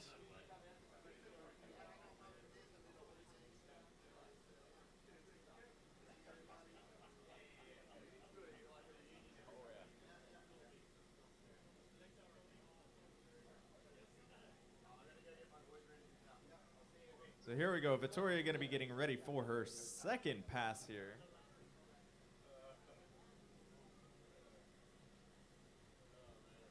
A little bit of a smile there. She's going to be jumping into the water here in just a second.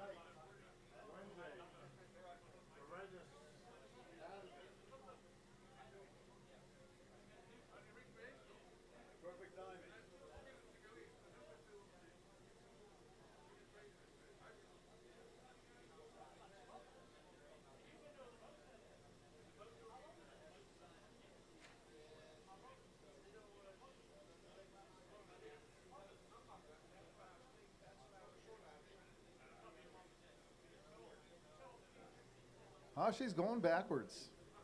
She's going to be going backwards. I think we might see some 1-foot crossings. Who knows? With her being a higher level seed there, anything is possible, especially when you got the World Championships. Okay.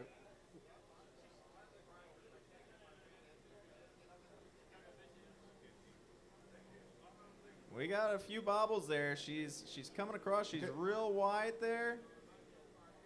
I'll be curious to see what the judges come out with here. She had five crosses backwards.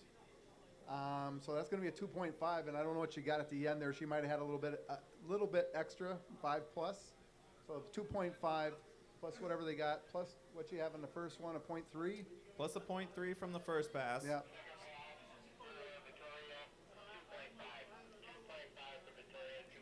So there you go, Rick. You were on the money there. A 2.5 for the second pass there, and she's going to get 100% of that because she did go backwards. So that's going to be a 2.8 overall, the 2.5 plus a 0.3. You know, that was a pretty risky call there. Knowing you have to cross twice as many times to get the points you needed to get to the finals.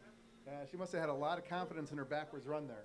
I'd say she had a lot of confidence, and you know what? She was able to pull it off there. So well done. That gamble worked out in her favor.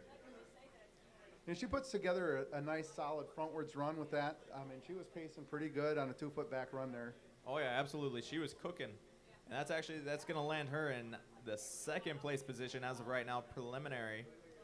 We have Brooke in first, Victoria in second, followed by Alessa. All right, we have Amara Burns up in the water from the U.S.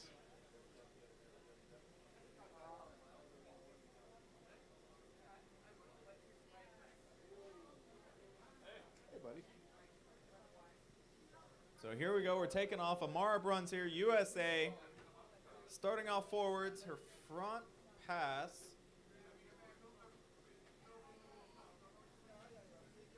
Looking solid, looking confident, looking steady out there. Oh. And we're on 1 foot. Oh, very nice. 2, 3, 4. Oh, 4. Ooh. She probably fell at about the 4.5 mark, or halfway through that. What is that, like a I was going to say a 4.3 to a 4.5 before the fall there. Everything looked nice and clean up to that point. Very solid, very stable skier. Very clean all around.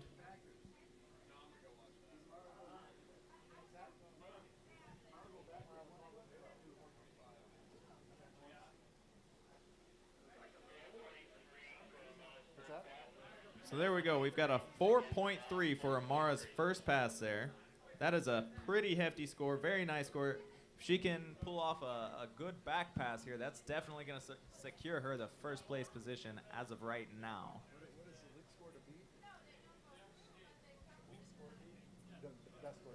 The best score to beat right now is a 4.6 total score. She just put out a 4.3 in one pass.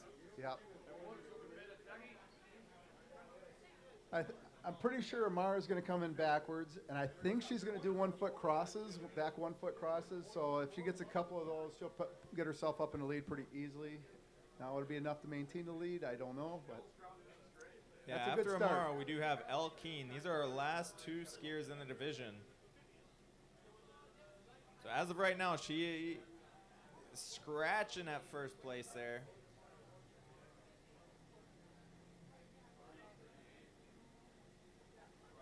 She's still got Brooke in the lead right now with a 4.6.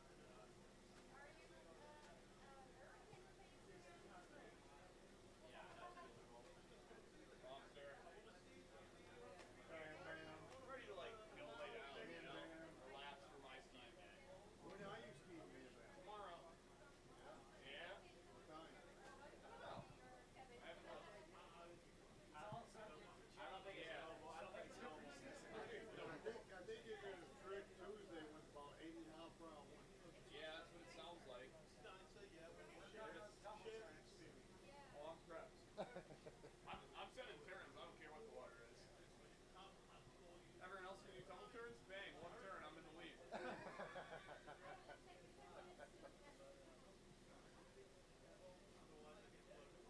So here we go. Amara Bruns here. She rolled over. She's going to be doing a backwards pass here for pass number 2. She's got a nice wide plant. She's coming up. Getting set nice and steady in the curl there. Nice position. Looks like we've got some back 1 foot crossings. 2 of them. 3, she might have come down a bit early. That was definitely down. That's good.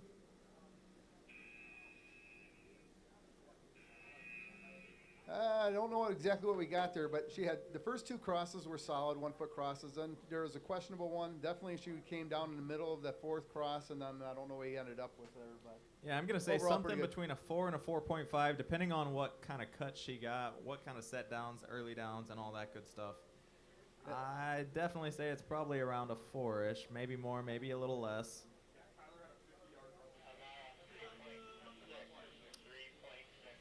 Ooh, a little bit less there. We got an extra cut in there. We got a 3.6.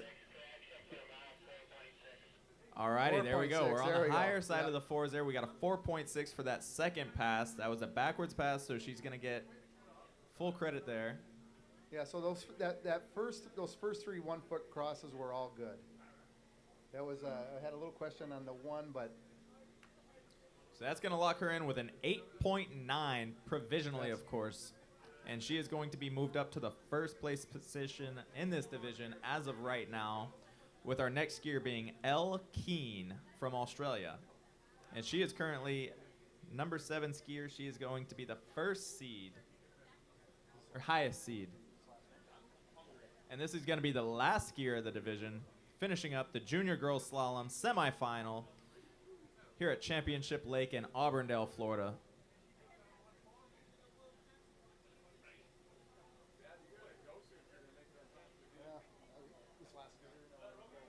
we're probably going to have to listen a little bit, watch it on our phone. And all right, cool.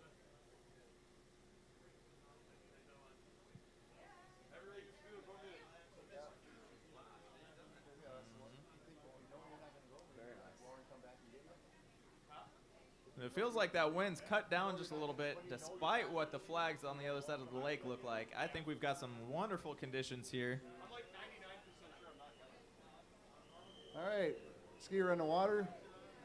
Skier on the water. We are waiting for the live feed to catch up here. All right, 1, 2, 3, 4.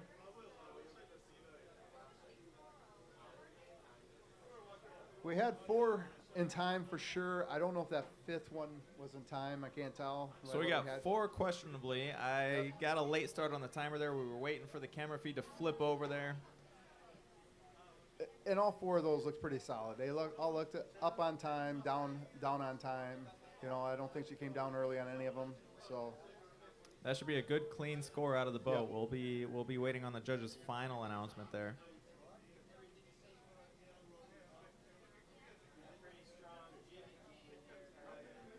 So we do know who is going to make it to the finals. Even with that, that's going to put her in the finals. Yeah, that was a good, clean run. She's Yep. definitely landed a spot in the finals. We just got to see what that exact score comes out to.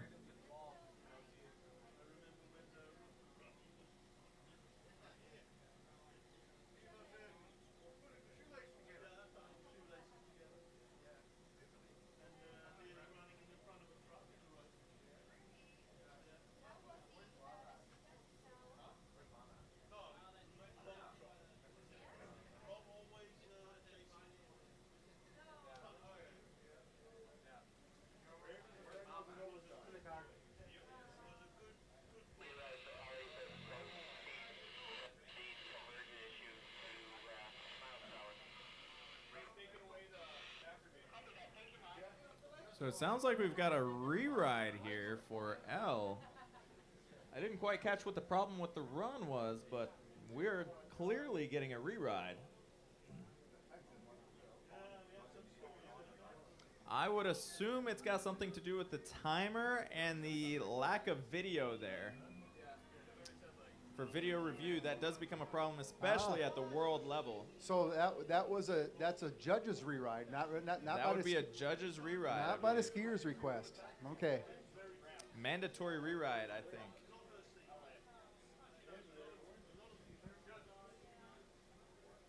Well, she had a good first pass there. If she can replicate that, she should be pretty good. We should have a little bit better of an idea for you this round as well.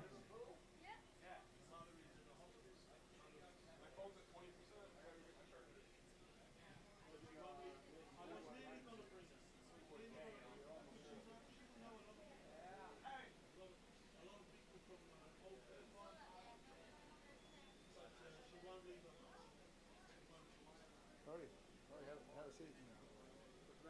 Have a talk to him. Said have a seat.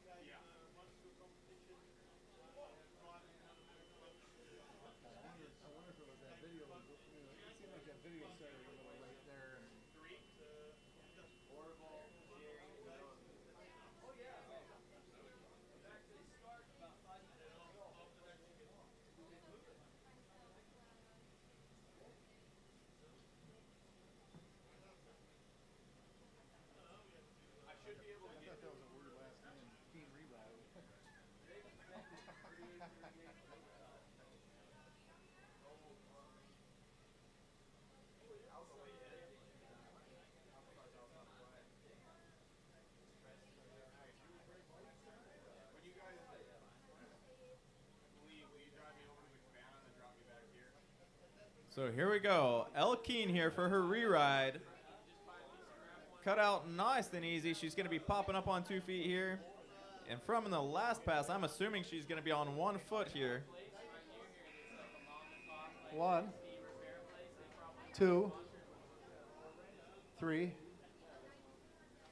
4, 5, but she hit a 6. So I'm thinking that might be 7 with a cut there, where it's definitely an early down. Definitely had 1 down, and I don't know if we got to 7 in time. I don't think, yeah, it depends on the timer there. Yeah, It may have been that's the question. 6-6, 6-8.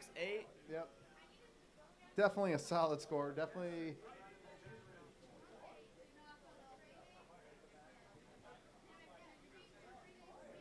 She definitely didn't get hurt by the re-ride.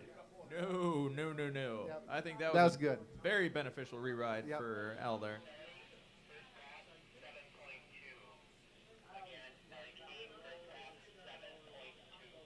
7.2. Wow. Yeah. We got Nice a score. 7.2 there. It looks like she got counted for all of her crossings. And that is definitely the biggest score we've had so far for this division. You know, it looked like that one cross the foot came down, you know, halfway through the wake there, but, you know, maybe. It definitely looked like it touched, but I guess that's what we've got video for. These are only preliminary scores. They're going to have to go back and review all these guys and give us the finals here after a while. Either way, 7.2 for Elle Keen on her forwards pass there. That was absolutely incredible. That is definitely the top pass score for this division. To take first, she's only going to need a couple of crossings, and if she can put that together backwards on one foot, I think she's going to have a real easy time not jumping straight into the first place position.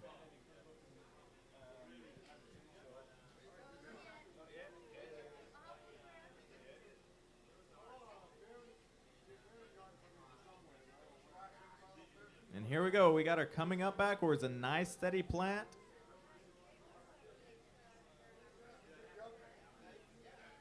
Solid as can be, straight into the curl. Nice position.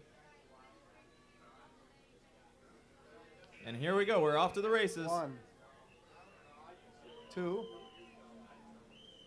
3, 4, 5, 6,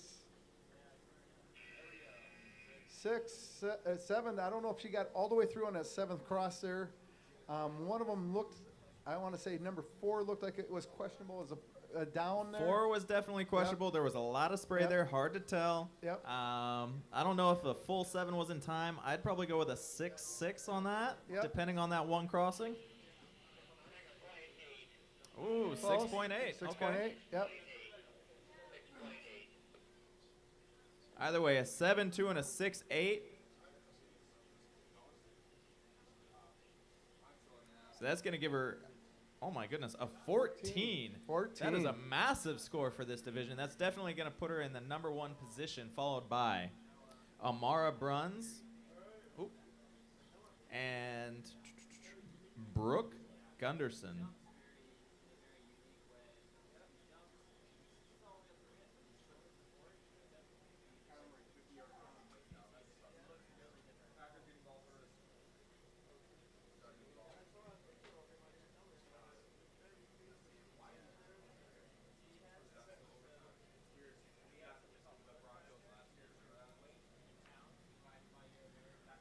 And Elle Keen was our last skier there for this division, so that is going to be finishing up the junior girls slalom semifinal.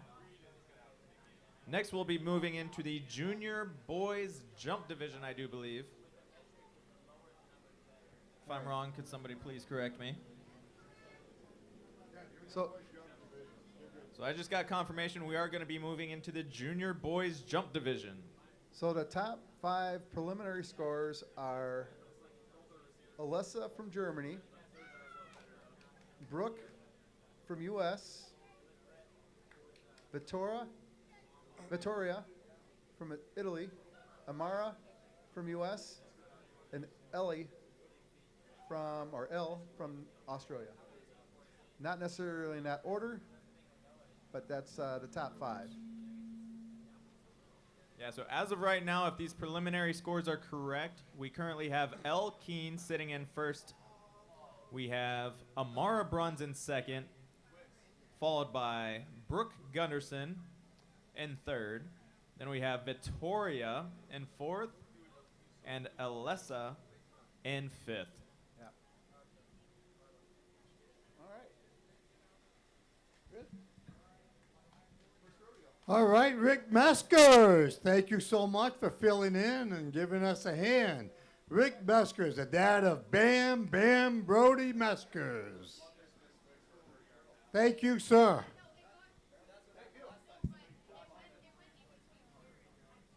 Hi, Phil. Big Bad Phil from Australia sitting back here. He's on guard duty. No, I'm just sitting here watching the commentary and better vision just here. Phil, about 67, 68 years old. I don't know. How young are you? 68. 68. A good story about Phil. You know, he became real close friends with Slick Willie Farrell, you know, Bayou Willie, back in what, the late 70s, I believe, one of the first tournaments? 1978, the first Worlds we met. Yeah. 1978. Willie, stay over there, Willie. Willie, stay over there. No, stay away. Come here, Willie. So 78, Slick Willie and Phil from Australia became close friends. Yeah, then Phil has followed Willie around ever since. He comes to the States, he goes to his Hall of Fame ceremonies, his wedding probably. I don't know. When he gets a DWI, you come out and you bail him out.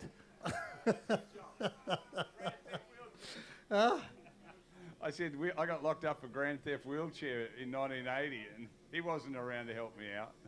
Yeah, there you go. Of course not. But you know, it's a great story. You two guys have become great friends, and you follow each other, and you support each other through all these years. 78, 88, 98, 08, 18. That's about 45 years. My Lord. What a story. And now you're 68 and Willie's 85? 69 and holding. All right. What a story. That is awesome. That is great. All right. Everybody's coming down this way because we have jumping. My Lord. The junior boys jumping event. There we go. The conditions are great. The water conditions is beautiful. There's no rain. It's overcast. It's not hot. My Lord, John Cornish, there is a God smiling on you. I hope. We really need it. Yeah, there's a big God smiling on you out in the Gulf Coast. There's several reasons we need it. Yeah, we got that big hurricane out there in the Gulf Coast that's looking right at us. It keeps eyeing us. Oh, my Lord.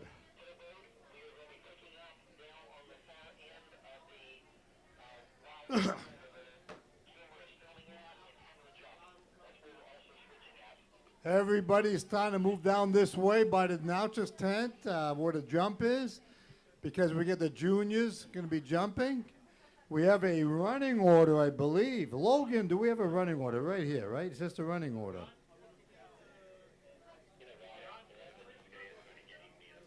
This is the running. We got 9 junior jumpers. 9.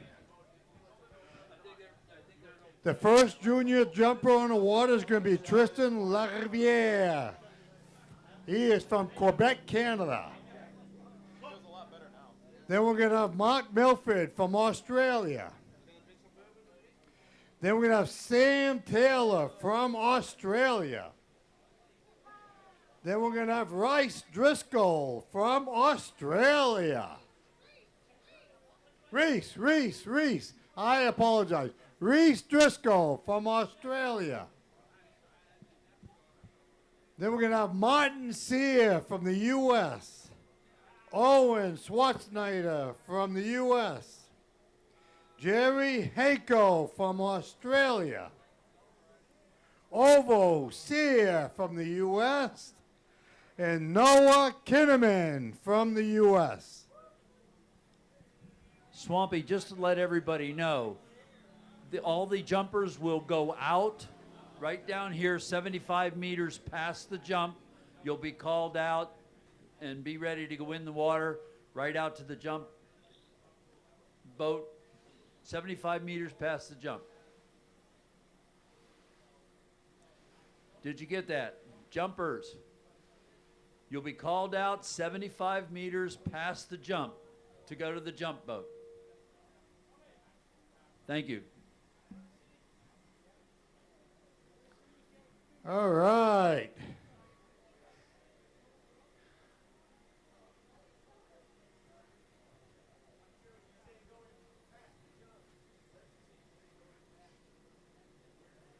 Channel there, Danny.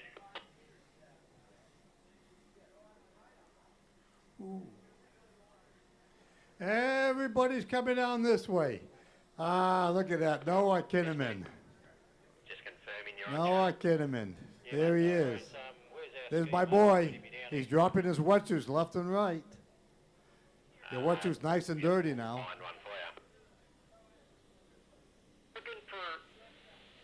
Attaboy, Noah.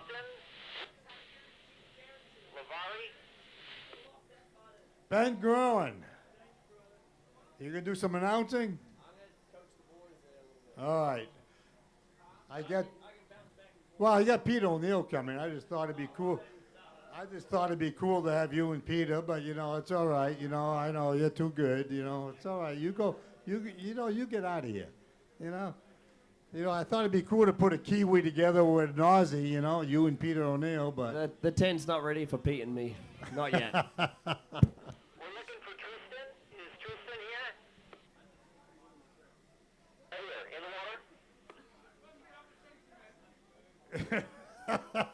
Hi, Gertie. How you doing?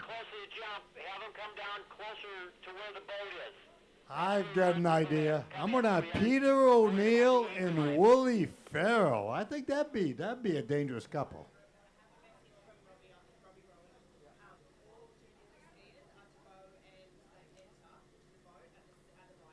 Yeah, we just announced that. I'll say it again. All junior skiers, you guys are down there 75 feet beyond the jump. And that's where you're going to swim out to the swim out to the boat. 75 feet beyond the jump. How many meters? That's a good question. Divided by 3.3.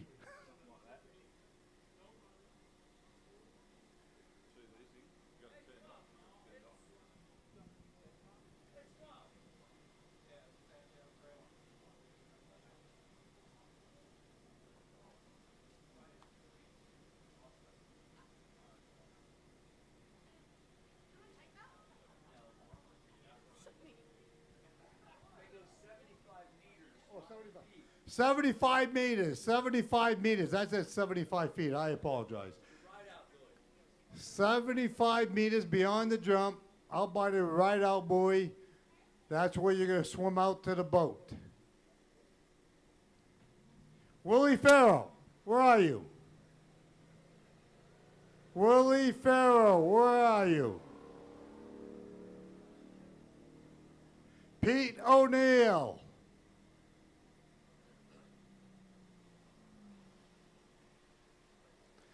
They deserted me.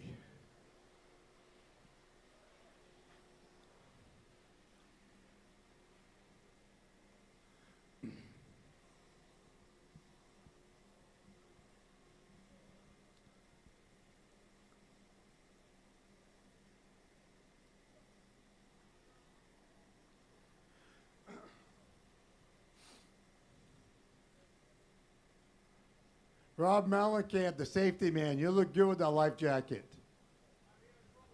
You know how to swim if you have to swim out there? Jump boat, when you're ready to go through, before you go, can you please call the skier and also call that it's the skier's first jump, second jump, or third jump, and we'll also say computer clear. Over. All right, we have the first jumper on the water. The first jumper on the water is from old Canada. Tristan Laier. Jump number 1.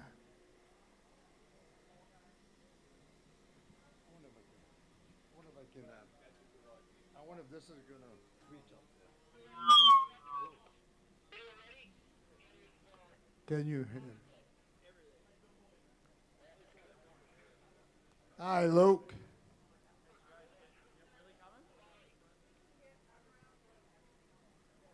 All right. Jump number 1 for Tristan.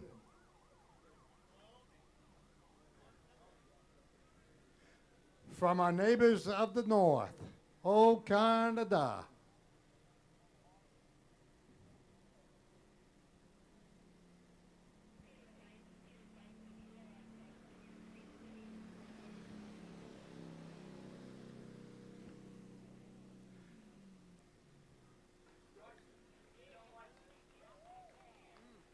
Luke, what do you think? You seen that first jump from Tristan? What's your thoughts? Put me on the spot, but yeah, he just landed a bit heavy and just popped that handle, unfortunately. So hopefully he's going to rectify that for his second jump. He wasn't square coming off the jump, was he? Yeah, he was a little cockeyed. What caused that? Just think he probably had a fair bit of nerves, cut out a little bit late. Yeah, it's just hard, especially with the overcast too. That's probably playing a little bit of a factor. Luke from Australia, class act. Luke's a great guy, a very great barefooter from Australia. He can jump a little bit. What do you go about 25 meters? I did 26.1 at our nationals. 26 meters at the Nationals, my Lord. And the man is about 65 years old, I think. Huh? That's brutal. I'm just kidding, buddy. I'm just kidding. How old are you, 45? Keep going lower. All right. We'll keep bidding down. What, 39? Lower. 29. Yeah, that sounds about right. Nah, 38. 38. Luke, class act, great skier from Swaziland. Glenn Kinnear, how you doing, buddy? Classy people out here. No. Tom Heaps. The great jumper from the UK, Great Britain. Tom Heaps, another young man that can jump about 25 plus meters. Tom, are you going to call this next jump from Tristan, Canada? Haven't. Judging by the way he jumped there, probably 11 meters next jump. More? I didn't hear a word you said. What kind of English do you speak? The Queen's English. The Queen's English. All right, you going to call this, Tom? Call. 11 meters, 0.2. No, call the jump. He's embarrassed. The great Rick Boys. What do you think? What do you think, Ricky? I reckon we got a good 10-meter jump coming up out of the Canadian boy. He's got to just get nice and square on the ramp. He looked tense coming in on that first one. What do you think, Swamp? Are you rooting for him? He's part of the Commonwealth. Oh yeah, we're rooting for all the skiers, especially the ones in the Commonwealth. That a boy. All right, here he comes. Gam. Go ahead, call it, buddy. Well, here he comes. He's coming in the course now. He's coming out, the 25-meter boy. He's looking up nice, setting up nice and straight. Arm straight, he's betting. Going over the ramp and he's landed. Oh! Is he okay? Give us a wave. Is that Canada on the water there? Where is Team Canada? Team Canada, where are you? I see no Team Canada. Oh, Swan, is he okay? Are you okay, buddy? Give us a wave. Are you okay? He's okay, good. I don't know where your teammates are.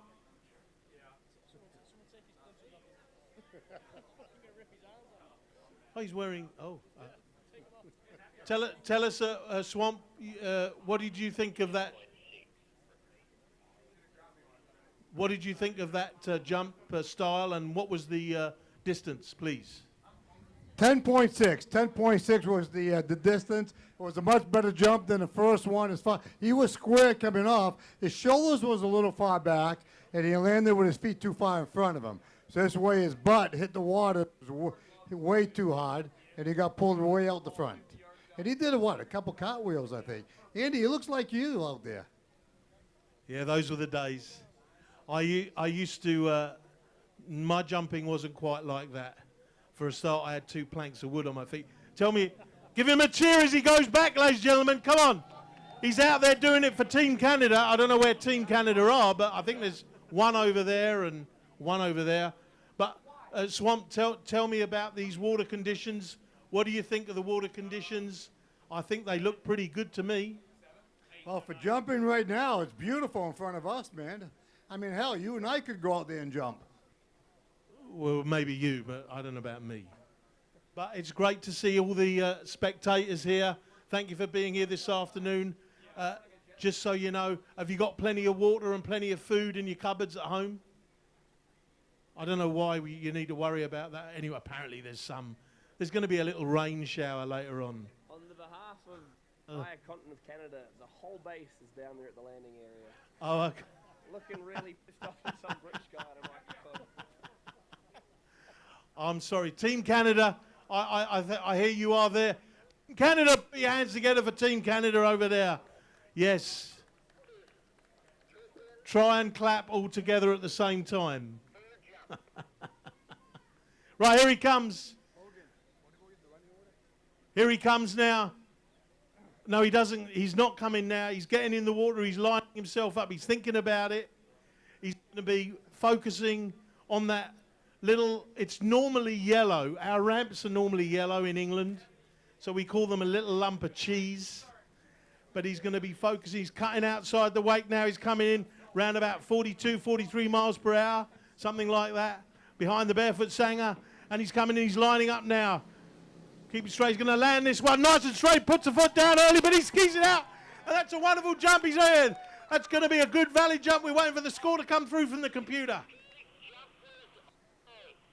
We got a confirmation from the boat. It's a valid jump. Now the computers are computing the score using those 4 yellow buoys you see out there. Actually, there's more than 4. There's 6. But it'll use the 6 buoys. And the distance... 9.6 meters, ladies and gentlemen. 9.6. Put your hands, put him on the board. Yes. 9.6 meters for that jump. I'd love to know his name. What's his name? He's right here. Tristan Laier. That's for Canadian. Tristan Laier. That's a great Canadian accent. You got to roll the R, baby. Laier. Tristan Laier. 9.6 meters. And he's got one more jump. Oh, no, that was him. He's done. Let's look at the list. Who we got coming up next? Here's Team Australia coming next. Mark Mulford will be skiing next for Team Australia. You know, there's a few Australians here. A few Australians. Looking down the list, we've got Mark Mulford coming in next. Then we've got Sam Taylor, also from Australia. Then we've got Reese Driscoll, also from Australia. Then we've got USA independent skier Martin, I need my glasses. Martin Sear. Then we've got Owen Schwarzenegger. We've got Jerry. Then we've got Orville Sear. And the last skier, a kid called Noah Kinnaman. Noah Kinnaman, yeah.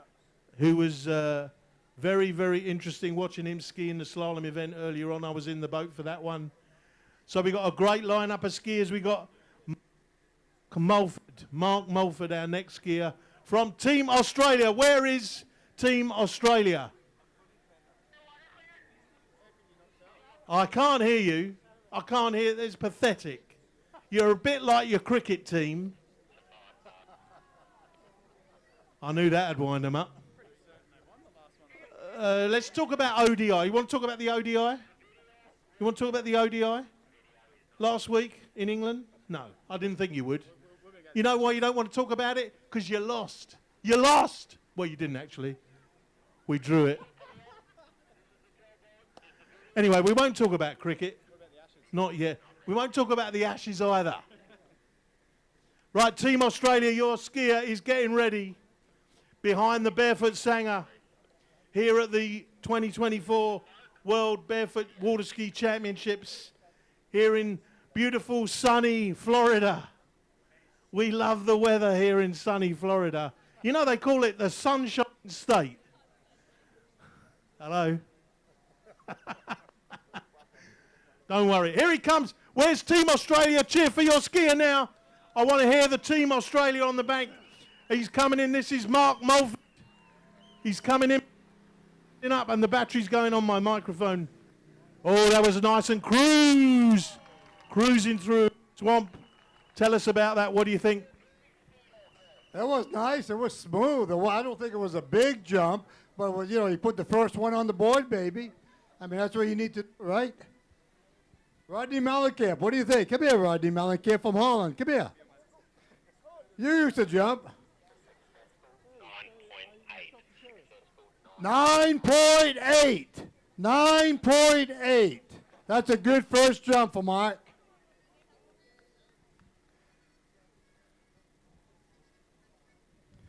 Andy, thank you so much. Boy, I tell you, you put a lot of energy into the announcing here. You all excited. But I'm afraid you're getting a little tired and exhausted here. We're going to have to get you some help. It's time for my afternoon nap. But my second team, Australia, are on the water. I love Australia. I've got a lot of family in Australia. We love beating them at the cricket. We try to beat them at the water skiing. We don't really succeed. But I'll catch it. Thank you for letting me on the mic. I'll talk to you later. Yes, sir. Thank you, sir. Filippo. Filippo. How you doing, buddy? Italy. Go on. Call the next jump. 8.6. Announce it. Announce it. I thought call a distance and we guess.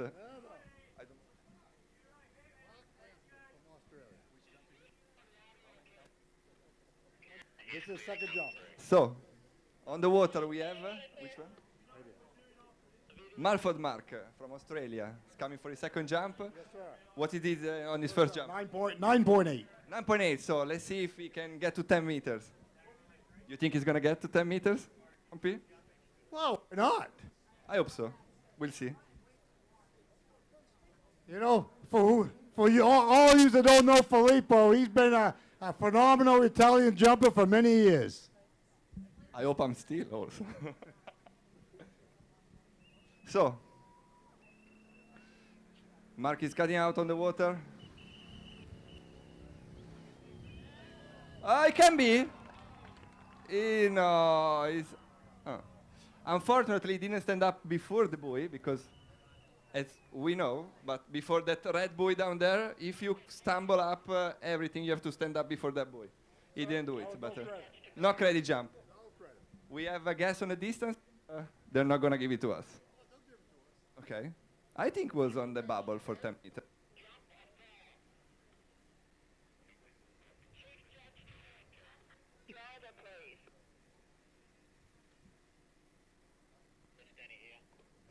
Suspense. So they're not going to give us the distance yet, but we will see. I think it was 10 meters. It was not a valley jump. But it's 10 meters, Dai. For me, yes. I guess so. Tom, what do you think? I think 11.5 meter fall. Okay, okay. We having any other guesses? No other guesses. Svenja, what do you think? 10.7. 10.7. So, oh.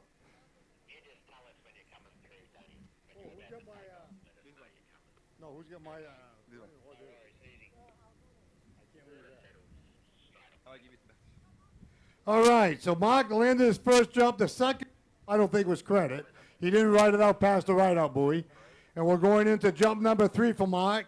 His biggest jump is 9.8 so far.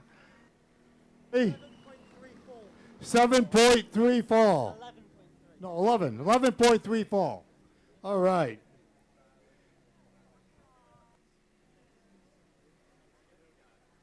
Willie Farrell. Slick Willie. Look at this man. The one, the only, the legendary Slick One-Way Willie. Still learning from what's going on here. So I'm still learning, and I got a lot to learn watching these young people going out there over that water lump. Now, I won the national championship back in the day, but the day came when I had to give it up. You know, I had a family and other responsibilities. But I still like the idea and the venture of the barefoot jump. Well, you won it back 50 years ago, I think. What was that, 6-minute jump? Yeah, and I was the only one with the jump, so it was my jump, my nationals. I had to win, man. It was good. Oh, my God. If you're learning, you better learn fast. I'm a slow learner. All right, here comes Mark for his third and final jump. Come on, Mark! Well, that was nice and smooth. Yeah, baby! That was a nice traditional jump. He's from a family of barefooters. His mom's in there. She's doing all the scoring she can do and very efficient with the computer. So if you're getting instantaneous results, you'll know why. We've got good people doing our scoring. And then Mark's brother's skiing here. That was Justin. Mark, his brother Justin, skiing as well as an independent. 10.6. 10.6. Next skier on the water, also from the Commonwealth of Australia. They like it when I say that. They like to be the Commonwealth of the Great Britain. Sam Taylor. I think the Australians are going to beat me up.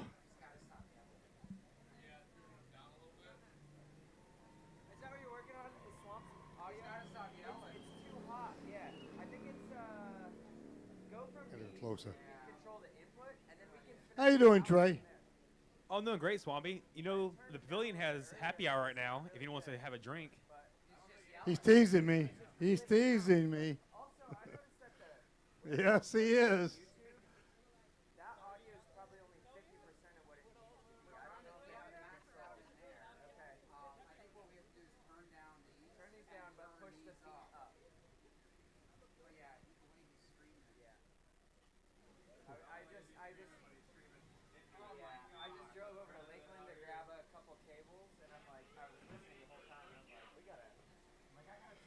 All right, we got Sam Taylor coming in for jump number 1.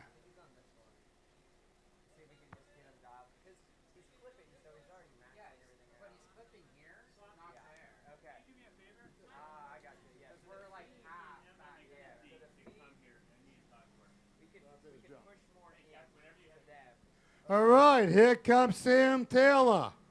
Jump number 1, coming into the ramp. He is cut out, he is going over it, and he hangs on. Jump number 1 on the board.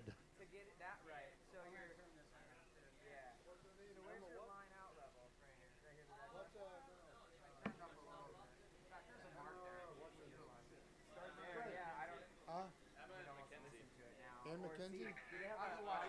No, yeah, because I can even from here turn you up a little bit.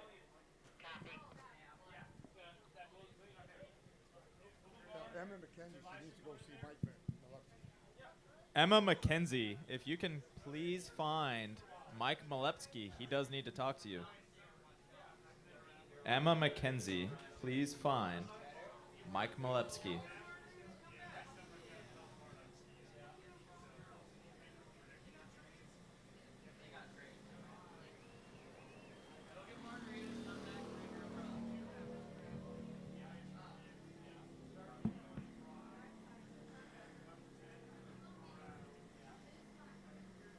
Mike McKenzie.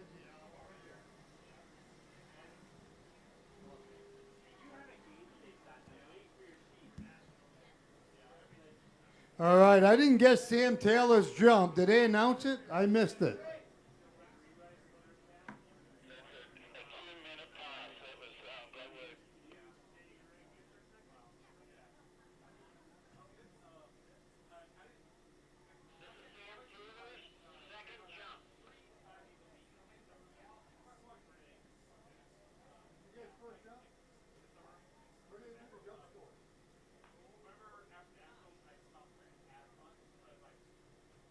All right, there comes Sam Taylor for jump number 2. Yeah, that's where you want to be. Yeah. Here he comes, cutting out, lining up with that jump. Jump number 2. Whoa! He went inverted. Nice jump.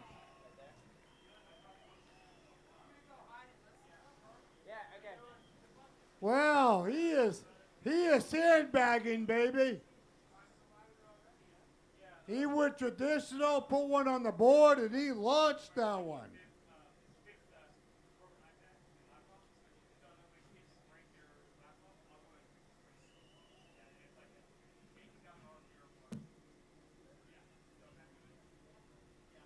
It's still too light on the YouTube.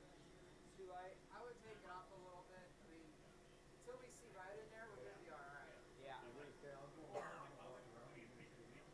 should be swampy. Try to level it out a little bit. Or you can yell. You can yell, but yell with the mic out. Okay. Can't make out one. Huh? Yeah, no. All right, they're telling me I'm yelling too loud in the mic. Is that true, young lady? All right, I got to keep the mic further away from me. Logan, call up the scores. Failed 19.6. A failed 19.6. So that was a 19.6 meter fall there. Pretty solid. He landed one traditional, and then he sent that bad boy out there. All right, Tom Heaps. Come here, Tom Heaps. I feel like That's why it seemed a lot louder, yeah. Tom Heaps from the UK. Next time you're talking, I might just... What are you going to jump and open? What kind of scores are you going to put on? Down a little, I thought. Anything over 26 meters will be nice. 26 meters. Wow. You're going for it, aren't you? Hopefully. So Swampy, is this still Sam Taylor jumping right now? Yes, it is. He's got one more jump. Jump number 3. Okay, so he landed his first one traditional, and then second one was inverted? Correct. Wowzer. What do you think he's going to pull out on number 3? Well, he's going to go inverted, obviously. He's been sandbagging. You know, he landed his first one traditional, and now he's going for it. He's got nothing to lose. Right, Aussies? This is definitely what we like to see at the World Championships. You throw one up on the board, and then you just send it the rest of the way. Here it comes. Jump number 3. That's what I thought was flipping at first, but then when I pulled up YouTube, it was hard to observe. Whoa!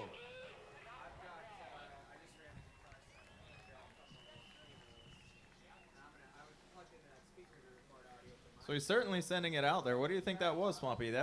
From here at an angle, it looked like it was out towards that 19 to 20 again. Yeah, that's probably, that one right there was a little smaller, I believe. That's probably 17 to 19 meters, I'm going to guess.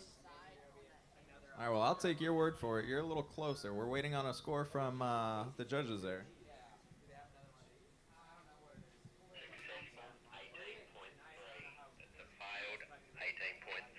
So we got a failed 18.3 meter jump there. So that was an 18.3 meter fall for Sam. And that was his third and final jump in this round.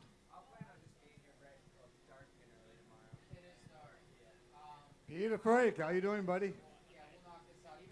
And I believe up next we've got Reese out of Australia. Hopefully. You never know, though. Might be out in the boat again. Is that last event, jump? We got one more event, buddy. One more event, at least. I think we'll be going till it's dark. The water's pretty good still. Water's real good. This is really, really nice right now. Yeah. I was expecting it to be blowing like a gale, but no, all glassy conditions. So what do you think of your Aussie jumpers here? What do you think this young man just got done jumping? Well, that was good jumping by Sam, wasn't it? Yeah, one easy one on the board, and then tried to make it the big ones, but unfortunately. Well, obviously, he must be just learning it, obviously. Has he landed one before? I haven't seen him training over the winter, but it's been a hard slog in Maguire. The water temperature there's well below 10 degrees out. I don't know what that is in Fahrenheit, but probably 30 or something maybe. That's cold. Yeah, it's cold. So we're going to have Reese Driscoll coming in for his first jump here. Swampy, if you want to announce it from the shoreline, I'll come back at you with the final score. Here comes Reese right now, coming in for his first jump. Is he going to go inverted? Is he going traditional? Here he comes, lined up, and that's a nice traditional jump. Puts one on the board. That looked nice and solid from here, feet to feet almost. Feet to feet. It was nice. It was smooth. He puts one on the board. The question is he going inverted now? Does he have nothing to lose? Is he sandbagging? Richard. Peter Frank, is he sandbagging? Is he going inverted after this? Not sure. I reckon give it a couple of cracks. That was what, 11 and a half meters or so. I reckon he'll go inverted. Give it a crack. Well, we'll find out, right? They'll call the score out here very shortly. But, I mean, you know, you Aussies, you sandbag a lot, don't you? Well, I've been known to do that in the past. So we got a successful 11.9 meter traditional jump there. 11.9 meters. Beautiful, beautiful jump there for Reese. 11.9 is going to be a score. That's 1 on the board. Swampy, I didn't quite hear that conversation going on down there. Is he sandbagging? Is he going to throw it over the ramp? Uh-oh, did you kill the battery in your microphone? You've been talking too much today. You're going to have to come stand by me now. That could be trouble.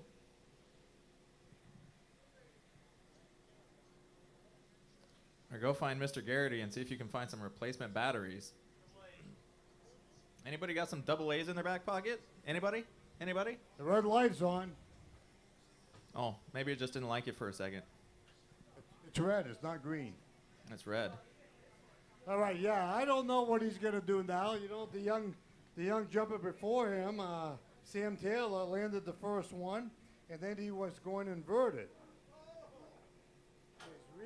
Is Reese going to do the same thing? Yeah, Swamp, I think you need to go find some batteries. Your mic's cutting out on you pretty hard here. All right, I lost my mic. Whatever you did, don't do that. All righty, guys, we've got Reese coming in here for jump number 2. He squared off. He cut out from the ramp. Ooh, looks like he tried to go inverted. He still landed it and skied away. I just got in from the boat. Everything was okay with that jump. Pass was okay. Speed was okay. Jump was beautiful. You can see he was trying it. He tried to get up and in the air. Who's in there? We're waiting for a official score on that jump.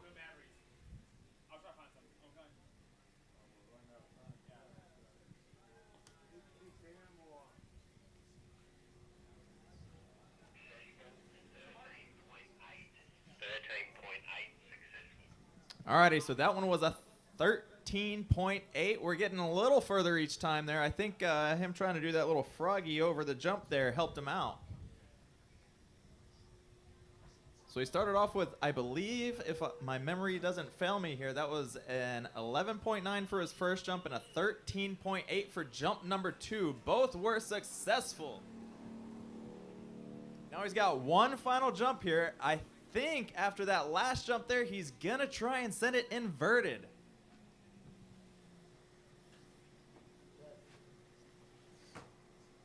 Try doing this again. We were doing earlier.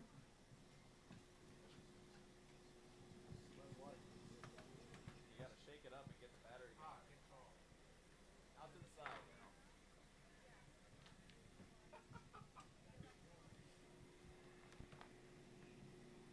Now your mic doesn't work. What are you gonna say? See, the problem is I don't know. I always think yeah, I think these. You know, these two are working. Alrighty, so it looks like Reese is down there. He's getting ready. The line's not quite tight yet. Here we go. I changed my mind. The line is tight. Reese looks ready to go. I think he needs some support from his Aussie comrades down there if he's truly going to send it over this ramp. And here we go. Boat's up on plane. He is in the curl. And here we go. We've got the cut. He's going to square off before he hits that ramp. Up and over we go. Half inverted there. I'll take it. He lands a nice little jump.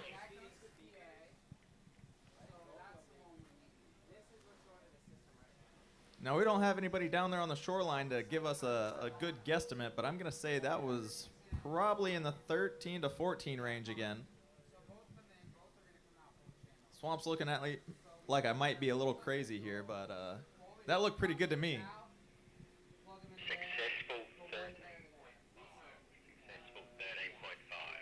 You know, that's a 13.5 meter jump there. Successful. He was looking at me like I was crazy, but I said between 13 and 14. 13.5 is right smack dab in the middle, so I'll take it. I think he's going to be pretty happy with that. And that was his third and final jump. I was looking for I don't know. We lost batteries and we lost pens. Because they're pointed this direction. Having a mic with speakers.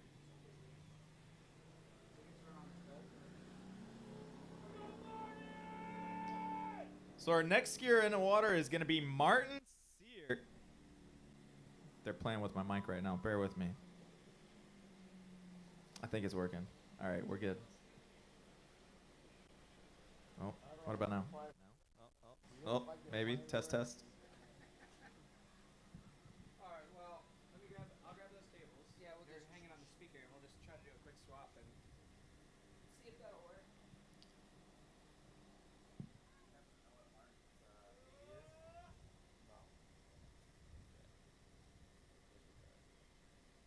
So he's a score to beat, right? 13 and a half. I got a better idea. I guess. No, he did land one at 13.8. So we got Martin Sear here. This is going to be his first jump in this division.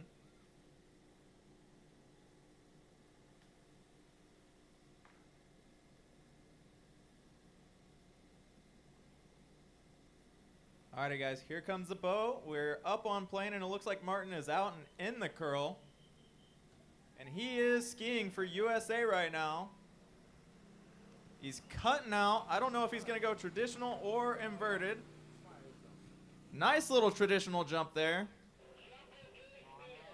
We got speed okay, jump okay. He skied it away. I'm going to assume that was somewhere in the 9 to 10 range. He doesn't go inverted. I was just informed that he does not go inverted yet. However, this is a world championship, so if he lands that one, why not send it?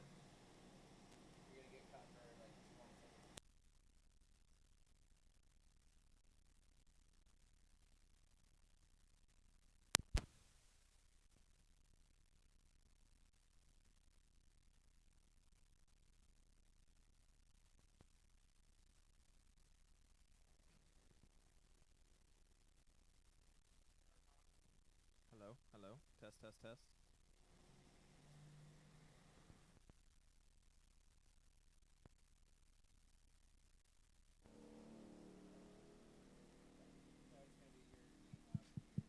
Hello, hello.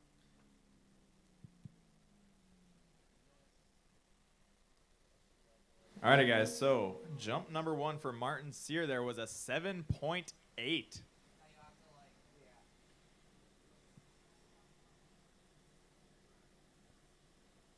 Sure, that was a little smaller than he was hoping for, but at least he landed one, and now he can try to push to get over that 10 mark.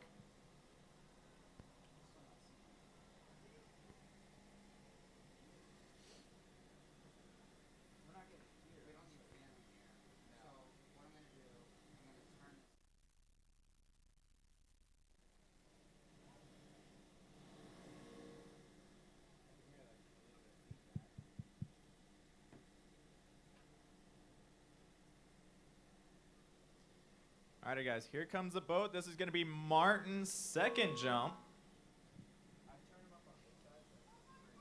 Boat's coming down. Martin's in the curl. He's going to be cutting out here in just a moment. Here he goes. He's going to square off before he hits that ramp. Ooh, there we go. If he can ski it away, boom.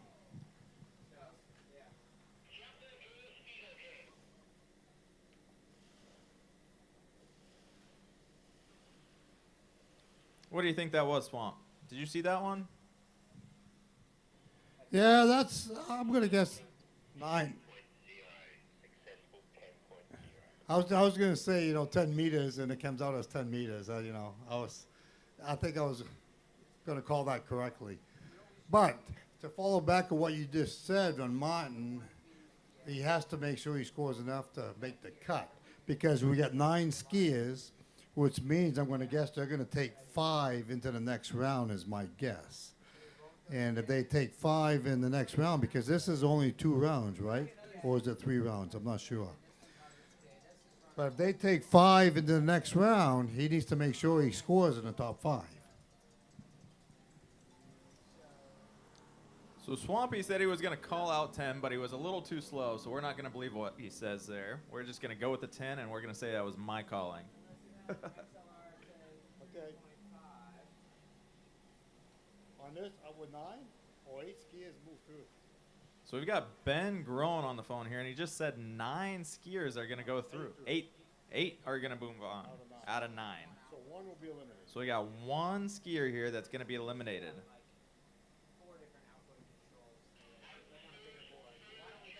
This is going to be Martin Sears' 3rd and final jump.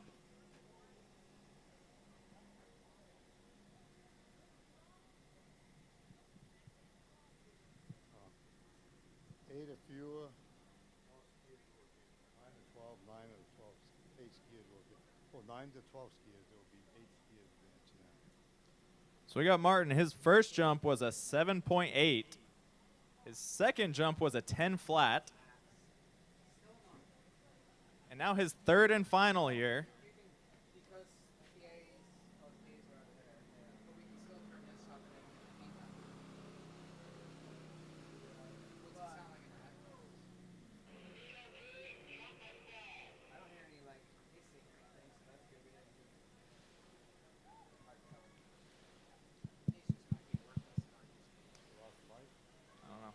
So we got that 3rd and final jump was a fall. We're going to wait to get the score on that.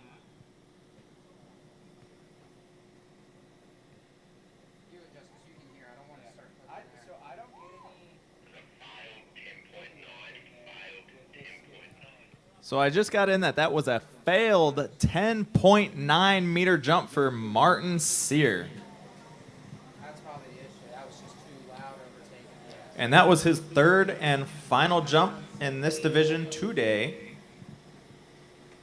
Starting off with a 7.8, then a 10 flat, and now a 10.9 meter fall. Just walk this way. The speaker.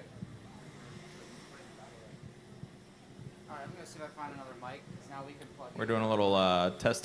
How's the mic sound? Not terrible. All right. I'm doing a little bit of experimenting here, so bear with us. Double check that we didn't throw it way off. Owen.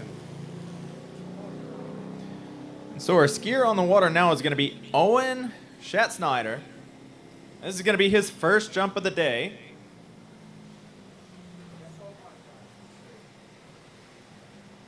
And I see him putting on some clinchers right now, so I would like to think that means he's going to try and invert, but I don't know.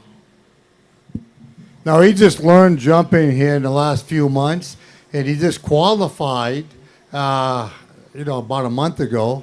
He landed his 12-meter jump or whatever the qualification score was. I think his PB is just over 12 meters, I believe, or something like that. So he's new, he's brand new to it. So he's not going inverted, Logan, just to fill you in. Oh, I thank you. That's why we have you up here. Just because he's jumping 12 meters doesn't mean he can't go inverted. I've seen some people jump inverted and get a 10. Very, very rare, but I hear it's happened before. I don't know if I want to give you the mic. You're kind of mean sometimes.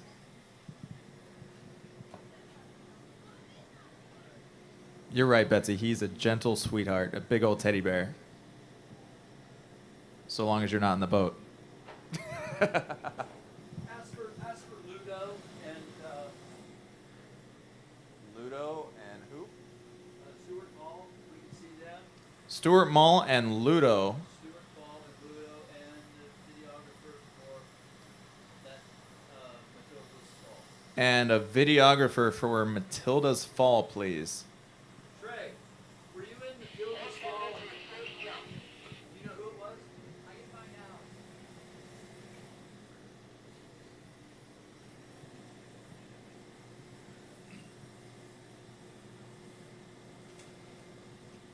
All right, guys, here comes the boat. Owen's going to be coming down for his first jump of 3. And Owen is a USA skier. And here we go with the cutout. He's going to square off. Ooh, he boosted it there. A nice traditional jump. Reaching out there. Now, Owen's a pretty tall guy. Yeah, Owen is, he just learned this stuff this recently, and he just qualified just like in the last month or so to, for the World Championships. And I'll tell you, he's been learning quickly. He's a tall guy. He's about 9'8".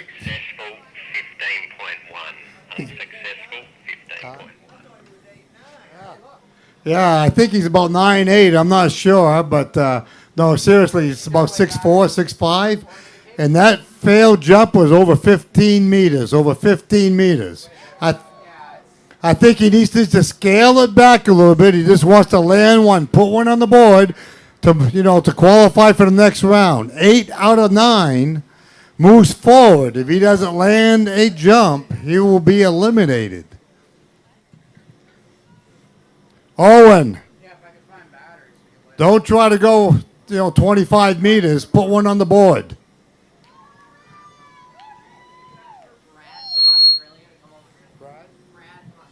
Brad from Australia. Brad from Australia. They want you down here by the scorer's trailer.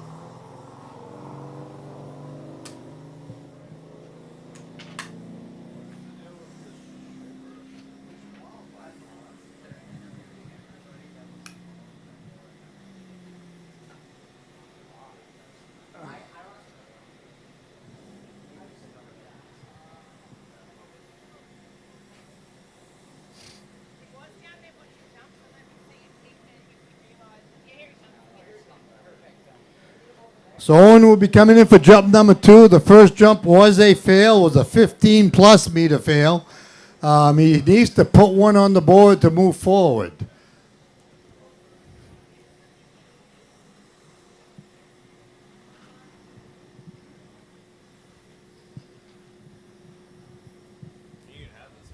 Well, it doesn't matter.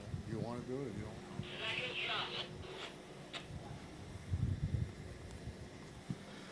All right, here comes Owen for jump number 2. He needs to put one on the board. Come on, Owen. He is cutting out. Coming into the ramp. Whoa, Elias right there on the way. That was a nice jump. That looks like it was out there around 12, 13 meters probably. Nice jump, Owen.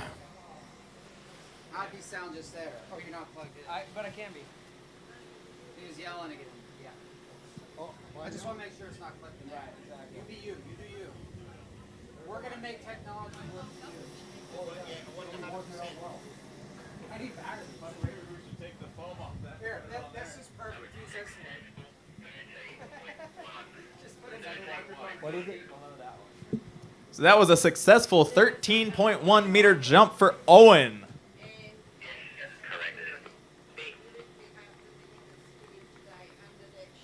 Team management and what? Official.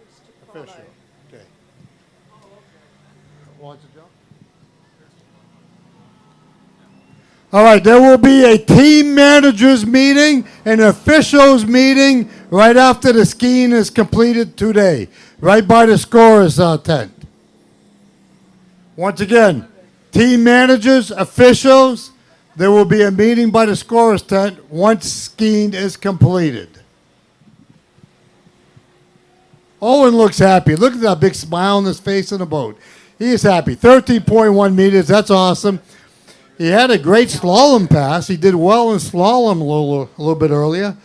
He's jumping good. He's having a good tournament so far. Big Bad Owen.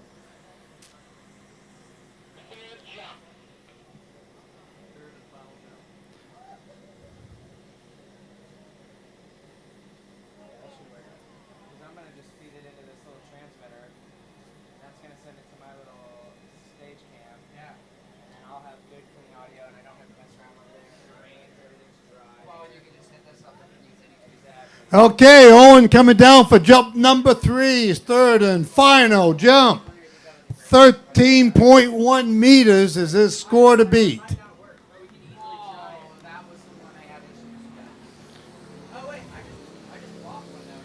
Whoa, he watch that. He held on. Look at that. He held on. That was a big traditional jump.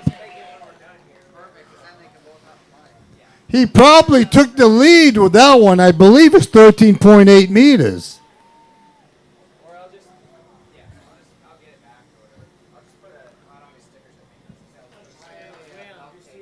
Okay.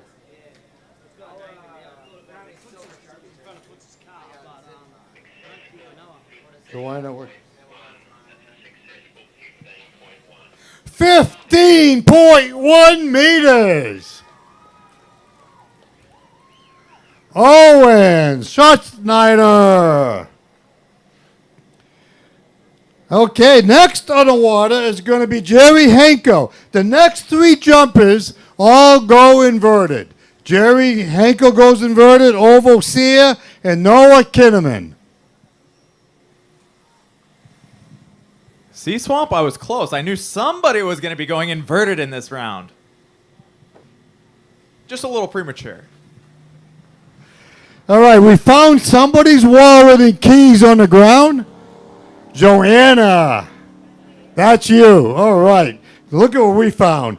Tipping is not a city in China.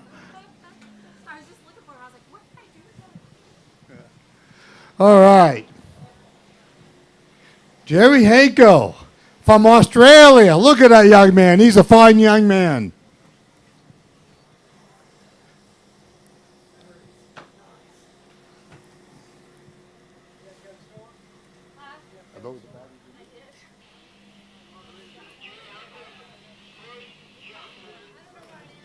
All right, Jerry Hanko coming in for jump number one. Getting ready out there.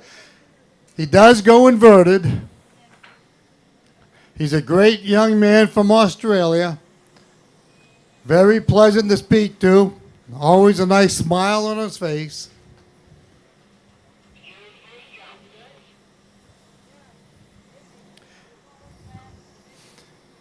These last three skiers are going to be battling it out. Here comes Jerry, jump number one.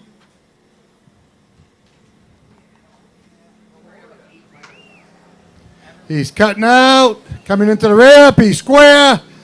Nice drop. Oh, and he hangs on, rides that baby away. Jump number one on the board.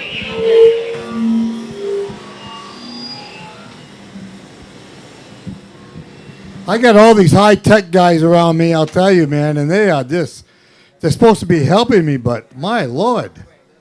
Sam Dubs, what are you doing? Just kidding, I love Sam Dubs. These guys are working hard. He wants that in writing. Successful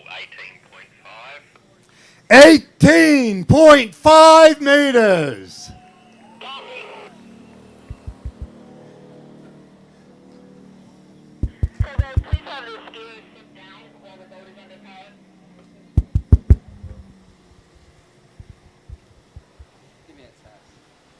Test, test, test. Hello, hello. Howdy, howdy, howdy.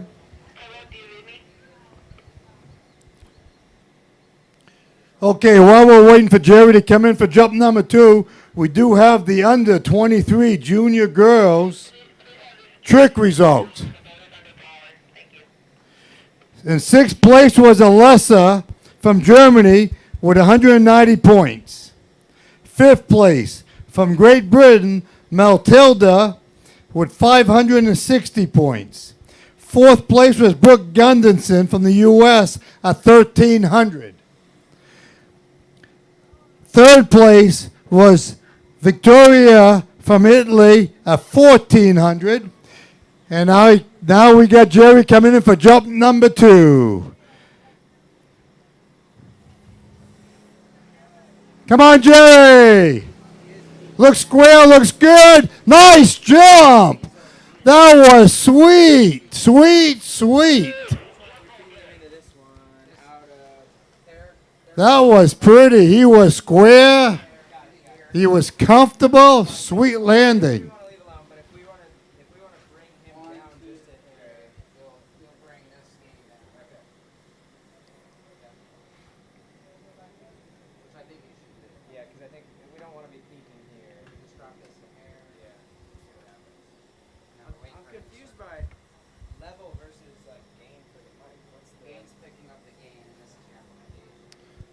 So while we're waiting on a score from the boat for that last jump there, That was a successful 19.3.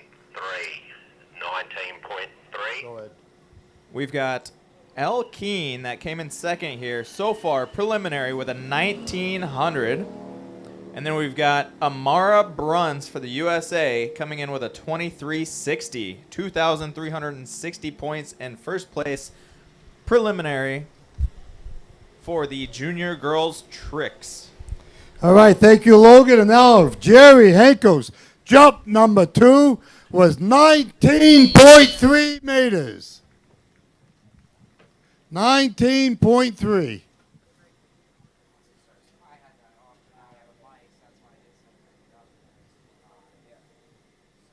Jerry's got one more jump. Right now, he's in top spot. He's top dog with a 19.3 meter jump. He has one more chance to improve on that.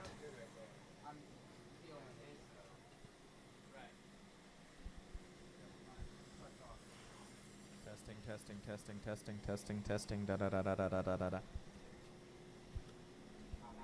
Here comes Jerry, jump number 3. Can he beat 19.3?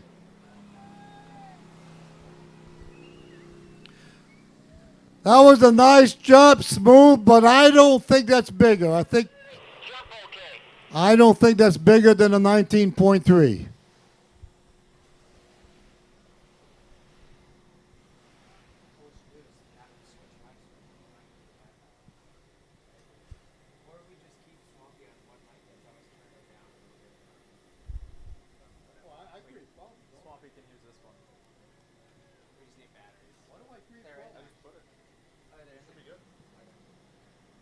Batteries are back in that one? Yeah, I can hear that. It's back. Successful 18.1.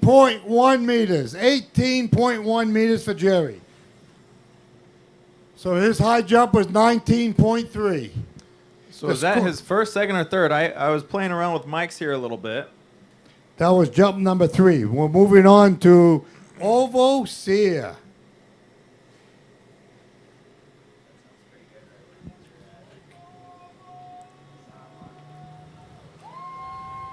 We got a cheer squad on deck here, cheering for Orville. Currently, Jerry's holding the top spot at 19.3. We're in a way better place than we were an hour ago, so I'm happier. Yeah, it's great. It's Light all years laid ahead out of where perfectly. You this can was. figure it all out. Yeah, like ideally if we labeled them with a little No. gaff tape. That would not be any fun. That's how you get fired. Okay, never mind. I'll just keep my mouth shut. Because that would be the move. Then, like, You if gotta anybody's keep it all up confused. here, so Right, yeah, good point. All right, this is Ovo's first jump. 19.3 is the benchmark. So now that this seems to work, I can see if my plan works. Do this. To the camera. So here comes the boat. We're going to have Orville Sear here coming in for his first jump of 3. Set up real nice. He's done his cutout. Here he comes over the ramp. Massive traditional. What do you think that was, Swampy? I am in shock. I haven't seen him jump traditional in a while. He jumps inverted. I don't know if he was just late on the ramp or if he did that purposely. But that was a nice big, traditional jump. Maybe he just, you know what? I think he's been having a hard time landing them, and he probably just wanted to put one on the board to guarantee himself a spot.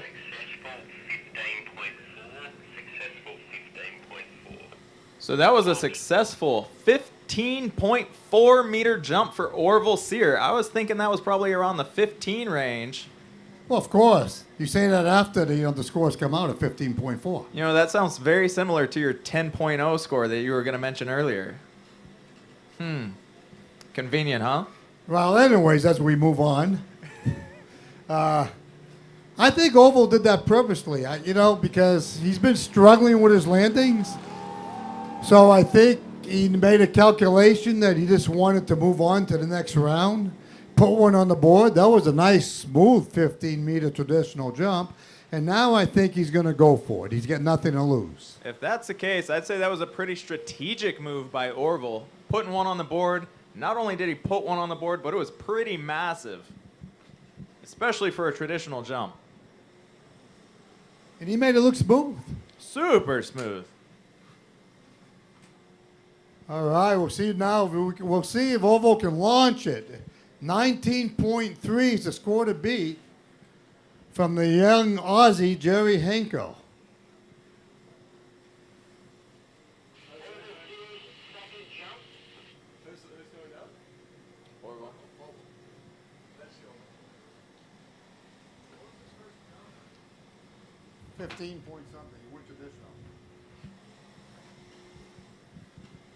So here comes the boat. This is going to be Orville Sears' second jump of the day. His first one was a massive 15-meter traditional. He's set up in his curl. He's going to be cutting out here. Here he goes. He's going to square off. Will he go inverted? Boom! Smacks it out. Does not hold on to the handle. See, I think that's the reason why he went traditional on the first jump. I heard rumors that he was struggling lately with his landings, and he probably wanted to put one on the board. That time right there, he came down way early.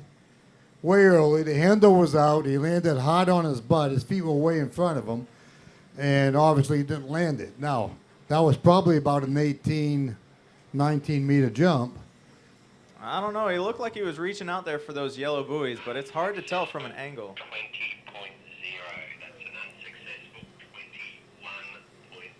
I said it before it was called. It was out there, a 20.0 meter fall.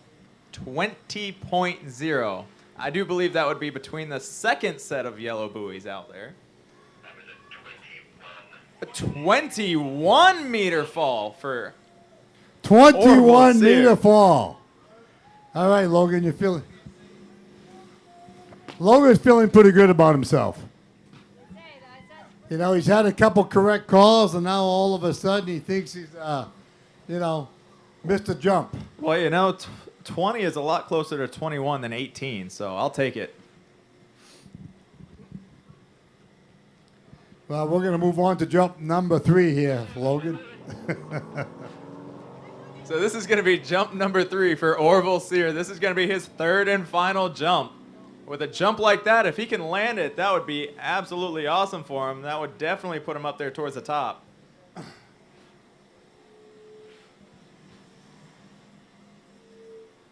Orville just has to hang out there, man. He can get out there. The problem is he pulls himself down early. You know, he lands early. His feet's in front of him. He doesn't land on top of his feet. He doesn't allow his feet to absorb the impact.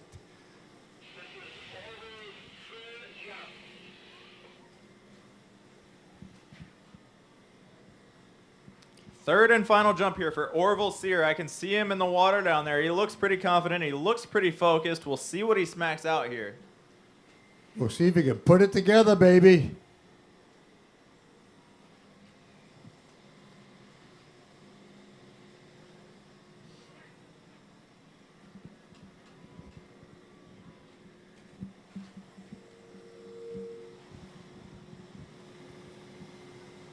All right, the boat's coming up on plane. Orville's third and final jump. He's moving on to the next round. But right now, the score to beat is 19.3. Can he do it? All righty, here he comes. He's going to be coming over the jump. Massive jump. Ooh, he did not stick it. It looked about the same as the last one there. All right, but he did what he had to do. He put one on the board. He's moving on to the next round. I think I'm going to guess that was a 20.5 meter jump. What do you think, Swamp? You going to go with the 18? Well, you know what? He didn't land it, so it doesn't matter. All right. We got one more jumper, one more skier.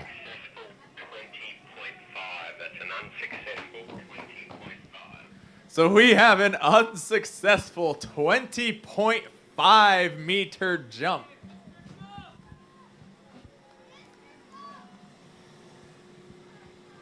What's that?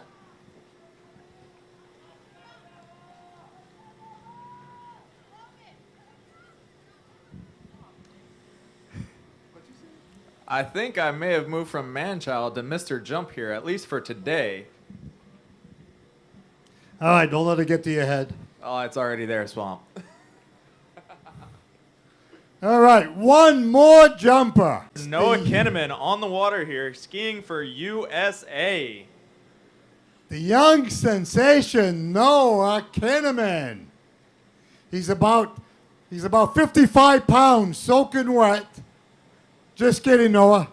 Don't beat me up. He's 105 pounds, I think. But yet, he can sail roughly about 20 meters. His PB, I believe, is a little over 20 meters. And that's pretty impressive considering he's 100 pounds. And that's with the suit soaked. Good job, Owen. Noah's got 3 jumps. Noah's got 3 jumps. The first thing he has to do is land one to move forward into the next round. And then his next goal is going to be to beat 19.3 meters.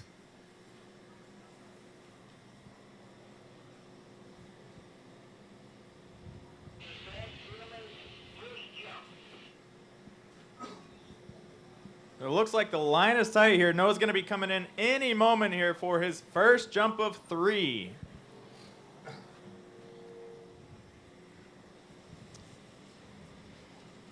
Here comes Noah Kinnaman from Team USA. He's cutting out, lining up. Whoa, baby! Whoa, what a jump, Noah Kinnaman! Look at that, 100 pounds.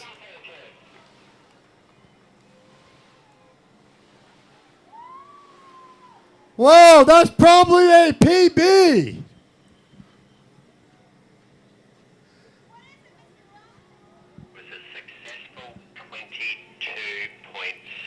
They're Whoa! called it, so I can't speak on the guess. Whoa, whoa, whoa! 22.6 meters! Absolutely incredible jump there for Noah Kinnaman. That was a beautiful jump. Sent it out there. That's a PB. That is a big jump for a 100-pound young man. That's incredible. Wow.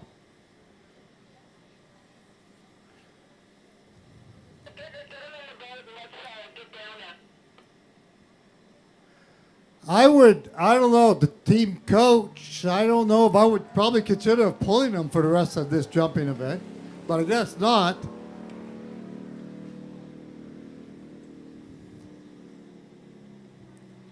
That was smooth.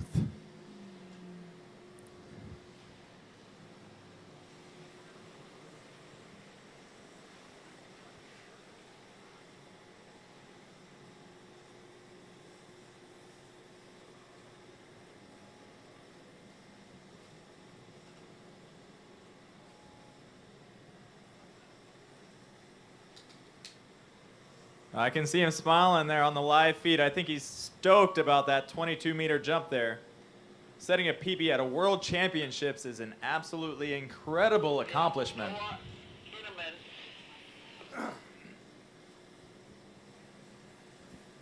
I think his PB was just a little over 20 meters before this. So this is going to be Noah Kinnaman's second jump here. With setting a PB on jump number 1, I don't know how much more you could expect from this guy, especially at 105 pounds soaking wet. But the kid sure does sail through the air. You know, it's going to be interesting, Logan, because a lot of times they try to go big and they mess up. He just needs to slow down and let the ramp do the work. See right there? He landed that one. That was definitely small. I would have guessed that was 19, 20 meters. But what happens with a lot of these jumpers, even the top dogs, even the top jumpers, the big dogs, you know, what happens is they try to go big, and when you try to go big, you don't go big. So what it sounds like you're telling me is it's super easy to overthink that jump, and I think I'm right there with you. You said a 19 to 20. I'm going to go 20. Okay, that was a 20.8 meter jump. That is still a phenomenal jump for Noah, but obviously you could tell that he tried to go big there instead of just slowing down and letting the jump do the work for him.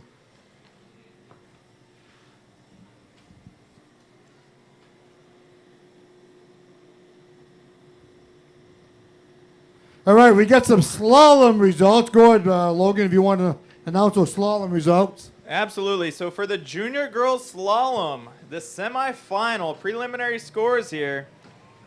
We'll start from the bottom and we'll work our way up. We've got Matilda with a 0.3. We've got Mackenzie with a 2.18. We've got Alessa with a 2.3. Vittoria with a 2.9. And then in third place, we've got Brooke with a 4.2. Second place, Amara Bruns with a 9.0. And taking the cake, we have Elle Keen with a 14.0.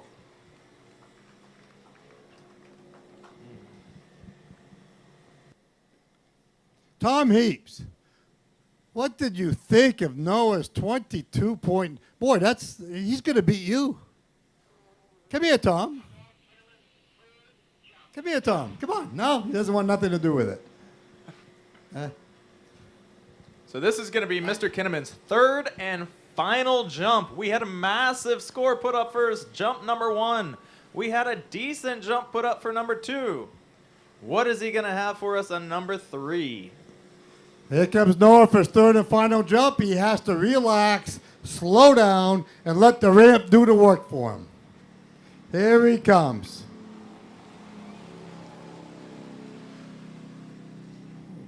Oh, didn't quite hang on to that one. That was a fall.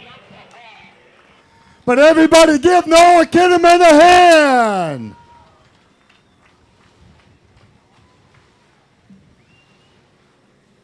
Absolutely incredible jumping by Mr. Noah Kinnaman. I'm going to say he was reaching out towards that 21 zone again. Tom Heaps, can you beat Noah Kinnaman? I don't think so today. So I hear that was a success, failed 21.3. Bye, Tom. Toodles. All right, 21.3. So Noah got 3 jumps over 20 meters. He got a PB at 22. Was it 22.68? I didn't get the point. I know it was 22 and some change. Some great jumping from these young skiers. Awesome jumping. We got one more event, I believe, and that is going to be the under 23 women's tricks.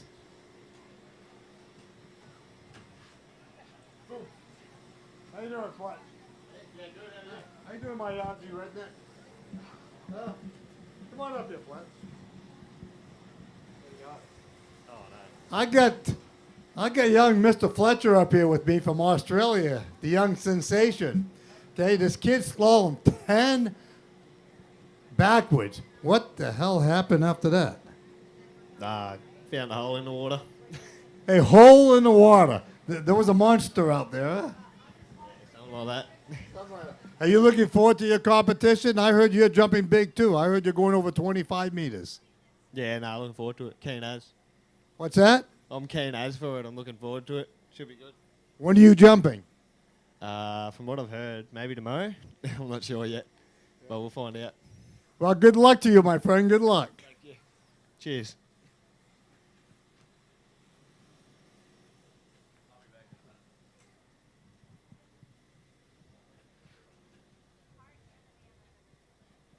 Oh, babies. Babies, babies. He's walking.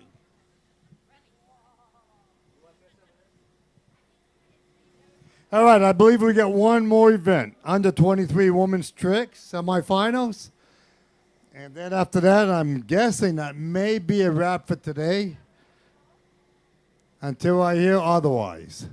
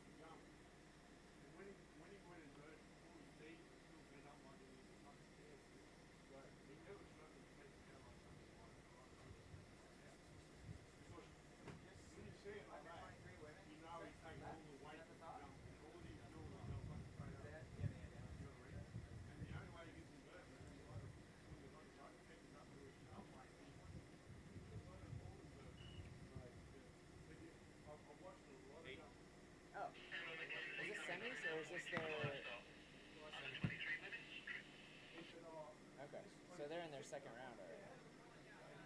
Or did they only have it? Only 8.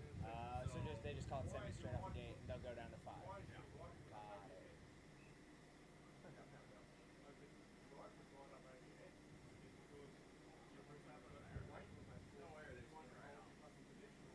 Yep.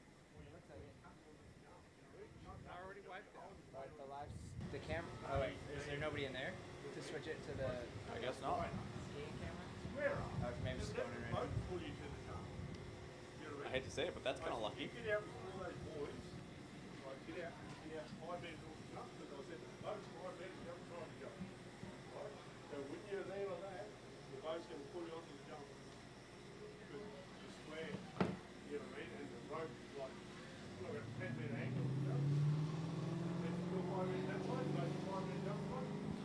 Alrighty guys, so we're going to be getting into our U23 Women Tricks semi-final round. There are only 8 skiers in this division.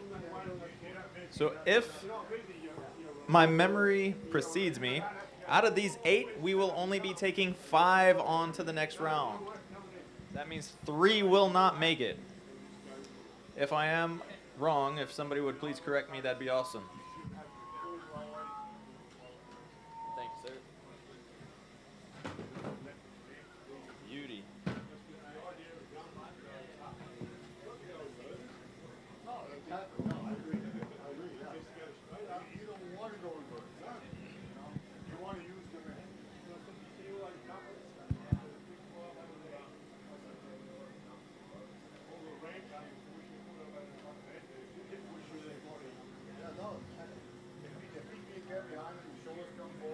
So Emma is on the water currently. She had her first pass there. It looks like she did not quite make the start. Remember she did one pass? They just started skiing. Oh, she fell? Yeah. Did they make her to do that whole first run again? When she did it the first time? Yeah. Really? Yep. Does her first one still count? Is there a pen I can steal from him? Well, this is trick. Disregard.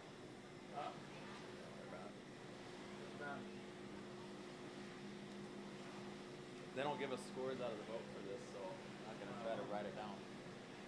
They will or they won't? They haven't been. Not for tricks. Only slalom and jump. Well, I can score. Nope. If you want to score it, yeah. No, yeah. You got to use that ramp.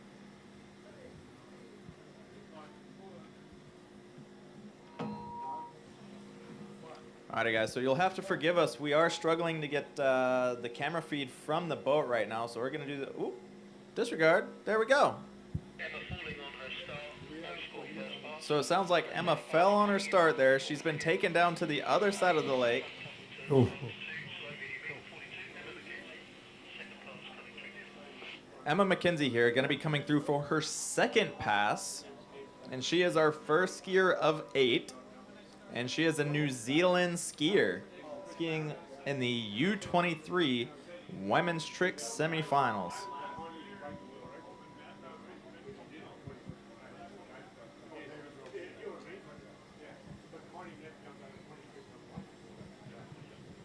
No, he did it, yeah. He was trying to get it. Yeah, he was getting it. You want to do something else?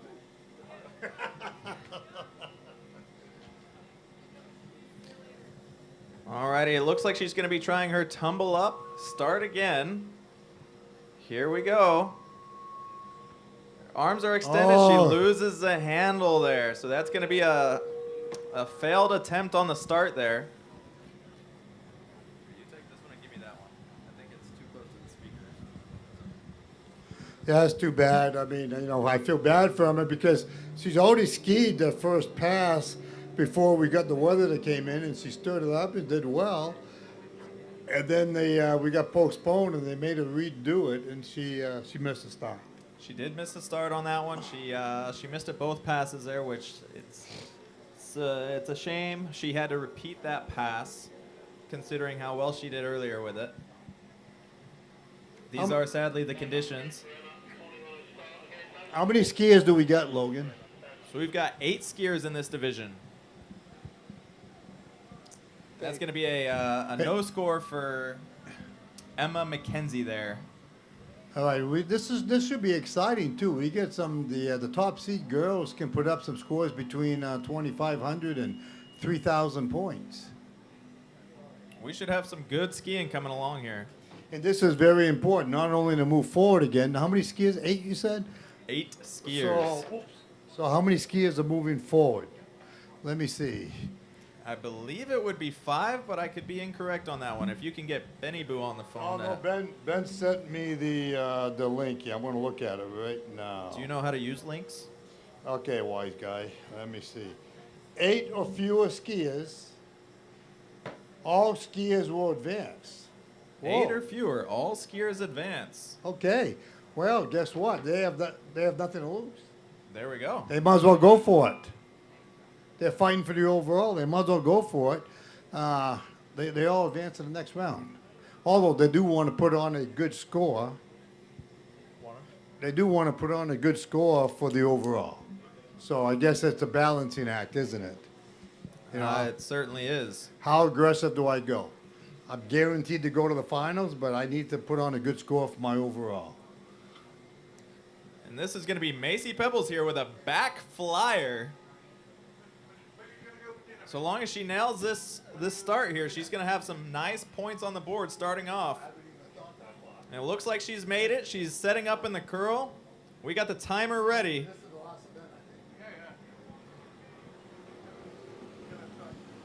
Looks like we got a back 1 foot, reverse 1 foot. Now we're going for the back toe. Nice clear hands. We'll see if she does the, ooh, she's got to pull it back together there, a little off balance. Legs are a little wide, and it sounds like that's the timer. So I think we got a back 1-1 and a back toe. I didn't see a hop. So that's 1, 2, that's 400 points without the start. Without the start, so I missed the start. The start was a back flyer. A back, that's 300 points, so that should be 700 points. 650 points. Can we see if there's a pen in there? 650 points. Hey, everybody. See if there's a pen in there, please. A pen. Find me a pen.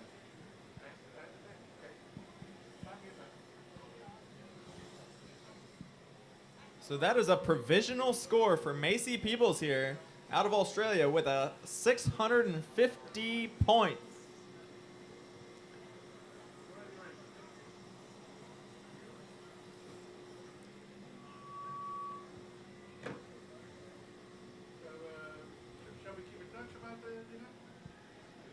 Yeah, I get no idea right now. I get finished this obviously, and then I get no idea what's going on and what we're doing, why or what. I get clueless. So yeah, well, are you leaving now? Yeah, I think so. Because Milford's already open. So. Yeah. Okay. I don't think we're gonna have going back to Winter. By the time we get done with this and get done with it, did you need me now? No, I was just trying to see the video. Yeah, we will come back to show here. Drink with you guys. Just we talk, big talk, man. What do we have to talk about? Yeah, you will. All right. Well, let me know. I mean, we got to finish this. And I guess.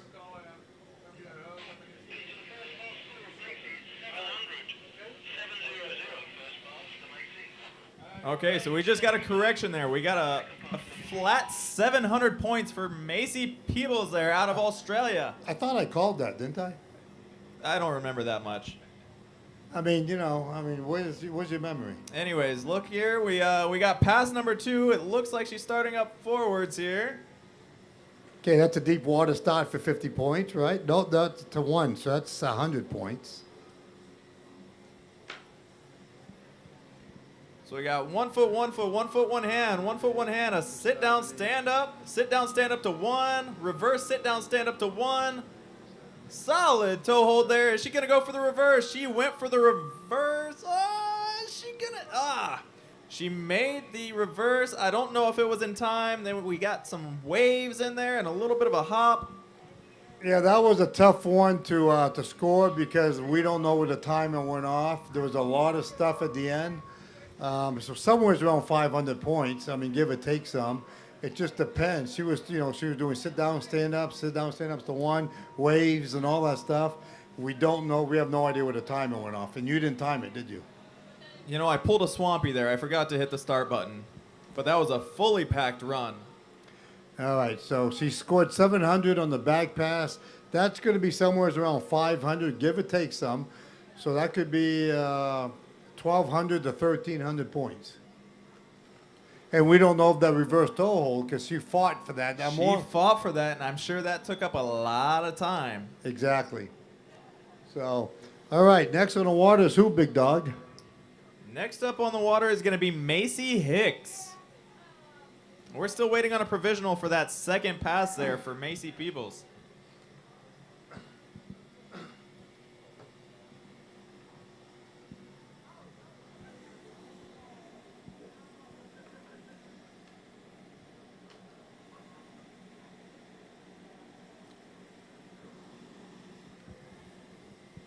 I want to find out if this is the last event for sure. Or what. But Lynn's in the meeting right now. I don't want to interrupt her. Nobody's giving me anything new, so I think it's probably the last event. 1,061.060 provisional score for 1,060. How much was it? 1,060. 1,060 points. She got 700, so she got 460. So a lot of that stuff at the end was out of time. That's a 700 and a 460 for a total of 1,060 points. So as of right now, she is the first score on the board. Poor Emma there. She missed the start twice, but she will be moving on to the next round. Next up, we've got Macy Hicks with another back flyer. And we do have the timer ready this time. All right, that's 300 points on the board.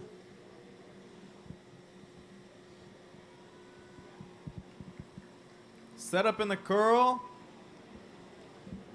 Here we go. We got 1 foot, reverse 1 foot, going straight for the back toe. We got the reverse back toe. Back 1 foot, 1 hand. Back 1 foot, 1 hand reverse. A back hop. And it looks like it was all in time. We'll have to see what the judges say. What does that come up to, Swampy? Well, I forgot whether I counted. There was 1,300, but I forgot whether I counted the start with that or not. So she did two. She did a 1 foot.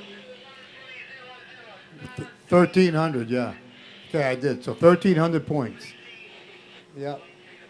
That's what I had. I forgot whether I counted the start or not, but I did. So there we go. A provisional of 1,300 points for Macy Hicks. That is our third skier on the water. If you notice, the Australians are doing something a little different with their back run. I've noticed this now with the girls. This is a second or third one. They don't get into the line step position, where they're coming in and doing 1 foot, reverse 1 foot, and then they're doing the back toes and then the 1 foot, 1 hands. And then they do the hop at the end. That's the second time I've seen that now. And they're not using the line step position unless they do two backward runs, which you know what, she may have done that in the open division. I think you're right. I think she does the froggy start, the line step start, which is 400 points, and then she does a line step 1-1. But if you do the line step 1-1, you don't get paid for the normal ones, do you? I think that's one or the other.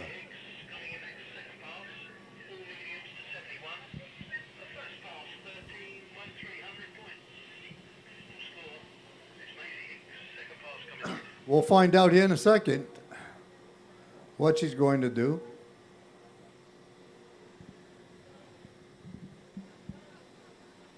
Is that a front toe handle, Swamp? Well, if it is, she's probably doing a toe up then, I'm going to guess. Or if she does the frog, she already did her back toes. She's doing a toe up. This is a front pass. Yeah, she's got the hand though. So. All right, So she does 1 foot stand up. 100 points. Going straight into the front toes.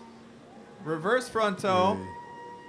1 foot, 1 foot, 1 foot, 1 hand, 1 foot, 1 hand reverse. Sit down, stand up, sit down, stand up to 1. A reverse sit down, stand up to 1 with a wave, and a hop. Looks like everything was in time there. Another fully packed run Okay, that's going to be, once again, it's hard to score them because we don't know exactly what the time is. There's a lot of stuff at the end. But we're going to guess that's going to be somewhere around 600 points, roughly, give or take a little bit. So that should be up somewhere around 1,900 points. It's just hard for us when they do those type of runs. Yeah, we were spot on. Spot on, 1,900 points. 1,900 points, you got 1,300, and she got 600. I hate to say it, Logan, but...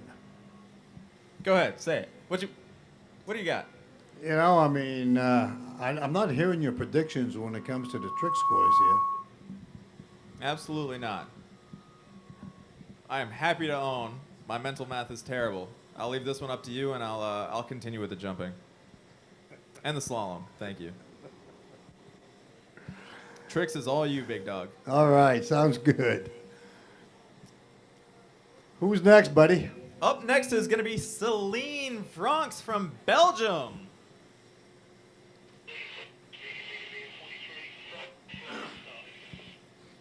She's going to be our fourth skier on the water here. Okay, flyers are going to be the one.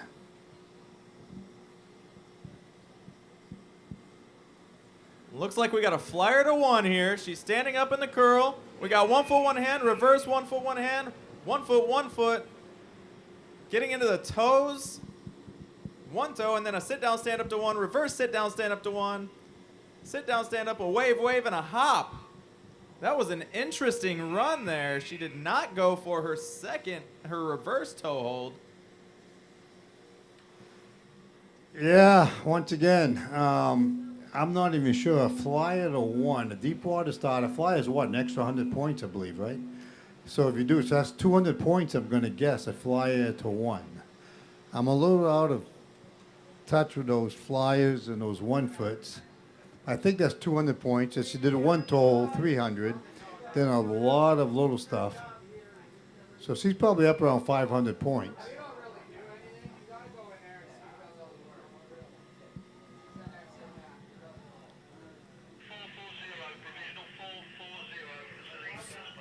What do we got? 440 points, okay, for Celine. So she's about 600 and what, 20 points out of first place right now, top seed?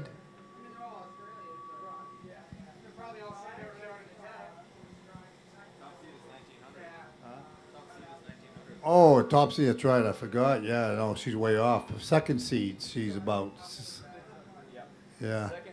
So second seed, she's about 600 points off or so. We've got currently Macy Hicks in the lead with 1,900, followed by Macy Peebles with 1,060 points. Celine just threw up 440.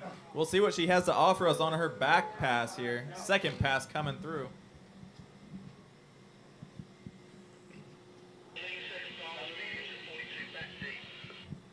And it sounds like she's going to be doing a back deep, so this will be a backwards pass for Celine Franks.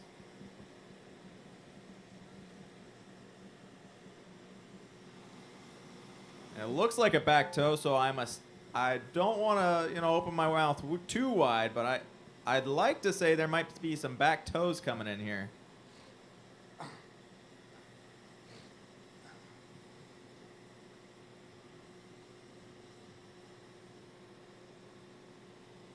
So here we go, rolling over, doing a back deep. Nice wide plant. All right, that's 200 points on the board for the back deep. Looks like she's loading up into line step position. Gonna do a 1 foot reverse. Goes for the hop. I see the bottom of the feet, getting out of line step. Going straight for the back 1 foot, 1 hand. Is she going to squeeze in the reverse? There we go. We got a squeezed in back toe. Ooh, no back toe. We got a back 1 foot, 1 hand, and that's the end of time. All right, that's going to be 1,100 points if she got paid for the hop. The hop was very questionable. Very questionable. She repeated it. I don't know if they're going to give her credit for it, but if they do, it's 1,100 points. Otherwise, it's going to be cut down to 900 points.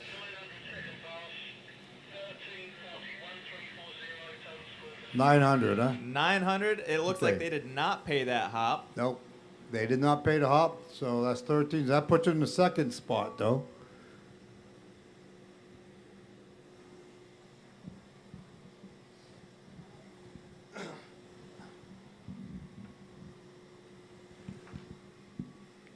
So that's the second highest score currently. That is currently the second highest. That puts her in second. We still have Macy Hicks here with 1900 in first. Celine Vronks now with second place at 1340. And Macy Peebles at 1060, holding on to third. All right, next on the wall is Zally Peebles. I see the name a lot, Peebles. Peebles. Yeah, there's a couple sisters. I think they must be sisters, I guess, and they're both skiing around the same level. They go back to back a lot.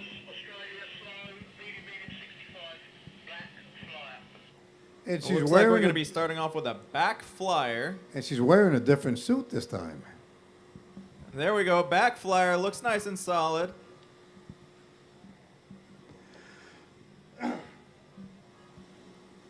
She's up. Credit. That's 300 points on the board.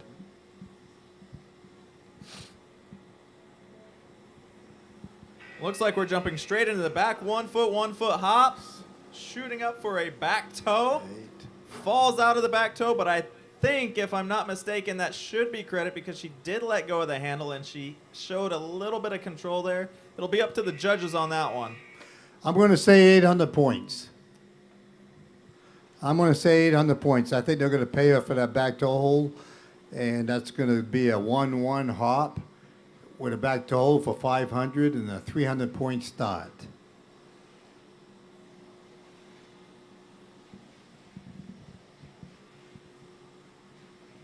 See, once again, they come in 1 foot, 1 foot.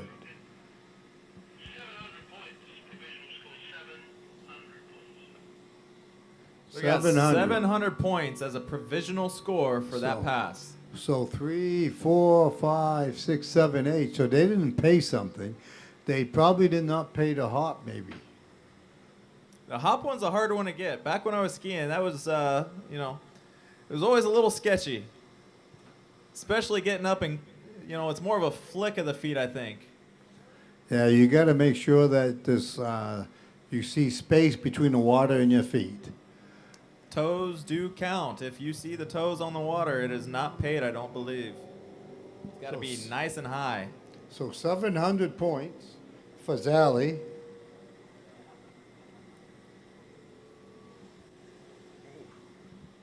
We got Jake behind us. I don't know what he's doing, but he's up to no good. I think he's making sure you don't yell on the microphone again. He's got that big camera.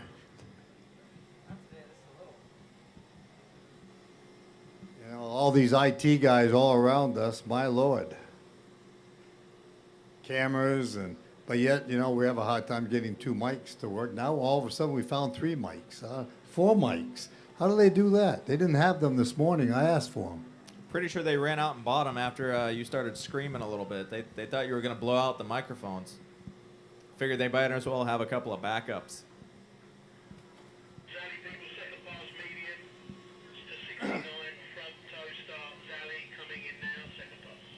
It sounds like we're going to be looking for a front toe start here on the next pass.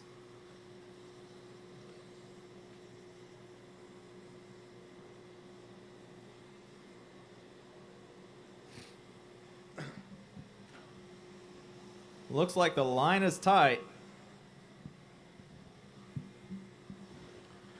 All right, she's got 700 points on the board. It looks like she's going to be trying and attempting a toe up, which is going to be a 400-point start.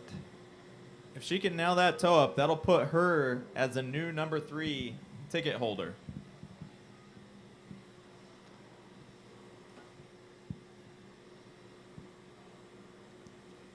There we go. She's nice and settled. It looks like a couple of bumps right there at the beginning. Nice solid toe up. Oh, she's excited about that. Now we're getting straight into the 1 foot, 1 foot, 1 foot, 1 hand, 1 foot, 1 hand, a front toe, reverse. Oh, almost toe. We went to a tumble to 1. Reverse tumble to 1. with another one hand, and a hop right there at the end. That's roughly 750 to 800 points, roughly. So that's going to bring her up around 14 to 1,500 points. Once again, depends when time runs out and what they paid her for. Now, did you pay her for that toe hold? Not the second one. The first one I did. Did she try? Did she try the second one? Right? I think she only did one, and I don't know if her hands.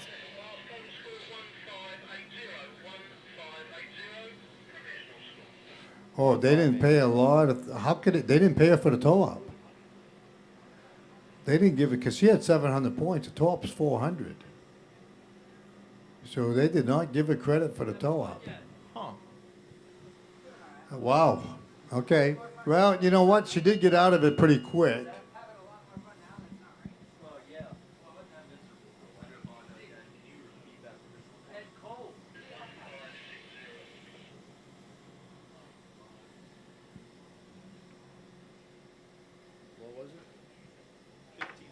So we've got a provisional of 1560 Okay, that makes more sense. for Zali Peebles. Yeah, so they did pay her for the toe up. Okay. Sounds like she got paid for the toe up and a few other tricks. And it looks like we've got Faith Dix here coming in. She's going to be doing a back flyer. Faith is capable of putting up scores around 25 to 2,700 points, I believe. I think her PB is around that. Somewhere's up around 2,700, I believe.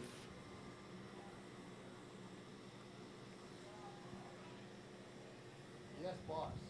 Are we done? Okay, where is that? Okay, under here, and then is that where the officials is going to be too? Great, that was it. Okay, I didn't know it was here, the pavilion, so I just wanted to make sure we're on the same.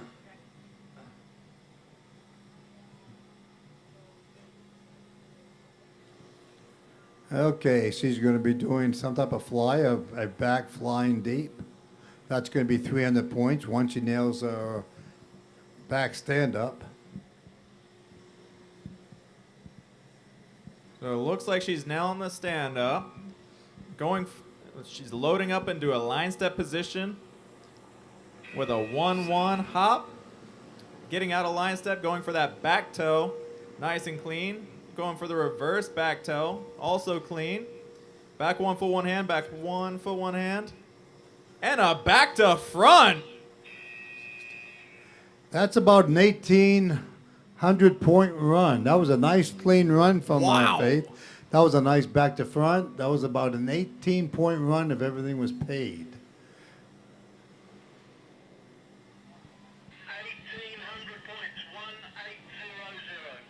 Well, it looks like you're on the money there, Swamp. It is an 1,800 point run. That's a big run for Faith, a very big run for Faith. That was sweet. That was well put together. She's probably going to be doing a toe up coming to the front position, so that's going to give her 2,200. And 2,200 plus whatever she puts together forwards.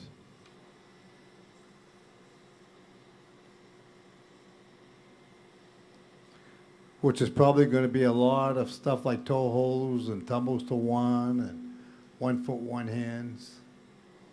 So that's going to be 20. After she does the toe, it'll be 2,200 points running. So what you're saying is I'm going to have to do a lot of quick talking. Well, that's my guess at the moment.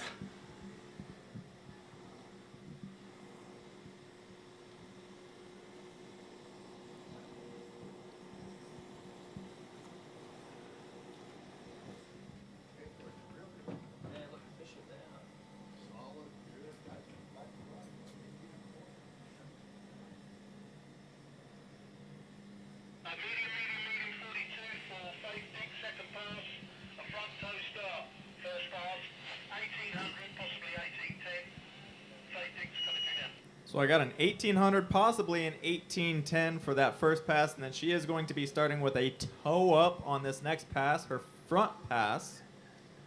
We'll see what she can pull out of the gate here. So once she nails the toe up, there'll be 2,200 points running. We'll see what she puts together.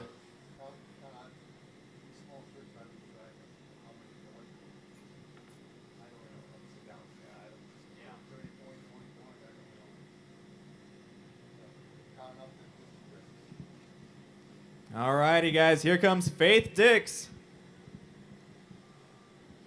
Setting up, getting comfortable in the curl there. Looks like she sticks the toe up, taking her time. Looks like a toe negative. Toe hold, toe hold. 1 foot, 1 hand, reverse 1 foot, 1 hand, a 1 foot, 1 foot, 1 foot stand up. Sit down, stand up to 1, reverse. Sit down, stand up.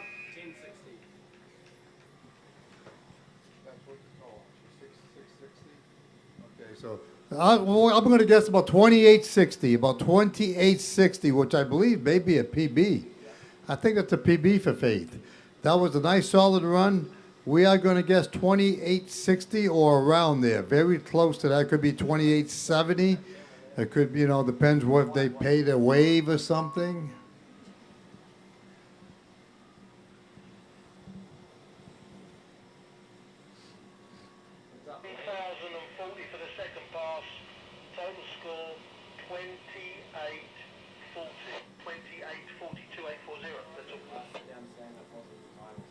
$28.40 is the official, the preliminary score out of the boat.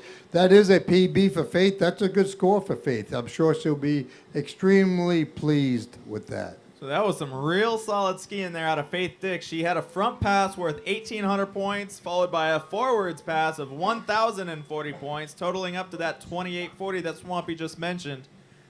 That was a lot of skiing. Very well done, Faith. Elena McClung from Australia.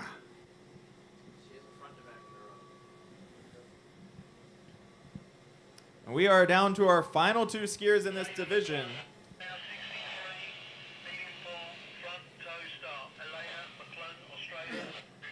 And it sounds like she's going to be starting off with a front toe here, coming into a forwards pass.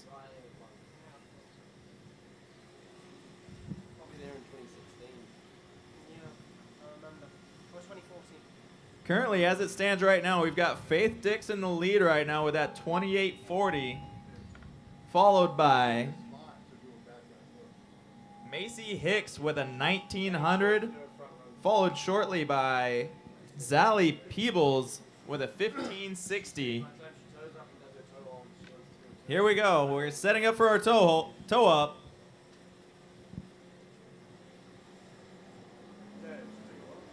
Nice and steady, very clean. That's 400 points on the board. So she's going for that front toe. Ooh, doesn't quite make it. She comes out the front there.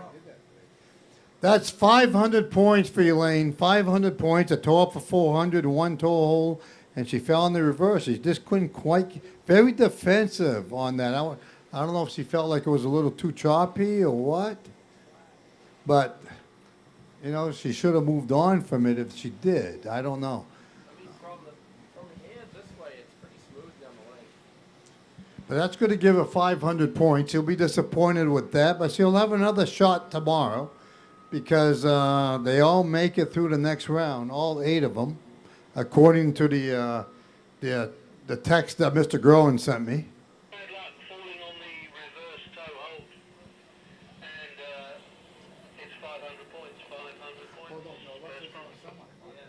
You know what? We gotta retract that, Logan.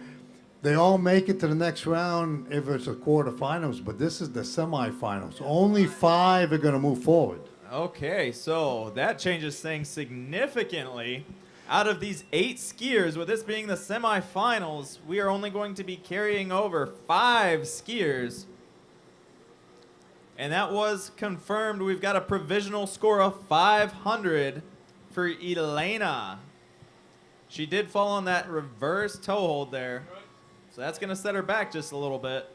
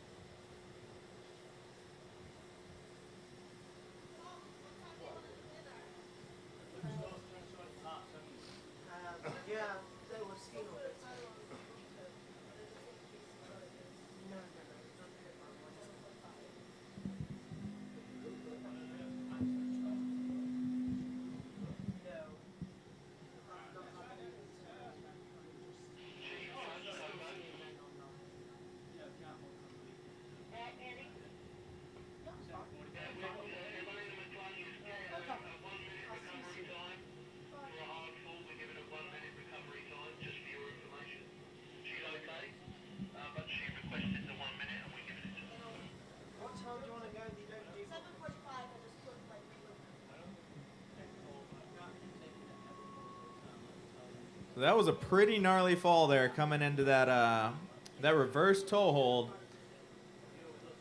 Pretty good smacker. We're gonna give her about a minute to recover here before we get into our next pass.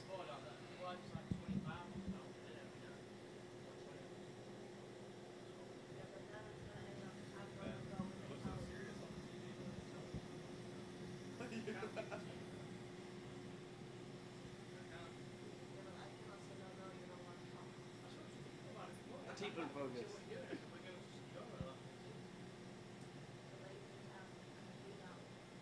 Well, I'll tell you what, the day panned out a lot better than anticipated. Quite a bit of Yeah, skiing. we're lucky. I'm looking forward to speed tomorrow. Anyway, I'm looking forward to Swamp commentating. What's that? Looking forward to Swamp being on the bike when I'm skiing. Calling you into your jump. So here we go. It looks like Elena's good to go. She's ready to go. She just jumped into the water, and she's got a back toe handle loaded up on the line there. So I'm assuming we're going to see...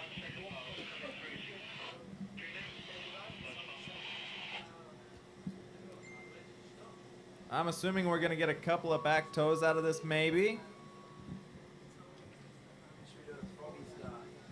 I apologize, Chataway, Mr. Chataway from Australia. The big dog out there just texted me, said he caught me yawning. I apologize. So it looks like we're doing a froggy start here. So that's 400 points. Landing straight into the line step position. We're going to be going for a... We got a 1-1.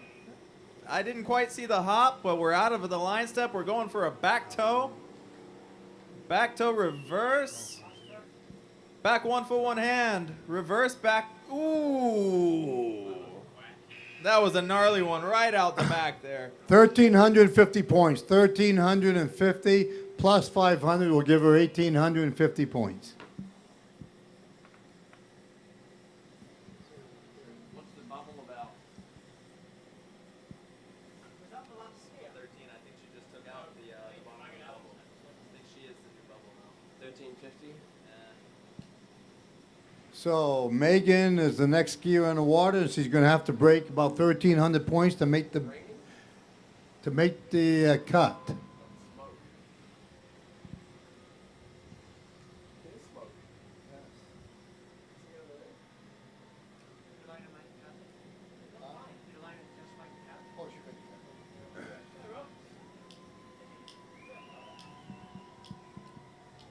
Hey guys, what's going on?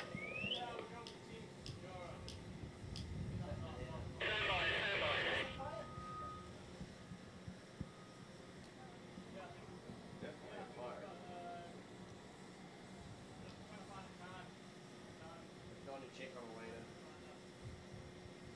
Charge Toby, receipt. What's going on, Eddie? Yeah, we had a low speed on the pass. We're going to offer the skier a re-ride. So it sounds like a potential re-ride for a lack of speed on that pass there. Elena here for a potential re-ride. They're offering it. It will be optional. Well, she got 1,350 points. I'm not sure how much she had left in that back run. And with only scoring 500 points in the first pass, I would probably take it and run because she moves forward to the next round. So long as Megan doesn't knock her out, she would move on. Well, she's past the cut, right? She is the cut. 1,800 points? 13. She got 1,800. Yeah, she got 1,850 points. She got 1,350 in the back pass. Right. So yeah, she's definitely in. she's in. Yeah, so she made the right move. She's swimming to shore. You know, tomorrow's another day. She wasn't going to gain much more, and why risk it?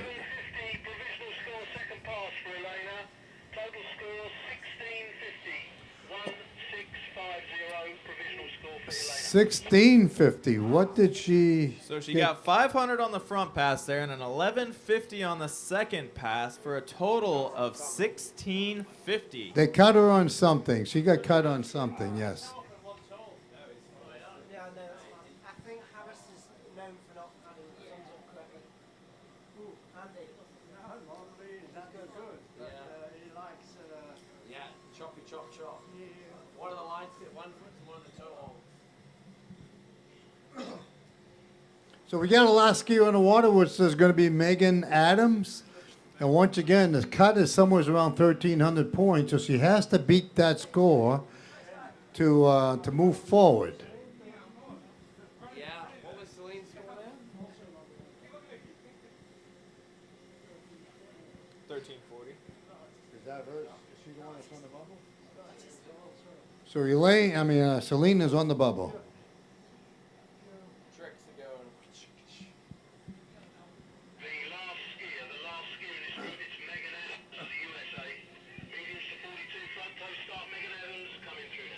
Now, Megan Adams has been doing all 4 turns. One of the few girls, right now that can do all 4 turns. She just learned them this summer. She set a pending trick record for under 23 at 3,100 and something points, I believe. We'll see if she can put that together right here. She's going to be doing a toe up to start off with, which is going to be 400 points. I believe she'll be doing a toe up and then 2 toe holds, which will give her 600 getting into her 4 turns. So here we go. She's setting up, getting settled in the curl. Beautiful toe up. Going straight for those toe holds. Reverse toe hold. Front to back's got to pull it together there. Oh, and she makes it. Back to front. Beautiful. 1 foot, 1 hand, 1 foot, 1 hand reverse. Couple of 1-1s and a hop to finish her off there. Yeah, she wasted some time with that front to back, and she decided just to put points on the board. So she got 400, 600, 850, 1,050, plus a bunch of garbage. 1150 and a couple 1 foot, 1,200. So somewhere around 1,200 points, give or take a little bit. That's going to put her in a good position moving in because she can score about 1,180 points, 1,180 points. So now backwards she can score about 1,400, I believe. 14, 15. So that's going to bring her up around 25, 2,600, 2,700 points. So she's capable. She's probably going to end up with about 26 or 2,800 points, more than likely, if she stands up a back run, which she's normally very consistent with. 2680 roughly, huh? Maxed out. So.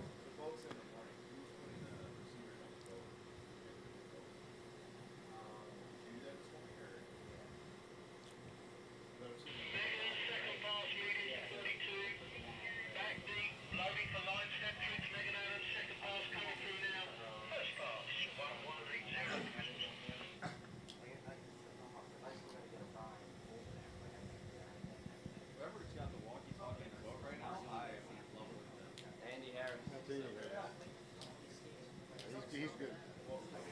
He knows we want it.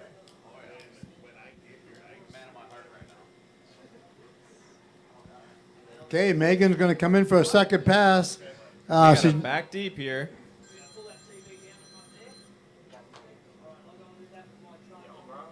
So there we go, nice and solid. She's planted. She's made her start here. She's going to load up into the line step position. Starting off with a hop, a 1 foot, 1 foot, out of line step, going straight into that back toe. A reverse back toe. Back 1 foot, 1 hand, reverse back 1 foot, 1 hand. It looks like another back to. Oh, she tried it. She tried it front 3. Wow. She went for a back 3 there. Missed it on the second turn. Oh my God, what a run. That's about 1,500 points. If she got paid for everything, about 1,500, that would give her 2,680 points if she got paid for everything.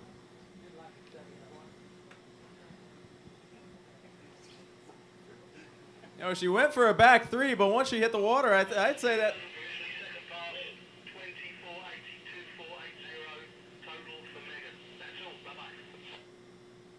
So she ended up at 24, so she got cut, 24.80. So she got cut on something, which I'm going to guess it was the line step hop. The line step hop, I watched it, it was very marginal. Andy must have cut her on the line step hop, and that's going to give her a score of 24.80. So that's a wrap, folks, for today. That's going to be the end of today's skiing. And we'll be back at it tomorrow morning, bright and early. Cheers.